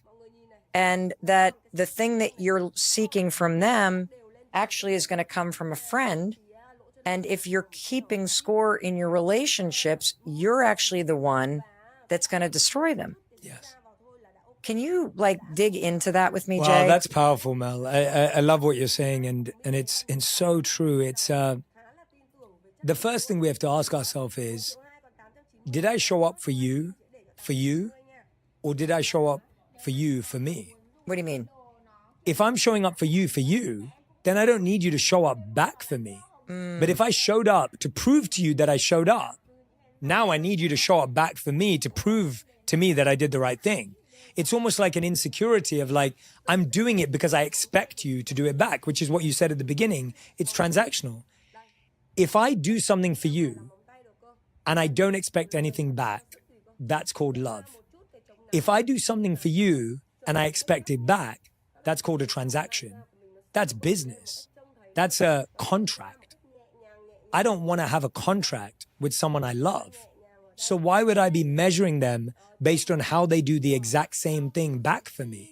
If you think about that, let's say, Mel, I organized your birthday party because I love organizing birthday parties. Does that mean you have to organize my birthday party to show me you love me equally? What if you didn't organize my birthday party, but you called me when I had a really tough day at work, and you checked in with me and gave me some great wisdom and insight? Is that equal? Or actually, do I see that as not equal because you didn't spend 7 days or 7 months planning an event for me? Now, are we counting time or are we measuring emotion? How do you value two? I can't value you based on the hours you put into our friendship. Let's say that I was struggling something and you sent me a text. But when you were struggling, I called you up. Does that mean I care more about you? Or was that text just perfect for what I needed? We're measuring these very immeasurable things. Are we counting days, hours, months, emotions, laughs? What are you going to keep a score on? And so I think we're keeping a score on things that you can't measure. And this is one of the limits I have with the love languages. I actually don't want you to love me the way I want to be loved. Wait, what do you mean by that? I believe that if I want you to love me exactly the way I want to be loved, I'm actually limiting how much you can love me. Because you have something to offer me that is different to what I even know I can receive. So if I say to you, Mel, the only way you can show me love is gifts, because that's what blows my mind. That's great. I do like gifts. But guess what? What if your best way to offer love is acts of service? What if your best way of love is quality time? Now I'm going to miss out on the greatness you have to offer me because I'm going to say, I only want you to give me this. What if you wanted to give me the world? And I said, just give me a gift. So I'm limiting how much love. So when love matures, I think when love is young, it's a great principle. But when love matures, and by the way, me and Radhi have been through this. When I met Radhi, I was that guy. So I love gifts. And I had to do a lot of unpacking as to why I love gifts. Why do you love gifts? It's because my mum couldn't always be there for me on my birthday. We couldn't spend quality time. She was working. She was the breadwinner. But she always got me that one gift. I'd come home and the Power Ranger would be wrapped up there and I'd unwrap it and I'd have so much joy. So when I met Radhi comes from a family where quality time is the gift. They don't really give each other gifts, which to me, when I first met her, I was like, this is bizarre. Like, what is wrong with all of you? And this is ridiculous, but I remember the new iPad mini was out and I'd kind of hinted to her that I wanted this iPad mini. Anyway, I unwrapped my gift on my birthday and it's an Asus. I was like, I wanted an iPad mini. Who gets someone an Asus? And it sounds ridiculous, but I'm telling it because of how ridiculous we can be. And she literally said to me, she was like, oh no, but I asked my family and they said this one's got better specs and it's actually better than the iPad and it's better resolution. I was like, but I wanted the iPad.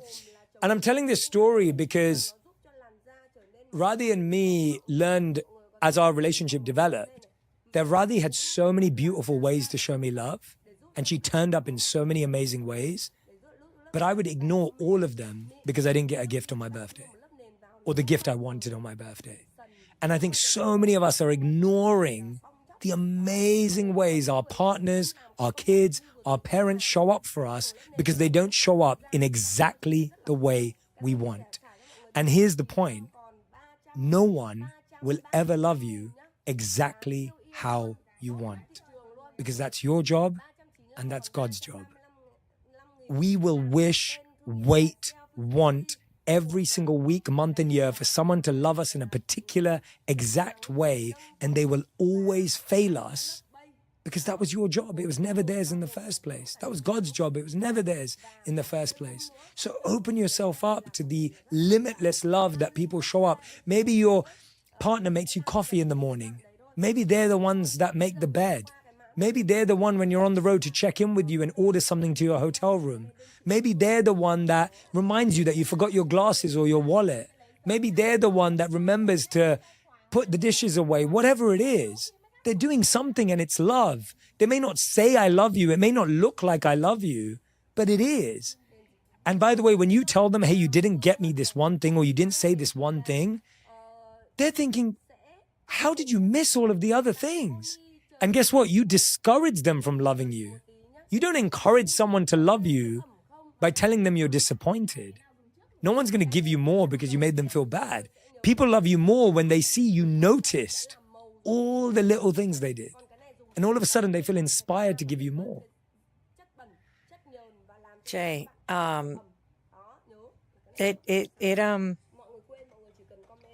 it really, as I was listening to you, I was first of all thinking about what an asshole I am in my marriage. So thanks a lot.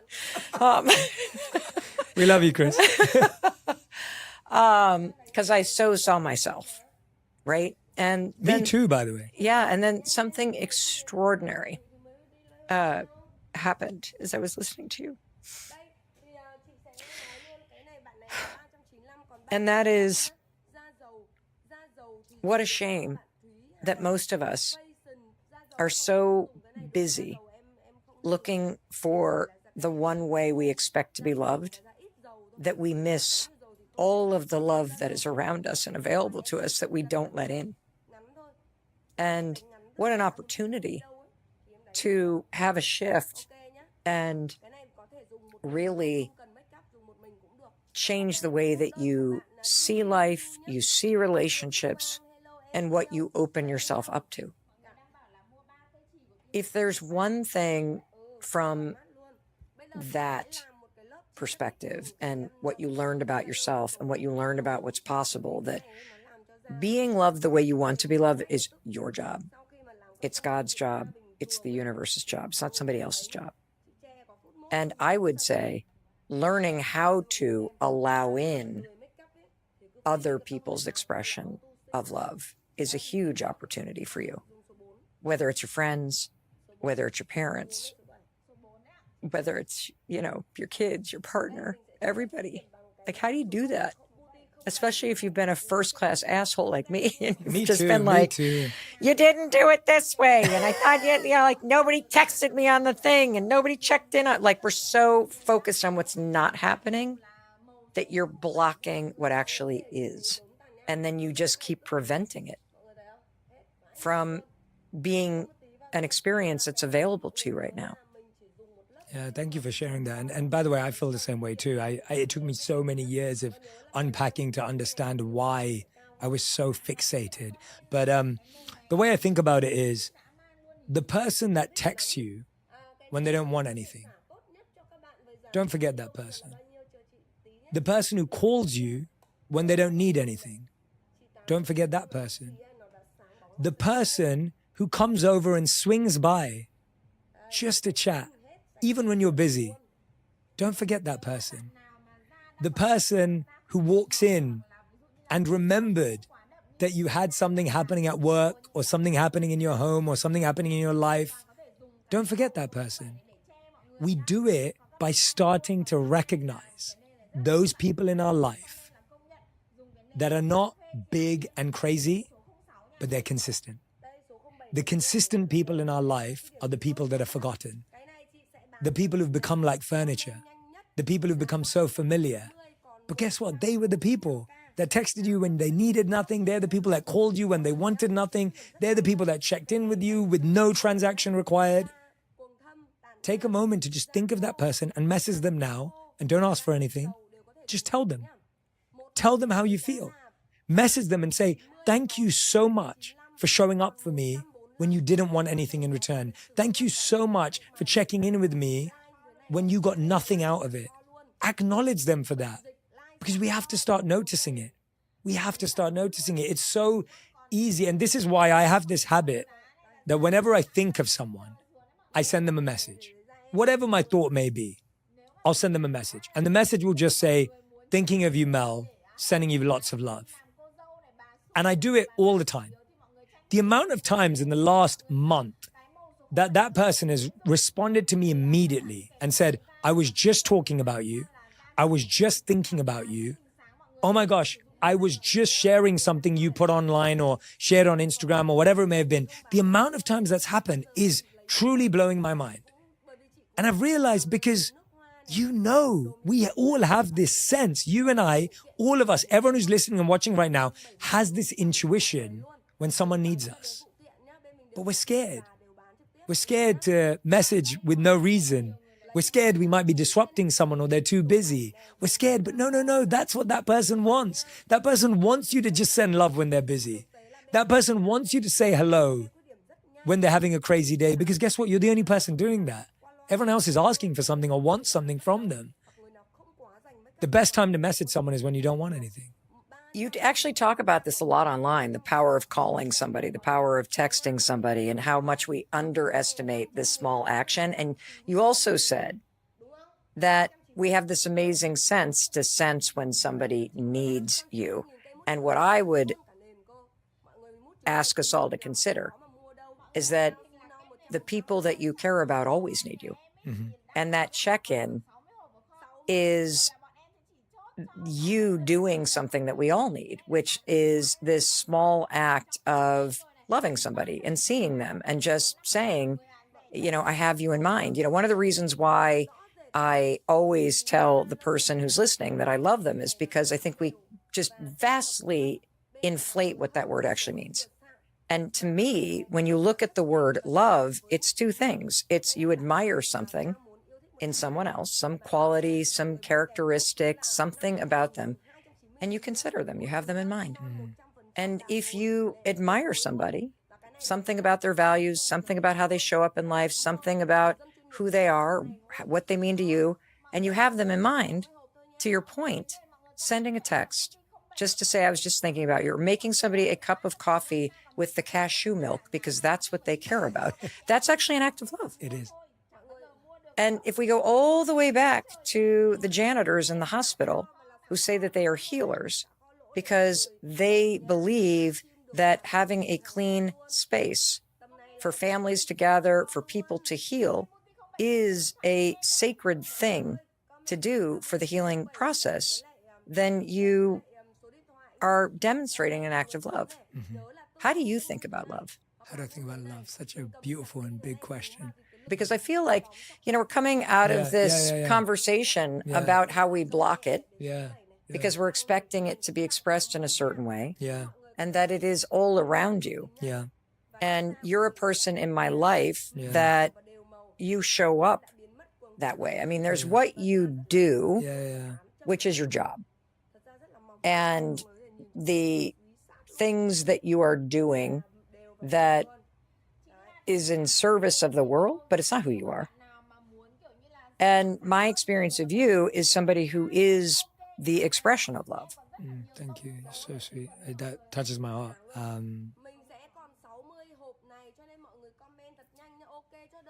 I think what you just said there is even more interesting about blocking love. If you still see your mom calling, that's a blessing. If you still see your dad's name on your phone, sending you a text, that's a blessing. 10 years from now, you're not going to remember the meeting you were in. 20 years from now, you're not going to remember the task you were doing. That's how we block love. We block love because when it's coming in, when it's coming freely, when it's coming unlimitedly, we don't know how to hold on to it. There's this beautiful poem from India that says, when God wants to give us something, how much can these two little hands hold on to? And when things are taken away from us, how much can these two little hands hold on to? And it's this beautiful idea of God's ever-flowing love that's unlimitedly there, and we can just try catch and hold whatever we can. And at the same time, when something's going away, there's an insignificance that we have where we can't hold on to it anymore. So what do? We pick up the call. We return it. We message back. We don't block it by saying, oh, they just keep connecting. Oh, that person just keeps calling. Oh, that person just...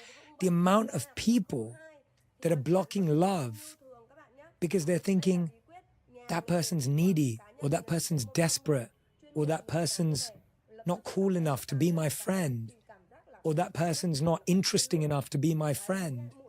I know so many people today that are leaving friendships and relationships behind because the person's not cool enough, smart enough, talented enough, whatever it is. Because when someone shows and wears their heart on their sleeve, we see that as a weakness.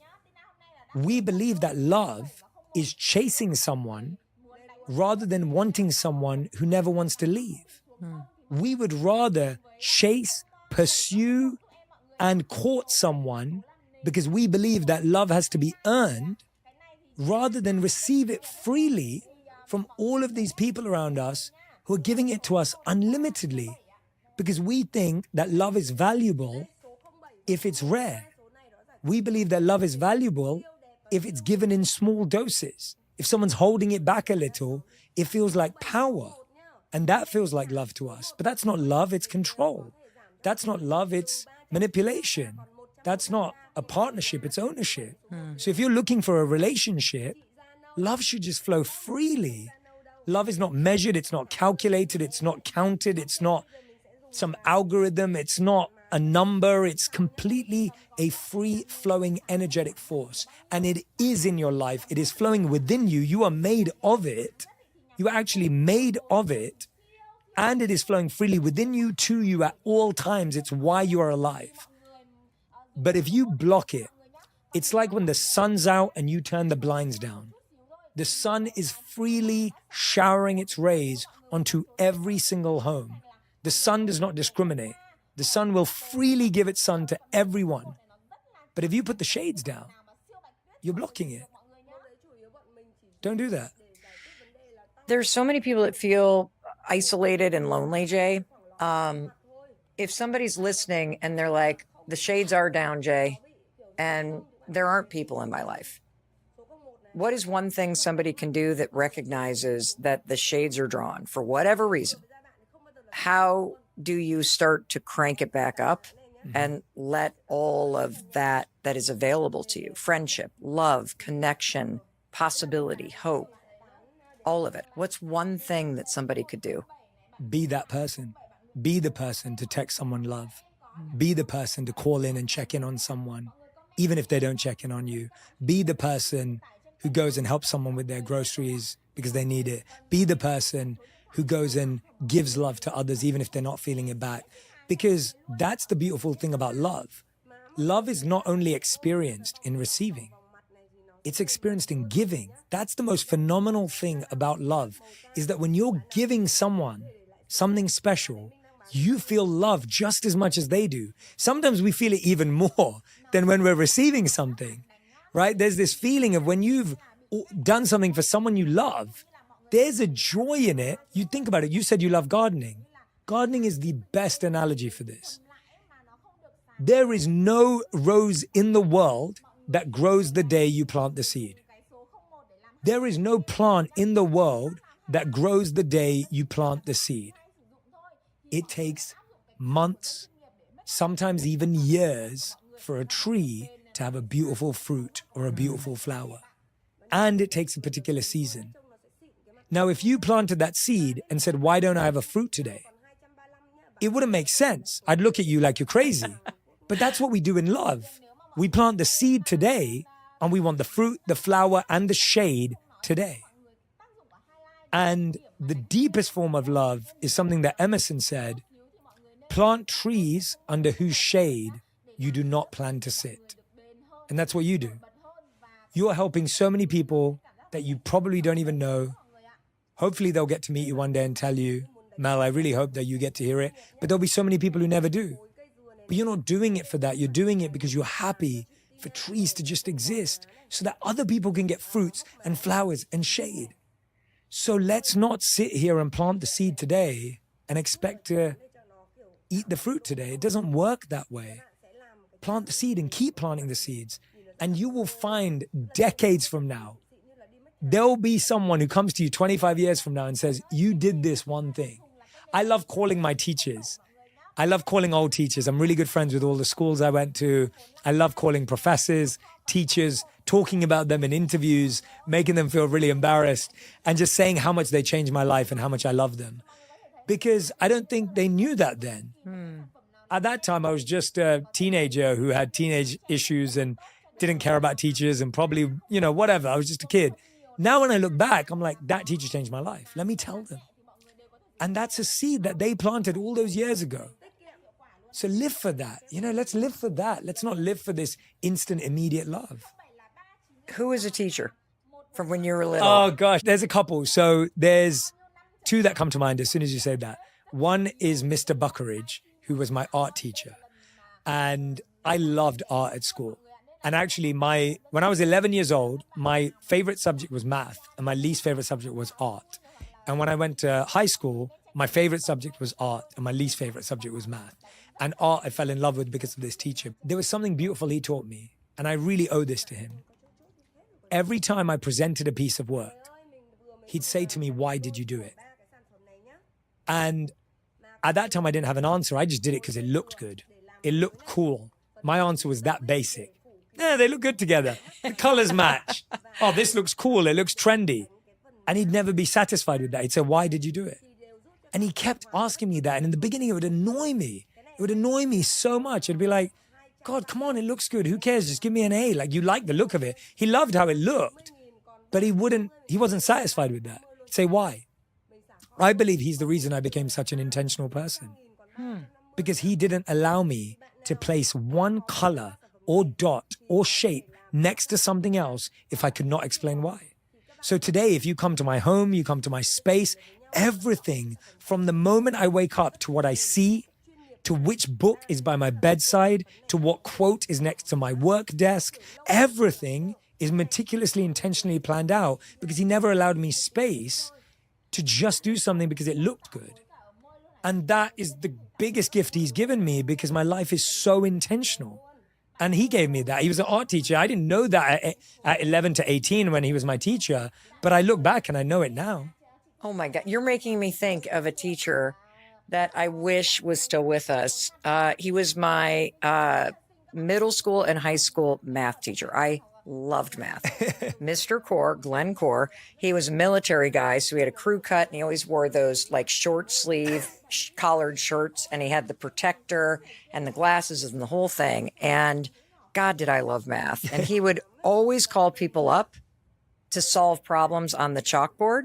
And I can feel him like handing the chalk to me, right? And so you would like solve the chalk things and then he'd coach you through it and then we'd talk about the problems. But he had this thing that he would do where if somebody started to struggle or get frustrated or feel really stupid, he would turn to the class and say, what do I always say? And we would all recite back, perseverance wins. And he would take his chalk and he would write in all caps, perseverance wins. And they would underline it. And then we'd be like, exclamation, exclamation. I love that. And it's true. It like seeped into my pores. And I think more than anything else that I, yes, planted seeds, but just kept going. That perseverance wins part of just don't quit. Like that's part of it. It's just you're always, if you open yourself up to learning, to experimenting, to all of the abundance that is available to you out there, eventually it comes. I love that. I love that. You know, and everyone should do that. Everyone should reach out to a teacher if they can, if that person's still alive, and just tell them, send them an email, drop them a Facebook message, DM or whatever access, call the school if you have to. Like it creates that energy in our life of gratitude and valuing people and appreciation. And it will come back. I promise you it will come back. You could share this episode, this conversation with people that you care about and tell them how much this conversation made you think of them and realize how much you love them. Like, what a beautiful thing. You know, another beautiful thing, Jay, is that I know that as you're listening and as you've spent all this time together with Jay and I today, you're thinking, God, I wish I could meet Jay. And you're going on tour. I am so excited. Tell me about it. What are you doing? Never, ever. So I went on a world tour 2 years ago. But that was for a book. Right. This is the first time ever that we're taking the On Purpose podcast on tour. Has not been shared in any book, on any podcast. It's so fresh. And you're going to get to see, the best part about it is you're going to get to see me and my friends, people that I know deeply on stage, 15 guests in 15 cities, different guests, just have a real conversation like this. And the best part for your audience is you have kindly agreed in the craziest schedule of all time to be my guest in Boston. That's right. Wang Theater. Where we're at right now. Yes, the Wang Theater. I cannot You better get wait. tickets because they're going to be gone. Like, they're probably already gone by the time you hear this. But it's amazing. So jayshetty.me/tour. We're doing 15 cities across North America to start. You're so excited about it. Why? I am. Because, Mel, you know, having this incredible podcast, there's an intimacy that you have with your listeners. Because we know that everyone who's listening right now listens every day, every week, all year round. the connection I feel to my on-purpose community is so deep because it's all year round. It's not the same as anything else. We're in people's ears every single day, every single week. Now imagine this person's usually on a hike. All of you that are listening, you're on a hike, you're cooking, you're in the car, commuting to work, you're maybe at work, you're at the gym, you're walking your dog. Yep. Now we get to be in the same place at the same time, in person. And on top of that, you're now surrounded by people who do the same thing as you. So my favorite thing is not even just what we're going to do on stage. It's the fact that people are going to walk out there as friends. People are going to walk out there connected to people that they've maybe never met. I think people are going to walk out there with a future wife or husband or partner because that person is doing the same thing you're doing. The collective consciousness of a space like that is unheard of. There's very few places that people gather today with the same exact intention in person. It used to be there. It doesn't exist anymore. You go to a coffee shop, everyone's there for different reasons. Someone's working, someone's wasting some time, someone's starting their day, someone's ending their day. There's not a collective consciousness. You go to an office, some people are working from home, some people work from there, some people are there to pay the bills, some people are there because they're excited. Different consciousness.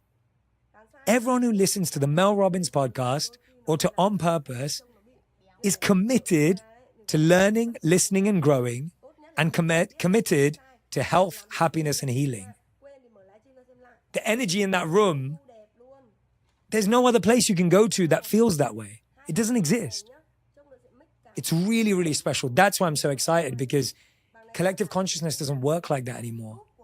You know, in the past, there's something beautiful that I'm writing about for my next book. It's called the third space theory. This idea that a few decades ago, we all had three spaces that we lived in. One was home, one was work, and one was church. There was a place that you called home, where you felt very safe and comfortable. There was a place that you called work, which was very productive and effective. And then there was a place that gave you the vision to reflect back on who you were at home and who you were at work and how you could be better. Slowly, as time went on, that third space disappeared. So we had home and we had work. Because of the pandemic, work disappeared. So now we only have home. So at home, we eat where we're meant to sleep, we sleep where we're meant to work, and we work where we're meant to eat. The energy of home has become so complicated that we don't know how to find a productive energy, how to find a connected energy, how to find a safe, calm energy. We've lost that. Podcasts are the new third space. That's where people are gathering. But what if we can turn that into a place, a physical space where you can gather, where people come to listen, learn, to reflect back on their life, to want to be better, to support each other. And so there's such a need for us to do these things. And I'm so glad you're going on tour. People can come and see you as well. It's just, it's so needed right now. I love how you just laid that out. It's true. It's like the three legs of the stool, two of them are gone. Yeah. It's why everybody's so wobbly and trying to find their balance. And, you know, I'm also excited because when you have these conversations, I always think about that I'm taking a walk with you as you're listening. And that today we have invited my dear friend Jay Shetty on this metaphorical walk together on the road of life. And, you know, I was curious, Jay, you've shared so much, you've poured into us with such just grace and wisdom. And, you know, I knew this was going to be extraordinary. I am just blown away by the impact that this will make in the person's life who's listening, the impact it's made in my life, how it has truly brought us closer. I'm so excited for all the things that you're working on. If there was one thing that you want the person who's listening to do, just one thing, the most important thing to really focus on, coming out of just how generous you have been with all of us. What is the one thing today? The one thing is, if you're feeling stuck, I want you to ask yourself one question. Life can either be a school, a hospital, a movie, or a mountain. Ask yourself, if life feels like a school right now, what do I need to learn? Because the same lessons will keep repeating until we learn them. If you're feeling like you're caught in a spiral of the same thing after the same thing, life is trying to teach you something. Go to the school of life. Sometimes life feels like a hospital. There's something to heal. If you feel in pain, if you feel held back, if you feel like you're not strong enough yet to go out there and go after something, ask yourself, what do I need to heal? And start healing. Sometimes life feels like a movie. Everything's kind of going in a great direction. Pause and ask yourself, what do I need to experience?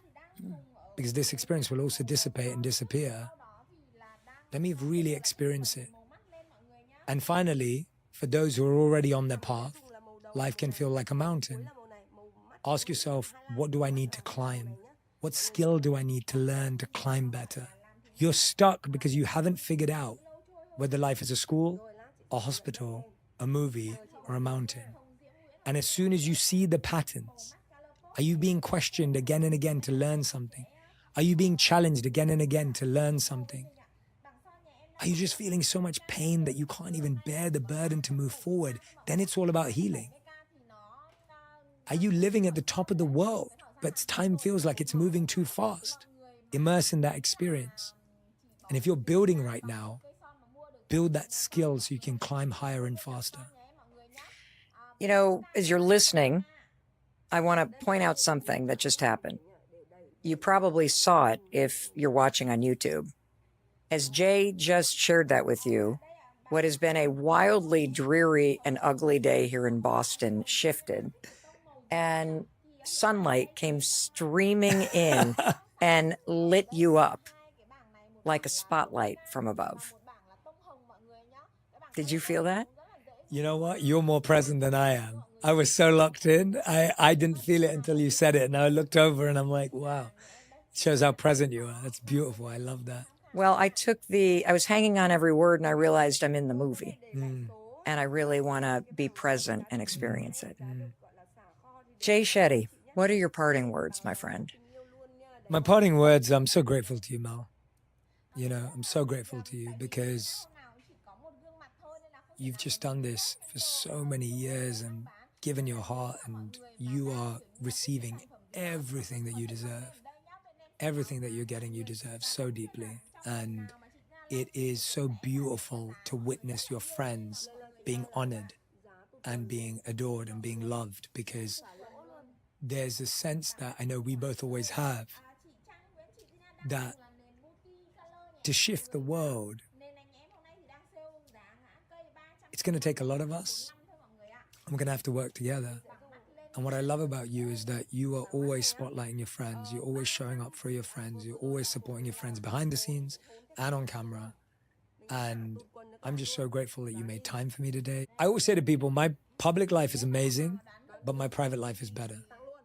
And my private life is better because of people like you.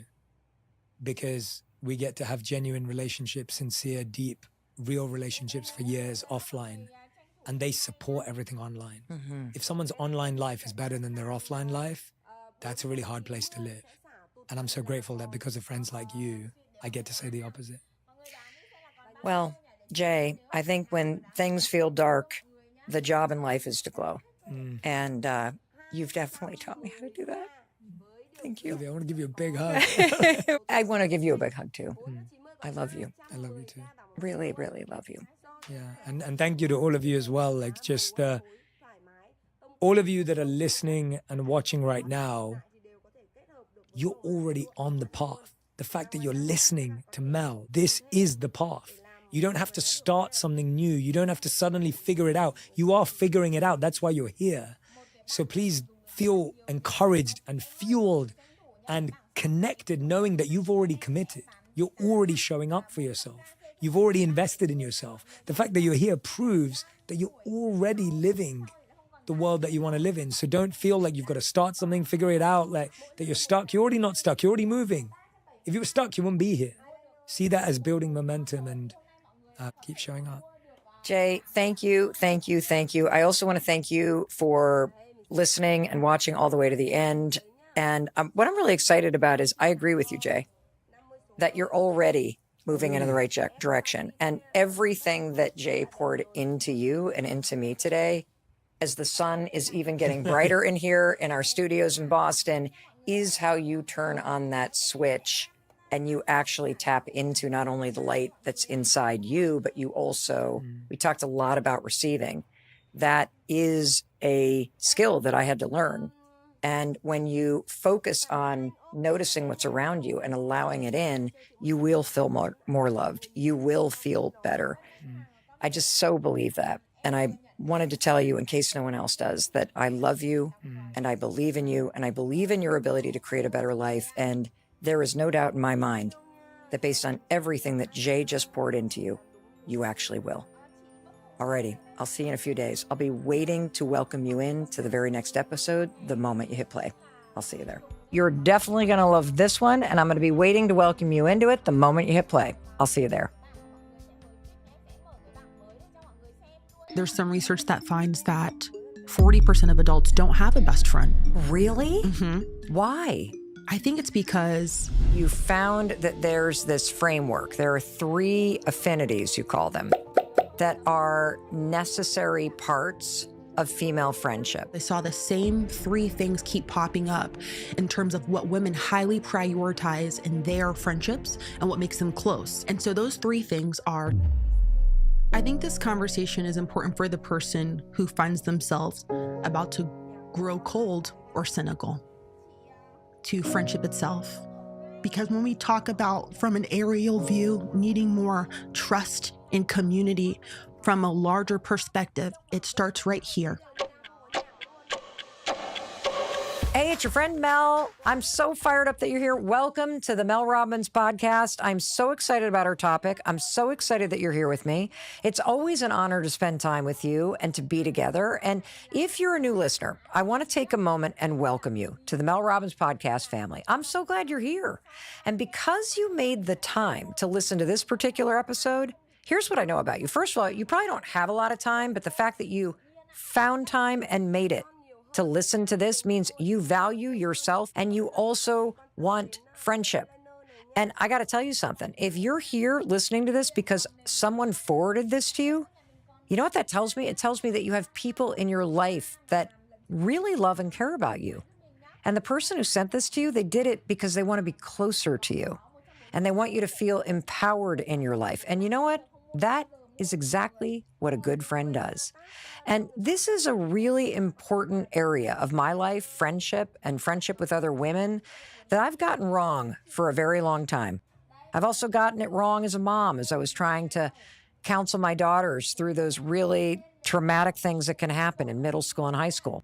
And then I read a copy of this book that I'm holding right now called Fighting for Friendship: The Science and Art of Conflict and Connecting in Women's Relationships. And I learned so much. This is the essential guidelines to creating and keeping female friendship alive in your life. So I called up the author. Her name is Danielle Bayard Jackson. She's a best-selling author. She's also the director of the Women's Relational Health Institute. She lectures around the United States on the topic of friendship, and she is here today to take away the mystery and the drama and break down why female friendship matters. She's going to share the unspoken challenges of female friendships, the differences between male and female friendship, how to navigate conflict and challenges, and even when you need to let go of the friendship that no longer serves you. And also, you're going to learn, how do you bring up something that bothers you?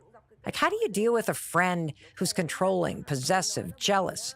How do you deal with yourself when you start being like that in friendship? I know I've been that way. All of these experiences are normal. And the good news is, it's not you. You got to understand the research. And once you do, you're going to also realize there's something you can do. because you deserve amazing female friends. And today you're going to get the roadmap to creating them. So please help me welcome Danielle Bayard Jackson to the Mel Robbins Podcast. So Danielle, I am so excited you're here. Welcome to the Mel Robbins Podcast. Thank you for having me. This is awesome. Oh, I have so much to learn from you. I feel like I'm about to get a therapy session that is going to help me understand my past and struggling with female friendship. And as a mom, watching my daughters struggle with female friendship. And so I am just thrilled you're here. I'm thrilled to dig into your amazing book, Fighting for Our Friendships, The Science and Art of Conflict and Connection in Women's Relationships. Here's where I want to start. I'd love to have you talk to the person who is with us right now. They've either hit play on this episode and taken us on a walk, or you and I are in their car or at work or in their kitchen as they've got their earbuds in.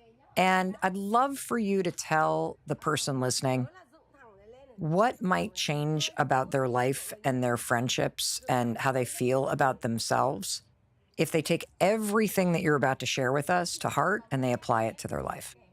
I think that by the time they're done listening or watching it, they feel instantly more confident, less alone about any secret, private struggles that they're experiencing in their friendships. And I'm hoping that it increases their level of optimism about all that is available to them in friendship. That's what I'm really hoping for by the time that we're done with this conversation. You know, one of the things that I felt after reading your book is I felt like I understood myself better. I felt validated and seen in terms of the struggles that I had making friends when I was in middle school and high school and college, keeping friends. And so I'm just super excited about this conversation because especially talking about that tension and frustration, that thing that we can't quite put our finger on. Why are girls mean?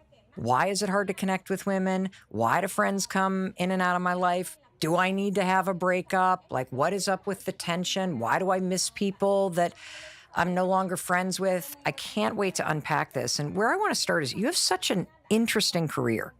How on earth did you find yourself in a career where you're writing books, researching, and teaching about female friendship?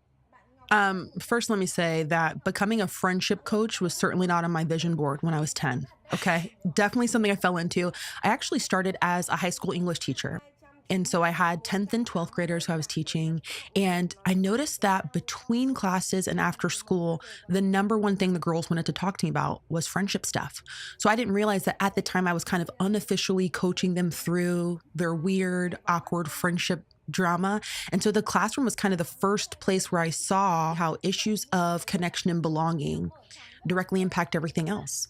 Their attendance, because you're not even coming to school if you don't feel like you belong somewhere. Their confidence, their academic performance, their mood, all related back to whether or not they felt like they had people at school. And so I did that for about 6 years and became the academic chair. And then I left and I got into the world of public relations. And I always joke that I made the foolish mistake of thinking, you know, I'm leaving that teenage drama behind because I'm working with adult women, you know? And it wasn't long before I realized that despite the fact that these women were charismatic, high achieving extroverts, they too were secretly dealing with friendship stuff. And so I just thought, wow, at every stage of womanhood, we're trying to figure out, how do I better relate to the women around me? It's not an age thing. It feels like the great equalizer. It doesn't matter your background or generation. And so for the past 7 years, I've been leveraging my background in education to study what the research has to say about women's cooperation, communication, and conflict. So are women and men's friendships different?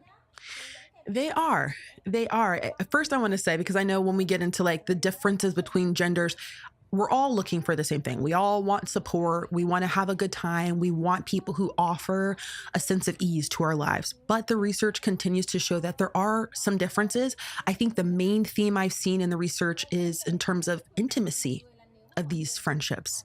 Very different. With women, they do experience more depth and platonic intimacy than men tend to. in their same-sex friendships. Women tend to be more dyadic, so we're one-to-one, which it Wait, what, counts. dyadic? What is that Yeah, word? so You're an that- English teacher, so Yeah. I'm going to have to like be like, okay, wait, what? So like a dyad, D-Y-A-D, dyad, so one-to-one, we tend to couple off, and that accounts for that depth we experience, right? Because we're in this private, intimate vault, the two of us. Whereas men tend to congregate in larger groups. They tend to collect a bunch of casual friendships. And when you're in a big group, it affords you a certain level of anonymity. Okay, when I've got all the guys in the room, right? Women also in our conversations, we are more likely than men to talk about things like our mental and physical health and family, things like that. That tends to center the self, those conversations. But men are more likely than women to talk about current events and sports, which decenters self. So even in our conversations, it's very intimate. And then they find that women tend to integrate their friends into their lives to the degree of a sibling, men to the degree of a cousin. And so, I'm certainly not saying that men don't also experience these deep friendships. They do, but more often than not, you'll see that with women. You just threw so much at us based on the research that made perfect sense. And if you're listening and you're a guy and you've always wondered, why does my partner or my girlfriend have so much drama? Why did my sister have so many problems? There was so much in what you just shared with us, like even just the fact that it's true. Like if I think about my brother or my husband or my son, they do kind of just travel in groups. Mm-hmm. Mm-hmm. And like if I think about myself, it's like since the history of time, I've been searching for that best friend. I've been pairing off into one person, and I'm sure we're going to dig into this. But even just understanding that the research is really bearing out that we tend to go one-to-one, and the men and boys in our life tend to operate in groups. And what you just said, I thought was genius about how if you're in a group, there is a bit of an anonymity. Mm-hmm. But if you're with just one person or small groups of people that you feel this deep sense of belonging to, there's a lot more vulnerability and a lot more that seems to be at stake. I know I've certainly felt that.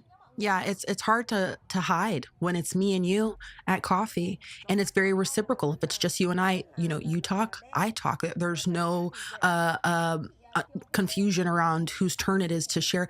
I am more deeply known here. I am more accountable here because it's me and you. And I think that's also why we kind of see that running joke, where your husband comes home from hanging out with the boys and you're like, oh my gosh, so did they have the baby? Or why did they divorce? And he's like, oh, I don't know. I didn't ask, So it's like a running joke, but there's some truth to that. Well, and you also said this thing about how male relationships, friendships tend to be more like a cousin. Yeah.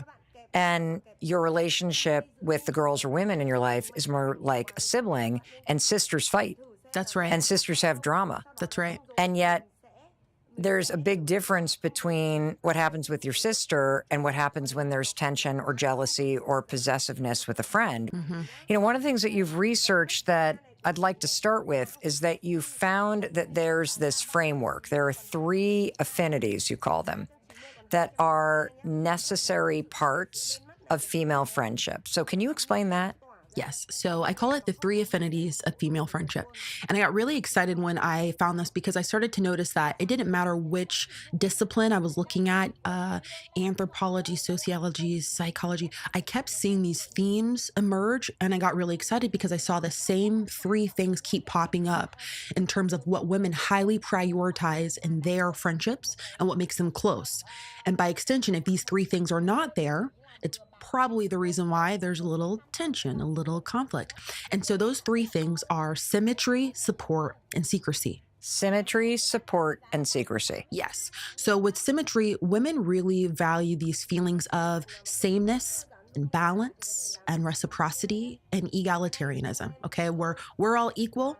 We're the same. You are me. Even if you go to a bar and you see women talking, you're overhearing them say, me too. Oh my God, same. Me too. So thriving on that, I am you, you are me. And then when that symmetry shifts, or we start to sense like, oh, we're on different paths, or she's maybe not like me, that tension of we're not in the same lane, what's going on here? So symmetry is really powerful. And that egalitarianism piece and symmetry, feeling like equals. So if you have a woman who you feel like she's starting to be judgy about your parenting or your business choices, the undertone or the subtext there is that her choices are better, are superior, right? She's coaching you or talking down to you because we're supposed to be, we're the same, we're equals. But does it also happen that it's not that she's necessarily talking down to you, but that you're also beating yourself up because you're like, oh, 100%. well, she's better looking and, all at you. And your example is a reason why I'm now beating myself up and feeling less 100%. And so much of this is perception because maybe she's doing nothing wrong, but because of things happening in your life, you're perceiving this imbalance, right? So much of it is subjective. That was me. I was a walking friendship red flag. Oh, yeah? You could have had an entire section of this book called Melanie Schneeberger, which is a mouthful of a name. That was my maiden name. I saw everybody as a threat. Like I literally don't think I had that symmetry in a lot of my friendships. And I can see how if you don't feel like we're in this together, then it would create this conflict and tension in your relationship with somebody else. Sure, because how do I befriend the threat? That doesn't even go together. So seeing you as an extension of myself and seeing women in general as an extension of myself, I am you, you are me, you're not my competition. I mean, it directly impacts the way that we engage with our friendships. So that symmetry piece is really important. And then we have support. There's some research that tells us that the number one thing women look for in their same-sex friendships is emotional support. So that means if there's nothing else, I expect you have my back. I expect some shows of solidarity, some gestures of emotional help. What makes that tricky is we so often don't articulate what support looks like, because I think that as another woman, you ought to know. I shouldn't have to say it. That will certainly make things complicated. Every time you say something, I'm thinking about a dynamic that's negative with a former friend or something that I did. Because even when you said that sentence about support, I mean, how many times have we sat alone? And then when a friend comes to you and is like, I didn't even know you were struggling. You're like, well, you should have, you just kind of feel this sense of, well, you should have known. Yeah. But you never said anything. I wonder how much of that is, how they say women have that sixth sense. If I believe it to be true, that women's intuition, which I think we do have, do I believe that you should be picking up my cues because we have that intuition? So should I have to say the thing? And I think a lot of us subscribe to the idea that if we are close, me having to say what I want detracts from the closeness we're supposed to have. So you just knowing it without me saying it is evidence of how much you get me.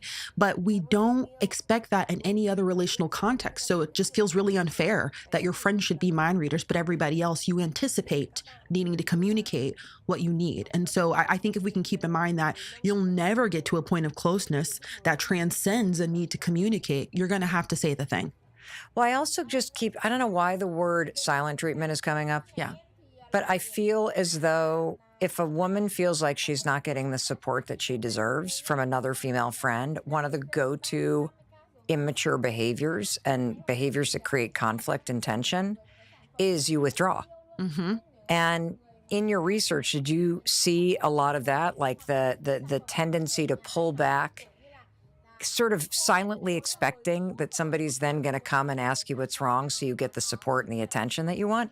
Oh, absolutely. Whether that's because we don't know how to articulate it, whether it's because we have this belief that I shouldn't have to say it, she ought to pick up on the cues. I do see that emotional distance followed by physical distance. I'm calling you less. I'm initiating less because I'm so turned off by that thing you failed to do.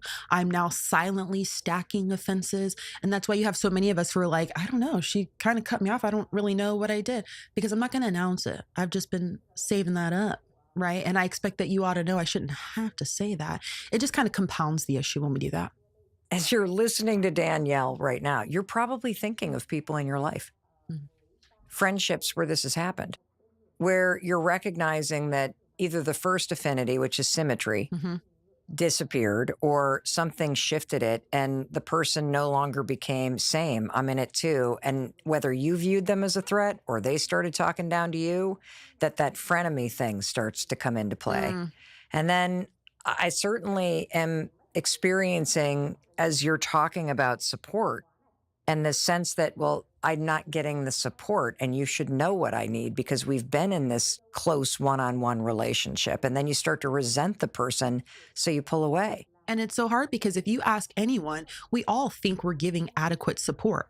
Like, who among us is going to say, yeah, I don't support my friends? We all think we're doing a good job. So there's obviously a gap here when there's those of us who are walking around feeling a lack of support. It can get really tricky. And then that third affinity is secrecy. So this doesn't necessarily speak to like literal secrets, but the essence of that. So feeling like you and I are in this mutually exclusive vault where we engage in self-disclosure. I share, you share, because that is the glue of women's friendship, is sharing.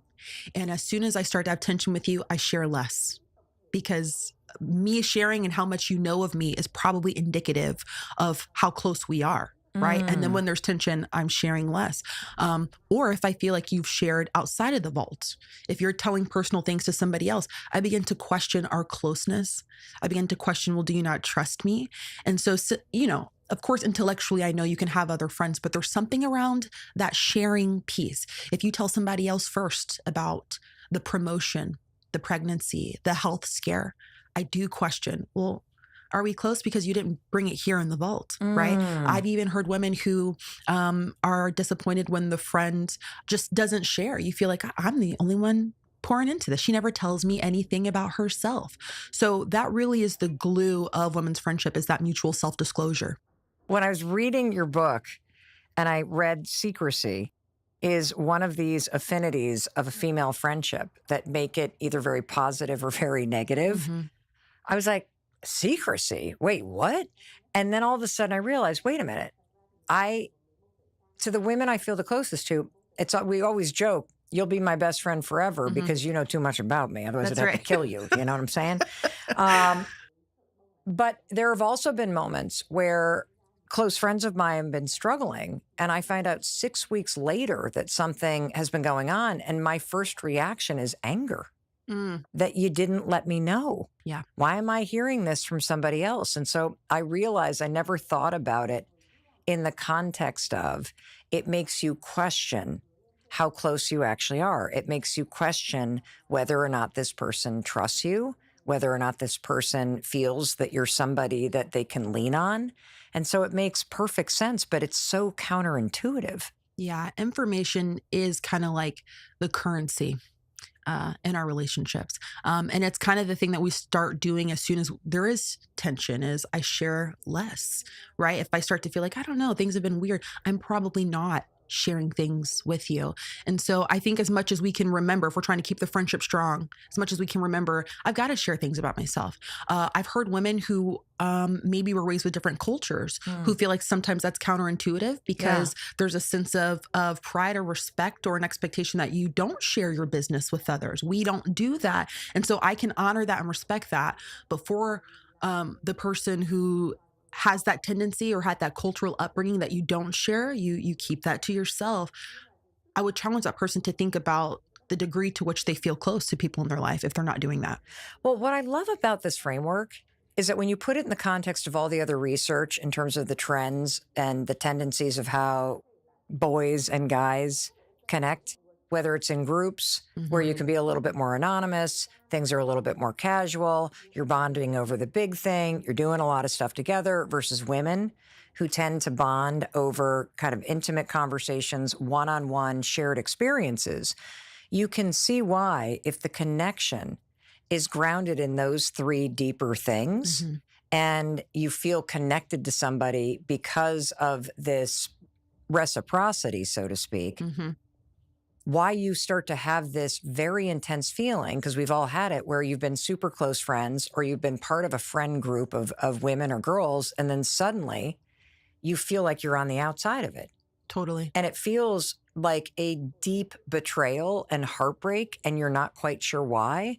But I think you explained why, because the intimacy that is demanded in female friendships is very different. And it's also the source of all the conflict and the tension and the friction that starts to happen. Yeah. And I do think if a person finds themselves on the outskirts, or there's been some kind of like this tectonic shift that was happening slowly, and you're like, things are different, to kind of look at those three things and see if you can trace it back. Did somebody perceive that there was a change and we can no longer relate to one another? Is someone secretly feeling like you didn't support me? Is someone feeling like, you've been sharing outside the vault, or you're not my person to share with anymore? It's likely that you can trace whatever your present conflict is back to those three things. And, just because there is tension that emerges in one of those domains doesn't mean immediate dissolution of the friendship.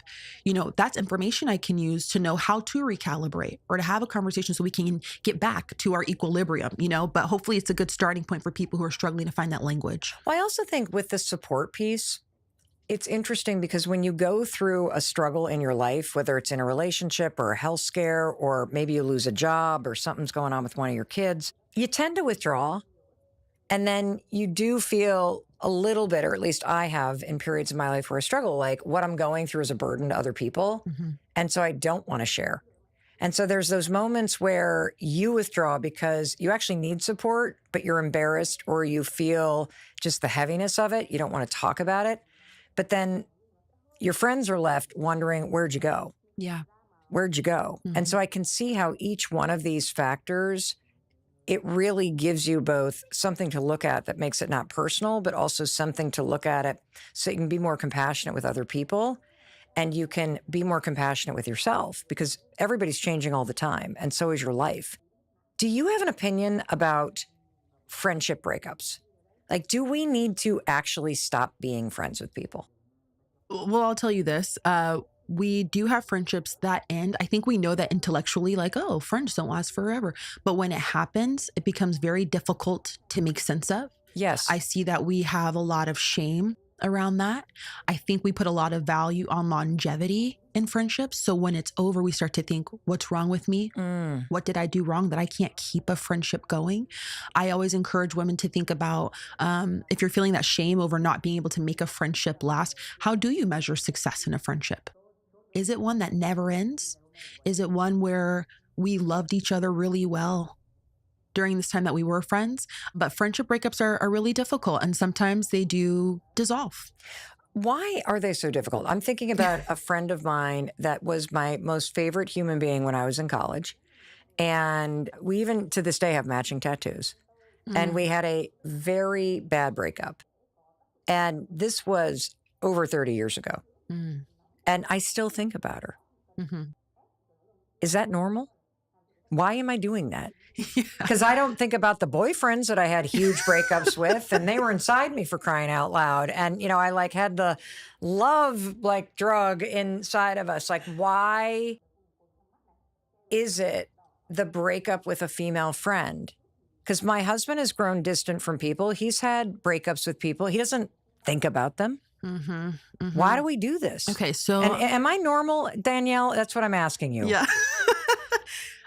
You are. I have some of those too. And I kind of maybe see them as like my ones that got away, maybe like a platonic, could we have worked that out? I still see things and it makes me think of her. My theory is that because of how deeply we integrate our women friends into our lives, naturally, I'm still thinking about you when that's over. Right. And there are even some theories that find that women's relationships become a part of their self-concept. So how I see myself is largely through the lens of how you see and experience me. And if you think that I am interesting and funny and lovable, and then that friendship ends or you elected to leave, I'm questioning, am I still interesting and lovable and funny if she would leave me? And so I think it's natural to still grieve over losing friends, to still be confused about what went wrong, what we could have done differently, and then also have that kind of influence the way we engage in friendships moving forward, right? If you have a friend who told you, you're just too much, am I going into new friendships a little tapered down because I don't want to be too much? So it does leave a lasting impression when we have friendships with other women that end. You made me have a bit of a breakthrough and epiphany about this topic. As I was listening to you and I was thinking about my friend, it made me sad about who I was at that period in my life. And the fact that she distanced herself. And it reminds me that I was not in a great place and I was not a good friend.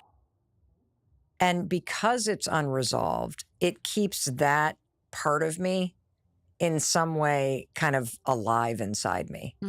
Does that make sense? Totally. And that if she had come back into my life, it sort of feels like it helps with the acceptance that you've grown as a person. And that's why I also feel like I probably hold on to this a little bit, that I have a lot of regrets about how I acted. I was like that clingy, possessive, lying, jealous friend. Oh my God, thank God you and I didn't know each other back then. And I'm a different person. Yeah. And so there's something about romantic relationships that I'm able to forgive myself and move on. But when a friendship ends, you don't really quite ever replace somebody in that category in that same way. Do you know what I mean? Yeah, totally. I think with romantic breakups as well, it's so easy to dismiss it as, well, that wasn't my person. I think that helps us to be able to move on. You also kind of know going into a romantic relationship, this might not work out. Let's just see. That's so true. But you're rarely expecting or considering the end at the beginning of friendship. I just know that I like you, so let's get this thing going. I'm not prepared or even considering an ending. And I think that makes it even more disruptive when it happens. And then, like I said, because it's so integrated into our lives, it becomes difficult sometimes to move forward. What I love about your book, Fighting for Our Friendships, is that you not only go straight at this and you unpack all the things that I'll speak for myself, I got profoundly wrong about navigating female friendships. But what I also love is that the same 3-part framework that you say is present for all deep connections between girls and women. It also explains what's missing when you start to feel conflict and frustration. And so let's go to conflict. Let's talk about all of the things that are really challenging about female friendships. And, if I turn to page 44 in your book, there's this concept that you talk about. I mean, we even have a term for it, former friendships. I don't think I'd ever hear my son or my husband say former friendships. And yet when I read your list, the roommate turned bestie that I outgrew, the college friend who phased me out when she got a boyfriend. Oh, that was me. Coworker bestie who disappears when you start working somewhere else. My mom friend who I grew close to, but eventually lost trust in. The friend I had to release because she didn't reach out enough. The church friend who cut me off because I didn't reach out enough. Yeah. I have every one of those, or I've been that. Yeah. Why is this a phenomenon? There is research that shows that young girls, have more former friendships than boys. But I want to say this because I know it's tempting for some people to hear that and say, well, yeah, because girls are petty. Well, yeah, because girls are always upset about something. And I hear that a lot from men and women, sadly. Here's my response to that. The research finds that our friendships are deeper, but that they do dissolve at a faster rate. Really? Why? I don't think that's because we just always want to be in some drama. I think it's because if you are so deeply integrated into my life as my friend, okay, we're sharing resources, you're helping me raise my children, you're giving me career advice, like you're in this with me, right? Then yeah, it increases the chances that there might be some friction because you're all up in my business. Yeah. Okay. I'm less likely to fall out with somebody who I'm not even close to. So if men are keeping their friends kind of at a distance and we check in 3 times a year, you probably aren't having fallouts because you're not that up close. If you're in my business as my female friend, there's a higher chance that there is going to be something that goes wrong. So I can keep you at arm's length and be your best friend for 20 years, no problem, because I'm checking in once a quarter. Right. Or when we go play basketball, or I'm not talking about details of my life, we could be best friends all day, right? So there is a risk in having somebody who's so deeply close to you, but then we've got to get to the business of, trying to navigate that when those conflicts arise. One of the things that I keep thinking about is that friendships don't end. They just sort of come in and out and they're flexible, and it's helped me be less judgy of myself.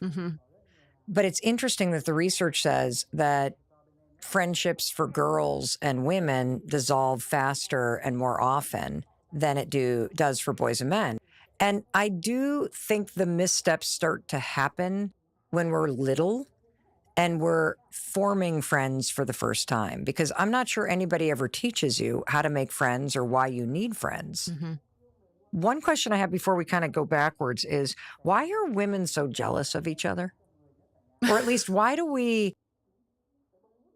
can you tell? Like, guys might be jealous of some guy's car or his house or the vacations, or, that he's just a good dude that a lot of people like, but you don't feel it. First I'll say that I don't think being competitive or envious is exclusive to women. We're all competitive. We all get a little envious. And I think it's because we use our friends as a measure of our own progress.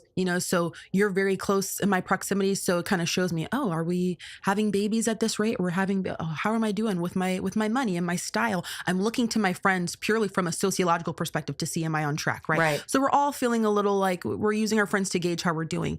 I think what's so hard around envy that women experience with one another, I do wonder to what degree the patriarchy influences that. If I'm hearing voices telling me I need to look a certain way and have a certain progress in my life, and my friends are in very close proximity, I'm kind of projecting that onto them. If they're making certain choices or making certain advances and I'm not, I have them to look at to see how I'm doing. But I wonder also how much room we have to express that without looking like the jealous friend. So we harbor it secretly, or we monitor because I don't want to look like I am jealous. So I keep it inside, and that comes out in terms of resentment or shade or frenemies, right? So it does become kind of sticky. I want to build on that, because I have a theory about this. Okay. And especially given that you were a English teacher in a high school, and you're a mom, and I'm a mom of 2 daughters, and you have a daughter. Here's my theory. So if you take it as fact that the average age that a girl gets her period is the age of 12, like, that's a huge life-changing event. And what happens when you get your period, at least in today's world, is it's like a very public event.